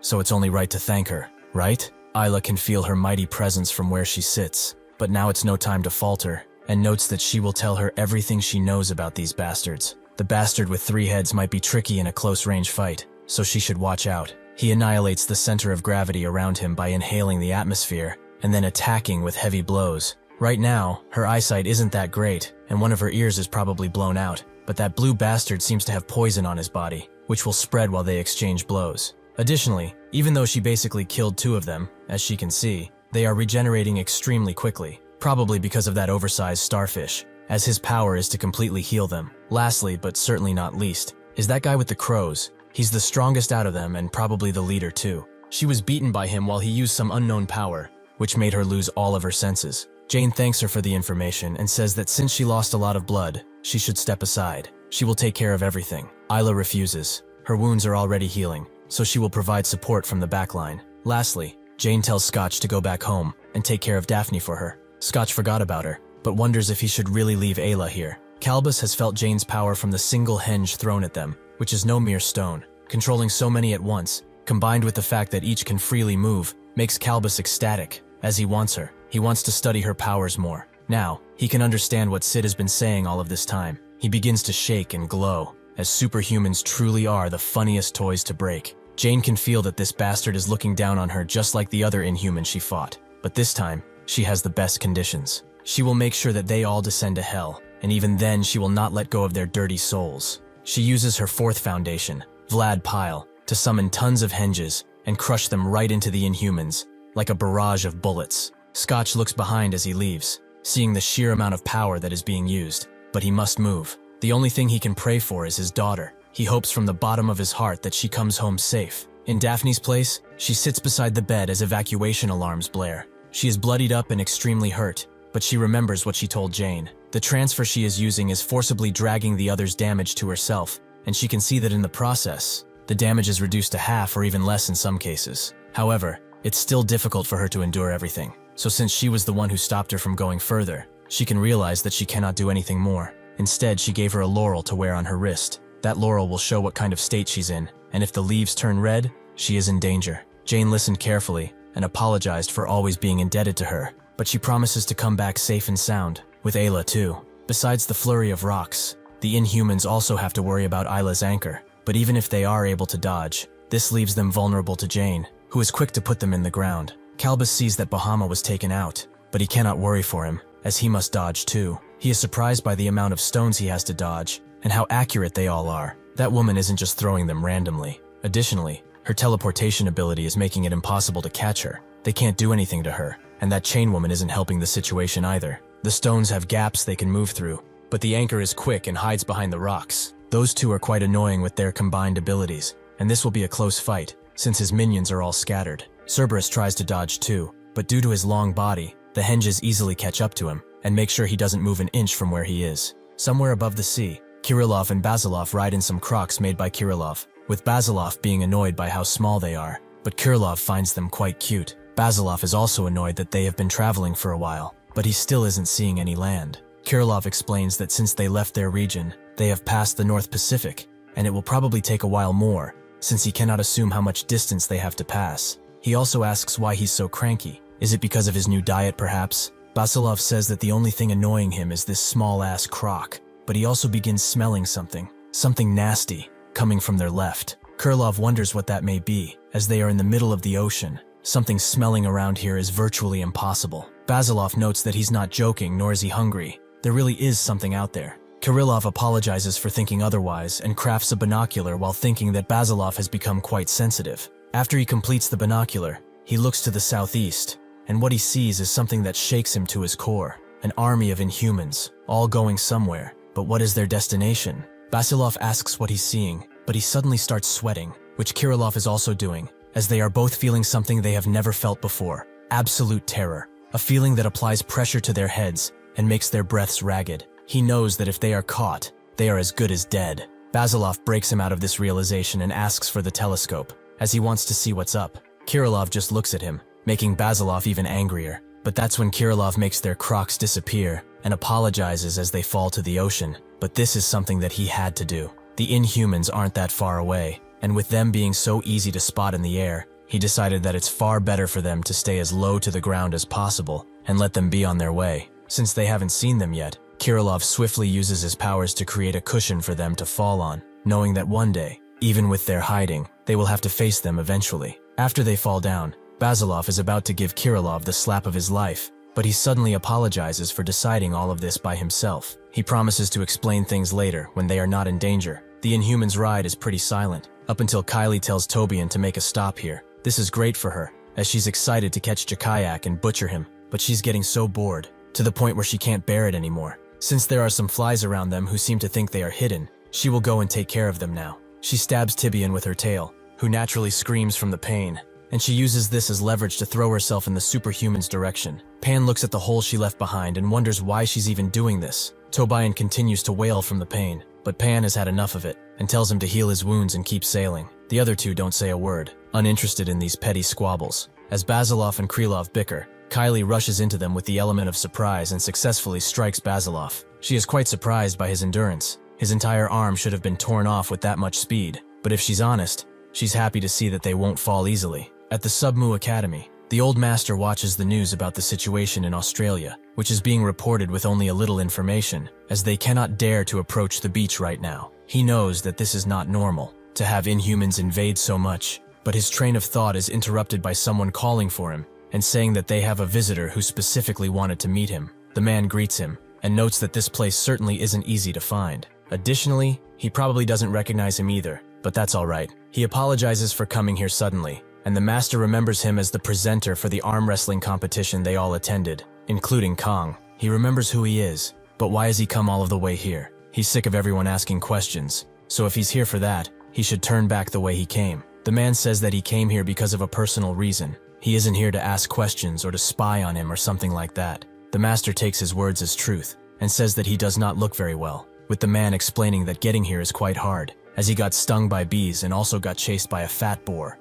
who he really wants to eat now. The master did not mean his physical appearance. He was trying to say that he looks gloomy, like he has a problem. The man is shocked to see that this old master can see so far into him, and almost starts crying. The master notes that he will hear him out once they are inside, so he should follow him while his disciple grabs some tea for them. In the ocean, Kylie congratulates Basilov for not even blinking after his arm almost got ripped off. He truly is a brave little superhuman. Kirilov checks on Basilov and sees that the wound on his arm is pretty deep. It won't be able to be fixed so easily. As Kylie transforms, she says that they will be a wonderful remedy for her boredom. It's a happy coincidence that they are pretty sturdy too. The moment Kirilov sees the wings, he is reminded of the countless Inhumans they have fought previously and realizes that none compare to her. She emits so much pressure that he almost goes insane, but Basilov tells him that she's coming. All he needs to do is stay in the air and behind him and be ready for anything she throws at them. Kylie suddenly jumps in, with such an impossible speed that she instantly impales Kirilov's chest.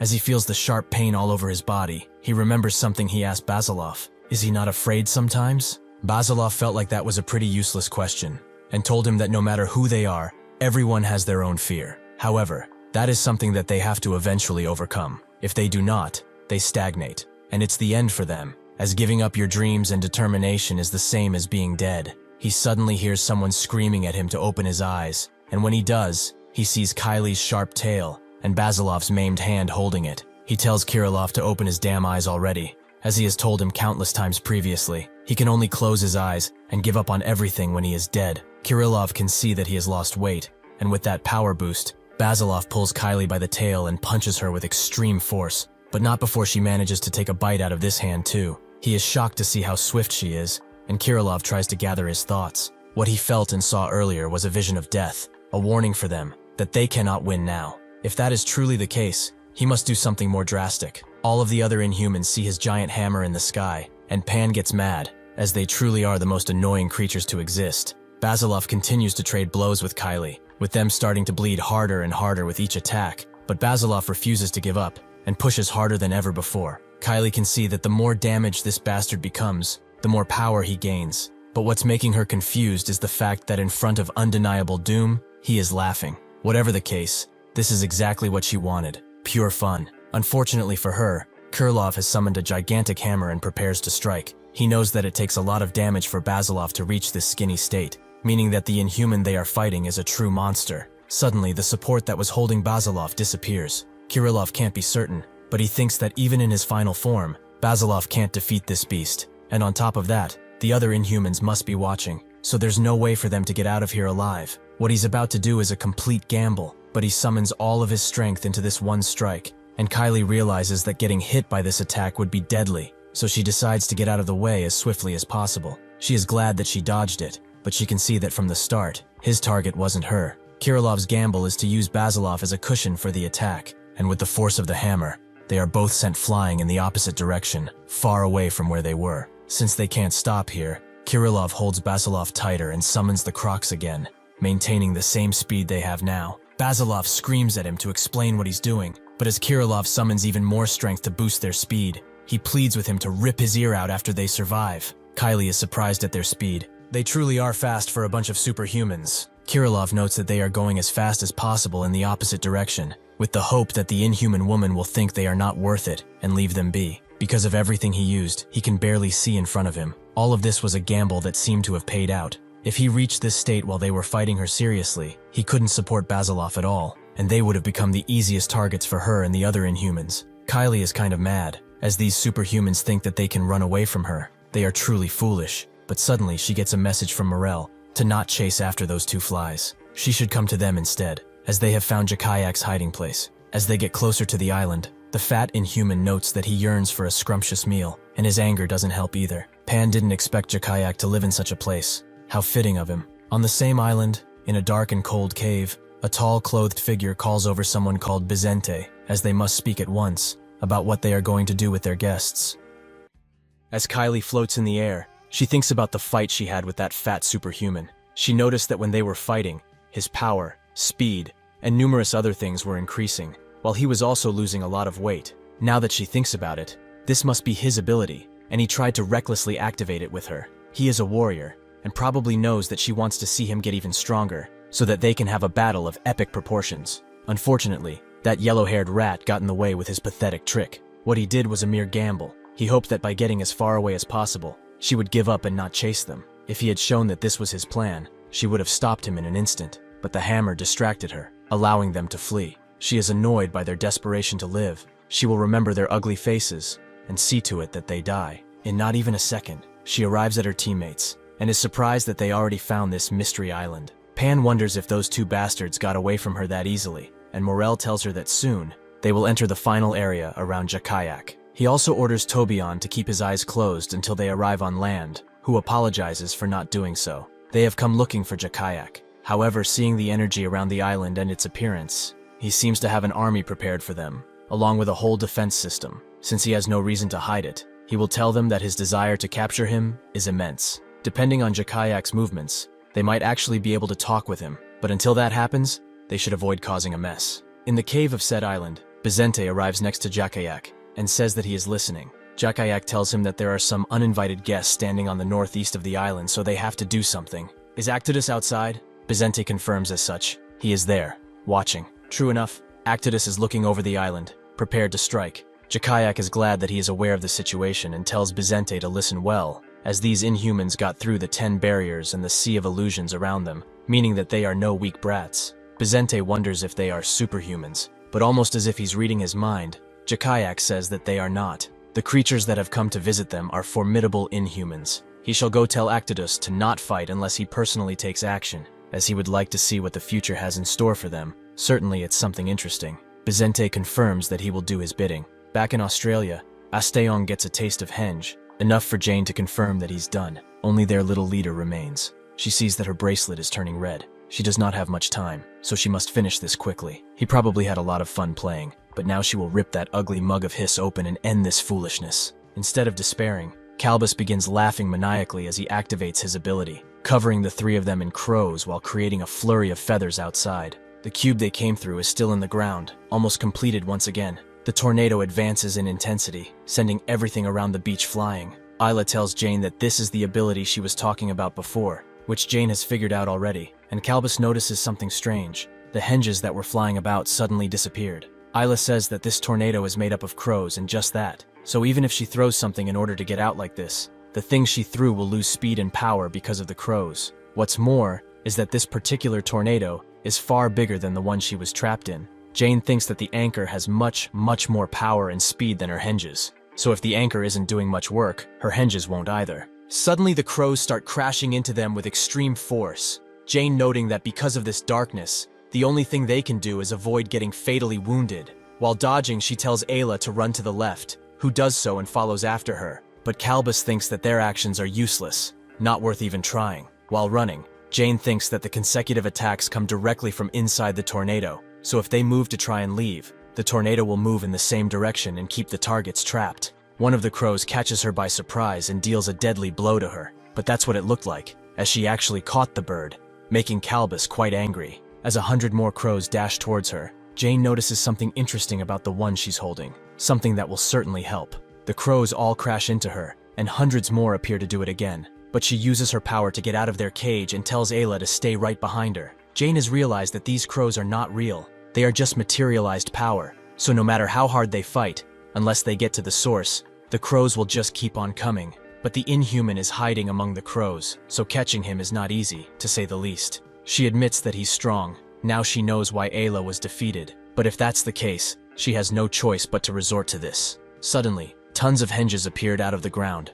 surprising both Calbus and Ayla. Jane uses her Phantom Stone formation and reverses their direction, providing a stalwart position for her. In the sea, Nangi takes on Howlan's duties and swims much faster than he does, surprising Chisaki, but he gets distracted by Howlan's coughing and crying. He wants Dan Yang to give him some medicine or something, as this cold is going to kill him, but she gets angry at him, as there's literally no medicine for superhumans like them. He should stop crying and deal with it. Pyongoid pities him. Even if a little of a bastard, he's still cool. Howlan isn't actually that sick, but he sure is tired. Swimming really is hard work. However, he doesn't regret coming, as venturing with Nangi is quite fun, and he has proved himself as the strongest superhuman once again. He really chose his master well. Mirror, who sits atop their makeshift boat, tells Nangi that he sees the island, but for something named the Island of Crows, there isn't a single bird in sight. Perhaps they are hidden, but they will find out soon enough. As the Foundation activates, Calbus tries to make sense of what is happening, and Ayla notices how badly this formation is shaking.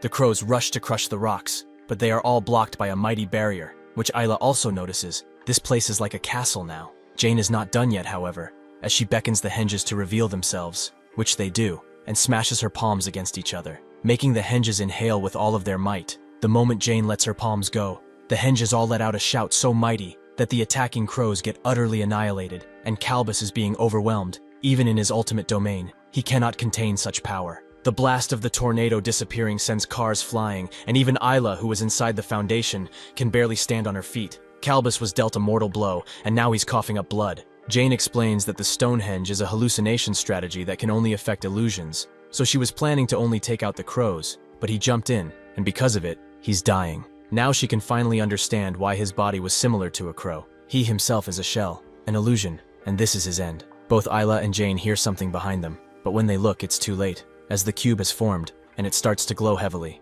At the Martial Arts Academy, the master listens to the man's pleas, as he wants to save the world. Just like how Pearl has her trusty sidekick, James, he too wants to do his part in this war. The master asks why he's telling him this story as if it's in the past, and that's when the man reveals that he lost a friend. The master can hear the tremor in his voice, and understands a little. He lost a friend, right? The man confirms as such. His friend was a superhuman, and they both made a promise that they would protect humanity from the Inhumans. His name was Ali, but out of nowhere, he went missing. While Kenta watches from above, the others bicker, all in their own way, but that's when a red ray appears on the island and explodes in a spectacular show of light. The others wonder what this was, perhaps a warning for them not to come closer. But Nangi knows one thing, that this isn't good. In Australia, the teleportation of the cube has been a success, and a batch of new Inhumans appear. Manta Ray, who seems to know Jane, Herringbone, and two other Inhumans, who both seem very familiar, one even holding a blade. In the middle of them stands Sid, the owner of Crow Island and their leader.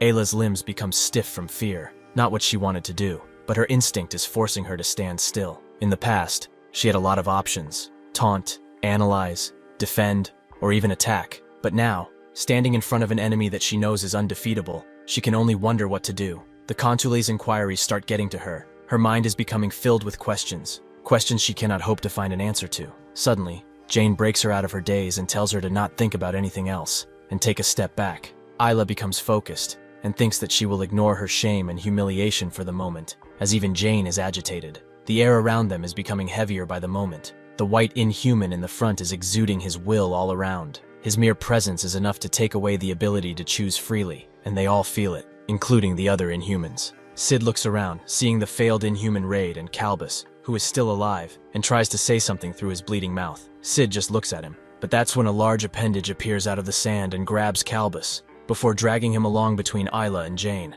The appendage presents Calbus to Sid, and Jane notices the depth of the digging. Just what was that thing? Sid sternly looks at Calbus and notes that he must really want to be recognized. Calbus tries to apologize for what he did, but Sid does not allow it, and presses him harder. Everything that has kept him in the second-ranked position, his tenacity and loyalty to the cause, combined with his strength, was not earned easily. It appears that his position must have already been handed over or something, for him to act without any orders. Calbus tries to apologize. He did not do it with the intention of undermining him, and promises to do better next time. Sid does not give him a chance to redeem himself, and crushes him without an ounce of emotion. This is punishment for his harsh actions. Perhaps in another life, he will obey his master. With his last breath, Calbus still tries to apologize, but it's far too late for that now. Isla cannot believe what she is seeing, and Jane noticed that a crow came out of Calbus. Perhaps that was the real him all along. With this situation sorted, Sid points at the superhumans and orders his minions to capture them. Even if not killed, they can surely be broken. With that simple order, they all charge in, the Inhuman with the blade trying to cut Jane, who has time to dodge, but this leaves her vulnerable for the red Inhuman to strike. Isla isn't in a better position either, as Herringbone strikes her without any prejudice. Both Jane and Ayla fall in the same spot, but Jane has had enough of being thrown around, so she activates the Cradle Tower foundation out of the ground. The tower changes the atmosphere around the beach, making Manta Ray wonder what is going on. As the tower stands proudly, Isla is surprised by its size, and the extraordinary force it is exuding, to the point that even the dead souls are reacting to it. However, one question still stands. Where has Jane gone? As Scotch gets Daphne out of the house and into the car, they both feel the tower's presence, and Scotch wonders what is happening now. But Daphne knows. She had told Jane previously not to push herself too hard, as she was not fully healed. Seeing the atmosphere change entirely, Daphne knows that Jane is currently throwing everything away in order to protect humanity. She stands above the tower and starts rocking the cradle, making the tower exude much more power and influence than before. Everyone can feel it, but besides that, the sound of music is also present. Surprisingly, Isla's wounds are fully healed, and she becomes filled with energy, much more than before. Her wounds and fatigue are completely gone. It's like she is born anew. Jane falls down and says that this is the power of the cradle. Staying near it will heal any wound she has, be it body or mind. Isla can see that this does not work for her, which is unfortunate, but the power of the Stonehenges is truly amazing, beyond anything she could think of. Jane sees she doesn't have much time left, and also notices the attack left by the sword-wielding Inhuman. His power is extremely destructive. Getting hit by that would spell the end for them. She grabs Isla's attention and says that this Inhuman group is centered around that Sid character. She must have felt how different he is from the other, weaker Inhumans. Isla knows that, but that big guy who punched her ignored the dead and struck her with as much force as he could muster. Even if Sid is stronger, all of them are quite strong. So how can they hope to do anything?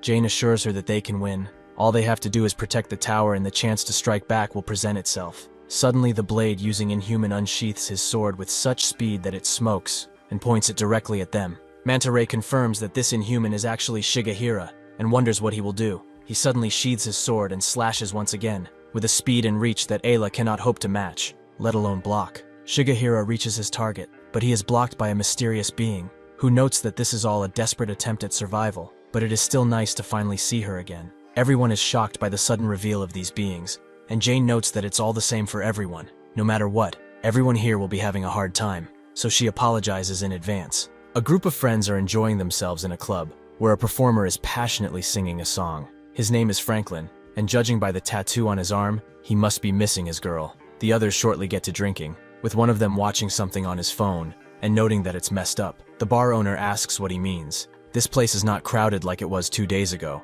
and they haven't even started remodeling yet. The man notes that this isn't what he meant. He is watching the news about Australia. The cameramen were able to snap a few pictures and videos before they had to get out of there, but the situation is so bad that some speculate it's as big, if not bigger, than the one that happened in Korea. The group also hears that Jane is the only identified superhuman there, making them question where the others are. The reporter says that the IISTF has been dispatched to Australia in order to help, but judging by the current situation, they will not be able to do much. A guy by the name of Immorte listens carefully, seeming interested in what is happening. The barkeep notes that in the end, The superhumans will surely stop them, right? The man agrees. But now that he thinks about it more, what will they do if the superhumans lose? The barkeep has seemingly never thought of that, but the man doesn't stop there. Except the superhumans. There is nothing that they can rely on. So if they lose, it's basically over, although they are pretty strong. As the barkeep hands him another drink, he says that this could be bad, and he's not like a theorist or something, but they all rely on luck. If there is a paradise somewhere, naturally there must be a polar opposite. Hell, would it not be weird for everyone in the world to be safe? Can he even imagine a world where no inhumans attack? Even if he wanted to see them, he couldn't. He should open his eyes, as that place is France. This is Hugo Martin. Robert asks what the hell he's even talking about. When the superhumans die, it's only natural that Australia will be conquered. Having had enough of melancholy songs, Hugo tells Franklin to change the song, as they have people here who want to enjoy themselves. Franklin stops, but says that this wasn't just any song. It was about love, and it means a lot to him. He suddenly throws his guitar to the ground and picks up an electric one, which he suddenly raises in the air while the others cheer him on. Immorta knows what's about to come, and prepares himself for it. The drummer starts the beat, and Franklin begins screaming while ripping the guitar. Someone else begins singing with the sax, and everyone seems to be enjoying themselves. Some more than others, it seems. Even Robert begins dancing, with Immorta refusing to do so, because the clothes that he is wearing are expensive. Everyone seems to forget about their worries here.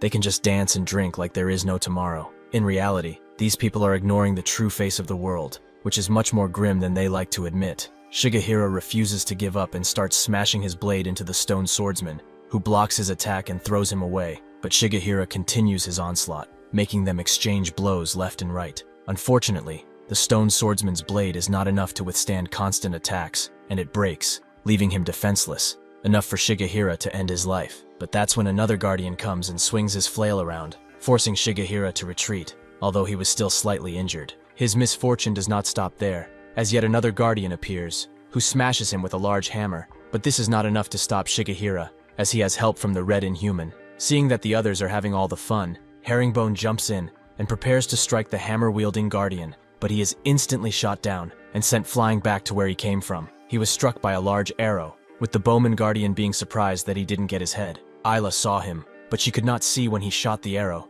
It seems that his powers are beyond what she could ever expect. The guardians all regroup, and the swordsman shouts, making all of their weapons glisten. He tells them that they must maintain a supportive distance, otherwise they will get separated and picked off one by one. Some of them bicker and whine about their situation, but the common consensus is that they must work together as one team. The swordsman regenerates his blade, and Jane tells Ayla to stop being scared and listen to her anchor. She should not tell her a word about their odds. If there is a mountain that seems unbreakable, she must not lose spirit, as that is when she will be defeated. As long as they protect this tower, there is still hope. They will make sure that red-eyed bastard gets what's coming to him. While in the car, Scotch refuses to let Daphne go on like this. She seems to be getting worse by the minute. Daphne explains that even if she cannot fully heal others, she can do it to herself, so she'll be fine. She could not do so instantly because she accumulated tons of damage from Jane, so it will take some time before she is fully recovered. However, her healing ability is more efficient, so he doesn't have to worry so much about her and drive.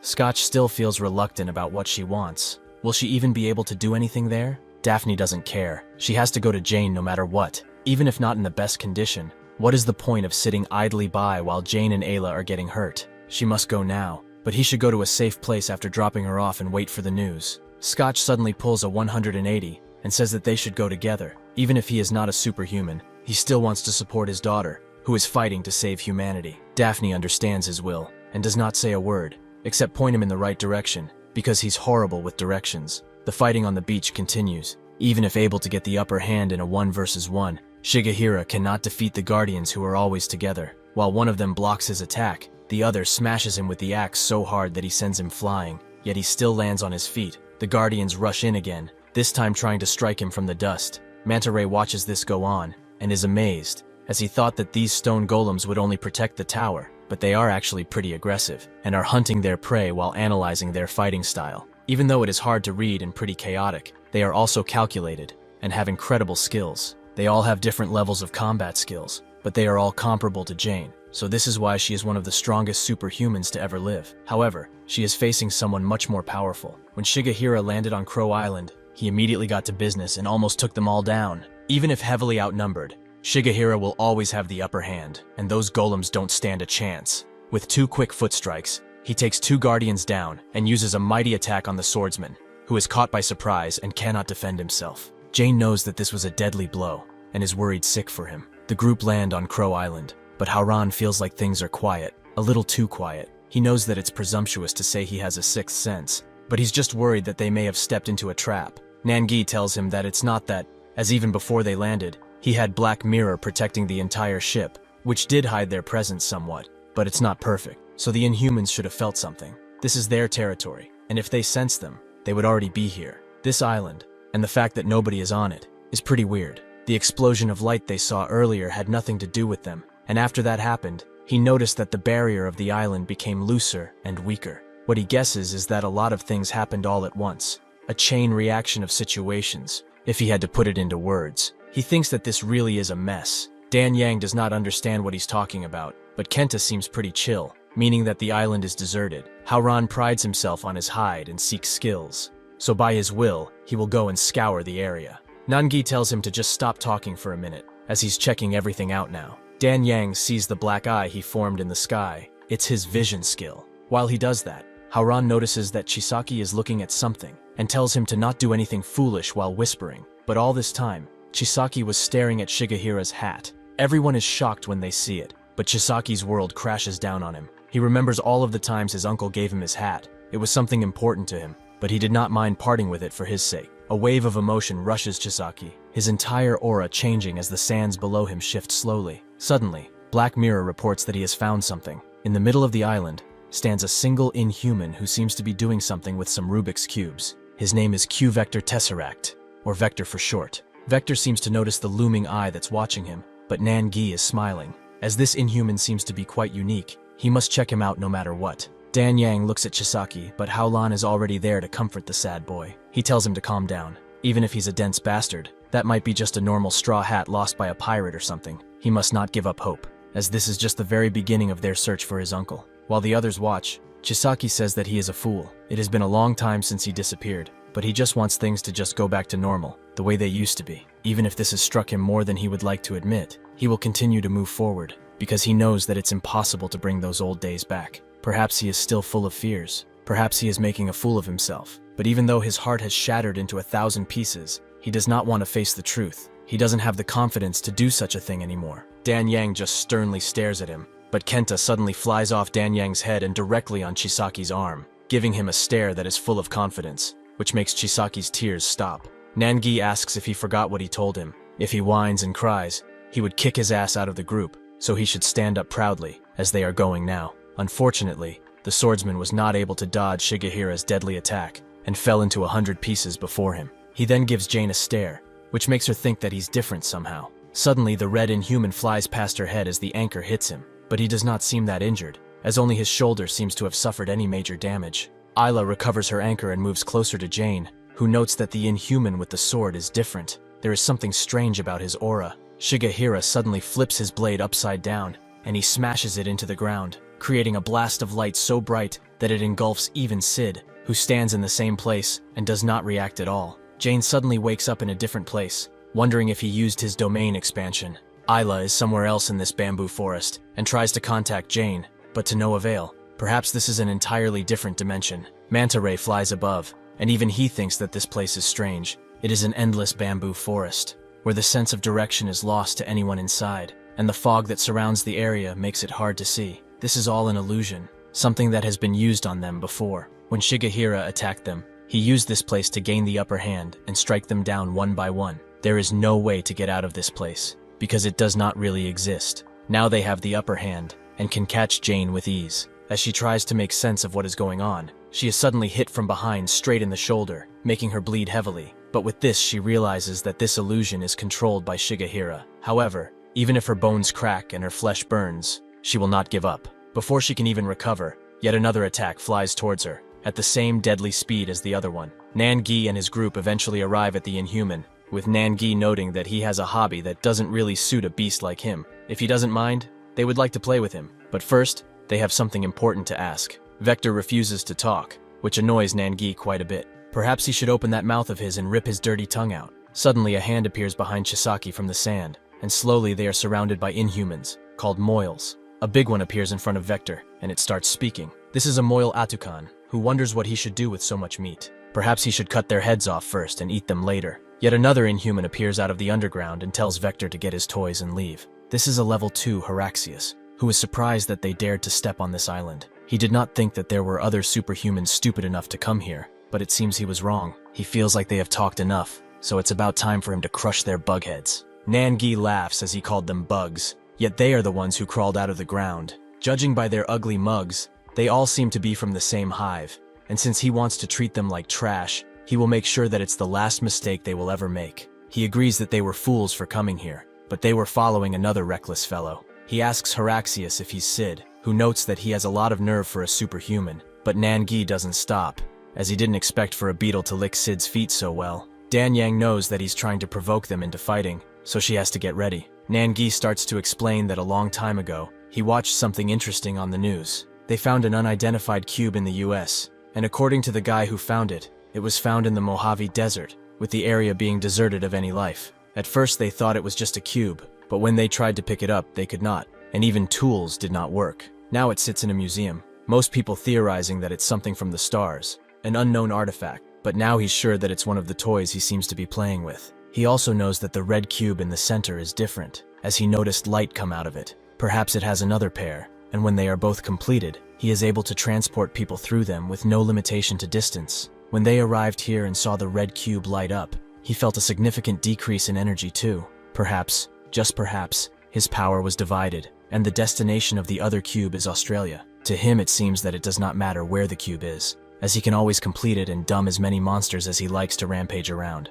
Dan Yang also remembers seeing the cube on TV, but there are others, 5 more that are placed in random cities. Heraxius notes that he sure likes to be noisy, but is he done yapping? Nangi asks one last thing. Where is Shigehira? Heraxius feels that this is a useless question. That person no longer exists. With that, they begin attacking, and Haran remembers the talk he had with Nangi. When he was tying his hair, Nangi noticed that he was shaking, which Haran tried to excuse by noting that it's just the cold, but he did admit that he has no experience with inhumans, so perhaps he is a little frightened. Nangi said that he is like a human in the unknown. He becomes caked in fear because of his imagination. They all have different mindsets and personalities, but he must think differently. He must think that they are the ones afraid of him. Haran does just this now, and punches one of them so hard he explodes. He is a leading warrior, and they shall have no mercy on the enemy. Suddenly, Heraxius kicks him in the face, to the point where the entire island shakes. As Isla runs through the forest, she feels that it's being manipulated by strong magic,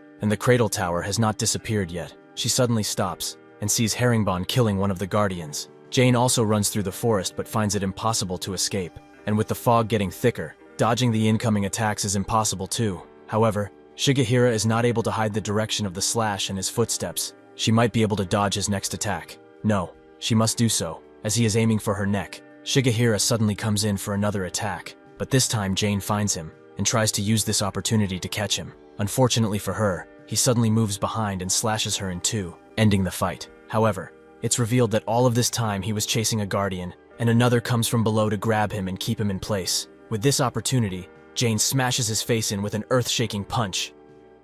After Jane smacks Shigehira so hard he recoils from the ground, she tries to grab him, but that's when the red superhuman intervenes and saves Shigehira from his surefire death. At the same time, Isla notices that the fog and the entire forest are starting to disappear, meaning that Jane did it. The effect of the bamboo forest was affecting them in a bubble, which pops with an extremely bright light, leaving the cradle tower safe and sound. Everyone appears in front of the tower, with Jane barely being able to stand anymore. Isla rushes to her side, but even without that, she can see that her condition has become detrimental. Ayla still checks up on her, as she seems heavily injured, but Jane considers herself fine, except for the shoulder, which she's now bothering her with. As they bicker, the swordsman looks at Jane and tells Ayla that the tower cannot help Jane with her recovery. The cradle tower is the Earth's breath, its source of pure life. The reason they are being constantly regenerated is the reason why her strength is also constantly growing. The crib provides them with favor and vitality, but all of that life force has to come from somebody, so it comes from Jane. Since Jane is the one in charge of preserving life while fighting, it would be a paradox if the tower healed Jane. Isla is shocked and amazed by what she's hearing, but Jane tells her it's okay. Even in her state, nothing has changed yet. She's still alive and can continue. The monsters cannot stop the cradle tower. She can tell them that this fight will not be an easy one. hence why she and the swordsman should focus on the battle ahead. Ayla starts freaking out, as it's not going to be that easy, but then notices her hand, which has been extremely damaged. She asks what happened, and Jane explains that when she got the opportunity to attack Shigehira, she struck with this fist while using all her might. However, she used too much energy already, so she could not put all of her energy into it, and that's when it broke. Even if it looks bad, this is not as bad as it seems. They should be careful of that guy's blade, as they cannot beat him one-on-one. Jane doesn't need to tell them that he's strong, because everyone saw it, and even in this damaged state, he permeates a mighty aura. At Dr. Moon's lab, everyone looks at the newly operated on Gundu, who has awoken for 10 minutes now, but he is not conscious. Pio from the ISSTF medical division reports that his breathing is not stable, and his eyes are moving rapidly, and convulsions are present too. Ju-hee notes that they cannot know when he wakes up from this coma. They can just hope that he wakes up as soon as possible. As his condition is critical, they cannot prevent symptoms from appearing. Even after he is able to move his entire body, he will probably suffer the after effects of the operation. It will take time for this to stick. Ju-ri knows that this guy is a student just like Kong, who fought against the Inhumans. He knows that when he tried that, he got beaten to an absolute pulp, so he will help this guy become the best he can be. Ju-hee says that he needs a craniotomy, which Dr. Moon agrees with. They must address the traumatic subdural hemorrhage that might be present. However, that will be only the first step in addressing brain damage. Ju-hee asks what else they need to do, so Dr. Moon explains that more than 60% of his bones were broken, with several internal organs being damaged because of this. They, however, managed to clear all the impurities out of his body, and in the case of his left arm, which was damaged beyond repair, they chose to amputate it. Right now, their biggest concern is his vertebrae, cervical,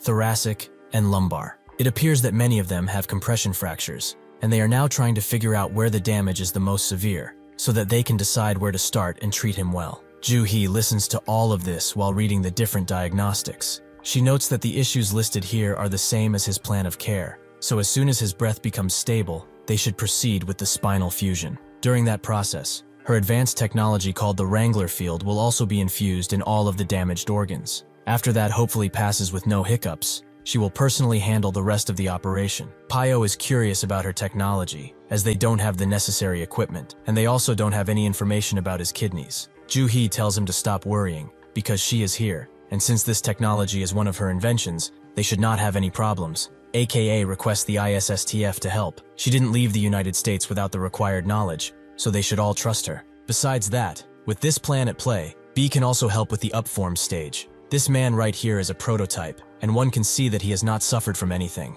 and now the both of them will walk the same road. B gives her a look of trust, and she says that they have talked enough. It's time to think about the future. They will save Gundu and talk after that. They should all put on their working gloves, because after that, they will reveal their new organization, and they will show everyone what they can do. Their new organization will be called Cosmo. Manta Ray observes from above like usual, noting that the different stone warriors were defeated by Shigehira, but were restored, meaning that they are relying on a source of energy, which is probably the tower. Before anyone can react, Herringbone passes them and prepares to climb. Manta Ray is glad to see that he also noticed what is at the top of that tower, but Herringbone is suddenly intercepted by the archer, who hurls an arrow at him only for him to dodge. The archer cannot afford to let him pass, so he starts unleashing arrow after arrow on Herringbone, who, despite his large size, dodges expertly. He pushes through the archer with his might, which surprises everyone, and he finally gets to the top, but suddenly, a chain throws itself at his neck, as the bludgeon soldier has caught him.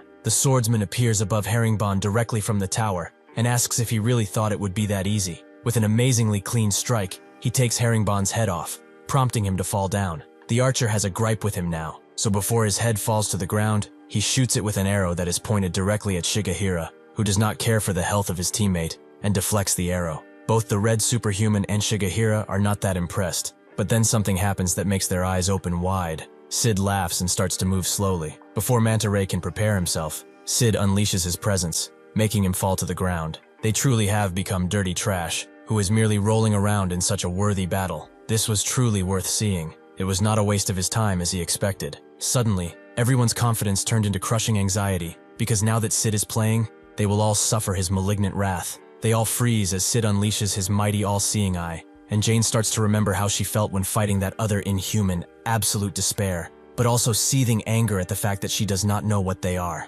Suddenly, Jane can barely hear or see anything, but something catches her eye on her left. Isla is screaming at her, but why is she doing that? there's no danger that she can see. With an extremely heavy thud, Sid's worm crashes down on Jane, which quakes the earth so hard that even Daphne and Scotch can feel it. He holds Daphne down but is confused. Just what the hell is going on now? Since they are almost at the beach, he double times it. They must get there no matter what. Fortunately, the swordsman was there to save both Ayla and Jane, but he starts mocking Jane for what she said. She told everyone that this won't be easy, but they can do it, so she should pull herself together already. Jane does not respond, but instead telepathically tells the swordsman that there's something coming from below the ground. The worm is ready to pounce on them again, and the swordsman can't do anything to dodge, but he makes sure that at least Ayla and Jane are safe at the sacrifice of a few limbs. He screams out for Jane, who is still bleeding, and remembers a good day she had. She, Sui, and Tyra all went to see a movie, and at the end everyone was cheering and happy at how it ended, but Jane was unimpressed.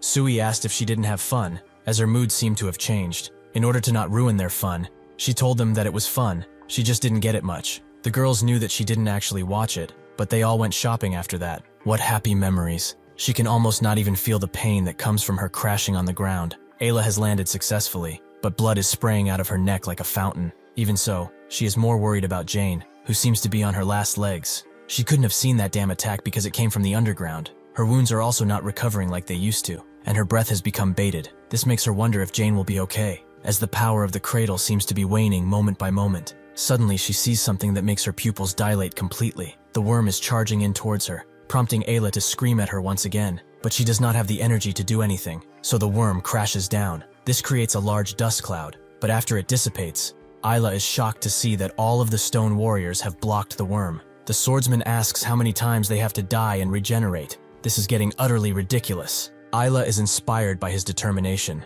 and so she decides to push forward, hurling her anchor at the worm with all of the might that she can muster. Before it can hit the worm, however, Shigehira intervenes and deflects her attack. He will not let her attack while he sits idly by. That would be an insult to his master. Jane can feel the consequences of her power expansion arrive, as her body is no longer responding. Suddenly, she sees another shadow from above, and when she looks, another worm passes them. But he doesn't care about her. His real objective is the cradle. He smashes through it with extreme force, rendering the tower utterly useless. The swordsman notes that he has never felt a time when the wind was so calm. If it were not for this battle, they could have had relaxing conversations with each other. He and the other warriors start to dissipate, but before that, the swordsman tells her to not look down on herself because of their failures, and to never give up, no matter what happens. The stone warriors remain in place as they dissipate, but the worm comes back around and prepares to strike Jane. Suddenly, the earth begins to shake heavily, as a dozen or so worms appear beside Sid. Ayla's will is completely crushed,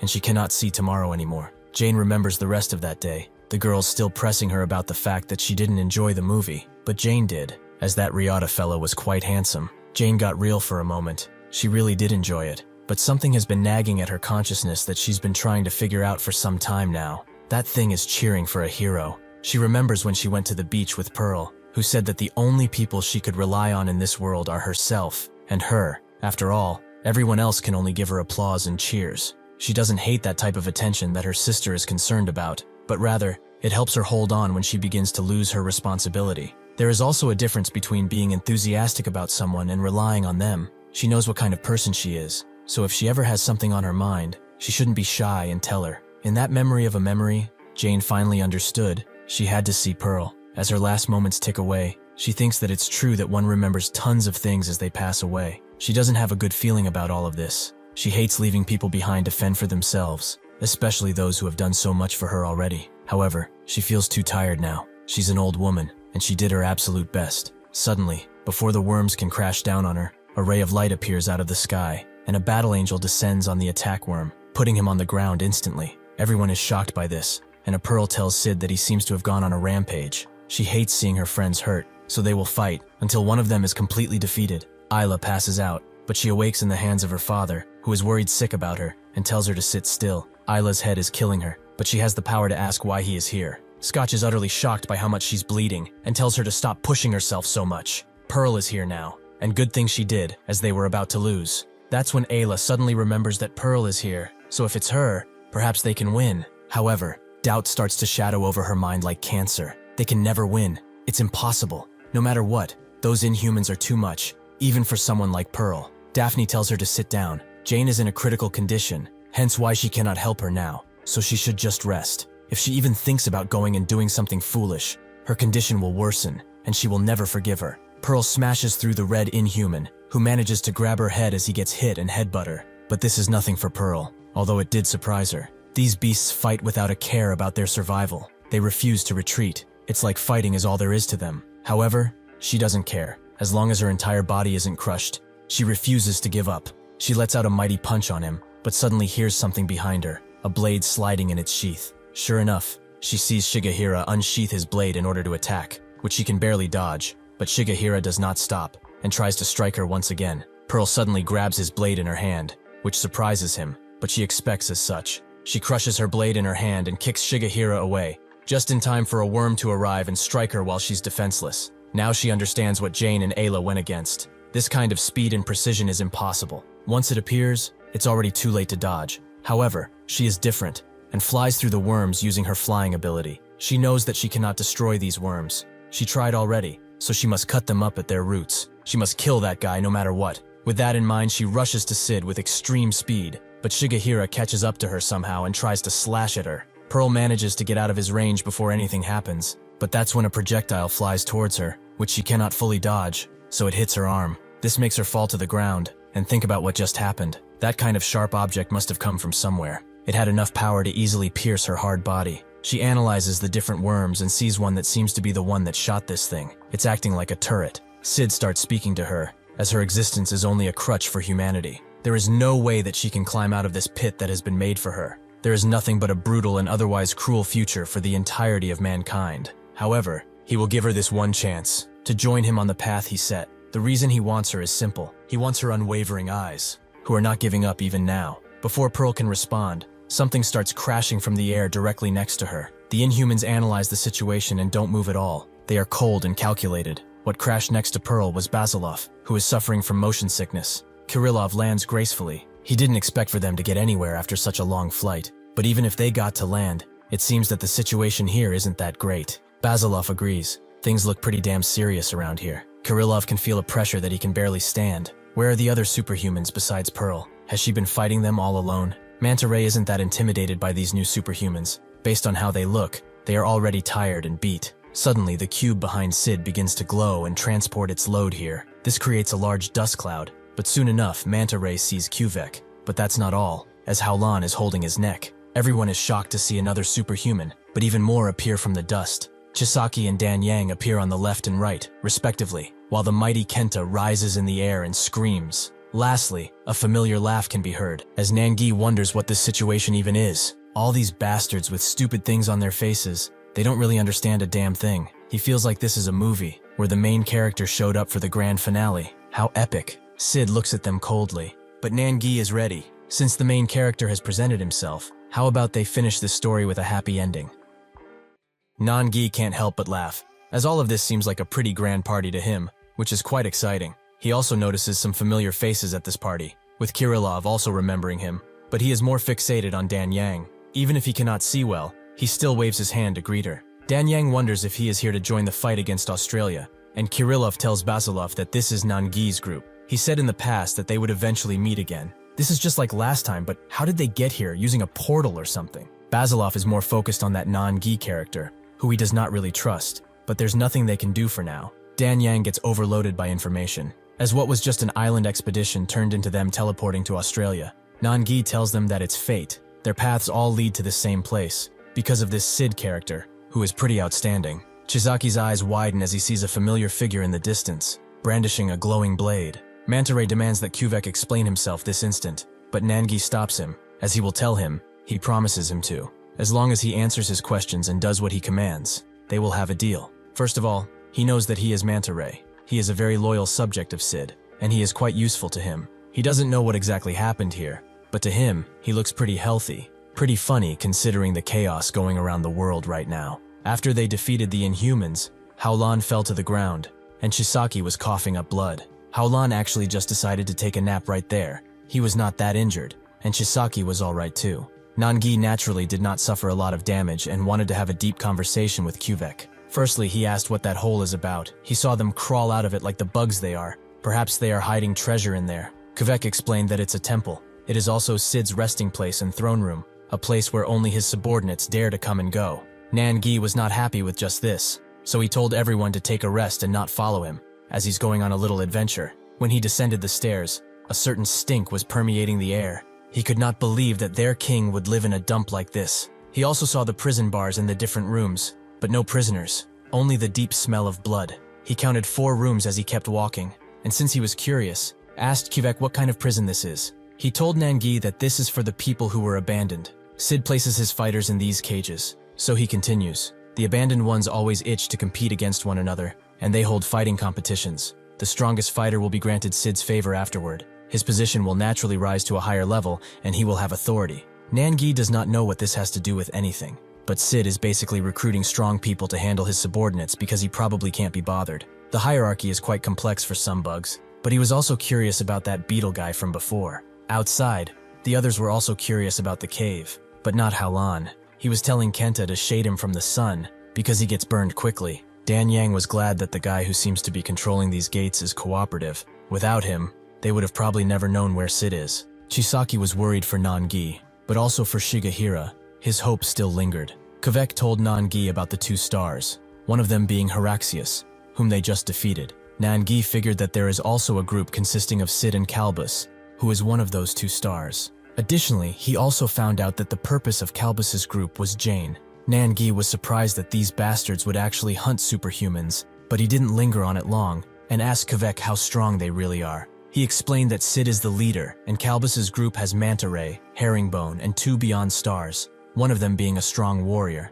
Kivek began to shake as he tried to mutter his next sentence. Nan-gi getting what happened. He has heard enough, so he will take them to where his master is, right now. Nan-gi looks Shigehira straight in the eyes, remembering the first time they met when he was quite curious about the temple that was covered in a bamboo forest. It felt like a haunted house to him back then. He really thought that Shigehira was dead, but it's time they do something about this. He tells Dan Yang to go over and check on Pearl and those Russians. She instantly does so, creating a portal that takes the Inhumans by surprise. Kirillov immediately rushes to her side, and they are both worried for each other, Dan Yang asking why his eyes are all bloodied. Howlan is actually quite antisocial, as he cannot adjust to the social situation that's happening here, and he's also afraid to talk. Dan Yang, however, seems to be very happy to see them, and seems comfortable too. He wonders why they are so excited to see her, but he can't complain, as she really cares about him too. That's when he remembered something. He left Pyongyang on the island, still in the suitcase. Nan-gi approaches Pearl, saying her popular line, "United they stand, scattered they die." Well, it is true that they have to stand united now, right? This is the second time they meet, but he would like to introduce himself. He is Nan-gi. Pearl accepts his help, which he's very glad for. Since everyone is now ready, they should get on with the festivities. Their goal is to win. If there is nobody who feels otherwise, he would like to take the lead on this. Manta Ray looks at Nan-gi and deduces that he must be the one who appeared during Behemoth's invasion. He also just defeated Heraxium, which is a pretty big feat. If he is here to see the headman, there is nothing they can give him. Even if that was possible, he can see that they are all connected to Shigehira. He lands down next to Sid, bowing his head as low as he can, and excuses himself for what he is about to say. But judging by this situation, there is a possibility that the headman is now dead. If he would allow it, he would immediately go to check, but Sid has had enough of his muttering words. He stares down into his soul and drags him into a world where he is kind. How dare he say something so foolish? Nan-gi approaches Chisaki and suddenly grabs him before throwing him away. This surprises everyone, but Nan-gi throws him right next to Shigehira, reminiscing a scene from the past. They both look at each other with a certain kind of fondness, Chisaki tearing up. Dan Yang becomes enraged by Nan-gi's actions and asks what he is doing. She thought that he would command them, yet they are just sitting here doing nothing. Nan-gi grabs Howlan's attention and says that this fight is Chisaki's fight. However, this is something that he cannot win. Only death awaits if he attempts it alone. Howlan will not let that happen, and Nan-gi won't either. He commands him to help Chisaki with this. Basilov approaches and says that even though he does not really listen to anyone, he will take orders from him if he must. Nan-gi doesn't know if that was a compliment or not, but he will take it as one anyway. Basilov then grabs Kirillov's attention and tells him to stay there with that woman. He knows that he's rude to him all the time, but he does appreciate everything he has done, and he is proud that he has gotten them so far. Even though most of the time he's overdoing it, he does not want to see that frail body of his being torn apart, so he should let his eyes heal. Kirillov agrees, prompting Basilov to get right into the action. He has to check something and see who the main culprit is, but he must warm up first, right? Nan-gi looks at him as he flies away, laughing at how much of a mess this is. Basilov lands right in front of the red Inhuman, which he recognizes as Salma Ali. Somewhere else, Chisaki and Haoran are getting ready to fight Shigehira with everything they have. Pearl heals up her wounds, even though it brings her more pain, and Nangi comes around, asking if she's ready to cause some more trouble. She notes that she has not even begun yet, and goes on to explain about the tentacles. Their attacks are unnormal and extremely fast, to the point where if you can see them, it's already too late. The destructive power and sheer speed of them is too much to realistically fight against. It's much better to watch out for the long tentacles and avoid them. They have no reason to fight them head-on like this. What they need to do is make them stretch out until they can attack the roots. They don't have much time to talk because the tentacles dig through the ground and jump them. They both jump in to get rid of the one who is summoning them. The most important fight in all of superhuman history is about to occur. Nangi and St. Pearl against the mighty Sid. Somewhere in Korea, Hong seems to be waiting for Kang, who is not answering his phone. He isn't even reading her texts. She knows that there's no way he would just lose his phone. Her friend also arrives, mad that she has to take so many stairs. But when she looks at Hong's face, she can guess that Kang is not coming today. For a while, they have been meeting in this place, talking about things and having fun. Perhaps he is just busy or something, but the others can't come either. Her friend is sad about that since she even bought some groceries, which Hong also did. But she's more worried about Kang than anything. Just what is he doing? Somewhere deep in the forest, the birds gather around Kang. Even a rabbit decided to join him on his walk.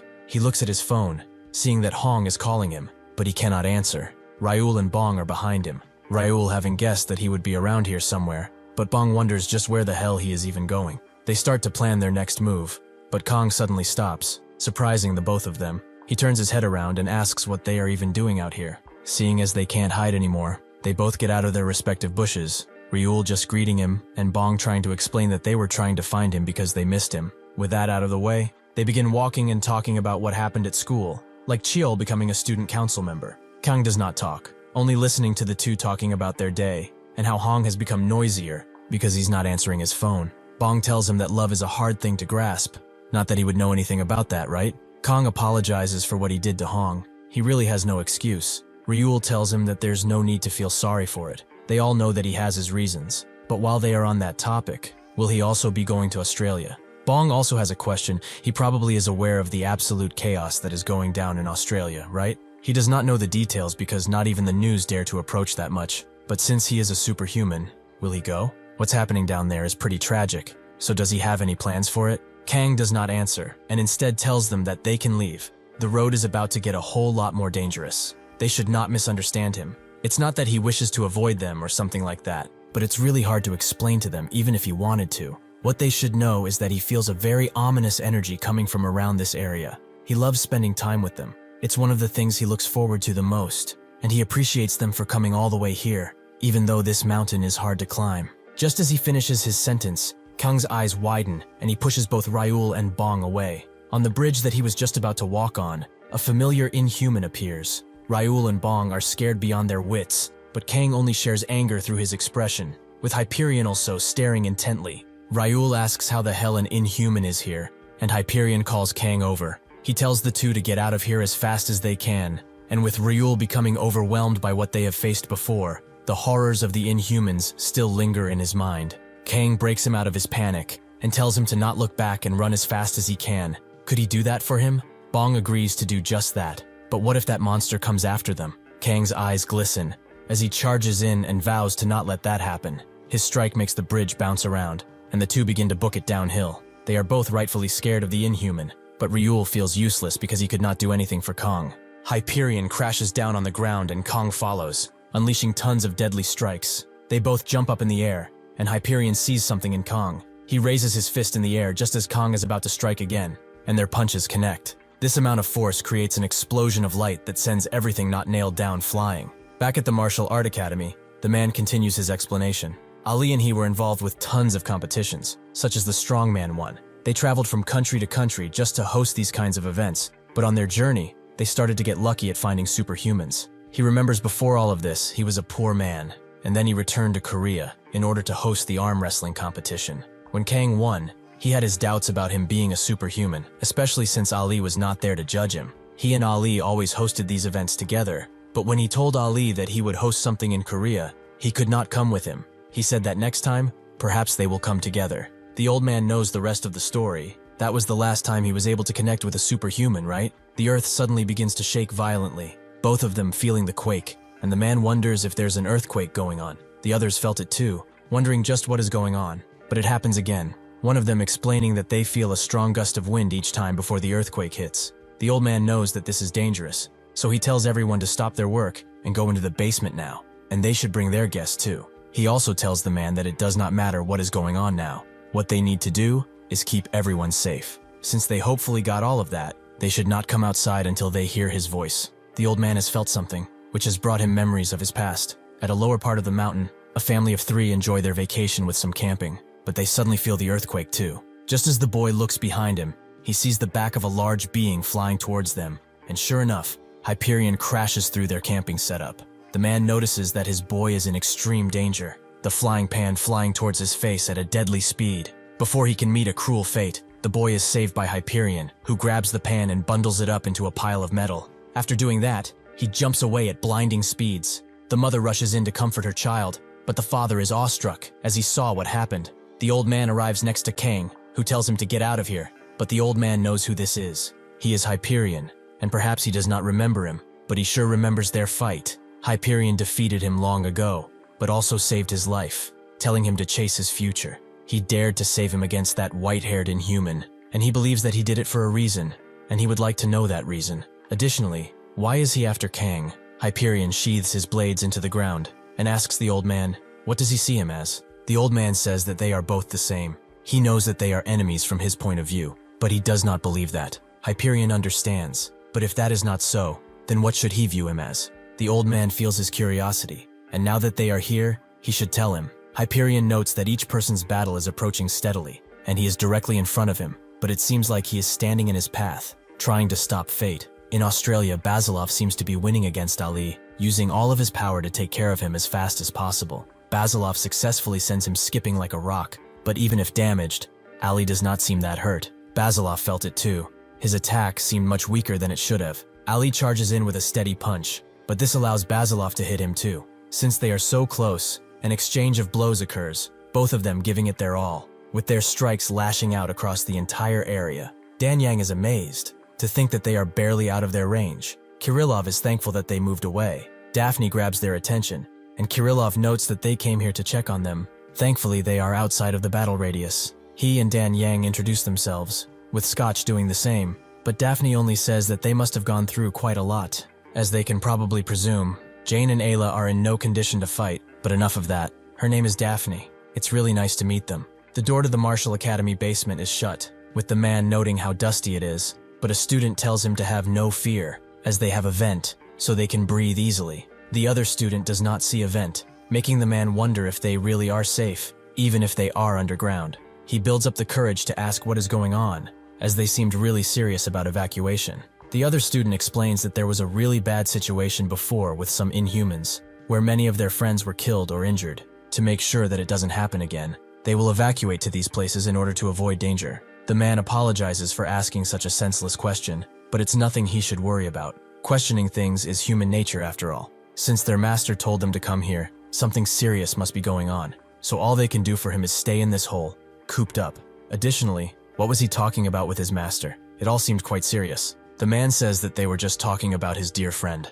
Ali is sent flying once again by Basilov, but this time he crashes him through buildings before putting him on the street and stepping on him with extreme force. That's when Basilov sees something surprising, as armor has appeared on Ali's arm. He uses this opportunity to grab Basilov and throw him in the air, but now, he knows why his attacks felt so weak. Bored out of their minds, the 3 guys begin talking about the strongest superhumans, with the man having a habit of talking about them. One of the students thinks that one of them must be their master, but the other wonders who the strongest is. Perhaps someone who can cut down a tree in one go? The man remembers something about Ali when he explained his ability, the armor of immortality. He beckoned the man to punch him, which did so, but he could not even make a skin move. The man is called Tony Guak, and Ali told him that he has the power of a fly, so he will show him what a real punch looks like. He suddenly punched himself straight in the face and explained that whenever he uses his ability, nobody can see it with the naked eye, and even though this invisible armor surrounds his entire body, one can only see it when his body reaches a certain limit. Since he has punched himself so hard, he can probably see it now. Tony wondered if he could win against Pearl, but Ali asked why he would ever fight a superhuman. He only thought about where to go next. Tony explains this ability to the martial arts students, adding that the armor regenerates when it takes damage, so he becomes stronger the more damage he takes. One of them thought that it's impossible, but the other thought it was cool. It's like a last man standing ability. Basilov continues to hit Ali again and again, making armor appear everywhere on his body before they punch each other hard enough to separate. Basilov can feel that they are similar. He has armor that gets stronger and stronger, until it eventually breaks. It seems that they are really no different. Basilov remembers the fight he had with his comrade. As a friend, he has an obligation to see things through. Things have become quite annoying. He really is in an awkward situation. Suddenly, he begins to exude steam out of his body, creating a large cloud. He does not know his circumstances, but it's clear that he's making a fool of himself and everyone he cares for. The man doesn't really care if he's the strongest or not. The important thing is that he's a good friend, and the only thing he can hope for is that he's well, wherever he is. Basilov notes that he will be the spear, so he should hold that shield of his very tightly, because in one mere minute, he will make sure that he will be sent to the fiery pits of hell. Basilov has unlocked his potential, 70% power. Basilov leaves an afterimage as he rushes in with a strike that makes Ali jump in place, but he does not stop there, as he comes back with a deadly strike that destroys the concrete below. Since he has the advantage, Basilov strikes him again, and then again, pushing him further into the hard ground. As he is pummeled, Ali seems to try and remember himself, but he cannot quite understand who he is, or what he's even doing here. Basilov goes to 71% power and punches him so hard it makes the cars around them fly off into the distance. Nangi and Pearl continue their advance towards Sid, but Pearl suddenly gets struck by one of the tentacles, making them both realize something. Sid's hands and feet are extending into the ground. They do not yet know how many limbs he even has, but it's at least more than a dozen. In addition, his attacks are fast and unpredictable at best. It's no different than fighting blindfolded, so calculating where he will attack from is impossible, since all attacks happen from the underground. Perhaps he attacks in a circular motion, where tentacles rotate around in the ground, or perhaps it's a new tentacle. Black Mirror notices a tentacle in front and warns Nangi, who with this help, manages to create a few unbreakable threads, and they begin pulling downwards. As long as Nangi does not consume a lot of energy, he can probably kill these bastards and get off scot-free. Unfortunately, he's not about to be let go as he pleases, as a mighty bolt flies towards his face, only grazing him, but it was close enough to make him uncomfortable. The two tentacles have caught him in a really bad position, but fortunately, Pearl is there to rescue him. They are both in the same boat after all. They know they must use their instincts to survive, so they continue their journey while expertly dodging every attack. Manta Ray notices this too. They are easily targeting the tentacles and crushing them with tremendous force. They are slowly turning the tide. If this goes on, Sid will suffer a terrible fate at the hands of his own ability. Suddenly, Pearl jumps right under Manta Ray, who notices too late. But Sid notices and manages to block Pearl with two of his tentacles. Manta Ray knows that he has become a target, so he decides to leave. But it's already too late, as Nangi has coiled him in thread, allowing him to throw Manta Ray right into the ground. He cannot hope to get out of this situation, so Nangi summons his scythe and unleashes a mighty slash that completely annihilates Manta Ray. With his last breath, Manta Ray calls out Sid's name. Nangi laughs, as he expected that bastard to try and escape, but he thought that they would be in trouble if he did that, so this is good enough. Well, she was a little clumsy in her work, but it worked out just fine. A few minutes ago, as they were being assaulted by numerous tentacles, Nangi told Pearl that he will focus on Manta Ray, so she should take on Sid's attacks towards himself. When those attacks close in, they will switch places and cut him off. Pearl understood the assignment, and it seems that they have succeeded. Nangi tells Sid that the petty cube he came with is just a toy, and now that some of his tentacles are gone, he sure must be lonely. He has no means of escape, so whatever happens, he vows to crush head in, right here, and right now. Sid is quite confused, as it's pretty clear to anyone that they are his prey. What does he mean when he talks about his escape? Kenta screams at what used to be Shigehira, who swings his sword around a bit. Chisaki jumps on Kenta and tells him to wait, as they cannot just do this. Howlon suddenly pats him on the head, as he seems really troubled. He is also worried about how he feels about all of this, so since he needs to talk with this fellow over here, he should leave everything to him. In the past, at the Huangshan Mountains, a bunch of thugs tried their luck with Howlon, who admired that they had so much confidence in themselves. It was really fun for him too, but now that there's only one of them left, who is presumably the leader of the Black Snow Gang, it's about time they end this. The man brandished his sword and warned Howlon to not come closer, who thought that he looked quite pathetic, even for a gang leader. Since he is trash, it's time he's thrown away like trash. However, he would like to tell him something before that. In the last few years, the only thing he has done in these mountains is to practice his martial arts. Recently, he has taken a liking to Korean martial arts, until he almost mastered all concepts. He also mastered the Chinese martial arts, like using the Taijian sword, or the praying mantis style. Nothing has been overlooked. So in truth, he's not really that interested in how powerful or big anyone is, because with martial arts, one must practice the art of peace, in addition to the art of war. All distractions and impurities must be removed from the mind. If not, something will happen, something bad. The man desperately tried to strike him with the blade, only to break as it made contact with his abdomen. Haolan thought that he's pretty dumb, but he still did not get the clear difference between them. He is not just a puny human, but a superhuman. With that, Haolan took care of him, and the gang disbanded shortly afterward. All the hard work he has done with his training also applies to his mind. Once one starts holding a sword, he must find the will to sharpen it. Right now, he is no different than a demon, no different than a rabid animal trying to find its next victim. He has changed far beyond what he was before, which naturally was not his choice, but it seems irreversible now. That is why he vows to sacrifice even his life in order to defeat him. The moment Shigehira hears his name, something awakens deep within him. The part that is still human still lingers within him, but Sid notices the change in his character, so he advances his mind control even further. This makes Shigehira crouch and scream out in pain, allowing Haolan to move in with a swift punch. He uses the deadly middle finger martial art to strike him more than a few times, before throwing him in the air and kicking his face in. Haolan feels something strange as he attacks, and Shigehira retaliates, kicking him before rushing to grab his sword. After doing so, he flies towards Haolan, ready to cut him down, but Haolan knows that he has to fight very closely in order to have a chance, so he blocks Shigehira's sword and strikes him with his elbow, which seems to be quite effective. But Shigehira twists his body in a manner that no human could, and strikes back. Haolan refuses to give up, and rushes in with a strike that seems deadly even to Shigehira, so he decides to block it, sending him flying on the hot sand. However, this is not the end of the attack, as his forearms have become blistered with a red hue, and they suddenly explode. This is explosive heat transfer, which Nangi has figured back on Crow Island. That is why Haolan does not stop hitting. The heat energy transferred to his opponent pressurizes, making an explosion occur after a few seconds, so the more hits he lands, the more power the explosion will have. It also seemed that even his breath became fire, so powerful that it could actually explode. Nangi knew that Haolan practiced and perfected martial arts all his life, but he has yet to notice that all of his explosive power comes from his excitement. And for excitement,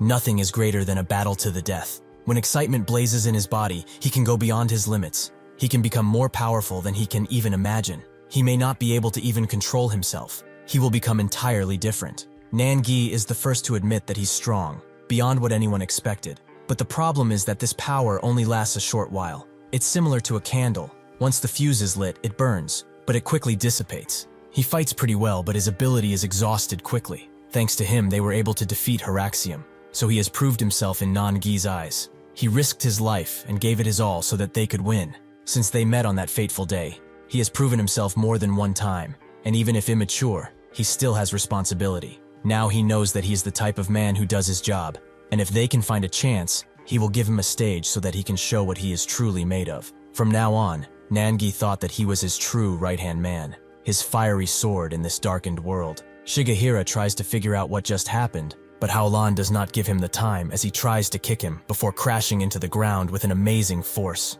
Shigehira has managed to escape, but he sees something red coming out of the dust, something fiery and filled with power. Sure enough, a bunch of fireballs were lunged at him, forcing him to dodge again and again, but one of the fireballs managed to catch him off guard. Since he cannot move, Shigehira cuts through it with his deadly blade, but this only allows Haolan to move in behind it and crash his fist into Shigehira's skull. Stunned by the attack, Shigehira cannot dodge the next one, which was charged with explosive force, making his face blow up in a spectacular fashion.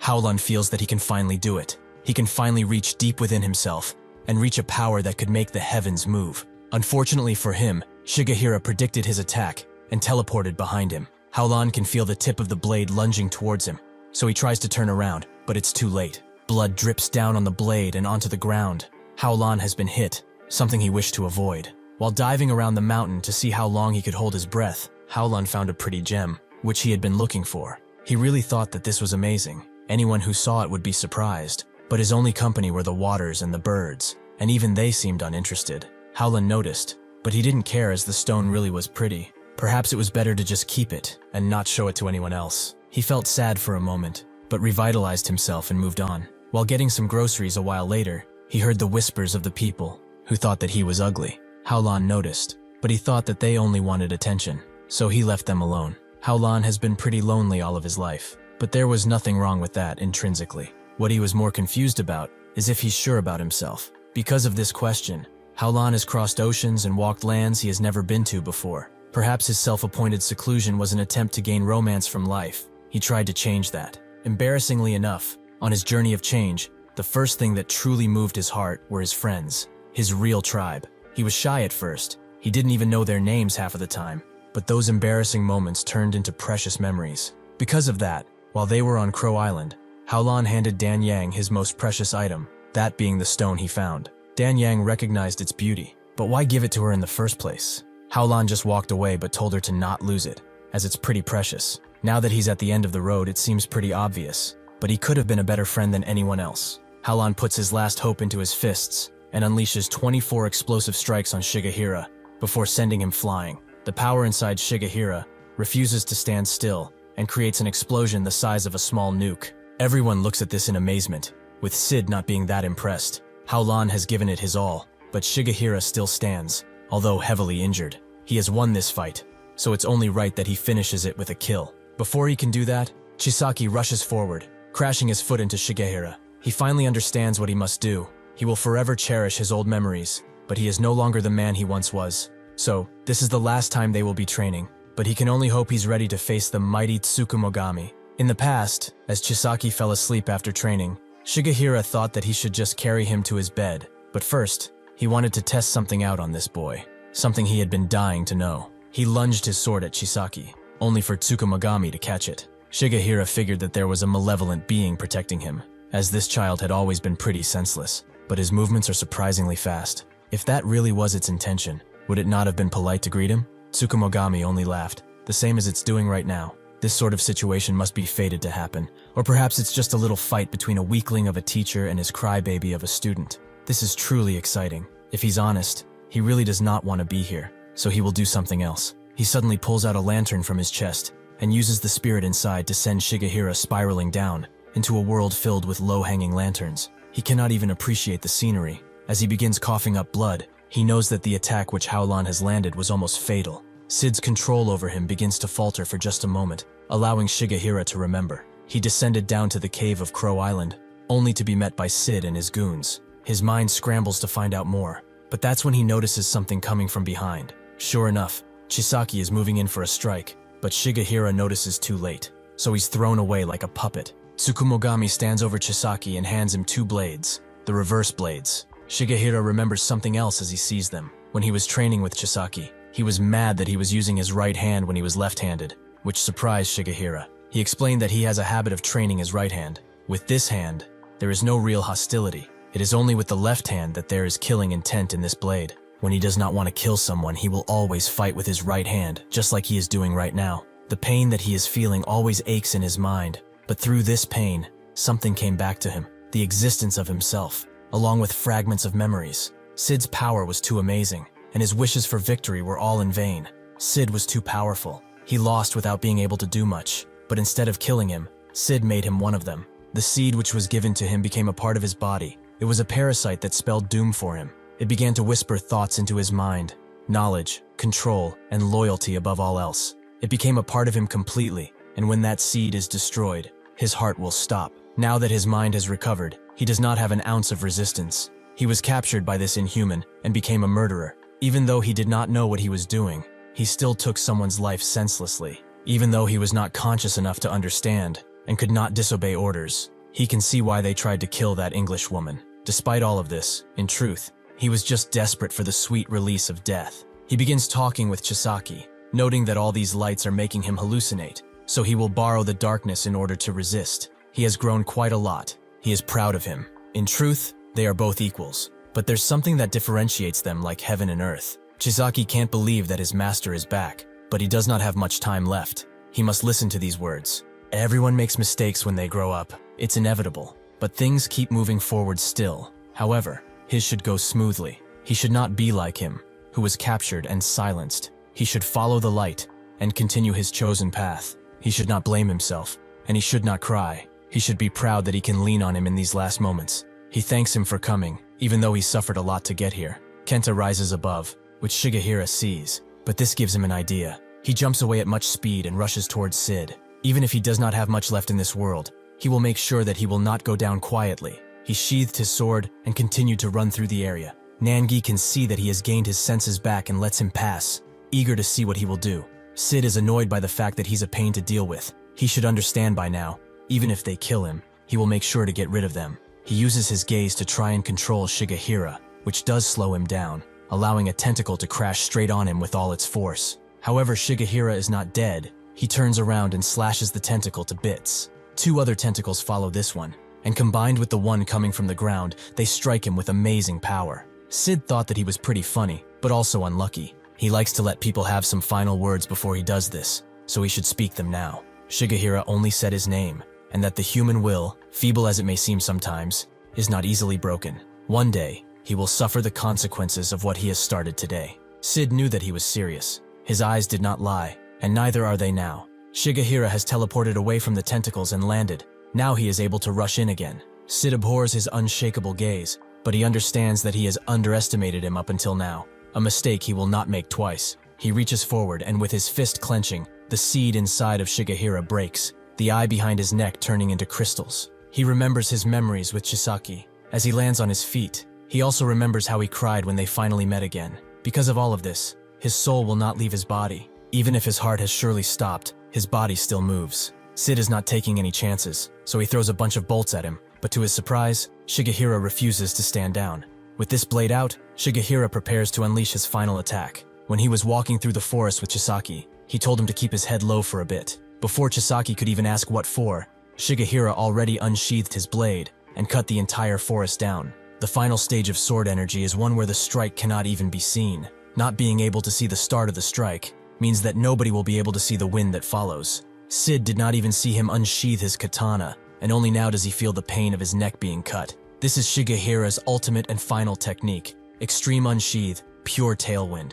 Everyone is shocked, and Shigehira falls down, his spirit finally allowed to rest. Pearl catches his body gently and closes after looking at his lifeless eyes, gently closes them. Nangi stands in front of Sid, but he feels that something is wrong. His tentacles are retracting, sure, but his head is missing. Suddenly, he feels a presence behind him that almost makes him pass out. The real Sid has risen, sad to see that his puppet was destroyed by some measly superhumans. This is the true master of Crow Island, Sid Beacon. Both Nangi and Pearl feel a sense of helplessness instantly as they see Sid, who admits that Shigehira was a smart man. He showed his power even when he had no will of his own. From the start, up until this point, his blade was as sharp as ever. Since he respects him so much, he will send them to him, one by one. He begins unleashing a dark energy that Kirillov and Dan Yang notice. Kirillov specifically knows the feeling. He has faced it before when facing that beast while they were flying. Chisaki is pushed back by the sheer force of the charge up. His entire body cannot stop shaking. There is something going on over there that even his body cannot comprehend. Nangi, however, understands that when they first met Sid, in the situation they faced, he was the main opposition. But while he did feel a gigantic amount of energy coming from him, and his power was indeed dangerous, it was not too much for them to handle. However, his aura wasn't the same as what he felt with Behemoth, although that has changed now. The pressure that is dragging him to the ground is the same as when he met Behemoth. Sid says that this is the first time since they have gone against superhumans, that this seedling has been attacked and broken. It's honestly not bad to be out in the sun like this either, but killing his little toy is not something he can just let pass. Nangi knew it. The Sid they had been fighting up until now was just a hollow shell, something controlled by the real puppet master below. The inhuman they have so bravely fought was just a proxy of the main body. Nangi doesn't know what to think, but he remembers Shigehira's last words to him. If he fails, he leaves everything to him. Additionally, he should take care of Chisaki, the best he can. With that, he went and did what he did, sacrificing himself so that the true monster could come out of the shadows. Nangi remembers the talk he had with Shigehira one night, who said that he's not doing all of this because he feels obligated. It's more like it's something he wants to do. He also would never leave Japan, as it's the country he loves after all, and he didn't like mingling with other people either. Nangi told him that he never knew that, in the near future, perhaps there will be a day when superhumans unite. Shigehira never thought about it and wondered if he was predicting the future at this point. He is not really comfortable around strangers, but if they do meet again, they should drink some homebrewed wine.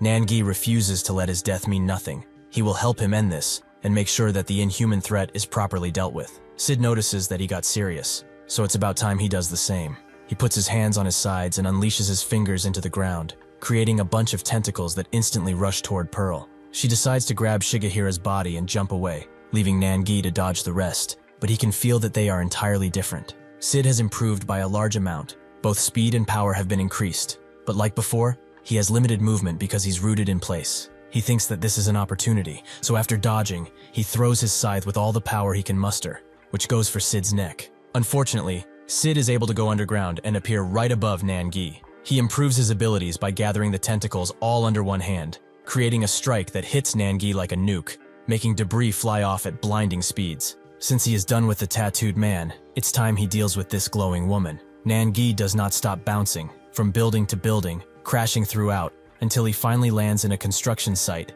passed out completely. The university friends were also hiding in there, and they wondered what that was, as that man just fell from the sky. The fat guy refutes that, but the skinny friend tells him to be quiet. He begins to cry as they pretend that they are not there, leaving Nangi to fend for himself. Sid tries to eliminate Pearl swiftly, who dodges to the best of her abilities, and she actually charges through, allowing her to land a powerful headbutt. Even if she is powerful, Sid still lands a mighty punch on her, which she actually retaliates against. Sid continues this fight by punching her side, but through her expression, Sid can see how powerful and fast she is. Perhaps she has been hiding her power. He uses both of his fists to crash her head in, but she still manages to block his attack. Sid is impressed by her tenacity. She truly is the Pearl he has heard about. She suddenly sees Withrow, but she cannot afford any time to do that, as Sid uses his tentacles to boost his power and crash his fist into her head. She also remembers Jane, who told her that everything will be alright in the end. Sid continues his assault by stepping on her head with his foot,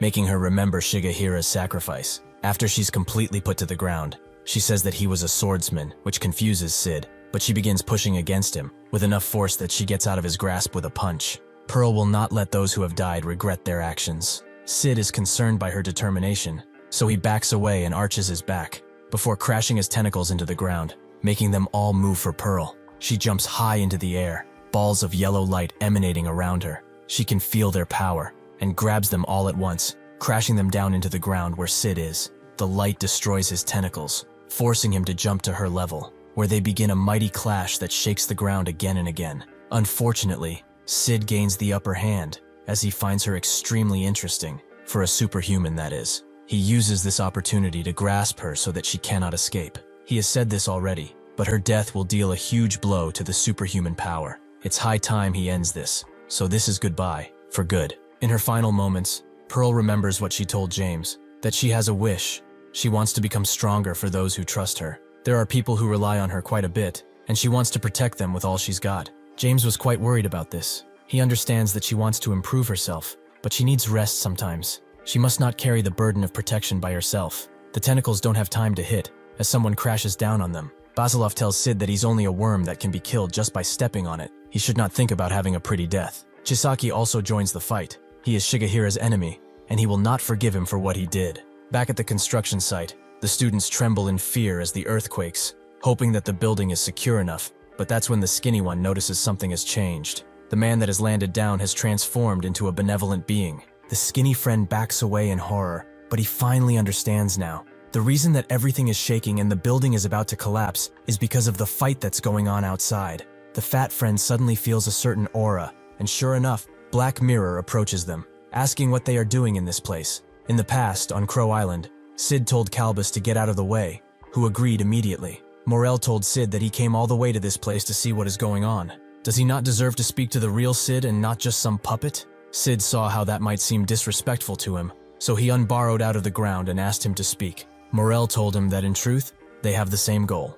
After all, he is following the same path he is leading others. With this much faith, he doesn't really care what he's going to do with those people. It's his business after all. However, if they are talking about the superhumans, he should remember that they are an entirely different story. They are filled with ugly emotions, disregard, contempt, and curiosity. They are objects of resentment, and he is free to judge their souls however he wishes. But he will remind him this: the superhumans are an old foe of their race. They are an existence that is preventing them from moving towards their ultimate desire. Sid did not really agree with this opinion, as he is not afraid of them in the slightest. Morel knew that he would say something like that because he thinks that they are the ultimate species of this planet, but that fact has not been proven. The idea that they have the upper hand when it comes to power is merely speculation coming from him, but there is also something else he should not overlook. Even if he hates it, inhumans and superhumans are similar. They are both strange beings that will eventually determine the fate of the world.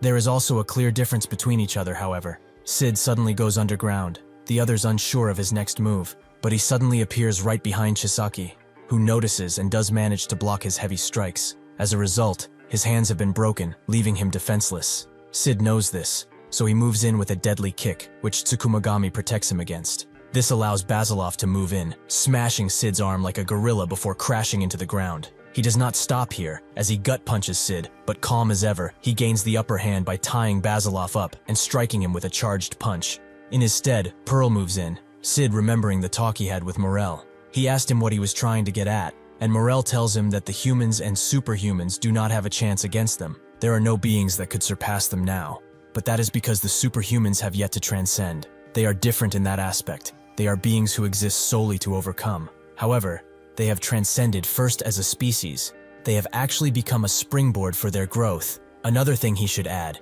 is that they have the ability to grow much stronger. That is the key difference between their species. The ironic thing is that they are the ones providing them a way to grow. So any of his fiction that is different from the path he is walking are just lowly excuses. Morel hoped he could understand what he was saying before it finally got to him. Sid thinks that he is wrong. No matter how much these worms struggle and scream, he will show him the difference between their species. After jumping Pearl, he moves on to Basilov, who receives the brunt of his strike fully. Tsukumogami laughs, as finally, his favorite game of hide-and-seek is about to begin. He pulls a flask out of his body, which asks why he chose him, but Tsukumogami told him before, there would come a time when even the useless water demon would be handy. He uses him to spray the water all around, engulfing everyone in it. After a little bit, Chisaki wakes in a strange place, where he stands above water. He knows that this is water, but it feels extremely different and it's really clear. Tsukumogami laughs again, as their game is about to begin, and it's something that everyone will have fun in. The university students cower, thinking that Black Mirror did something to them, but he actually left through the ceiling, letting them wonder just what the hell happened. While in the water realm, Pearl can hear the cry of a ghost, but also the fact that everything that was obstructing her vision, like dust, is gone. This transparent water under her also reveals what is happening underground, but is this truly just water? The power to create such a large space with its own properties is amazing. Perhaps it is just an illusion. Chisaki begins coughing blood, which Pearl notices. It seems that his body cannot keep up anymore. Tsukumogami apologizes, but he just could not help it. Perhaps he was a little too greedy, as they have been playing with their toys for a pretty long time now. Pearl asks Chisaki for his name, which he tells she wanted to know in order to thank him properly for fighting with them. All he needs to do from now on is keep this space running. She will fight and protect him in return. They were really helpless on the sand. They did not know where Sid's attacks came from, but thanks to his ability, it seems like their chance of survival had gone up. Tsukumogami laughs, as he did not mean to pour such cold water on them, but there's nothing else this bastard can do. He is a water spirit, but also a useless idiot. They cannot expect anything else than what they see. It's his limit after all. Pearl notes that this is enough talk. It's time they jump into the action. It seems that Basilov has rushed in already. He and Sid creating a fistfight that makes the waters move, which everyone can feel. Basilov seems to be holding his ground against him, but their punches are equal, making their brains scatter in their skulls. Sid uses his tentacles to empower both of his fists, and crashes them down with so much force that it makes the water rise to the air. Pearl rushes in, expecting the worst, but she suddenly sees something interesting, which is Basilov, who's stopping her from approaching further. As they were traveling, Kirillov was amazed by Basilov's power, as he used a lot of energy, but now he's gaining weight instantly. He hasn't eaten anything either, which is quite strange. Basilov didn't know how his ability really worked, but what about him? What's required for him to make these dumbass shoes? Kirillov didn't want to answer. He just said that he envied his determination and abilities. Basilov knew he was dodging the question, but he let it go and asked how his condition was. Kirillov explained that by alternately opening his eyes while distributing some of his power, he can maintain the shoes, but they are rather slow. Basilov knew that what he did was a complete and utter gamble, but he thanked God that it did not backfire. Just how long was he unconscious for anyway? Kirillov told him that it was only a couple of minutes, but he also apologized for pushing ahead so arbitrarily. But this situation was too dangerous. Basilov asked why, so Kirillov explained the reason why he had not given him the telescope before. But before that, he would like to know something. How was his fight against the inhuman he fought? Basilov said that he should have been able to eliminate her, but at the same time, this was the only time he felt like he might really just die. If there were more, he would have lost. Kirillov knew that there were more when he saw them through the telescope. There were 4 of them, and they were heading to an unknown location. Just seeing them from afar overwhelmed his senses and made him fearful. The reason he did not tell him is because he might have responded unexpectedly and jumped into a fight. Was he wrong for doing something like that? What would have he done if he told him that? Basilov agrees that the power he felt was something incredible, but he shouldn't worry about it, as his decision didn't matter much to him. There is one thing that Basilov regretted from this. He should have gotten rid of that woman. That way they would become weaker. This frustration is now fueling his decisions. He thanks Pearl for coming at the right time, but he wants to do this alone. It's about time he is put to the test. Steam comes out of his body as he gets skinnier and skinnier. Sid just watching his transformation. He will fight him until there is nothing left. Basilov has gone to 90% power and hopes that Sid can last long. With a blinding strike, he makes his head almost come off, but Sid manages to land on his feet. He knows that this is a dangerous situation, so he charges in. However, Basilov does not really care. No matter how many enemies he has to face, no matter how powerful his opponent may be, he will keep fighting so that he does not doubt himself. His strike pierces the sky, and their fist fight continues. Basilov seemingly having the upper hand, as his strikes are as fiery as the pits of hell. When he defeated Ali, he said that he would remember his name. Basilov knew that this wasn't a good fight, but fortunately, Ali did not see it in person. Even so, Basilov wanted him to know that he is a strong guy, and he fought with everything he had, like a man. Now he can rest from their unfinished battle and hope that his spirit is redeemed. He will remember him for as long as he lives, as a good man. Tsukumogami laughs, as there really is no room for them to join this epic battle, but his laugh suddenly turns into a puzzled expression as he feels the water spirit shake. He looks around and Chisaki can feel something too, so he asks what's wrong. The water spirit can barely speak, but there is something. Something is coming into this magical space that nobody should be able to puncture. Like a meteor, a dark figure crashes down next to Basilov and Sid. It wonders what this place is, and what event led him here. Chisaki sees that the gentle water has turned into glass, which breaks all around them, transporting them back to the real world. The water spirit apologizes, but Tsukumogami consoles him. He should not worry, as none of this was his fault. He has nothing to whine about, but he did pretty well for the time he was here. Chisaki is still confused, and asks what happened to that place. Tsukumogami likes to call it Danri, or unlawful entry. Just like he told him before, something ended up coming in the area, which broke the barrier. Chisaki understands, but now the question that lingers in his mind is who that dark being is. Dark Mirror knows that Sid was the thing that dragged him back here, and Sid also seems to remember who he is. In order to deal with him again, he ties him up tightly before punching him hard once again, making Dark Mirrors skip on the sand. Sid has awakened his full power with the seeds he gave to Ali and Shigehira. He has become complete once again. He has become perfect, and expects Nangi to get up. In their minds, Nangi and Dark Mirror both seem to lose themselves, but something is burning within them, something that could make an entire planet explode without issue. This rage beckons something deep within them, making him scream out and unleash a world-breaking power. Everyone watches in anticipation, as Nangi charges up more and more, with Scotch thinking that they should just get out of here while they still can. Jane wakes up and says that she's going to the battlefield no matter what. She has to avenge the people she can never see again. They all must help them, and if anyone else wants to come with them, so be it. Daphne tells her that she's still extremely injured, but Jane understands that. Now that she is awake, she has to go. She will risk everything on this battlefield until she has nothing left to give. At the same time in France, at an antique shop called Biblo, an elderly man is cleaning while humming. He also has a familiar insignia on his back, but a phone suddenly rings far away, prompting him to stop. The person who picks up, Mohan, is being questioned about his location, as he did not even call to confirm if he was alive or not. Mohan tells the person that they are noisy, so why he didn't call back? The person wants to tell them a thing or two but leaves it for now. He should just come to Rev as they have a few things to discuss. Mohan thinks about it for a bit and asks if it's good or bad news. The person asks just what the hell he's talking about, but Mohan knows that he heard him. If it's not good news, then he is not coming. This is Sigmund Mohan, the puppet master. Nangi has completed his transformation.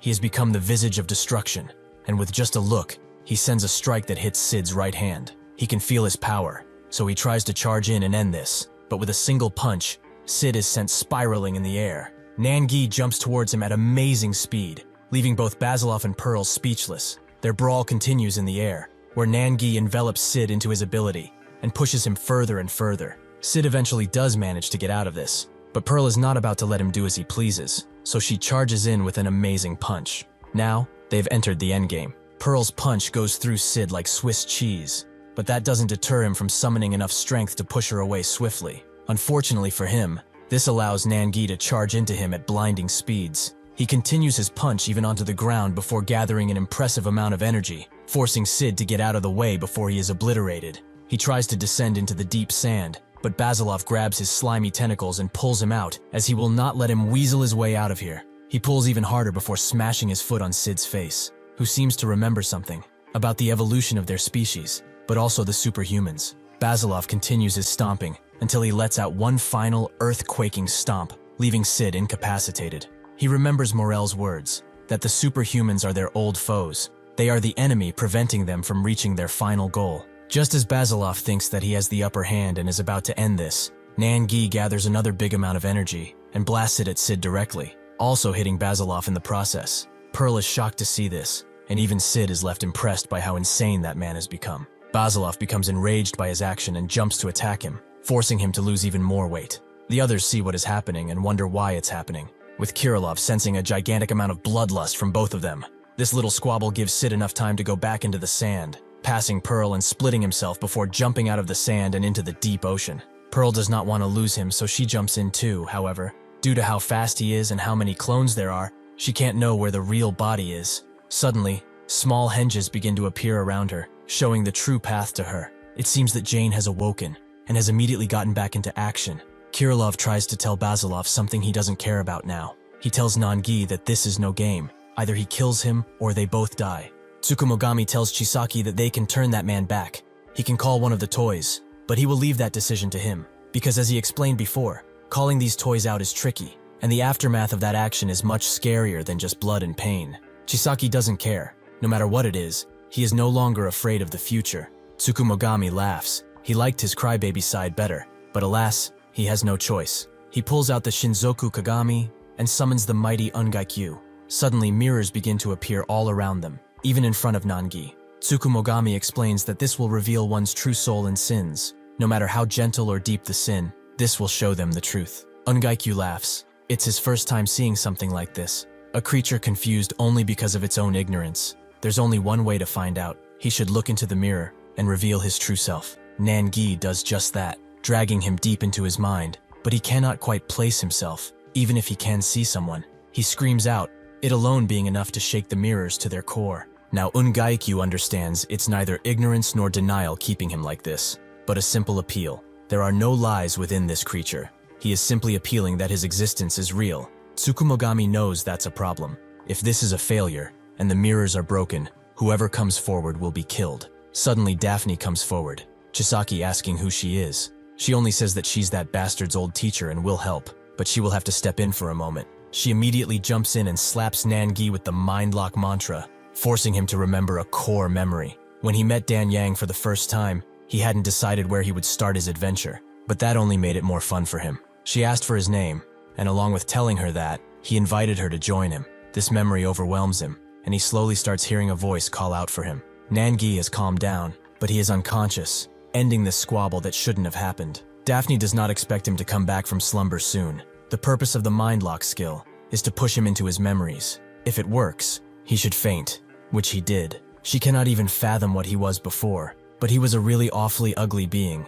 Now they can just hope that this will have brought him back. Basilov looks at him and thinks that he went a little overboard, or perhaps this is a side effect of his ability, but his vision is starting to blur. He felt Nangi's amazing power firsthand, and now he wonders if that is his true power. If that is something he cannot control, it will become a problem later, as the rampage he went on was even more difficult to deal with than Sid. His power was amplifying again and again, to a degree he had never seen before. Kirillov realizes what was happening and asks where Sid is, so Basilov reveals that he ran into the sea while they were bickering. Pearl did follow him, but he doesn't think she can do something. Suddenly Jane speaks and says that Sid will not run away. This war is almost over, fortunately. She does not know all of them, and she doesn't know how they ended up all in the same place, but she has a request from them if they would listen. Sid sees that the henges are after him, making him instantly remember Jane and her annoying powers. Jane speaks with Pearl from the henges, telling her that Sid is completely exhausted. His main body is already aware of that, so he cannot escape the henges. she should leave this to her and trust that this is really over. Isla rushes to Jane once she sees her, who welcomes her and tells her to listen to her story. This war has been going on for far too long, and it all started because of her. After the Pacific Ocean battle, she arrived in Australia and came to meet Daphne to see how bad things had gone there. Perhaps it was because she made such a loud noise with her arrival, but Daphne instantly recognized her and hid her, while using her power to heal her wounds. That's why now she feels that she's indebted to her, yet the only things she can give her are an apology and her heartfelt thanks. She requested her from Doom, and she would also like to thank Scotch and Isla for sticking with Daphne, even when things got very dangerous. Those Inhumans were here all the time. She knows that this may be sudden, but the purpose of the Inhumans is to make their race just as powerful as them, the Superhumans. That is why they chased after her when she was weak. However, their plans did not go well, because Ayla was there to help her. If she hadn't come, her recovery process would have been interrupted, and things could have gone much worse. Because she fought courageously in the first steps of the war, she had enough time to recover. Then, after they both fought to exhaustion, Pearl arrived, along with all the other people. Every single one of them has put in tremendous effort into this. She knows it was a close call, but because they came, the war came to an end. Ultimately, they have gathered in this place to do one thing: never lose. She wants to point out that that's the main goal of the Superhuman Alliance. Their mission is to achieve victory over their enemies, no matter how tall or powerful. She calls out Kirillov, as when she was down, he said something interesting. He was talking about a group of extremely dangerous Inhumans like Sid, who all brought unimaginable hell. People often say that the only ones who can fight the Inhumans are the Superhumans, and they are not wrong. So if monsters like Sid move in groups, is that not enough justification to form the Superhuman Alliance? The damage they cause now is only the tip of this very deep iceberg. These bastards will not allow a single strand of hair to escape their grapes. They have already lost too many precious things in this war, and soon they will experience even bigger losses. By the way, she volunteers as the leader of this alliance, as she is strong and has powerful skills. However, even with that, she's in a state where her body is rotting from the inside out. She tells Ayla that she will find out later about all this. As there is nothing to be gained now, nobody can understand the entire situation. In this fight, if one does not protect it, they shall lose it. So she hopes that this union will be filled with superhumans ready to sacrifice themselves for humanity and save the entire world from cataclysm. Pearl arrives just in time, and Jane tells her to listen. She will trust her to be the captain in her stead, alright? Pearl immediately hugs her, and Jane reciprocates that hug. Sid is almost at his main body. The stones will follow him until the end, but he can pass them just by speeding up. Jane slowly takes off her earrings and throws them at Ayla, who can't help but cry. This is too much for her. Just what is the meaning of all this? Jane looks back at everyone and smiles, as she will see them on the other side. With that, she switches places with a henge which is right above Sid, who knows that he is doomed. Jane tightly grabs him and turns both of them to stone, turning her into a memento of what a hero should be. All that's left of Jane is a simple stone. Everyone realizing what she has done. They all watched as a calm breeze overwhelmed them, the silence being just as painful as any punch. Everyone was sad, as they all realized what just happened. The moment that stone appeared, it was the end of Jane as they knew her. Isla falls on her knees in front of the stone, wondering what she should do, as she is clearly not ready to uphold her will. She is far too lacking and immature. She remembers what Jane told her, that instead of complaining she should get up and fight, as their chance will come. There was no point in talking about the odds. If there is a mountain that seems unclimbable, she should try even harder and prove herself. Even when they were fighting before Sid, she tried to come up with some sort of plan, but Jane suddenly told her that all the sweat and tears she put into this fight, she shall cherish them forever. Isla asked where that came from. Is she trying to be a hero or something? Jane only laughed and agreed, but Ayla knows that deep down, even if she dies and reawakens, she will not be able to do what she did. However, despite the tears she's shedding now, she will do her best. Scotch hugs his grieving daughter, leaving everyone to look at this mournful sight. Suddenly, Kirillov notices that Basilov is gone, who has gone back to where he had his battle to honor a fallen comrade. Their revenge is over now. They have won the war, so now he can rest his weary body, as he has done enough. Back at the temple, as everyone is chatting, one of the trainees says that it's over, and shows a news report. Everyone seems to be watching it, as the US Special Forces have been dispatched to red alert areas, and the government is carrying out relief distribution of goods to people affected by this war. Helicopters have been mobilized to check for casualties on the beach, and although it has just been declared that the war is over, the government is on high alert, expecting a surprise from the enemy. Now on to breaking news.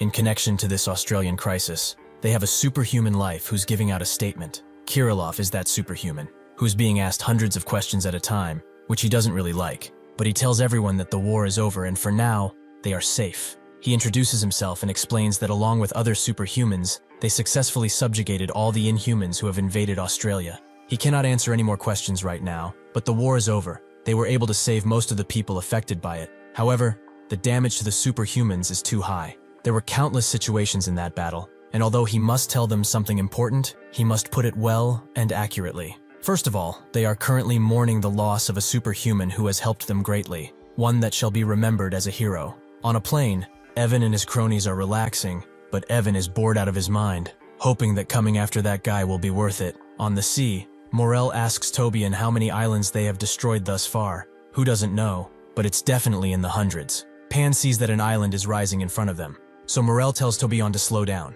as they are playing hide and seek. It's time for them to do what they came here to do. As the others jump off, Tobian hides himself in the sea, and when they land, they are mesmerized by the sea. Akabanga takes a deep breath and screams out loudly, a sound that surpasses the cave and reaches Jakayak, who seems ready for his visitors. Kylie asks why he did that. Is he mad about something or what? Suddenly someone else speaks, explaining that this place is only for those who are welcomed by the blue moon. This guy is Megpan. Kylie remembers him because he's the one Pan killed. She's sure that he died that day, so would he like to explain himself? Suddenly more Megpans arrive, calling out their true name, Fiber Megpan. They come even out of the sea, surrounding the group entirely. A bigger Inhuman suddenly speaks, saying that Megpan is not guilty. He is a faithful ally whose goal was to follow orders. This is the true Fiber, Vomit Megpan. Morel instantly recognizes this as clones, while Akabanga sees it as expansion. He laughs because of this, while the others simply remain silent. Another Inhuman arrives, Vicente Holligan. He introduces himself as Jakayak's servant,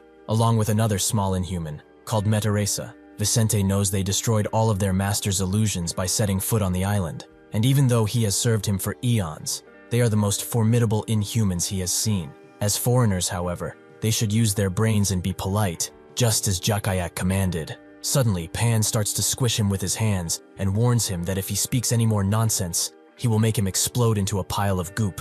They are here to get something, and he is here to cause them trouble for nothing. If he wants politeness, he should go ask somewhere else. Additionally, instead of sweating while talking to him, he should just call his boss here, so they can get this over with. Metaresa tells him to calm down. They are just servants delivering a message from their mighty master. Before he can say anything more, Kylie takes his head clean off. As for once she agrees with Pan, this really is some bullshit. Akabanga immediately begins to swallow the Megpans, with only Fiber barely being able to escape. He was lucky, but he should not worry, as they will see each other soon enough. With that, everyone disappears, but they are still on the island, it seems. Pan expected for this to happen. If he doesn't want to come out of his fortress, it seems that he will have to force him. The Inhumans wait with bated breath to see their target. Vicente only mad that this guy doesn't want to talk. Pan begins pushing, but a single Inhuman gets in the way, throwing his hands out of the way. He then lands down, along with two other Inhumans, one concerned for his well-being. He tells them that it's fine. If they don't want to die, then they shouldn't get involved. This is Actidus Locken, and the group's next opponent. Kylie seems to be ticked off by him and asks who he even targeting, as he popped out of nowhere. Morel already knows of him and introduces himself, explaining that they are here to see Jakayak, while also asking what his relationship with him is. Actidus Locken simply points at Vicente and says one word, release. In response, Pan tries to crush him into mush. This surprises Actidus's minions, as he has gotten in Pan's way simply by moving there, and asks if he gets his position now. After those words, he smacks Pan in the gut so hard he skips over to another island, where his crash can be felt throughout. Kylie immediately goes on the attack, aiming straight for Actodus's head, but he gets out of the way and uppercuts her face into the air. Instead of being mad, however, she seems to be enjoying it quite a bit. She attacks with the same punch, saying that they are the same, so they should calm down for a minute. In response, Actodus laughs and grabs her hands while pushing harder and harder. Vicente tries to grab his attention, as he's fine. Nothing has happened to him, but he knows that once this guy starts fighting, there's no stopping him. Suddenly, Pan's hand appears and cuts their fight off. However, Kylie seems to be pretty mad that he's attacking her too. Pan says that it's her fault for interfering. She should just stay out of this. Kylie smiles, but even though she will do that, she seems quite mad. Akabanga appears once again after he is done with his meal, bones flying out of his mouth as he lands. Kylie says that he seems to be having fun, but he doesn't care about that, although it is fun that there's a lot going on around here. As everyone watches, Actodus remembers what Jakayak told him. The boring times are over, and since the time for selection approaches, he can do whatever he wants now. This is why he is able to unleash himself tonight and prove he's the apex predator. Pan knew it. This place was sure to be filled with crazy bastards like him, and as expected, he ended up in a fight with one. He knows that if he goes on a rampage, it will be war between them, right? Actotus doesn't understand his question. Did he not want that?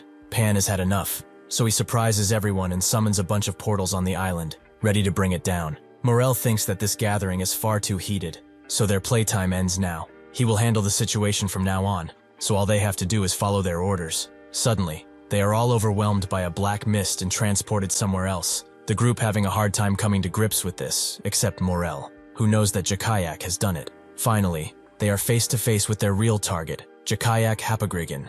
Everyone stares at him, Kylie admiring him for whatever reason. Pan says that he has been a headache for them, but in a rather amazing way. And now he has brought them to this place. Is he the sort of person who invited the ones that want to end his life inside? Jakayak begins speaking, as he wants a straight answer from them. What is the motive for their senseless tyranny? Morel doesn't see it that way. They do have a purpose they cannot divulge, but he would like to know what he thinks their motive is. Jakayak couldn't care less. He won't even begin to think about it. However, since they are not showing sincerity, he will have to answer back with rudeness. Pan can't help but laugh. He is quite the brave little leader, but can he actually do anything against all of them? Jakayak believes so. They should prepare for the consequences of daring to touch the reverse scale. Suddenly, someone crashes through the door behind them. It's none other than Actidus, who seems glad to have found them. Pan finds him annoying too. He must really want to die if he's insisting so much. Actodus only says that he's funny, but that's when Jakayak notices someone coming through the cave hole. A bird like inhuman lands,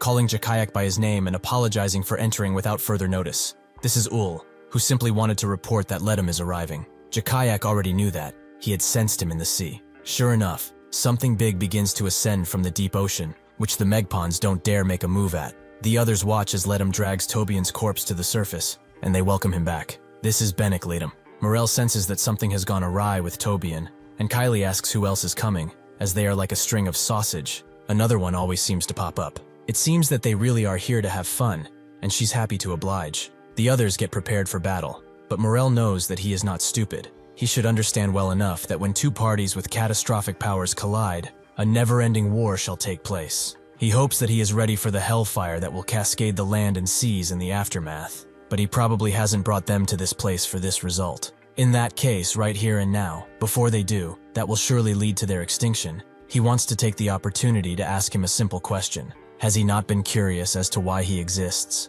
2 days after this, the end of the war in Australia is already old news, and on the Golden Coast, Isla is getting called by Daphne, with Isla surprised that she's up this early. Is she home? Daphne confirms as such, and tells her to wait a little as she's finishing something up. Nothing serious, but she has gotten thousands of messages and emails from students at school. She read all of them. They were full of encouragement and support, so she responded to all of them too. Now she's writing her resignation letter, as that job doesn't really suit her anymore. She asks how Scotch is, as he keeps asking her to come over and drink until dawn, but Isla only advises she listen carefully, as she can probably hear his drunken snoring. She also tells Daphne to get ready soon, as she wants to leave early. Daphne agrees and says that she will be ready in 30 minutes. With that done, Ayla wakes her father up by throwing a pair of socks at him, before asking how much he drank by himself. He really had fun last night. Scotch realizes that it's time to go, but what's even happening, as he's quite busy today? Isla simply tells him to get ready, as it will take some time to get to England, so they have to leave earlier than usual. Isla and Scotch arrive at the beach, where they meet with Daphne, but Scotch is confused. Were they not going to the airport? Isla doesn't even listen as she grabs Daphne's bag, which is apparently filled with sandwiches and the sort. She even brought a mini cooler along for the ride. Isla turns her attention to her father and asks what he's talking about. She did say they're going for a ride, right? Scotch knows what this means, but nobody could prepare him for flying on a rock. The other two are fine, but he immediately passes out from fear and jet lag. A farewell ceremony for Jane is being held, with one girl named Sophia expressing her thanks. She introduces her sister Isabel, and they live in Manchester. Even though she probably doesn't know about them, everyone here knows her pretty well. She is the hero who saved all of them. At the Oasis outlet, the building suddenly collapsed due to poor construction, but when they saw her, she came to save them with a smile on her face. When they heard that they died, they ran for their mother for a hug. They all cried so much that their eyes became tired. They even asked their mother why such a good person had to die. Their mother told them that Jane did something truly great, and now she gets to go to heaven. And instead of feeling sad that she left this world, They should remember all the good things she did for them. They should all be thankful and cherish her in their memories forever. Isabel is not that great at writing yet, so she decided to write this letter and send her entire family's condolences. She rushes to the parade and asks a guard if he could please take this letter along with the flowers to Jane. The guard sees the tear in her eye and agrees. She should just hand them over. He also assures her that even if Jane is in heaven, she will certainly read it. They arrive at the cathedral and gently take the casket inside, Isla and the others being there already. She seems to be distracted by something, however, as she thinks of Jane and their fight. It's really weird to see that coffin now, knowing that there's not even a body or soul. Kirillov and Basilov are here too, with Kirillov being surprised by the quiet atmosphere around here. Basilov asks what he expected, someone holding up a mic and singing some jolly melody. Suddenly, someone screams that they are leaving. It's Sui, who can't bear this sight, and what has happened without her even knowing. Ben looks at her, but James assures him that she will be fine. She's just heartbroken about what happened. Surely time will heal her wounds, or perhaps scar them over. Pearl and Withrow sit in the front, both of them with sorrowful looks in their eyes,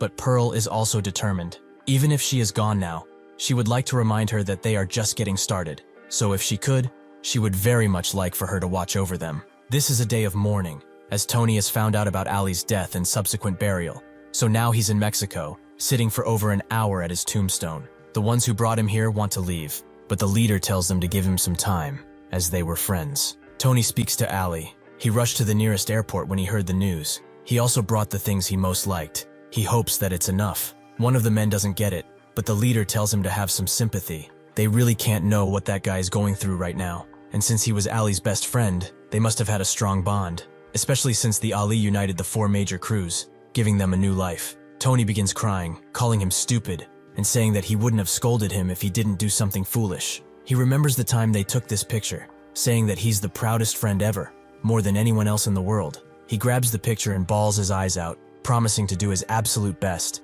so that he can be proud of him from up above. In Japan, a Chisaki is holding a lonely funeral for his uncle, hoping that despite everything he is okay. From now on, he and Kenta will continue the journey he started them on, and they will certainly make him proud. Chisaki ends up falling asleep at the burial site, only being awoken by Kenta, who pecks at his cheek. He has done this because someone else has arrived, Haran, who explains that a long time ago, there was a master who taught him about Batujutsu. He was actually pretty eager to teach him, even if he had the urge to give up. The words he said and the way he taught him really shaped his worldview. So he would like to thank Shigehira for that, as he is also his master. Chisaki tries to call him uncle, but Haran immediately shuts his mouth. As he's not at that age yet, he should just call him by his name. Got it? Kenta begins to attack him because of this, while Chisaki just watches him get pecked. After that's done, they both sit down. Haran saying that he wanted to apologize, as he should have stayed with them at that time. Chisaki is curious about Nangi and Dan Yang, who are apparently somewhere near the mountain. Dan Yang is alright, and Nangi seems to be pretty busy. If he remembers that Kubekto guy, Nangi is interrogating him now. Chisaki does remember him, but also becomes curious about Pyongoid and his whereabouts. After the Australian War came to an end, he mentioned that he was going to look for him. Sure enough, after the war was over, Haran asked Dan Yang to transport him back to the island, but when they got back to the boat, Pyongoid was nowhere to be seen. He tells Chisaki this, and blames himself for it, as he should have paid more attention to that guy. It's really his fault. Somewhere dark and musty, Pyongoid's briefcase lies broken, as he has been let out of his cage by some inhumans who beckon him to say something. Morsamon advises him to not make Morel play a guessing game with him, as his survival doesn't make sense. He was under the company of superhumans after all, their mortal enemies. Babarusa demands that he answer, why was he there and what was he even doing there with those bastards? Bupe remains silent, but another inhuman calls them a pack of idiots, as they don't know how to get information. Perhaps he should take his eyes out one by one, or just end his life right now. Did he just forget to speak because of the company he had? He should answer, or he will slowly rip him into tiny little pieces. This is Carmen O'Pier, who doesn't seem to be playing, but Babylon advises that they wait for Morel and let him decide what to do, as at this rate they will really learn nothing. Carmen drops Pyongoid and calls bullshit. Why do they want to keep him alive when he can't even open his damn mouth? Babirusa agrees. This bastard is being too stubborn for such a weakling. It makes him want to rip him apart even more. Pyongoid thinks of all of the things he has done with the group. They even let him out, and Nangi promised him forgiveness if he repented his past. He wants to make it up to those guys, so even if he's stabbed hundreds of times, he will never give them anything. Bupe asks Babylon where Morel is, but he doesn't really know. He could still communicate with him some time ago, But now that connection has been lost. It's pretty safe to say, however, that he's in a place where he needs to be. When he regains connection, he will ask where he is. Marcus sits in his luxurious office and watches the news, which is mostly overwhelmed by Jane and her funeral, which has brought sadness all across the United Kingdom and beyond. In the fine print, however, he can see news about him, likely to be the next president, which his assistant congratulates him on, but Marcus says nothing. The news also reports about James, who mentioned the formation of what Pearl and the other superhumans are calling the Superhuman Alliance. It was claimed that the Alliance's first meeting is to be held later on in the day, but the location has not been disclosed. At this meeting, they will also discuss public safety, as well as how to stabilize their cooperation with other organizations. Marcus calls his assistant and asks if he has any idea where this Superhuman Alliance meeting is held. He is not sure, but perhaps it's at the laboratory where Pearl's personal assistant is staying. For now, even though they don't know the location, they can track their data and their previous whereabouts so they can calculate. Marcus orders him to find it, but first they should contact James and tell him exactly this. He, Gerald Marcus, hopes that they will allow him to attend this Superhuman Alliance meeting, as it's his responsibility as a member of the Congress. Meanwhile, in Phantom, Jakayak tells Morel that he's misunderstanding something. It's not just him that he's curious about, but about anything and everything. Looking for such an answer is like trying to solve the mysteries of the universe. Everything they see is the result of fate. Everything flows according to the natural law of cause and effect. Because of this, he is not afraid of the future, regardless if it's life or death, victory or defeat. The only fate they can confirm is the one that's lying right in front of them. Morel knows about this, fatalism, but fate is half right and half wrong.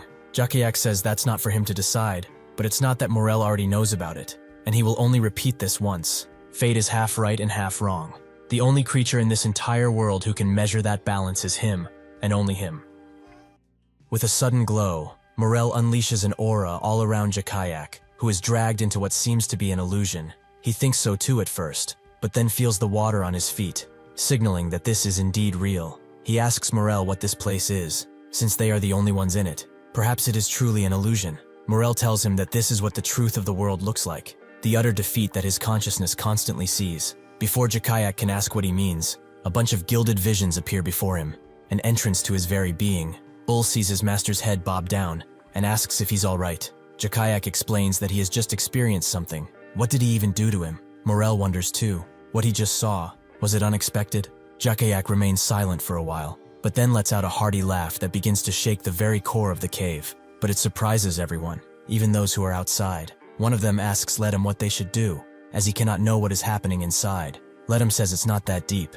Jakayak is laughing, so this is rather exciting. Jakayak is not impressed. What he calls his supreme consciousness is just the memories of his existence, a world that he created to deceive. However, did he think this fantasy of his would have been enough to convince him? Morel says that it's his decision if he wants to believe or not. All he can say for a fact is that he just faced the truth. It's up to him to judge what he just saw. How he faces and how he follows his destiny will all be to his principle.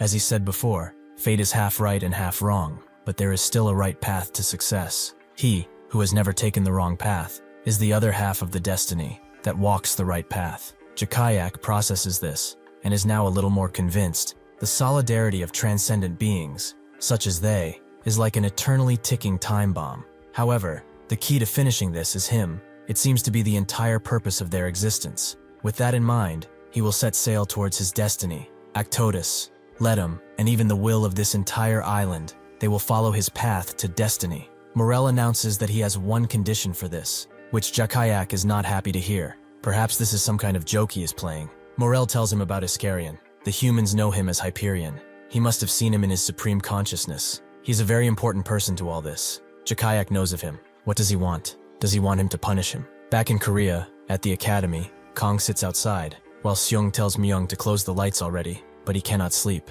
He wonders if that guy they were with arrived safely, as they were talking about his friend, and then he suddenly heard news of his death. Who knows how he's feeling right now? Seung tells him not to worry. He probably arrived safely, and they will see him again when the time is right. As Kong watches them, he gets hit by the master in the head, as he's pretty quiet. Is he planning to do something stupid again? This martial academy of theirs is the only place they can call home, and he managed to bring an inhuman here without his knowledge. Thanks to that, Seong fainted for well over an hour. When Kang came back with Iscarion, everyone ran for their lives, but Kong urged them to come back, as there's nothing wrong. The master notes it's been 2 days, and that guy is now friendly with them, and they are all close. One truly cannot judge a book by its cover, as Iscarion has shown his strength, but he has never talked about why he's so friendly. He is different from the others from his race. It is really strange. However, in the event that something unexpected happens, he should keep in mind that he's the only one who can stop him, and he also should not get too excited and remain wary. Kang tells him that after lunch tomorrow, they are going to a deserted beach, as he told him they would have a swimming competition. The master gets angry at him, but Kang tells him not to worry. He feels like that guy is a good friend of his, just like Ju Ri is. On the Eastern Sea, business is going on as usual, with people selling and buying produce. Suddenly, 4 entities crash into the ground, with all of them being Jakayak's minions, ready to unleash havoc. The people run as they see the Inhumans, and among them are Ul, Plake, Actotus, and Leadum. One of the fishermen hides her breath and crouches down, but even if she were to take her hand off her nose, she could not breathe. A random customer hides behind a car, and the ground under her feet constantly shakes. She knows she must not make a sound, as if she will most definitely die. Ul takes a big whiff of air but cannot smell Iscarion, perhaps because of the humidity. Before leaving, Morel gave him the memory of Iscarion's 5 senses, the key to tracking him. Ul can smell in a radius of 80 kilometers. If he has not caught a whiff yet, then he is not around. It's probably best they move forward until they get in range, as this is an important mission, and besides that, he can feel Ledum's breath growing heavier by the second. Suddenly, Actotus springs up and with a smile jumps away. Ul doesn't know what to do, but Ledum says it's fine. They will just follow Actotus. They all jump away from the fishing market, but Ul wonders if he discovered Iscarion's location because of his increased perception due to excitement. He truly has a killer aura. He feels like he will snap his neck if he even looks at him. At the Martial Academy, all the students watch TV and hear about this new Inhuman invasion. However, they do not seem to be attacking randomly and rushing to a precise location. The government is immediately responding to the invasion, investigating the purpose of the Inhumans as they speak. The Master sees the 4 Inhumans. They have never been invaded with such numbers before. The students wonder who they are looking for, but then one of them remembers what the news outlet said about that first war, that it was because of White Cap. The Master knows they must stay calm. For now, they should not make baseless presumptions and go with the flow. They all go out, only to see Kang stare deeply in a direction. The Master guesses that he already knows of their arrival, so he tells everyone to gather outside as quickly as they can. They will not hide in the basement. They do not know where the battle will happen, so for now they will move west. And since they do not have much time, they will move now. The students are shocked, but the Master does not want to hear any excuses coming from them. They should listen to him now, because he will not make the same mistake twice. They all know what he means, so they get to running. Before going away, the Master tells Kang to prepare himself, but he then sees his shocked expression, as this cannot be. At the temple of Girimsa, a monk is doing his daily prayer, all alone, but he suddenly feels a presence. It has truly been a while since he last saw him. He thought he left forever, without a word of farewell. He's in the middle of praying, but he will listen if he wants to say something. Iscarion says that, while he was wandering around a deserted area, he unexpectedly arrived here one day, so he wanted to thank him for hiding him. The monk laughs and says that thanks is not needed. What kind of monk would refuse a person who wishes to seek shelter? Certainly he was surprised when he asked such a thing, but he believes that helping someone is a must, so there is no need to worry about it. But he's curious. Where is he going next? Iscarion remembers Kang and says that he's going somewhere. The monk sees the glow in his eyes and notes that he must have made a friend, but he will not linger on that fact. He would like to tell him about a saying in the Buddhist texts. One should not cling to the past and not blame the future, for the past has already passed, and the future has yet to arrive. He hopes that the anger and misconceptions everyone has over him wash away one day. That's the wish he has for him. Suddenly, Iscarion feels a mighty presence, and Actotus crashes through the roof. It seems like his instincts drove him into the right place. He has never doubted them after all. The monk wonders what is going on, but Iscarion grabs him and knows that, even if he has never seen him before, he's someone sent by Morel. Actotus introduces himself, and they actually came here of their own volition, and they hold no ill will towards him. He suddenly rushes towards him, making Iscarion throw the monk out before defending himself. The entire structure of the building collapses as they rise into the air, fighting a battle right there and then. The other monks hear the commotion and arrive to rescue their fellow monk, but they all wonder just what the hell is going on. The monk Dong Yul remembers what he told Iscarion, and then tells the others that they came here to fight him. Actotus punches Iscarion to the ground and lands, but only has seconds to dodge his next attack, which completely annihilates the tip of the mountain. Iscarion's blades move in, showing Actotus just how fast he can move. Indeed, this is the immortal sword he has been hearing so much about. Since there's no point in running now, Actotus blocks his next attack and laughs as he gets thrown in the air. After landing, he sees that the distance between them was over 200 meters. That blade speed traveled the distance in less than a second. Besides that, he has only been swinging 2 of his swords. Truly, he did well to jump in first, as this is the most exciting fight he has experienced. He jumps into Iscarion with a gaping smile. The monks are hiding, but if they make a single mistake, they will definitely be taken out. Since they also have an injured person here, they have to get away as swiftly as possible. Kong runs with the master, who asks if he knows where they are now. Kong confirms as such. They are close to Iscarion, and also, this will be extremely dangerous, so he should be careful. With that, they continue to sprint away, just like how the monks are doing now, hoping to get out of the blast radius before another attack comes. But they suddenly bump into Ul,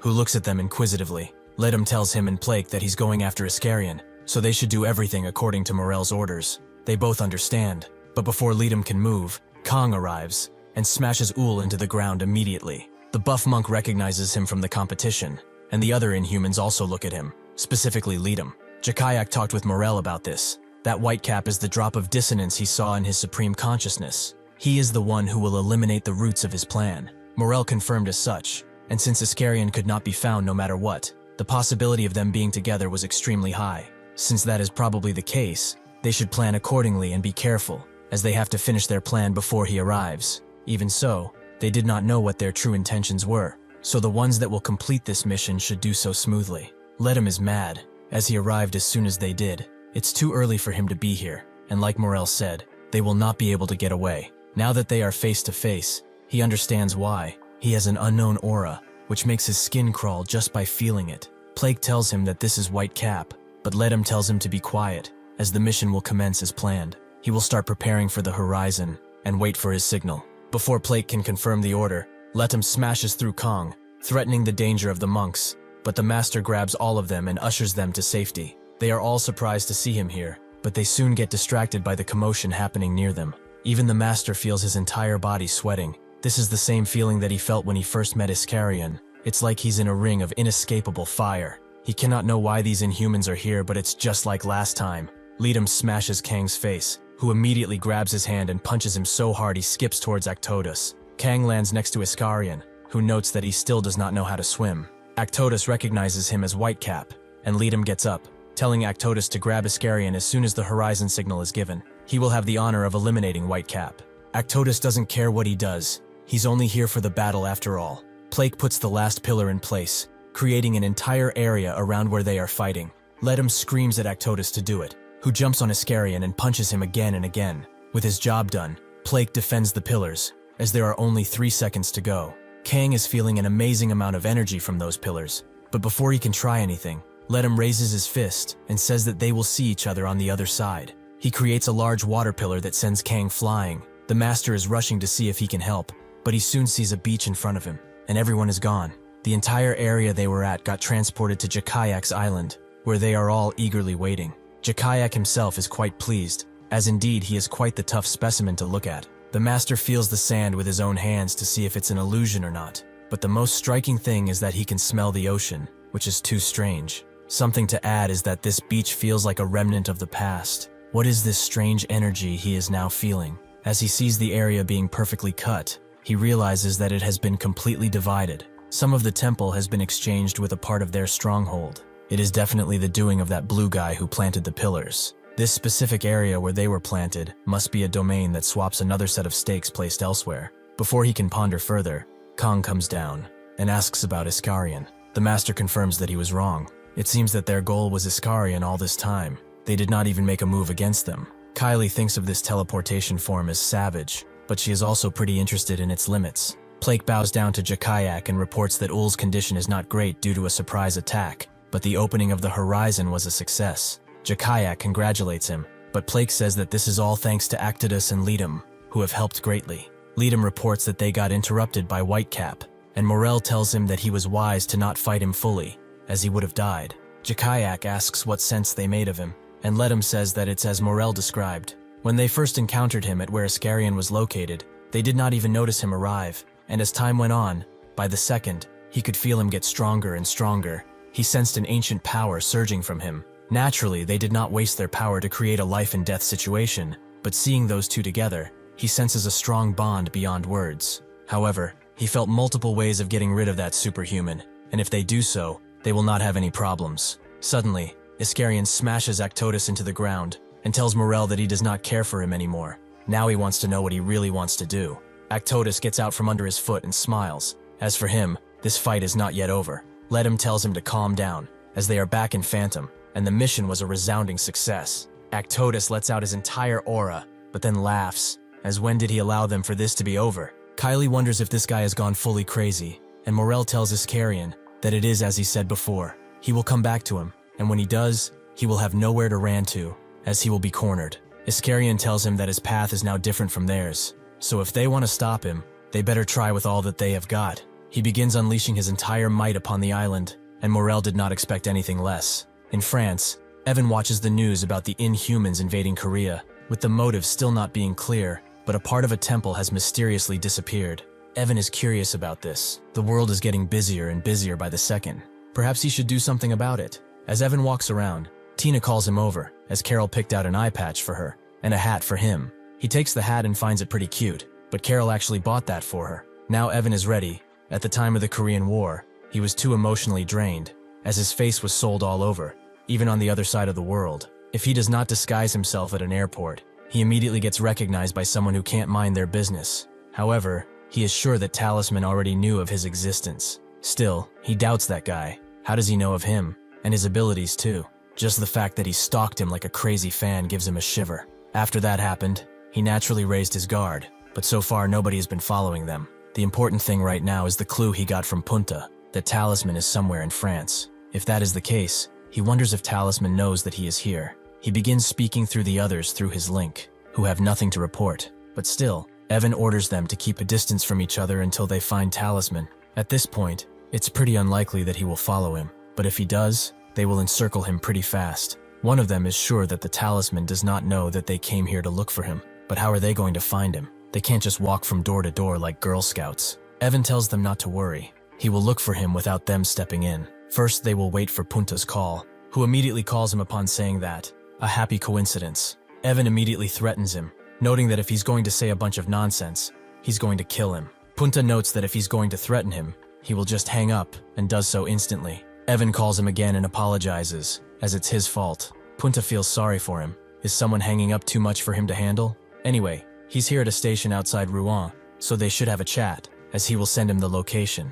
Evan is surprised that he is in France already, making him wonder how he arrived so fast, but Punta tells him that it doesn't matter. He should follow the location he just sent. He should get here fast too, and also make sure he brings some cash, as if he doesn't pay, he will report him to the police. Before Evan can voice his anger, someone suddenly bumps into him, and what he sees shocks him. It's Behemoth, who is screaming out, but it's actually just a father with a costume on, apologizing for bumping into him. He continues following his son around, who is dressed as Kong. Evan looks at them, and tells the other two to not do anything stupid while he is gone, as he will go to meet Punta, but he will be right back. As the students are trying to catch some fish, the master comes back and asks if they have seen Kang. Mayung confirms that he crossed the river, and mentions something about going to the sea. The master understands. If that is the case, he will go with the flow. He also tells them not to be late, and make sure to eat as soon as they get back. This is the first time they have seen Kang like this. Never before, in any situation, has he shown such a sense of loss.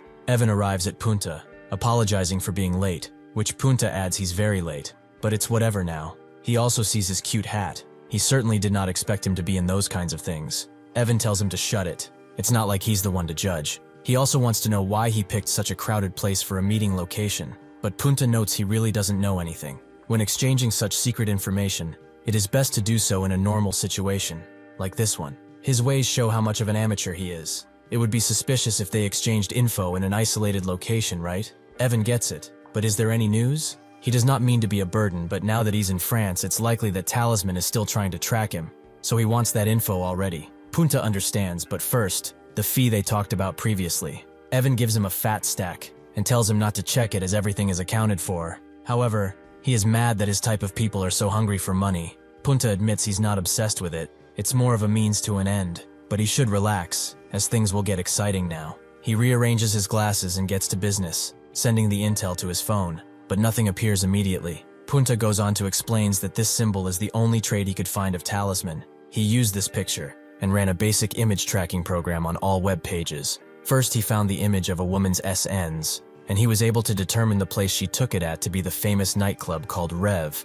which is in France. He wondered if there was something more he could find there that was not a photo, so he hacked into the CCTV network of Paris, seeing well over 1,000 cameras. As a result, on a CCTV covering one alley, he found a crumpled talisman on the floor, and it was lying in the alley behind Club Rev. He can't say for sure that it's not a coincidence, or if talisman is operating somewhere nearby, but perhaps there's a connection here. He's actually certain. They cannot be too sure unless they go inside the club, as it's one of the liveliest clubs around the world. The owner is one Hugo Martin, a real hustler, working both as CEO and bartender. He is well known for his skills and cheerful personality. They also have a songwriter there, Franken, who got his name from the Frankenstein movie, and probably due to his weird taste in fashion, he has a very good vibe with the girls. Finally, they have to talk about the bad boys, which are the security force of the club.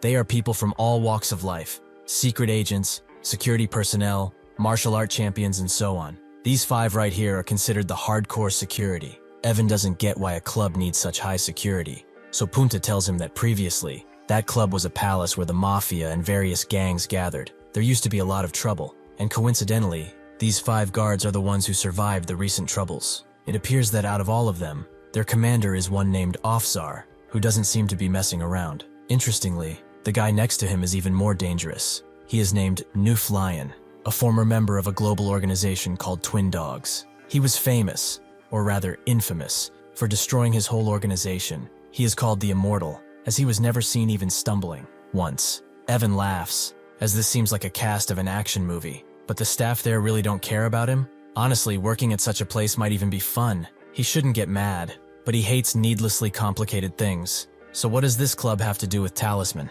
Punta tells him to look at his phone, that right there is his current assistant, and since they cannot obtain any more superficial information, he is going undercover. His underling, Aiden, is investigating the club as they speak. Once he gets inside, he will peep around for any signs of talisman, while also noting down the club's daily operations. Upon entering further, Aiden sees Lion, one of Punta's targets, which he has to watch. Evan wonders if that just won't make him even more suspicious, but Punta tells him not to worry. He knows Aiden pretty well. He met him in Teufel, a dark web community where he hired him as a spy for some D-rank mission. Despite his low price, his skills were pretty good, and since he liked how he worked, he hired him more often, and they got closer. After some time, he was interested in helping, and became his second in command. Additionally, he is very good at acting the part no matter where he is. Evan doesn't know if that will work here. They are dealing with a superhuman after all. He's sure that those with talisman are pretty cautious about their doings, and are suspicious of anyone. He will advise him not to try to learn too many details, and just gather some useful info. Punta will take that into account. But anyway, when Aiden comes back, he will be sure to give him information on their doings, so he should just trust him. Well, they will meet again tomorrow at this time, as he will send him another location. Evan thanks him. He really did a good job, however. Is he not afraid of him? Punta notes that creating that aura around him makes him look pretty stupid, so he is not as scared as he thinks. If not for him, he would be doomed, right? Evan agrees, but calling him stupid is harsh, as he's actually unusually smart even for intelligent people. As the master arrives at the sea, a bunch of people chilling see him, and immediately recognize him as a superhuman, all of them wondering why he's here. The master is asking the same question to Kang, and recognizes this as the place he said they were going to swim at. This reminds him of some old times, more specifically of Sanchin Port, where he first met Iskarion, but it's just an old man's memory. Honestly, he has been thinking about the disappearance of Iskarion, and he's sure that he noticed too. Everything in that place disappeared with him. He felt a dark energy coming from that sand, and even from the vanguard that came to do the job.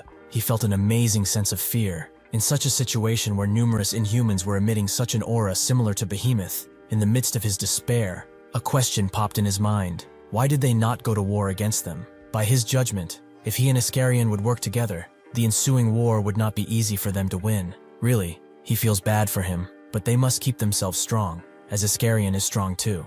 Kang tells him that he can feel him. They are far away, somewhere hidden, but the crashing waves of this port, they signal the signs of a dangerous battle. The wind proves their mighty speed, that would topple mountains, and the shaking of the ground. He does not know what is happening, but he knows Iskarion is fighting for his life. Jakayak sees that he is running out of stamina. Is he finally reaching his limit? He will tell him from now on they will take a giant leap forward. He hopes for his understanding, but his current incarnation must be put to rest for all eternity. Kong feels like it was all a wonderful dream, one that he will never experience again. The master does not care which side he's on anymore. He just hopes that he can come back to his grandson. The next day, in France, Punta and Evan end up in the same hotel, which is pretty much a happy coincidence. But as they chill out, Aiden rushes to Punta, who notes that he breached contract. He is late and did not reply to his messages. That's when he sees that he's pretty beat up, and Aiden recognizes Evan and greets him. Evan doesn't care about that. He wants to know what the hell happened to him.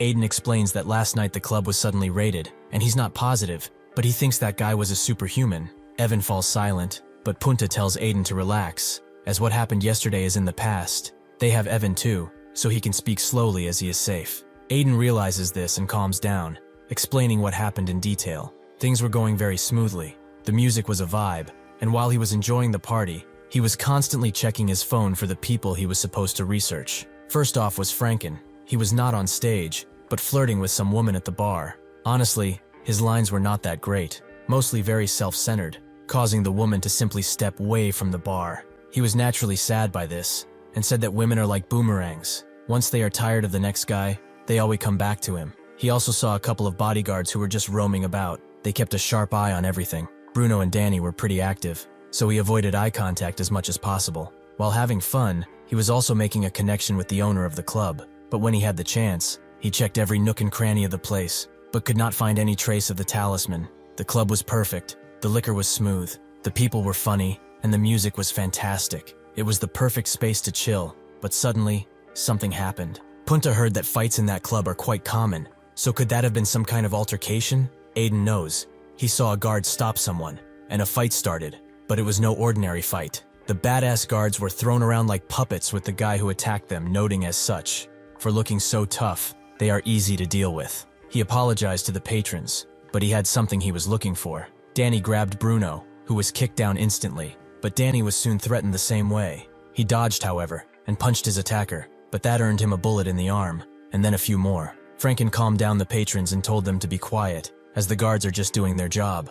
That's when he thought of escaping through the fire, but he would have certainly been caught. Immortal appeared, and the man was actually looking for him. It was nice to finally meet after so many years. Immortal recognized the man as Alkino, which Punta knows about. Before the Twin Dogs collapsed, he was one of the most influential people there. It is said that the top members of the Twin Dogs gang were just puppets, and Alkino was no different than the actual leader. After the organization collapsed, the remaining members formed a gang called Dupal. This organization is currently one of the largest and strongest organizations in the world of gangs. The reason members of Dupal are likely to seek revenge on Immortal, who did the organization in.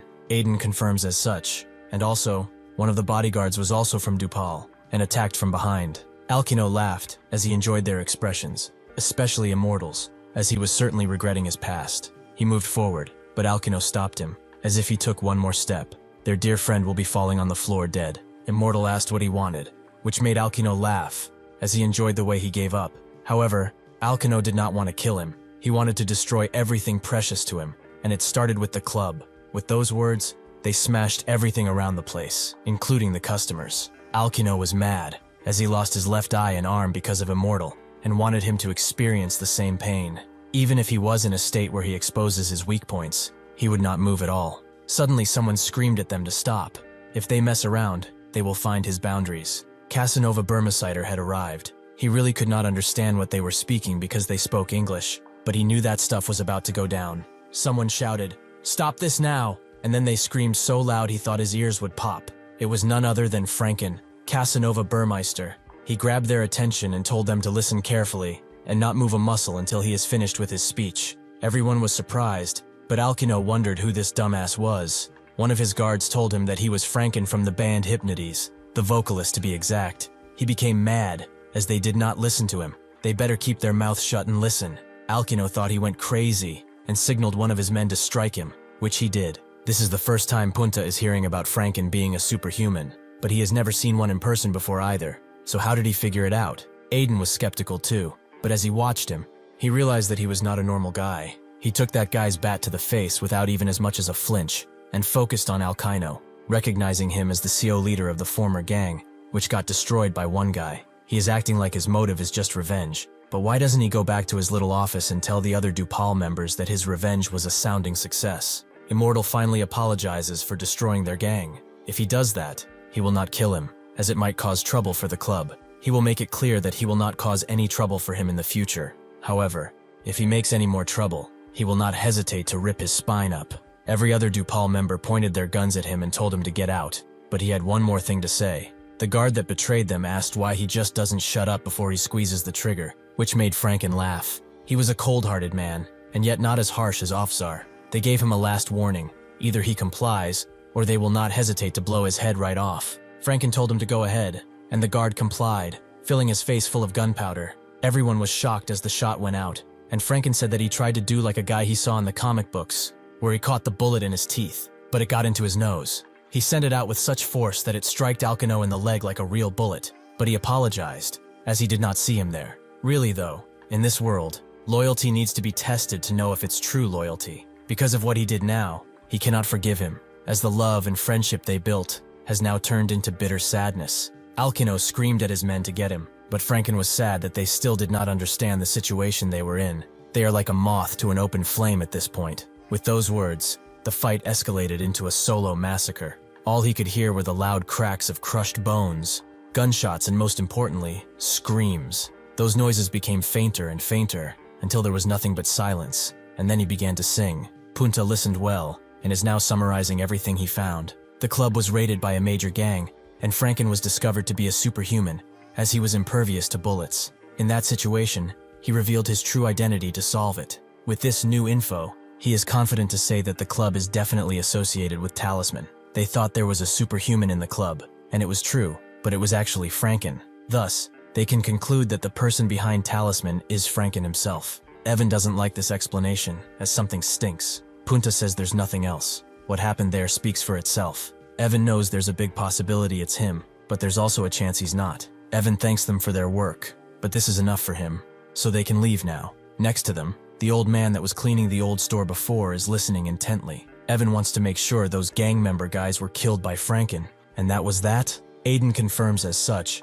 Tens of Dupal members were taken down, and many civilians were affected too. Afterwards, they were all rushed to the hospital to put an end to that night. The guy who threatened Hugo was taken out with a microphone, and Franken told him to call the ambulance, as he will take care of the rest. He's the only sane person here after all. All the Dupal members were left unconscious. They will continue to sleep for a while. Some may not even wake up at this point. He also had something important to do with Immortal, and believed they should cut to the chase already. The investigators soon arrived, but one of them thought this was a bunch of crap.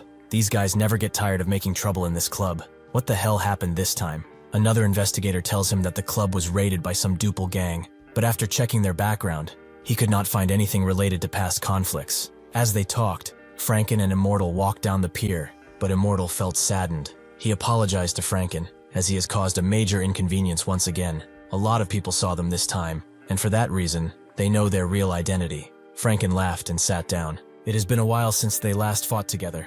It reminds him of the first time they've met. It was at the Carouse Hotel, if he remembers right. The Twin Dogs guys were burning down the place, and he came down to check what was what. That's where he first saw him, surrounded by people brandishing all manner of weapons. Alkino was there too, who said that he was no different from them. Even though he is trash, not even worth recycling, he acted like nobility. Immortal told him that he has been like this since the beginning. He's here to do what his boss is telling him to. He was the one who raised him, and he is responsible for cleaning up this mess. And after seeing his men crapping all that he has created, he is happy to see them all crawling on the floor, begging for death. He was not interested in any of their ruthless acts, however. He will not tolerate him putting his hands on the boss or Elena. Alkino laughed. Is the virtuous type, protecting an old man with dementia and his unlucky daughter? Or perhaps he had a soft spot for Elena. Really, he should have told him sooner if that was the case. Immortal became enraged. Even if it cost him his life, he will not let him touch his family ever again. Alkino couldn't believe he got so easily defeated by emotions, but he will drag him down too,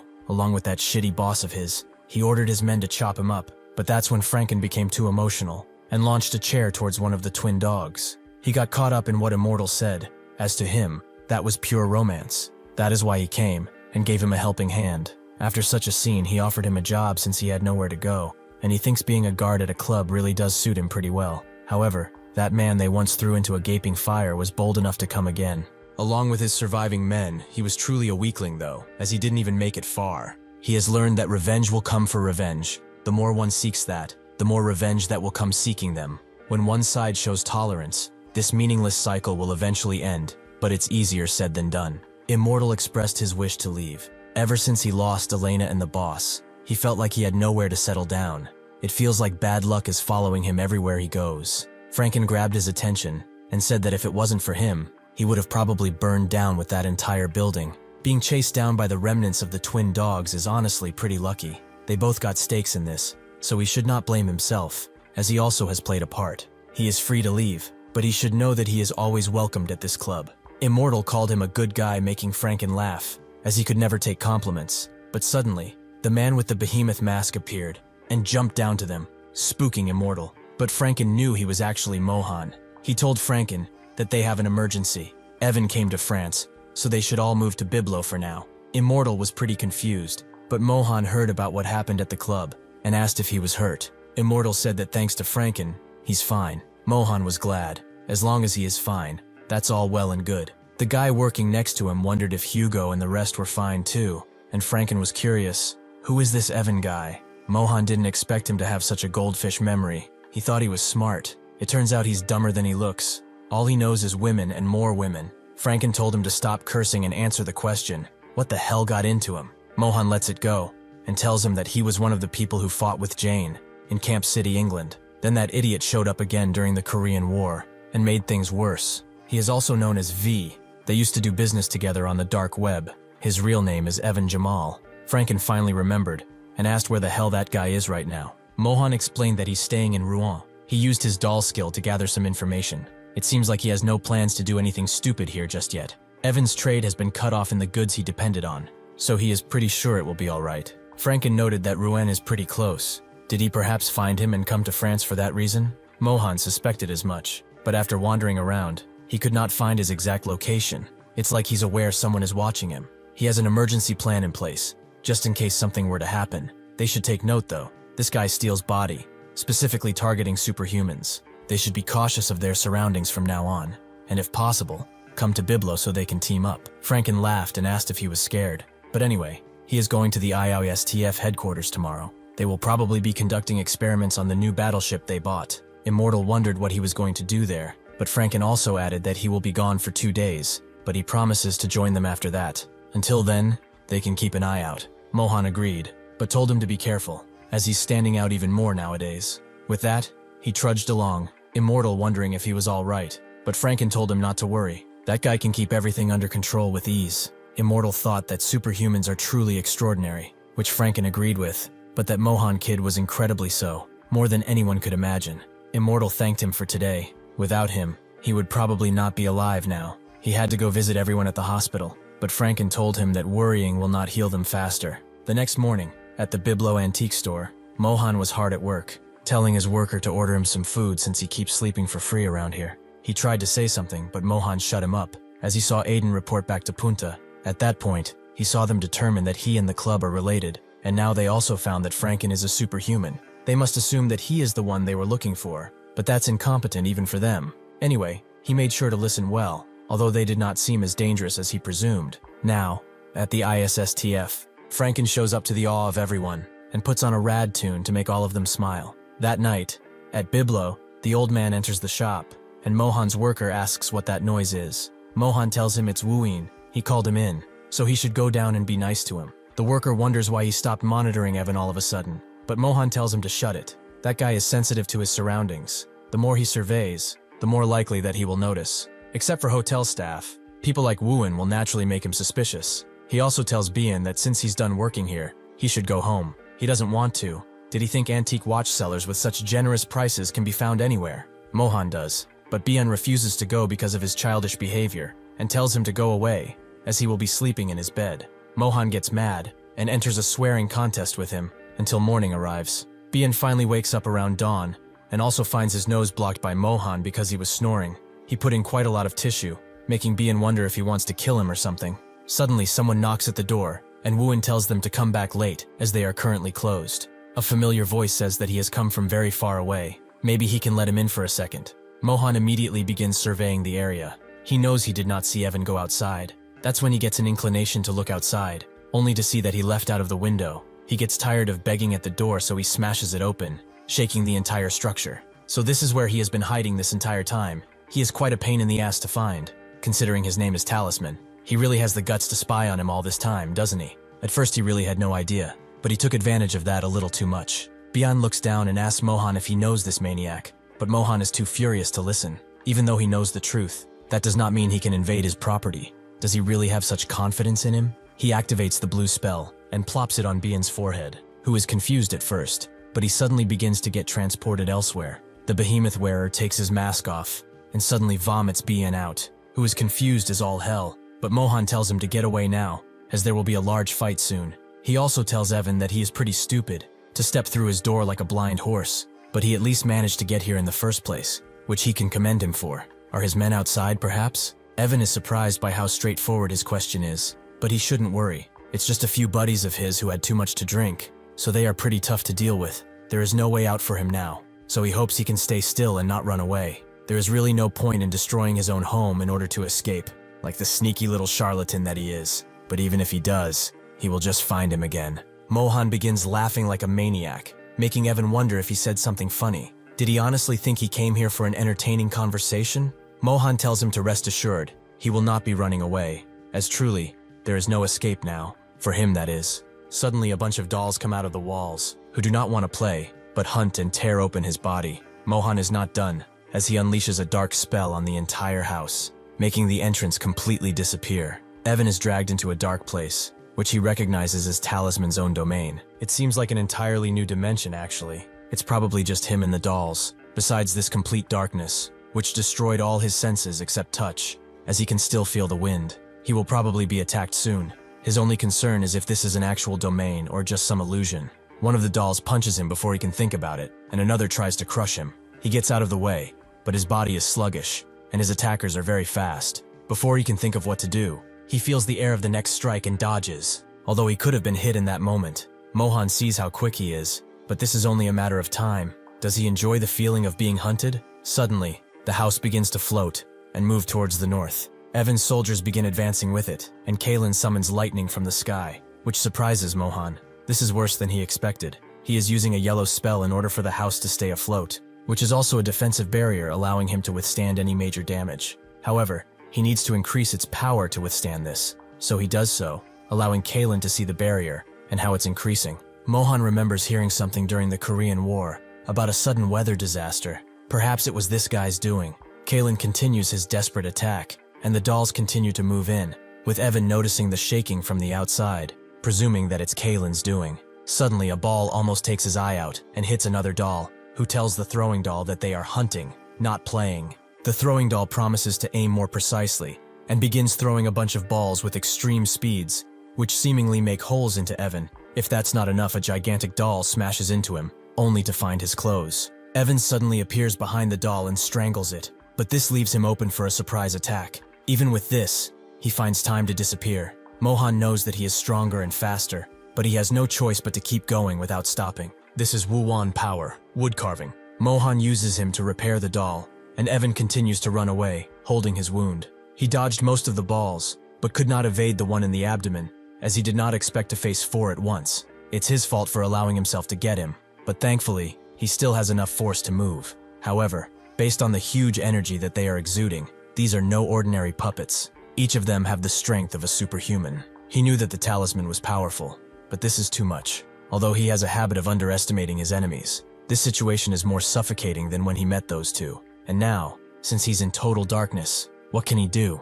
First, he has to chop these dolls up, and Kalen will hopefully destroy that barrier. For now, he can only hope it will work out like this. At a cafe, Punta is waiting for someone, and remembers what Evan called him, a friendless moss-like lump. He did not understand why he came here, and although he's not wrong about those adjectives, he's not wrong. Most hackers are like this. But as if to make that truth a lie, this woman responded to his greeting he just decided to send her. After that, he fell in love with her unbiased and kind heart. She was amazed by his hacking portfolio, even if he did not reveal much at all. He wondered if this is how friendships are made, and with her invitations, he came here. Suddenly, Marlene shows up, surprised to see him, but before they can greet each other, their first meeting gets interrupted by a flying house, out of all things. Seeing this, Punta grabs Marlene and puts her down to protect her, curious as to why that house is even flying. He asks Marlene if she's okay, who did not know he was such a fierce man. He apologizes, as he was only worried about her. Kalen jumps in front of them for a second before disappearing. The Inhuman begins to attack too, blasting his full power into the shield before using his spikes to try and poke holes into the shield, which Mohan deflects. Unfortunately, the house is not looking great, and Kalen's constant attacks are tearing it down even more than before. Evan notices the building is degrading. It seems like his minions are doing well. Mohan did not expect so many attacks all at once. He has no choice but to build another shield, as much as that will take from him. At the French Special Operations Naval Base, 2 workers are talking about their vacation, but the commander suddenly comes and asks where Casanova is. He also tells them that smoking is prohibited in this area, so he won't catch them doing it again, right? All day yesterday, he heard loud singing throughout the base, but now it's quiet, so it's safe to say that the bastard left? One of them confirms as such. Franken has left to conduct a test on the Ruslan missiles. The commander is glad. That man has a face only a mother could tolerate. Franken flows around the sea near the ship, who are waiting for their signal to begin. With an okay, they fire all their missiles at once, which blow up exactly in Franken. After he comes back, he notes that those missiles are pretty trashy. They need to be more explosive, like his sick guitar riffs. Now on to the next task. Since everyone is here already, he will be playing a rad tune. Suddenly though, he gets named over the radio. As they have to hurry, there's an Inhuman warning, and France is under attack. Everyone begins to get scared, even if this is the job they're signed up for. They didn't believe it would happen yet. They get a situation report. An unspecified number of individuals, either superhumans or inhumans, have been flying over the city. They appear to be targeting some sort of building that is flying at high speeds, and after calculating where it's going, it seems to be heading towards their headquarters. The soldiers don't get it, but Franken knows it's Evan. Mohan stayed in that dingy house to monitor him, but he probably made the first move, and Mohan certainly didn't expect it. He wonders how those two are fighting, but since Mohan is flying towards here, it must not be an easy fight. Even though they are in this peaceful ocean, they have to hurry up and make it quick. They all swiftly get ready to do just that, and Franken remembers what Mohan once said. He believed that Evan was really stupid and a coward. It is no crime to watch a blaze from the other side of the world, but sooner or later, those flames will spread to his yard too. The boundary between what's theirs and what's ours will blur soon enough, and now is the time for everyone to move for one singular cause. With that, they get going, as they must protect their motherland. The soldiers that stayed at the HQ feel the ground tremble, and soon enough they see the house over the horizon. They all get prepared for battle, not because of it, but because of the Inhumans that are attacking. They still are prepared to fire everything, but they soon get informed to disengage any anti-air weapons, as that structure is recognized as belonging to Franken. They all swiftly get the idea to evacuate, but Kalen lets out one final loud lightning bolt on the house, causing it to fall to the ground harshly. The soldiers hide and remain quiet, while Evan lands and thanks Kalen and Opir for their assistance. Evan analyzes his surroundings and sees that it's a stupid-ass military base, probably funded by the ISSTF no less. But whatever, he wants Talisman to come and talk now. He admits, though, he was surprised. While he was suppressing him in his domain, he could feel his pressure, but that was the only impressive part. He's great at one-on-one combat,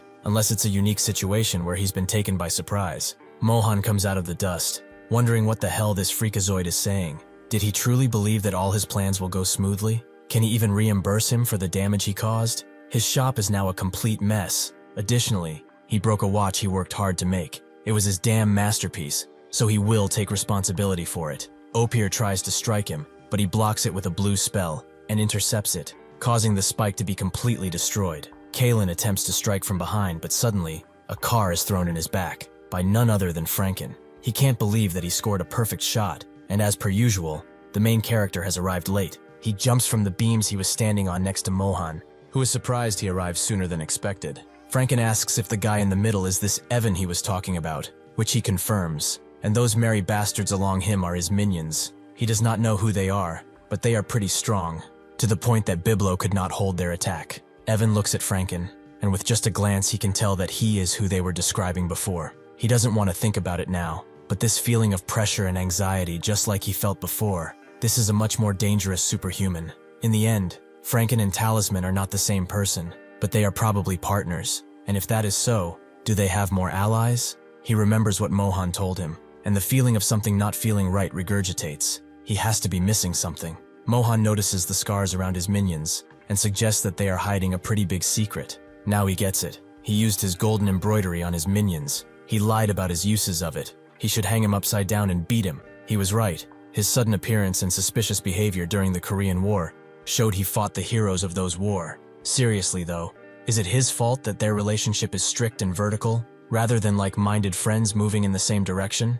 Unlike his relationship with Woo-in, that is. He uses the golden spell to summon the wooden dolls again, as his speculations were right. He built his army with his abilities, and using the golden embroidery he gave him, now that it has come to this, he will make sure that his dangerous beings are destroyed. Evan tells Chenver to open the hideout, as this is a big enough deal to reveal Belek. Chenver does as he is told, and out of the dark dimension comes a huge beast that pushes everyone back. The beast screams out as it appears.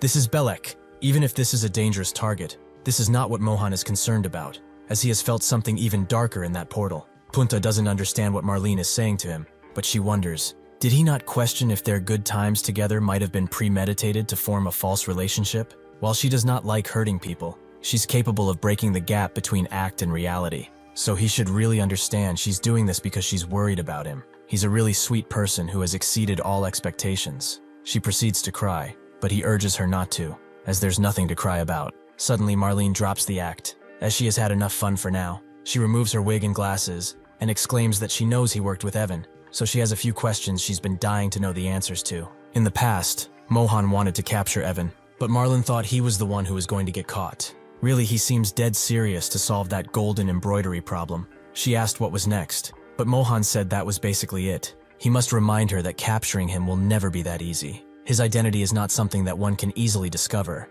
even on the dark web. Because all his transactions with him were on site, he could not trace any other details. The only clue they have is from a wandering talisman. Marlene asked what that is, so Mohan tells her it's a talisman that lost its effectiveness. Usually he destroys his talismans once he finishes with them, but when they end up in an area outside of his mental range, he forgets about them. These talismans contain significant evidence about their surroundings, hence the name, Wandering Talisman. Marlene asked what if their opponent does not encounter this wandering talisman, or even if he encounters one, he would not care about such pieces of trash. Mohan agrees. He might walk past it, but that guy is naturally cautious of his surroundings, so it's unlikely that he would disregard that piece of paper and leave. He's sure that he will use it to find him. At this time, he gave her a phone with an account on it. He ordered her to take a selfie here and post it on SNS. That post will leave a trace of his talisman when the image is uploaded. Marlene was happy to oblige, as it has been quite a while since she had someone to play with. But what then? Mohan explained that all she had to do was show interest into her account and wait until someone asked her about the talisman, because that person will certainly be close to Evan. Punta tries to play dumb now, but Marlene is not listening anymore. The attack came sooner rather than later, but in the end Mohan was right, as he always is. She tells Punta that there's nothing he can hide anymore. He and Evan have faded into a trap already, and they will both go to meet Marlene soon. Punta can't believe she deceived him, but she meant it when she said that she did not want to hurt him, so he should just answer everything. Belek continues his rampage, but Evan suddenly kicks him off balance, threatening the lives of those below him. Mohan moves swiftly and uses a red spell to cut Belek into two, but right under his eyes, he divides into two creatures. With this distraction, Evan tells everyone to evacuate, but suddenly one of them gets pummeled by a bunch of wooden balls, and Kalen almost suffers the same fate. He destroys the balls, but the big wooden doll strikes him from behind with no mercy. Evan looks at him, but doesn't have time to even worry about him, as Franken jumps right next to him and while singing, strikes him right in the face, creating a gigantic dust cloud. Evan is in shambles, and Opir looks at him as Franken lands, and is assaulted by the two Beleks, who scream out in pain. The ISSTF soldiers are shocked to see that thing still alive, as it's too powerful. The moment it came down, they were thrown away by the wind. Mohan looks at them, and thinks that there has to be a core somewhere in their body that keeps them alive. They will continue to divide until that core is destroyed, but because of its size, guessing where it is will be challenging. He needs more time, or else Evan will escape. Belek is still threatening the lives of the people though, so he has no choice but to get rid of them. Hopefully he can, considering their size and all. He summons a blue spell and smashes it with full force in Belek, but it's taking a toll. The area he wants to send Belek to is the sea, and it seems that the spell has succeeded, but not quite, as they were too big, and one of the heads is still here. Seeing this, Franken takes his fist and smashes it so hard into the air it creates a strike that completely eradicates Belek. He guesses that it must have been divided again, but Mohan notes that he sent it away, so it's no longer an issue. Chenver is shocked to see that they actually got Belek, and Opir grabs Evan. Franken asks if they are already running away, but Opir tells him that they will protect Evan no matter what. Franken envies their camaraderie, especially since they are all drones. Marlene arrives and asks if the show is still on. She came here with Punta and Basti, who is carrying him. Franken guesses that he was forced to come by her, and Basti begs him to free him. Punta sees Evan, and Marlene suggests that they take a picture. It's been a while since they were all together like this. As they laugh, Evan starts to laugh too, remembering how he lamented death and life. At some point, he wondered if he really wants to live. Carol's foresight is under the condition that he keeps moving forward. A stalled fate is no different than death. Luck, however, follows those who act, and likewise, only those who struggle to avoid death can succeed in doing so. Why though? Why is he trying so hard to avoid death? Chenever immediately opens the House of Meditation, unleashing a chained monster, held by the Meditation Rangers. Evan is glad to see Behemoth awake. He's only halfway through the resurrection process, but he's going to resurrect him perfect. For the first time in his life, Mohan is feeling like he's standing at the edge of a cliff, with no way to go back. This sensation could be felt by everyone here. Suddenly, Mohan feels another chill running down his back, as Babylon arrives without notice, and turns this dangerous situation into a dire one. Morello and Actodus have arrived, and Morello points at Evan. Even without this mounting, Evan can feel that they are here for him. In this situation, everyone could feel the danger in the air. This was beyond their wildest expectations. Those few seconds, when they take a breathe, and in that moment, the first step was taken in an unexpected way. The commander of this base is on the missile ship, and tells his men to proceed with the firing. This boldness is born out of ignorance. It was like a newborn baby in front of a tiger, unable to sense the danger. Their decision was bold and without hesitation, but at the same time, completely unaware. The commander thinks that this missile, which is only available in France, was recognized by Franken, and since the enemy brazenly walked in, they have nothing to lose. He will fire this first strike, and it will be the last too. As soon as they fire, Franken screams out as their stupidity, and the missile closes in right on Morel, who simply looks at them and turns them around, before firing them with much higher speeds right back. The people inside of the ships can only watch as the missile closes in and crashes into them. Franken rushes to save the ones that survived, but even those are screaming in pain. Mohan creates a blue portal and tells Basti and Marlene to stick with him. If things go wrong, they will leave immediately, but right now, he must monitor the situation. Based on his reasoning, if they were to fight those two now, they would be killed on the spot, but he is sure their goal isn't them. Morel closes up on Evan, asking if he is the one. Evan can't think clearly anymore, as this is an unprecedented situation beyond all reasoning. Will he truly survive such an encounter? Actodus puts his hand at his neck, and Morel knows he's not done, so he will not interfere with the situation. At this time, only one question rings through Evan's mind. What is going to happen to him? Carol told him previously that she cannot always predict every situation, just by looking at a fragment of memory. Now Evan understands, but he wonders, can he get his dirty hand off of him? Actodus moves it closer and tells him to do it faster, before he kills him. Opir suddenly tries to strike him, and Morel tells Actodus that they are taking him with them, if he lives, that is. Actodus strikes Opir with a powerful punch, making Kalen try to move in, but Evan signals him to stop. Actodus tells him to begin already, and Evan does, making Behemoth scream out in undeath. Babylon sees his resurrection and watches closely. Behemoth has come back, but Actodus isn't that impressed, as he looks like that other fatty. Behemoth slowly opens his eyes and looks in the sky, slowly taking in life. Morel asks how his first breath of fresh air feels. A long time has passed, but he has returned to them. Behemoth can barely say his name, making Morel believe that he's confused, but he has to answer this one question. How much does he remember? Behemoth tries to recall what happened, but he can only get fragments of it, up until he met Whitecap. This makes Morel ask Evan, erased or altered? Is there a chance he manipulated Behemoth's memories? Evan says such a thing is impossible. Behemoth was resurrected with his previous memories. Morel understands, but then what about his aides? Evan thinks this might be a trap, and even if he cannot know where this is going, he has to say the truth, because Morel will kill him at the first sight of a lie. He explains that he has an ability called the 1,000-Year Dominance. They are bound with the ability to follow his orders, but due to that constraint, they have the disadvantage of operating only at 70% capacity. Free will is given, but his safety and his orders come first. Morel adds that in addition, he can manipulate memories. Evan tells him that's beyond his abilities, but before Morel can say something else, Behemoth notes that he understands, although roughly. He cannot remember much, but he does remember his mission as a part of a punitive force. Seeing that his shoulder has been messed up by someone, it seems like everyone failed, including him. He looks at Evan and asks if he's the one who put his body back and raised him from the dead. Evan confirms as such, but Behemoth can also feel Rafa's energy and wants an explanation. Evan tells him that he will soon awake, 20 souls were sacrificed to bring him back to life. Mohan, Morel, and Basti were overwhelmed by the situation in front of them. Possessed by this feeling, they were not able to take a single step. Opir begins to breathe again, which Actotus sees and congratulates him, as he will take him as planned. He turns to Evan and tells him to bring Opir's memories back now. But before Evan can explain once again, Morel says they don't have a need for that. Behemoth and Opir will resolve their own issues once their supreme memories are recovered. Their next move is to scatter and get ready to leave. Evan can't believe that they are leaving, just like that. And Morel tells Behemoth that in due time, he will tell him everything. Actotus, however, tells him to wait. Are they just going to leave when they are surrounded by superhumans? Morel explains that recently, the superhumans united as one. If they wait any longer without controlling this place, even now, the Superhuman Alliance can strike at any time. Actotus asks what that means, so Morel notes that he saw the resurrection of Behemoth. Is it not time for them to move on and complete their next critical mission? More importantly, this is not the final battle. Evan's attachment to life had shrunk in that moment. He was prepared to hear his death sentence, but like a sick joke, they just passed him and moved on.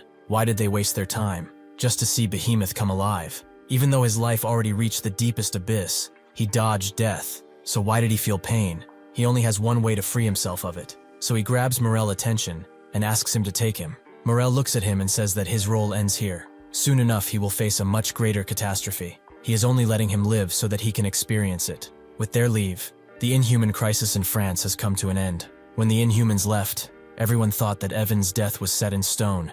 But instead, the beings he hoped to team up with have left him for dead. And filled with agony, he sat there, plain-faced, pondering the meaningless of life. In the lingering chaos, while everyone else was confused, Kalen dashed away from the situation. He calls for the door of destination, and for Chenver and Gregory to come with them. The right hand of Chenver holds the house of meditation, while his left holds the door of destination. After choosing a location, Chenver opens the door of destination, and while Gregory guards the door, Kalen quickly grabs Evan. Mohan and the others instantly noticed his escape. So why didn't they do anything? With Evan's leave, a sudden storm appears, bringing a mellow peace to the area destroyed by Evan, the Inhumans, and the military's airstrike. It was revealed that the area around France was no longer safe. At the same time, the true identities of all the other superhumans were revealed. Franken, Mohan, Basti, and Marlene. Each other identities became known to the ISSTF, but this info was not kept confidential, revealing their identities to the public. Despite their easygoing attitudes, France and the other countries were gripped with new fears. However, most people felt excited and relieved after seeing the appearance of new superhumans, especially their friends. Their excitement, however, was temporary, as even if new superhumans appeared, new Inhumans also emerged, adding to the threats of the world. Now their true powers came to be known to the entire world, yet people did not grasp the true depth of this war. Because of this chaos, a formula was created. Inhumans appear, and superhumans defeat them. However, only the superhumans at the scene witnessed it clearly and were able to make the best conclusion about Inhumans and their desperate levels of power. Carol is having one of her visions. Far into the future, someone is launching up into space, leaving the world behind. She wakes up with tears and begins to cry out as she knows that something sad has happened. Everyone knows that it's because of Evan. They are now in Norway, but this is a true mess. Somewhere else, a biker flies through the forest until they meet up with Ben. He thanks them for coming, and Sui takes off her helmet. Ben tells her that he has been monitoring everything, and thanks her for coming. They should go inside, as everyone has gathered in James's deck house. Basilov is inside too, and doesn't get why they made chairs that are so frail. Hopefully this couch is enough to hold him. Kirilov screams at him to apologize, but he doesn't want to.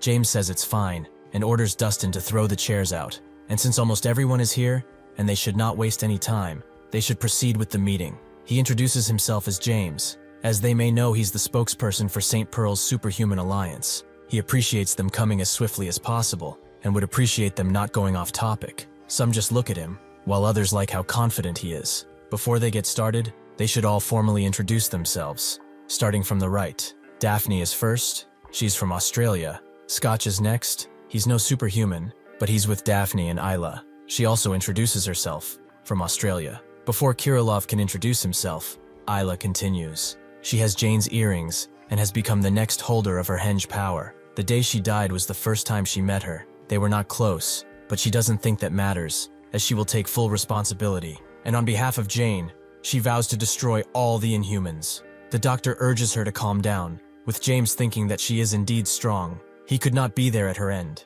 but he thinks she made a great decision. With that, Kirillov also introduces himself. He's from Russia, and if they have any questions, they should not hesitate to ask. Basilov is next. He calls both Moscow and Magadan home. Rose goes after him. He lives in New York with Dion.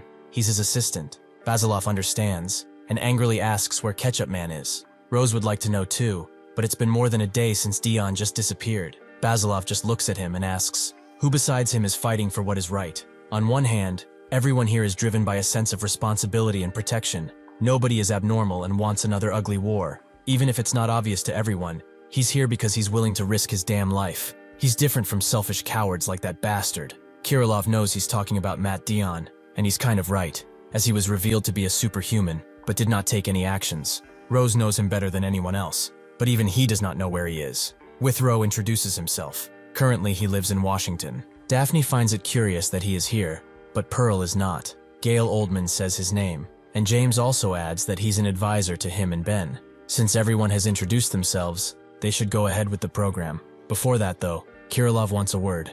The superhuman is currently with other superhumans from all across Asia. He wants to ask if his group can attend this meeting. Dan Yang, a superhuman who is a part of their group, has the ability of teleporting people from one place to another, although her power is limited to areas that she's been to before. For that reason, it will take some time for them to arrive. James notes that they helped them a lot during the Australian War, so having them here would certainly be reassuring. In New York, everyone looks at Howlan as he screams that he really likes the city, and begins to say their names one after another. Dan Yang tells him to shut it, but is glad to see him so excited. James continues, as they may know, the reason Pearl cannot attend this meeting is because she is dealing with matters regarding the inhuman invasion of France. The meeting will go on without her. She wanted to be here to talk with them, but she had no choice but to help. The Korea Temple incident that happened a few hours ago was quickly resolved by Whitecap.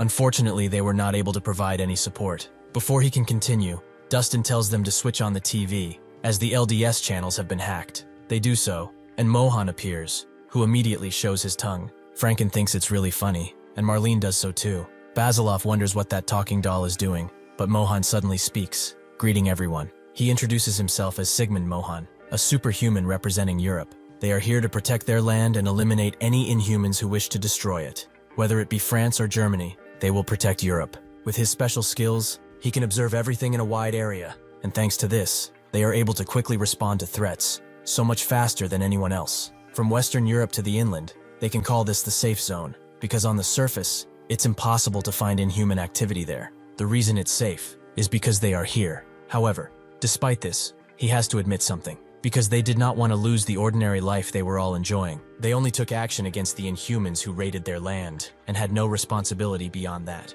As superhumans, they are finding their own ways to contribute to all types of things, like technology, and even hope. But it feels like he's just watching a fire that is on the other side of the river. Really, he has never even left the house. While one can't say that he's not heroic, it's fair to say he was passive at best. He is nothing like Jane Sonata, who sacrificed her own life. For them, Jane became an example. Even though they did not know each other personally, he always watched her on the news. Her life, which was sacrificed far away from home, in Australia, touched everyone's hearts. Because of this, he thinks it's only right to contribute to her legacy of protecting everyone. This is going on farther than he anticipated, so he will get to the point. He knows the Superhuman Alliance is watching this, so he wants to say this. First, from today onwards, everyone including him will carry on Jane's will and continue her mission. Additionally, they will also act as members of the Superhuman Alliance. He is not interested in having a position there. He will just support their mission and vision while following James' leadership. Secondly, if all the conditions are met, they can personally join them at any time. Like he said before, he has special skills that can be met upon fulfilling certain conditions.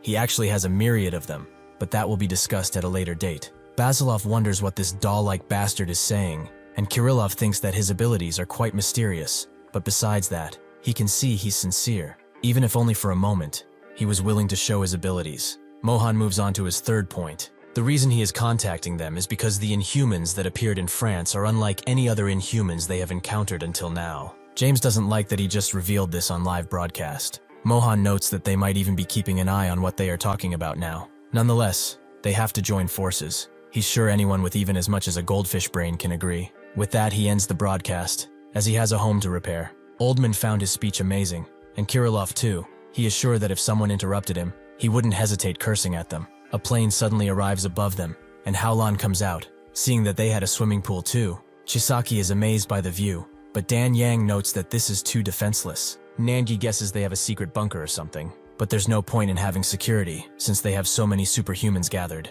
He asks the pilot if they are good now, who confirms as such, and with that they all jump at once. Unfortunately, Howlan misses the landing spot and goes even further down. James sees him and guesses that the Asian group has arrived, so since they got more people, they should move to the living room. Holland smashes into the trees with Rubik, who wonders why he is chained with this idiot. Ben introduces himself to Nanji and invites them inside. Mohan's announcement and Sui joining gave everyone a sense of trust and hope, but that feeling does not last for long, as someone else arrives, Dion, who is beaten up within an inch of his life. As they walk down to the living room, they admire how beautifully it is built. Rose and Kirillov specifically, who feels like he's floating in the air. Rose congratulates James for owning this, but he reveals that he had other villas to choose from, but this was the best one in terms of space. Rose is kind of jealous, as that guy was one of the best lawyers in the country. Kirillov tells him not to take what Basilov is saying seriously. He has a foul mouth, but his heart is in the right place, so he apologizes on his behalf. Rose notes that he did nothing wrong. Before they can talk more, they get interrupted by a cracking noise, as Basilov has finally found himself a chair, but he cannot get out of it. Withrow looks outside of the window, and at his hand, a reminder that he died once already. Everyone goes to their own spot to see what the villa contains, but some are not interested at all. Nanji finds this interesting. It seems like they already have a new picnic spot. They are all together, although it's awkward since they aren't fighting. James thanks him for coming, but Nanji says that's not necessary. He already knows plenty about him, and also thanks him for the brilliant experience with the helicopter. He turns to Daphne and notes that he should be thanking her, but she's just glad to see him safe. Nanji knows that if it wasn't for her and Chisaki, he wouldn't be as happy as he is now. Basilov wonders if he knows him. He looks like a crazy person. Notes that he could phrase it like that, but Basilov thinks that he's too confident. If he cannot control himself, everyone around him will have to deal with the aftermath. If that ever happens again, he won't be standing still. Kirillov tells them to calm down and asks where Dan Yang is. Nangi explains she had an important errand to run, making him mad too. James asks if there were others. He saw a man flying outside. Chisaki knows he's referring to Howran. He wasn't flying, but rather falling. Rubik continues to curse at him for being dumb, but Howran warns him he will rip him in half if he continues with that attitude. Suddenly, Dustin contacts them again, trying to tell them something about Dion, but before he can finish, Sui comes in the room with them, shocking everyone. Daphne quickly gets to healing him, asking for some fruit to help her with it, and Chisaki wonders why he's so out of breath. James knows it's hard to talk, but they really need to know what is going on. Dion points to the TV and tells them to turn it on. James believes it's about the European Superhuman broadcast, but Dion repeats himself. They switch channels until they wind up on a news report about actors Louis Liotta and Albert Whitaker, who have been missing for 2 weeks. James finds it strange, as they and Dion debuted together, and Dion confirms their suspicions. He was the only one able to escape, but he could not save them. Dan Yang winds up at the temple in Korea, surprised that it's night here. As Kang watches the night sky, he sees Dan Yang coming in, who hears a bunch of cheering in the back of the temple and a delicious smell. Suddenly Kang surprises her and asks if she has eaten yet. It seems that Jory and his sister are here too, having some fish, but Jory is adamant on eating his fill before Kang arrives. The master congratulates his sister, as saving lives is never easy. She confirms that it took almost 2 days they utilized the latest biotech, and even if she was not confident at first, they miraculously got great results. It was probably his determination to live. Kang arrives and says they have a guest, making everyone look at Dan Yang. Dion explains that there were 4 people including him, Louis Liotta, Albert, and Samuel Quante. They couldn't consider themselves a team, but they had each other's back whenever it was necessary. Sui remembers the movie she watched with Jane, and is shocked that they are all superhumans. Dion continues his explanation. Mainly it was Liotta and himself who always had filming schedules, so they rarely made any movements, not unless it was an alarm. Samuel, however, was the kind to like wandering, so he had time to spare, so he's the one who killed most Inhumans. James is still confused about Samuel. How did they work as actors anyway? Dion can't believe he's asking something so insignificant. He will explain it later. Kirillov asks if he's been doing like Whitecap and killing Inhumans without revealing his identity. Dion explains that it's not hard to help at an accident and then escape using a disguise. Rose asks, the reason they could not contact him while they were fighting in Australia was because of that? Dion confirms that fighting is happening everywhere, to the point that they are not even aware. It's only in places where there are a lot of people that the fights are broadcasted. But at the same time, there are many invisible wars going on in places people don't see. Basilov wants to get this straight. While they were fighting in Australia, the four of them were fighting someone else. Dion confirms as such, they encountered a stupidly powerful opponent. If they are talking about the whole process though, they should start with Samuel. It begins in the northeast corner of the North American continent, an island between the Atlantic and Arctic Oceans, Greenland. In Sisimiut, a rumor began to spread, with people and even animals winding up missing in the mountains. The Inuits decided to investigate, and while passing through the thick snow, a person caught a glimpse of what looked like a dragon, who flew towards the mountains. As the Danish government was about to take action, Samuel appeared, as he had a hunch this was no ordinary issue, but an inhuman one. He was living in Quebec, which was not far from Greenland, and soon, as they were shooting a movie, the three of them received a message that Samuel found a weird structure, which might be connected to the missing persons. After that, he said that if they lost contact with him, he hoped they would make a move. Suddenly, Dan Yang's portal appears in the room, illuminating everything as Kong arrives. Besides him, everyone else appears too, and James is quite amazed to see them, including Ju-hee, who is glad to see Withrow doing well. Kong is shocked to see the Ketchup Man, who notes that it's been a while since they first met at that airport. With this, their alliance has just grown bigger and bigger, but Ju-hee sees the worry on their faces. They probably are not used to being around this many people, right? She takes control of the situation and calms the group. Kirilov greets Dan Yang, and Daphne meets with the master. After everyone introduced themselves and began to talk, the awkward atmosphere disappeared. Suddenly, Haran appears too, but upon seeing so many new faces, he passes out. Chisaki explaining that he has social anxiety. James gives Kang a white cap, his white cap that he recovered, but Nangi thought he doesn't wear those anymore. He has no need to worry about Korea while he's gone, as they can jump in at any time. Isla wonders if Jane is watching, because just as how she wised on that Australian beach, the superhumans are watching. Sui looks at her, not seeing anything, but certainly wanting to. The people that just came in get informed of everything up until now, and Ju-hee tells Dion to continue his story. It had been less than a day since Samuel gave them that message, but despite that, they could not tell if he was gone. They did try to contact him, but he wasn't responding. At the time, he contacted Rose and proposed a postponement on the movie they were shooting, and then, along with the other two, they went to Greenland. They also told Dale Pollock, representative of Cramble Entertainment, the final shooting of the upcoming film was cancelled. Dolly is the only person who knows they are superhumans, and they are indebted to him every time they leave. When they arrived to Greenland, even the Inuit people knew he was Ketchup Man, and reported what they saw, starting with the direction Samuel took of in, which they followed.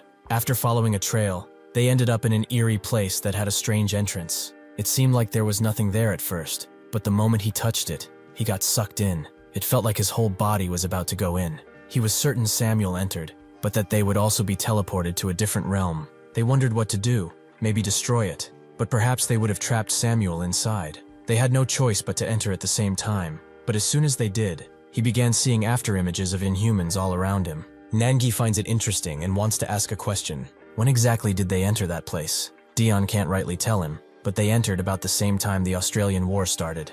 Nangi understands. For his information, it's been days since the Australian War, and yet it was just today that he fell here, meaning that a lot of time passed. Dion knows it's strange, even though he has doubts, but after they got sucked in, he constantly fought without being able to track time. It was an unknown realm, where the sun did not set, and tons of Inhumans threatened his life all at once. They all took this information in, and the master asked about the others that went with him. He explains that they were not with him. Even though they entered at the same time, they were in separate realms. On that day, Onerui Yukon knew of their arrival and sent his best soldier, Charlie Tarfo, to deal with them. But that is a story for another day. Thank you for watching. See you next time.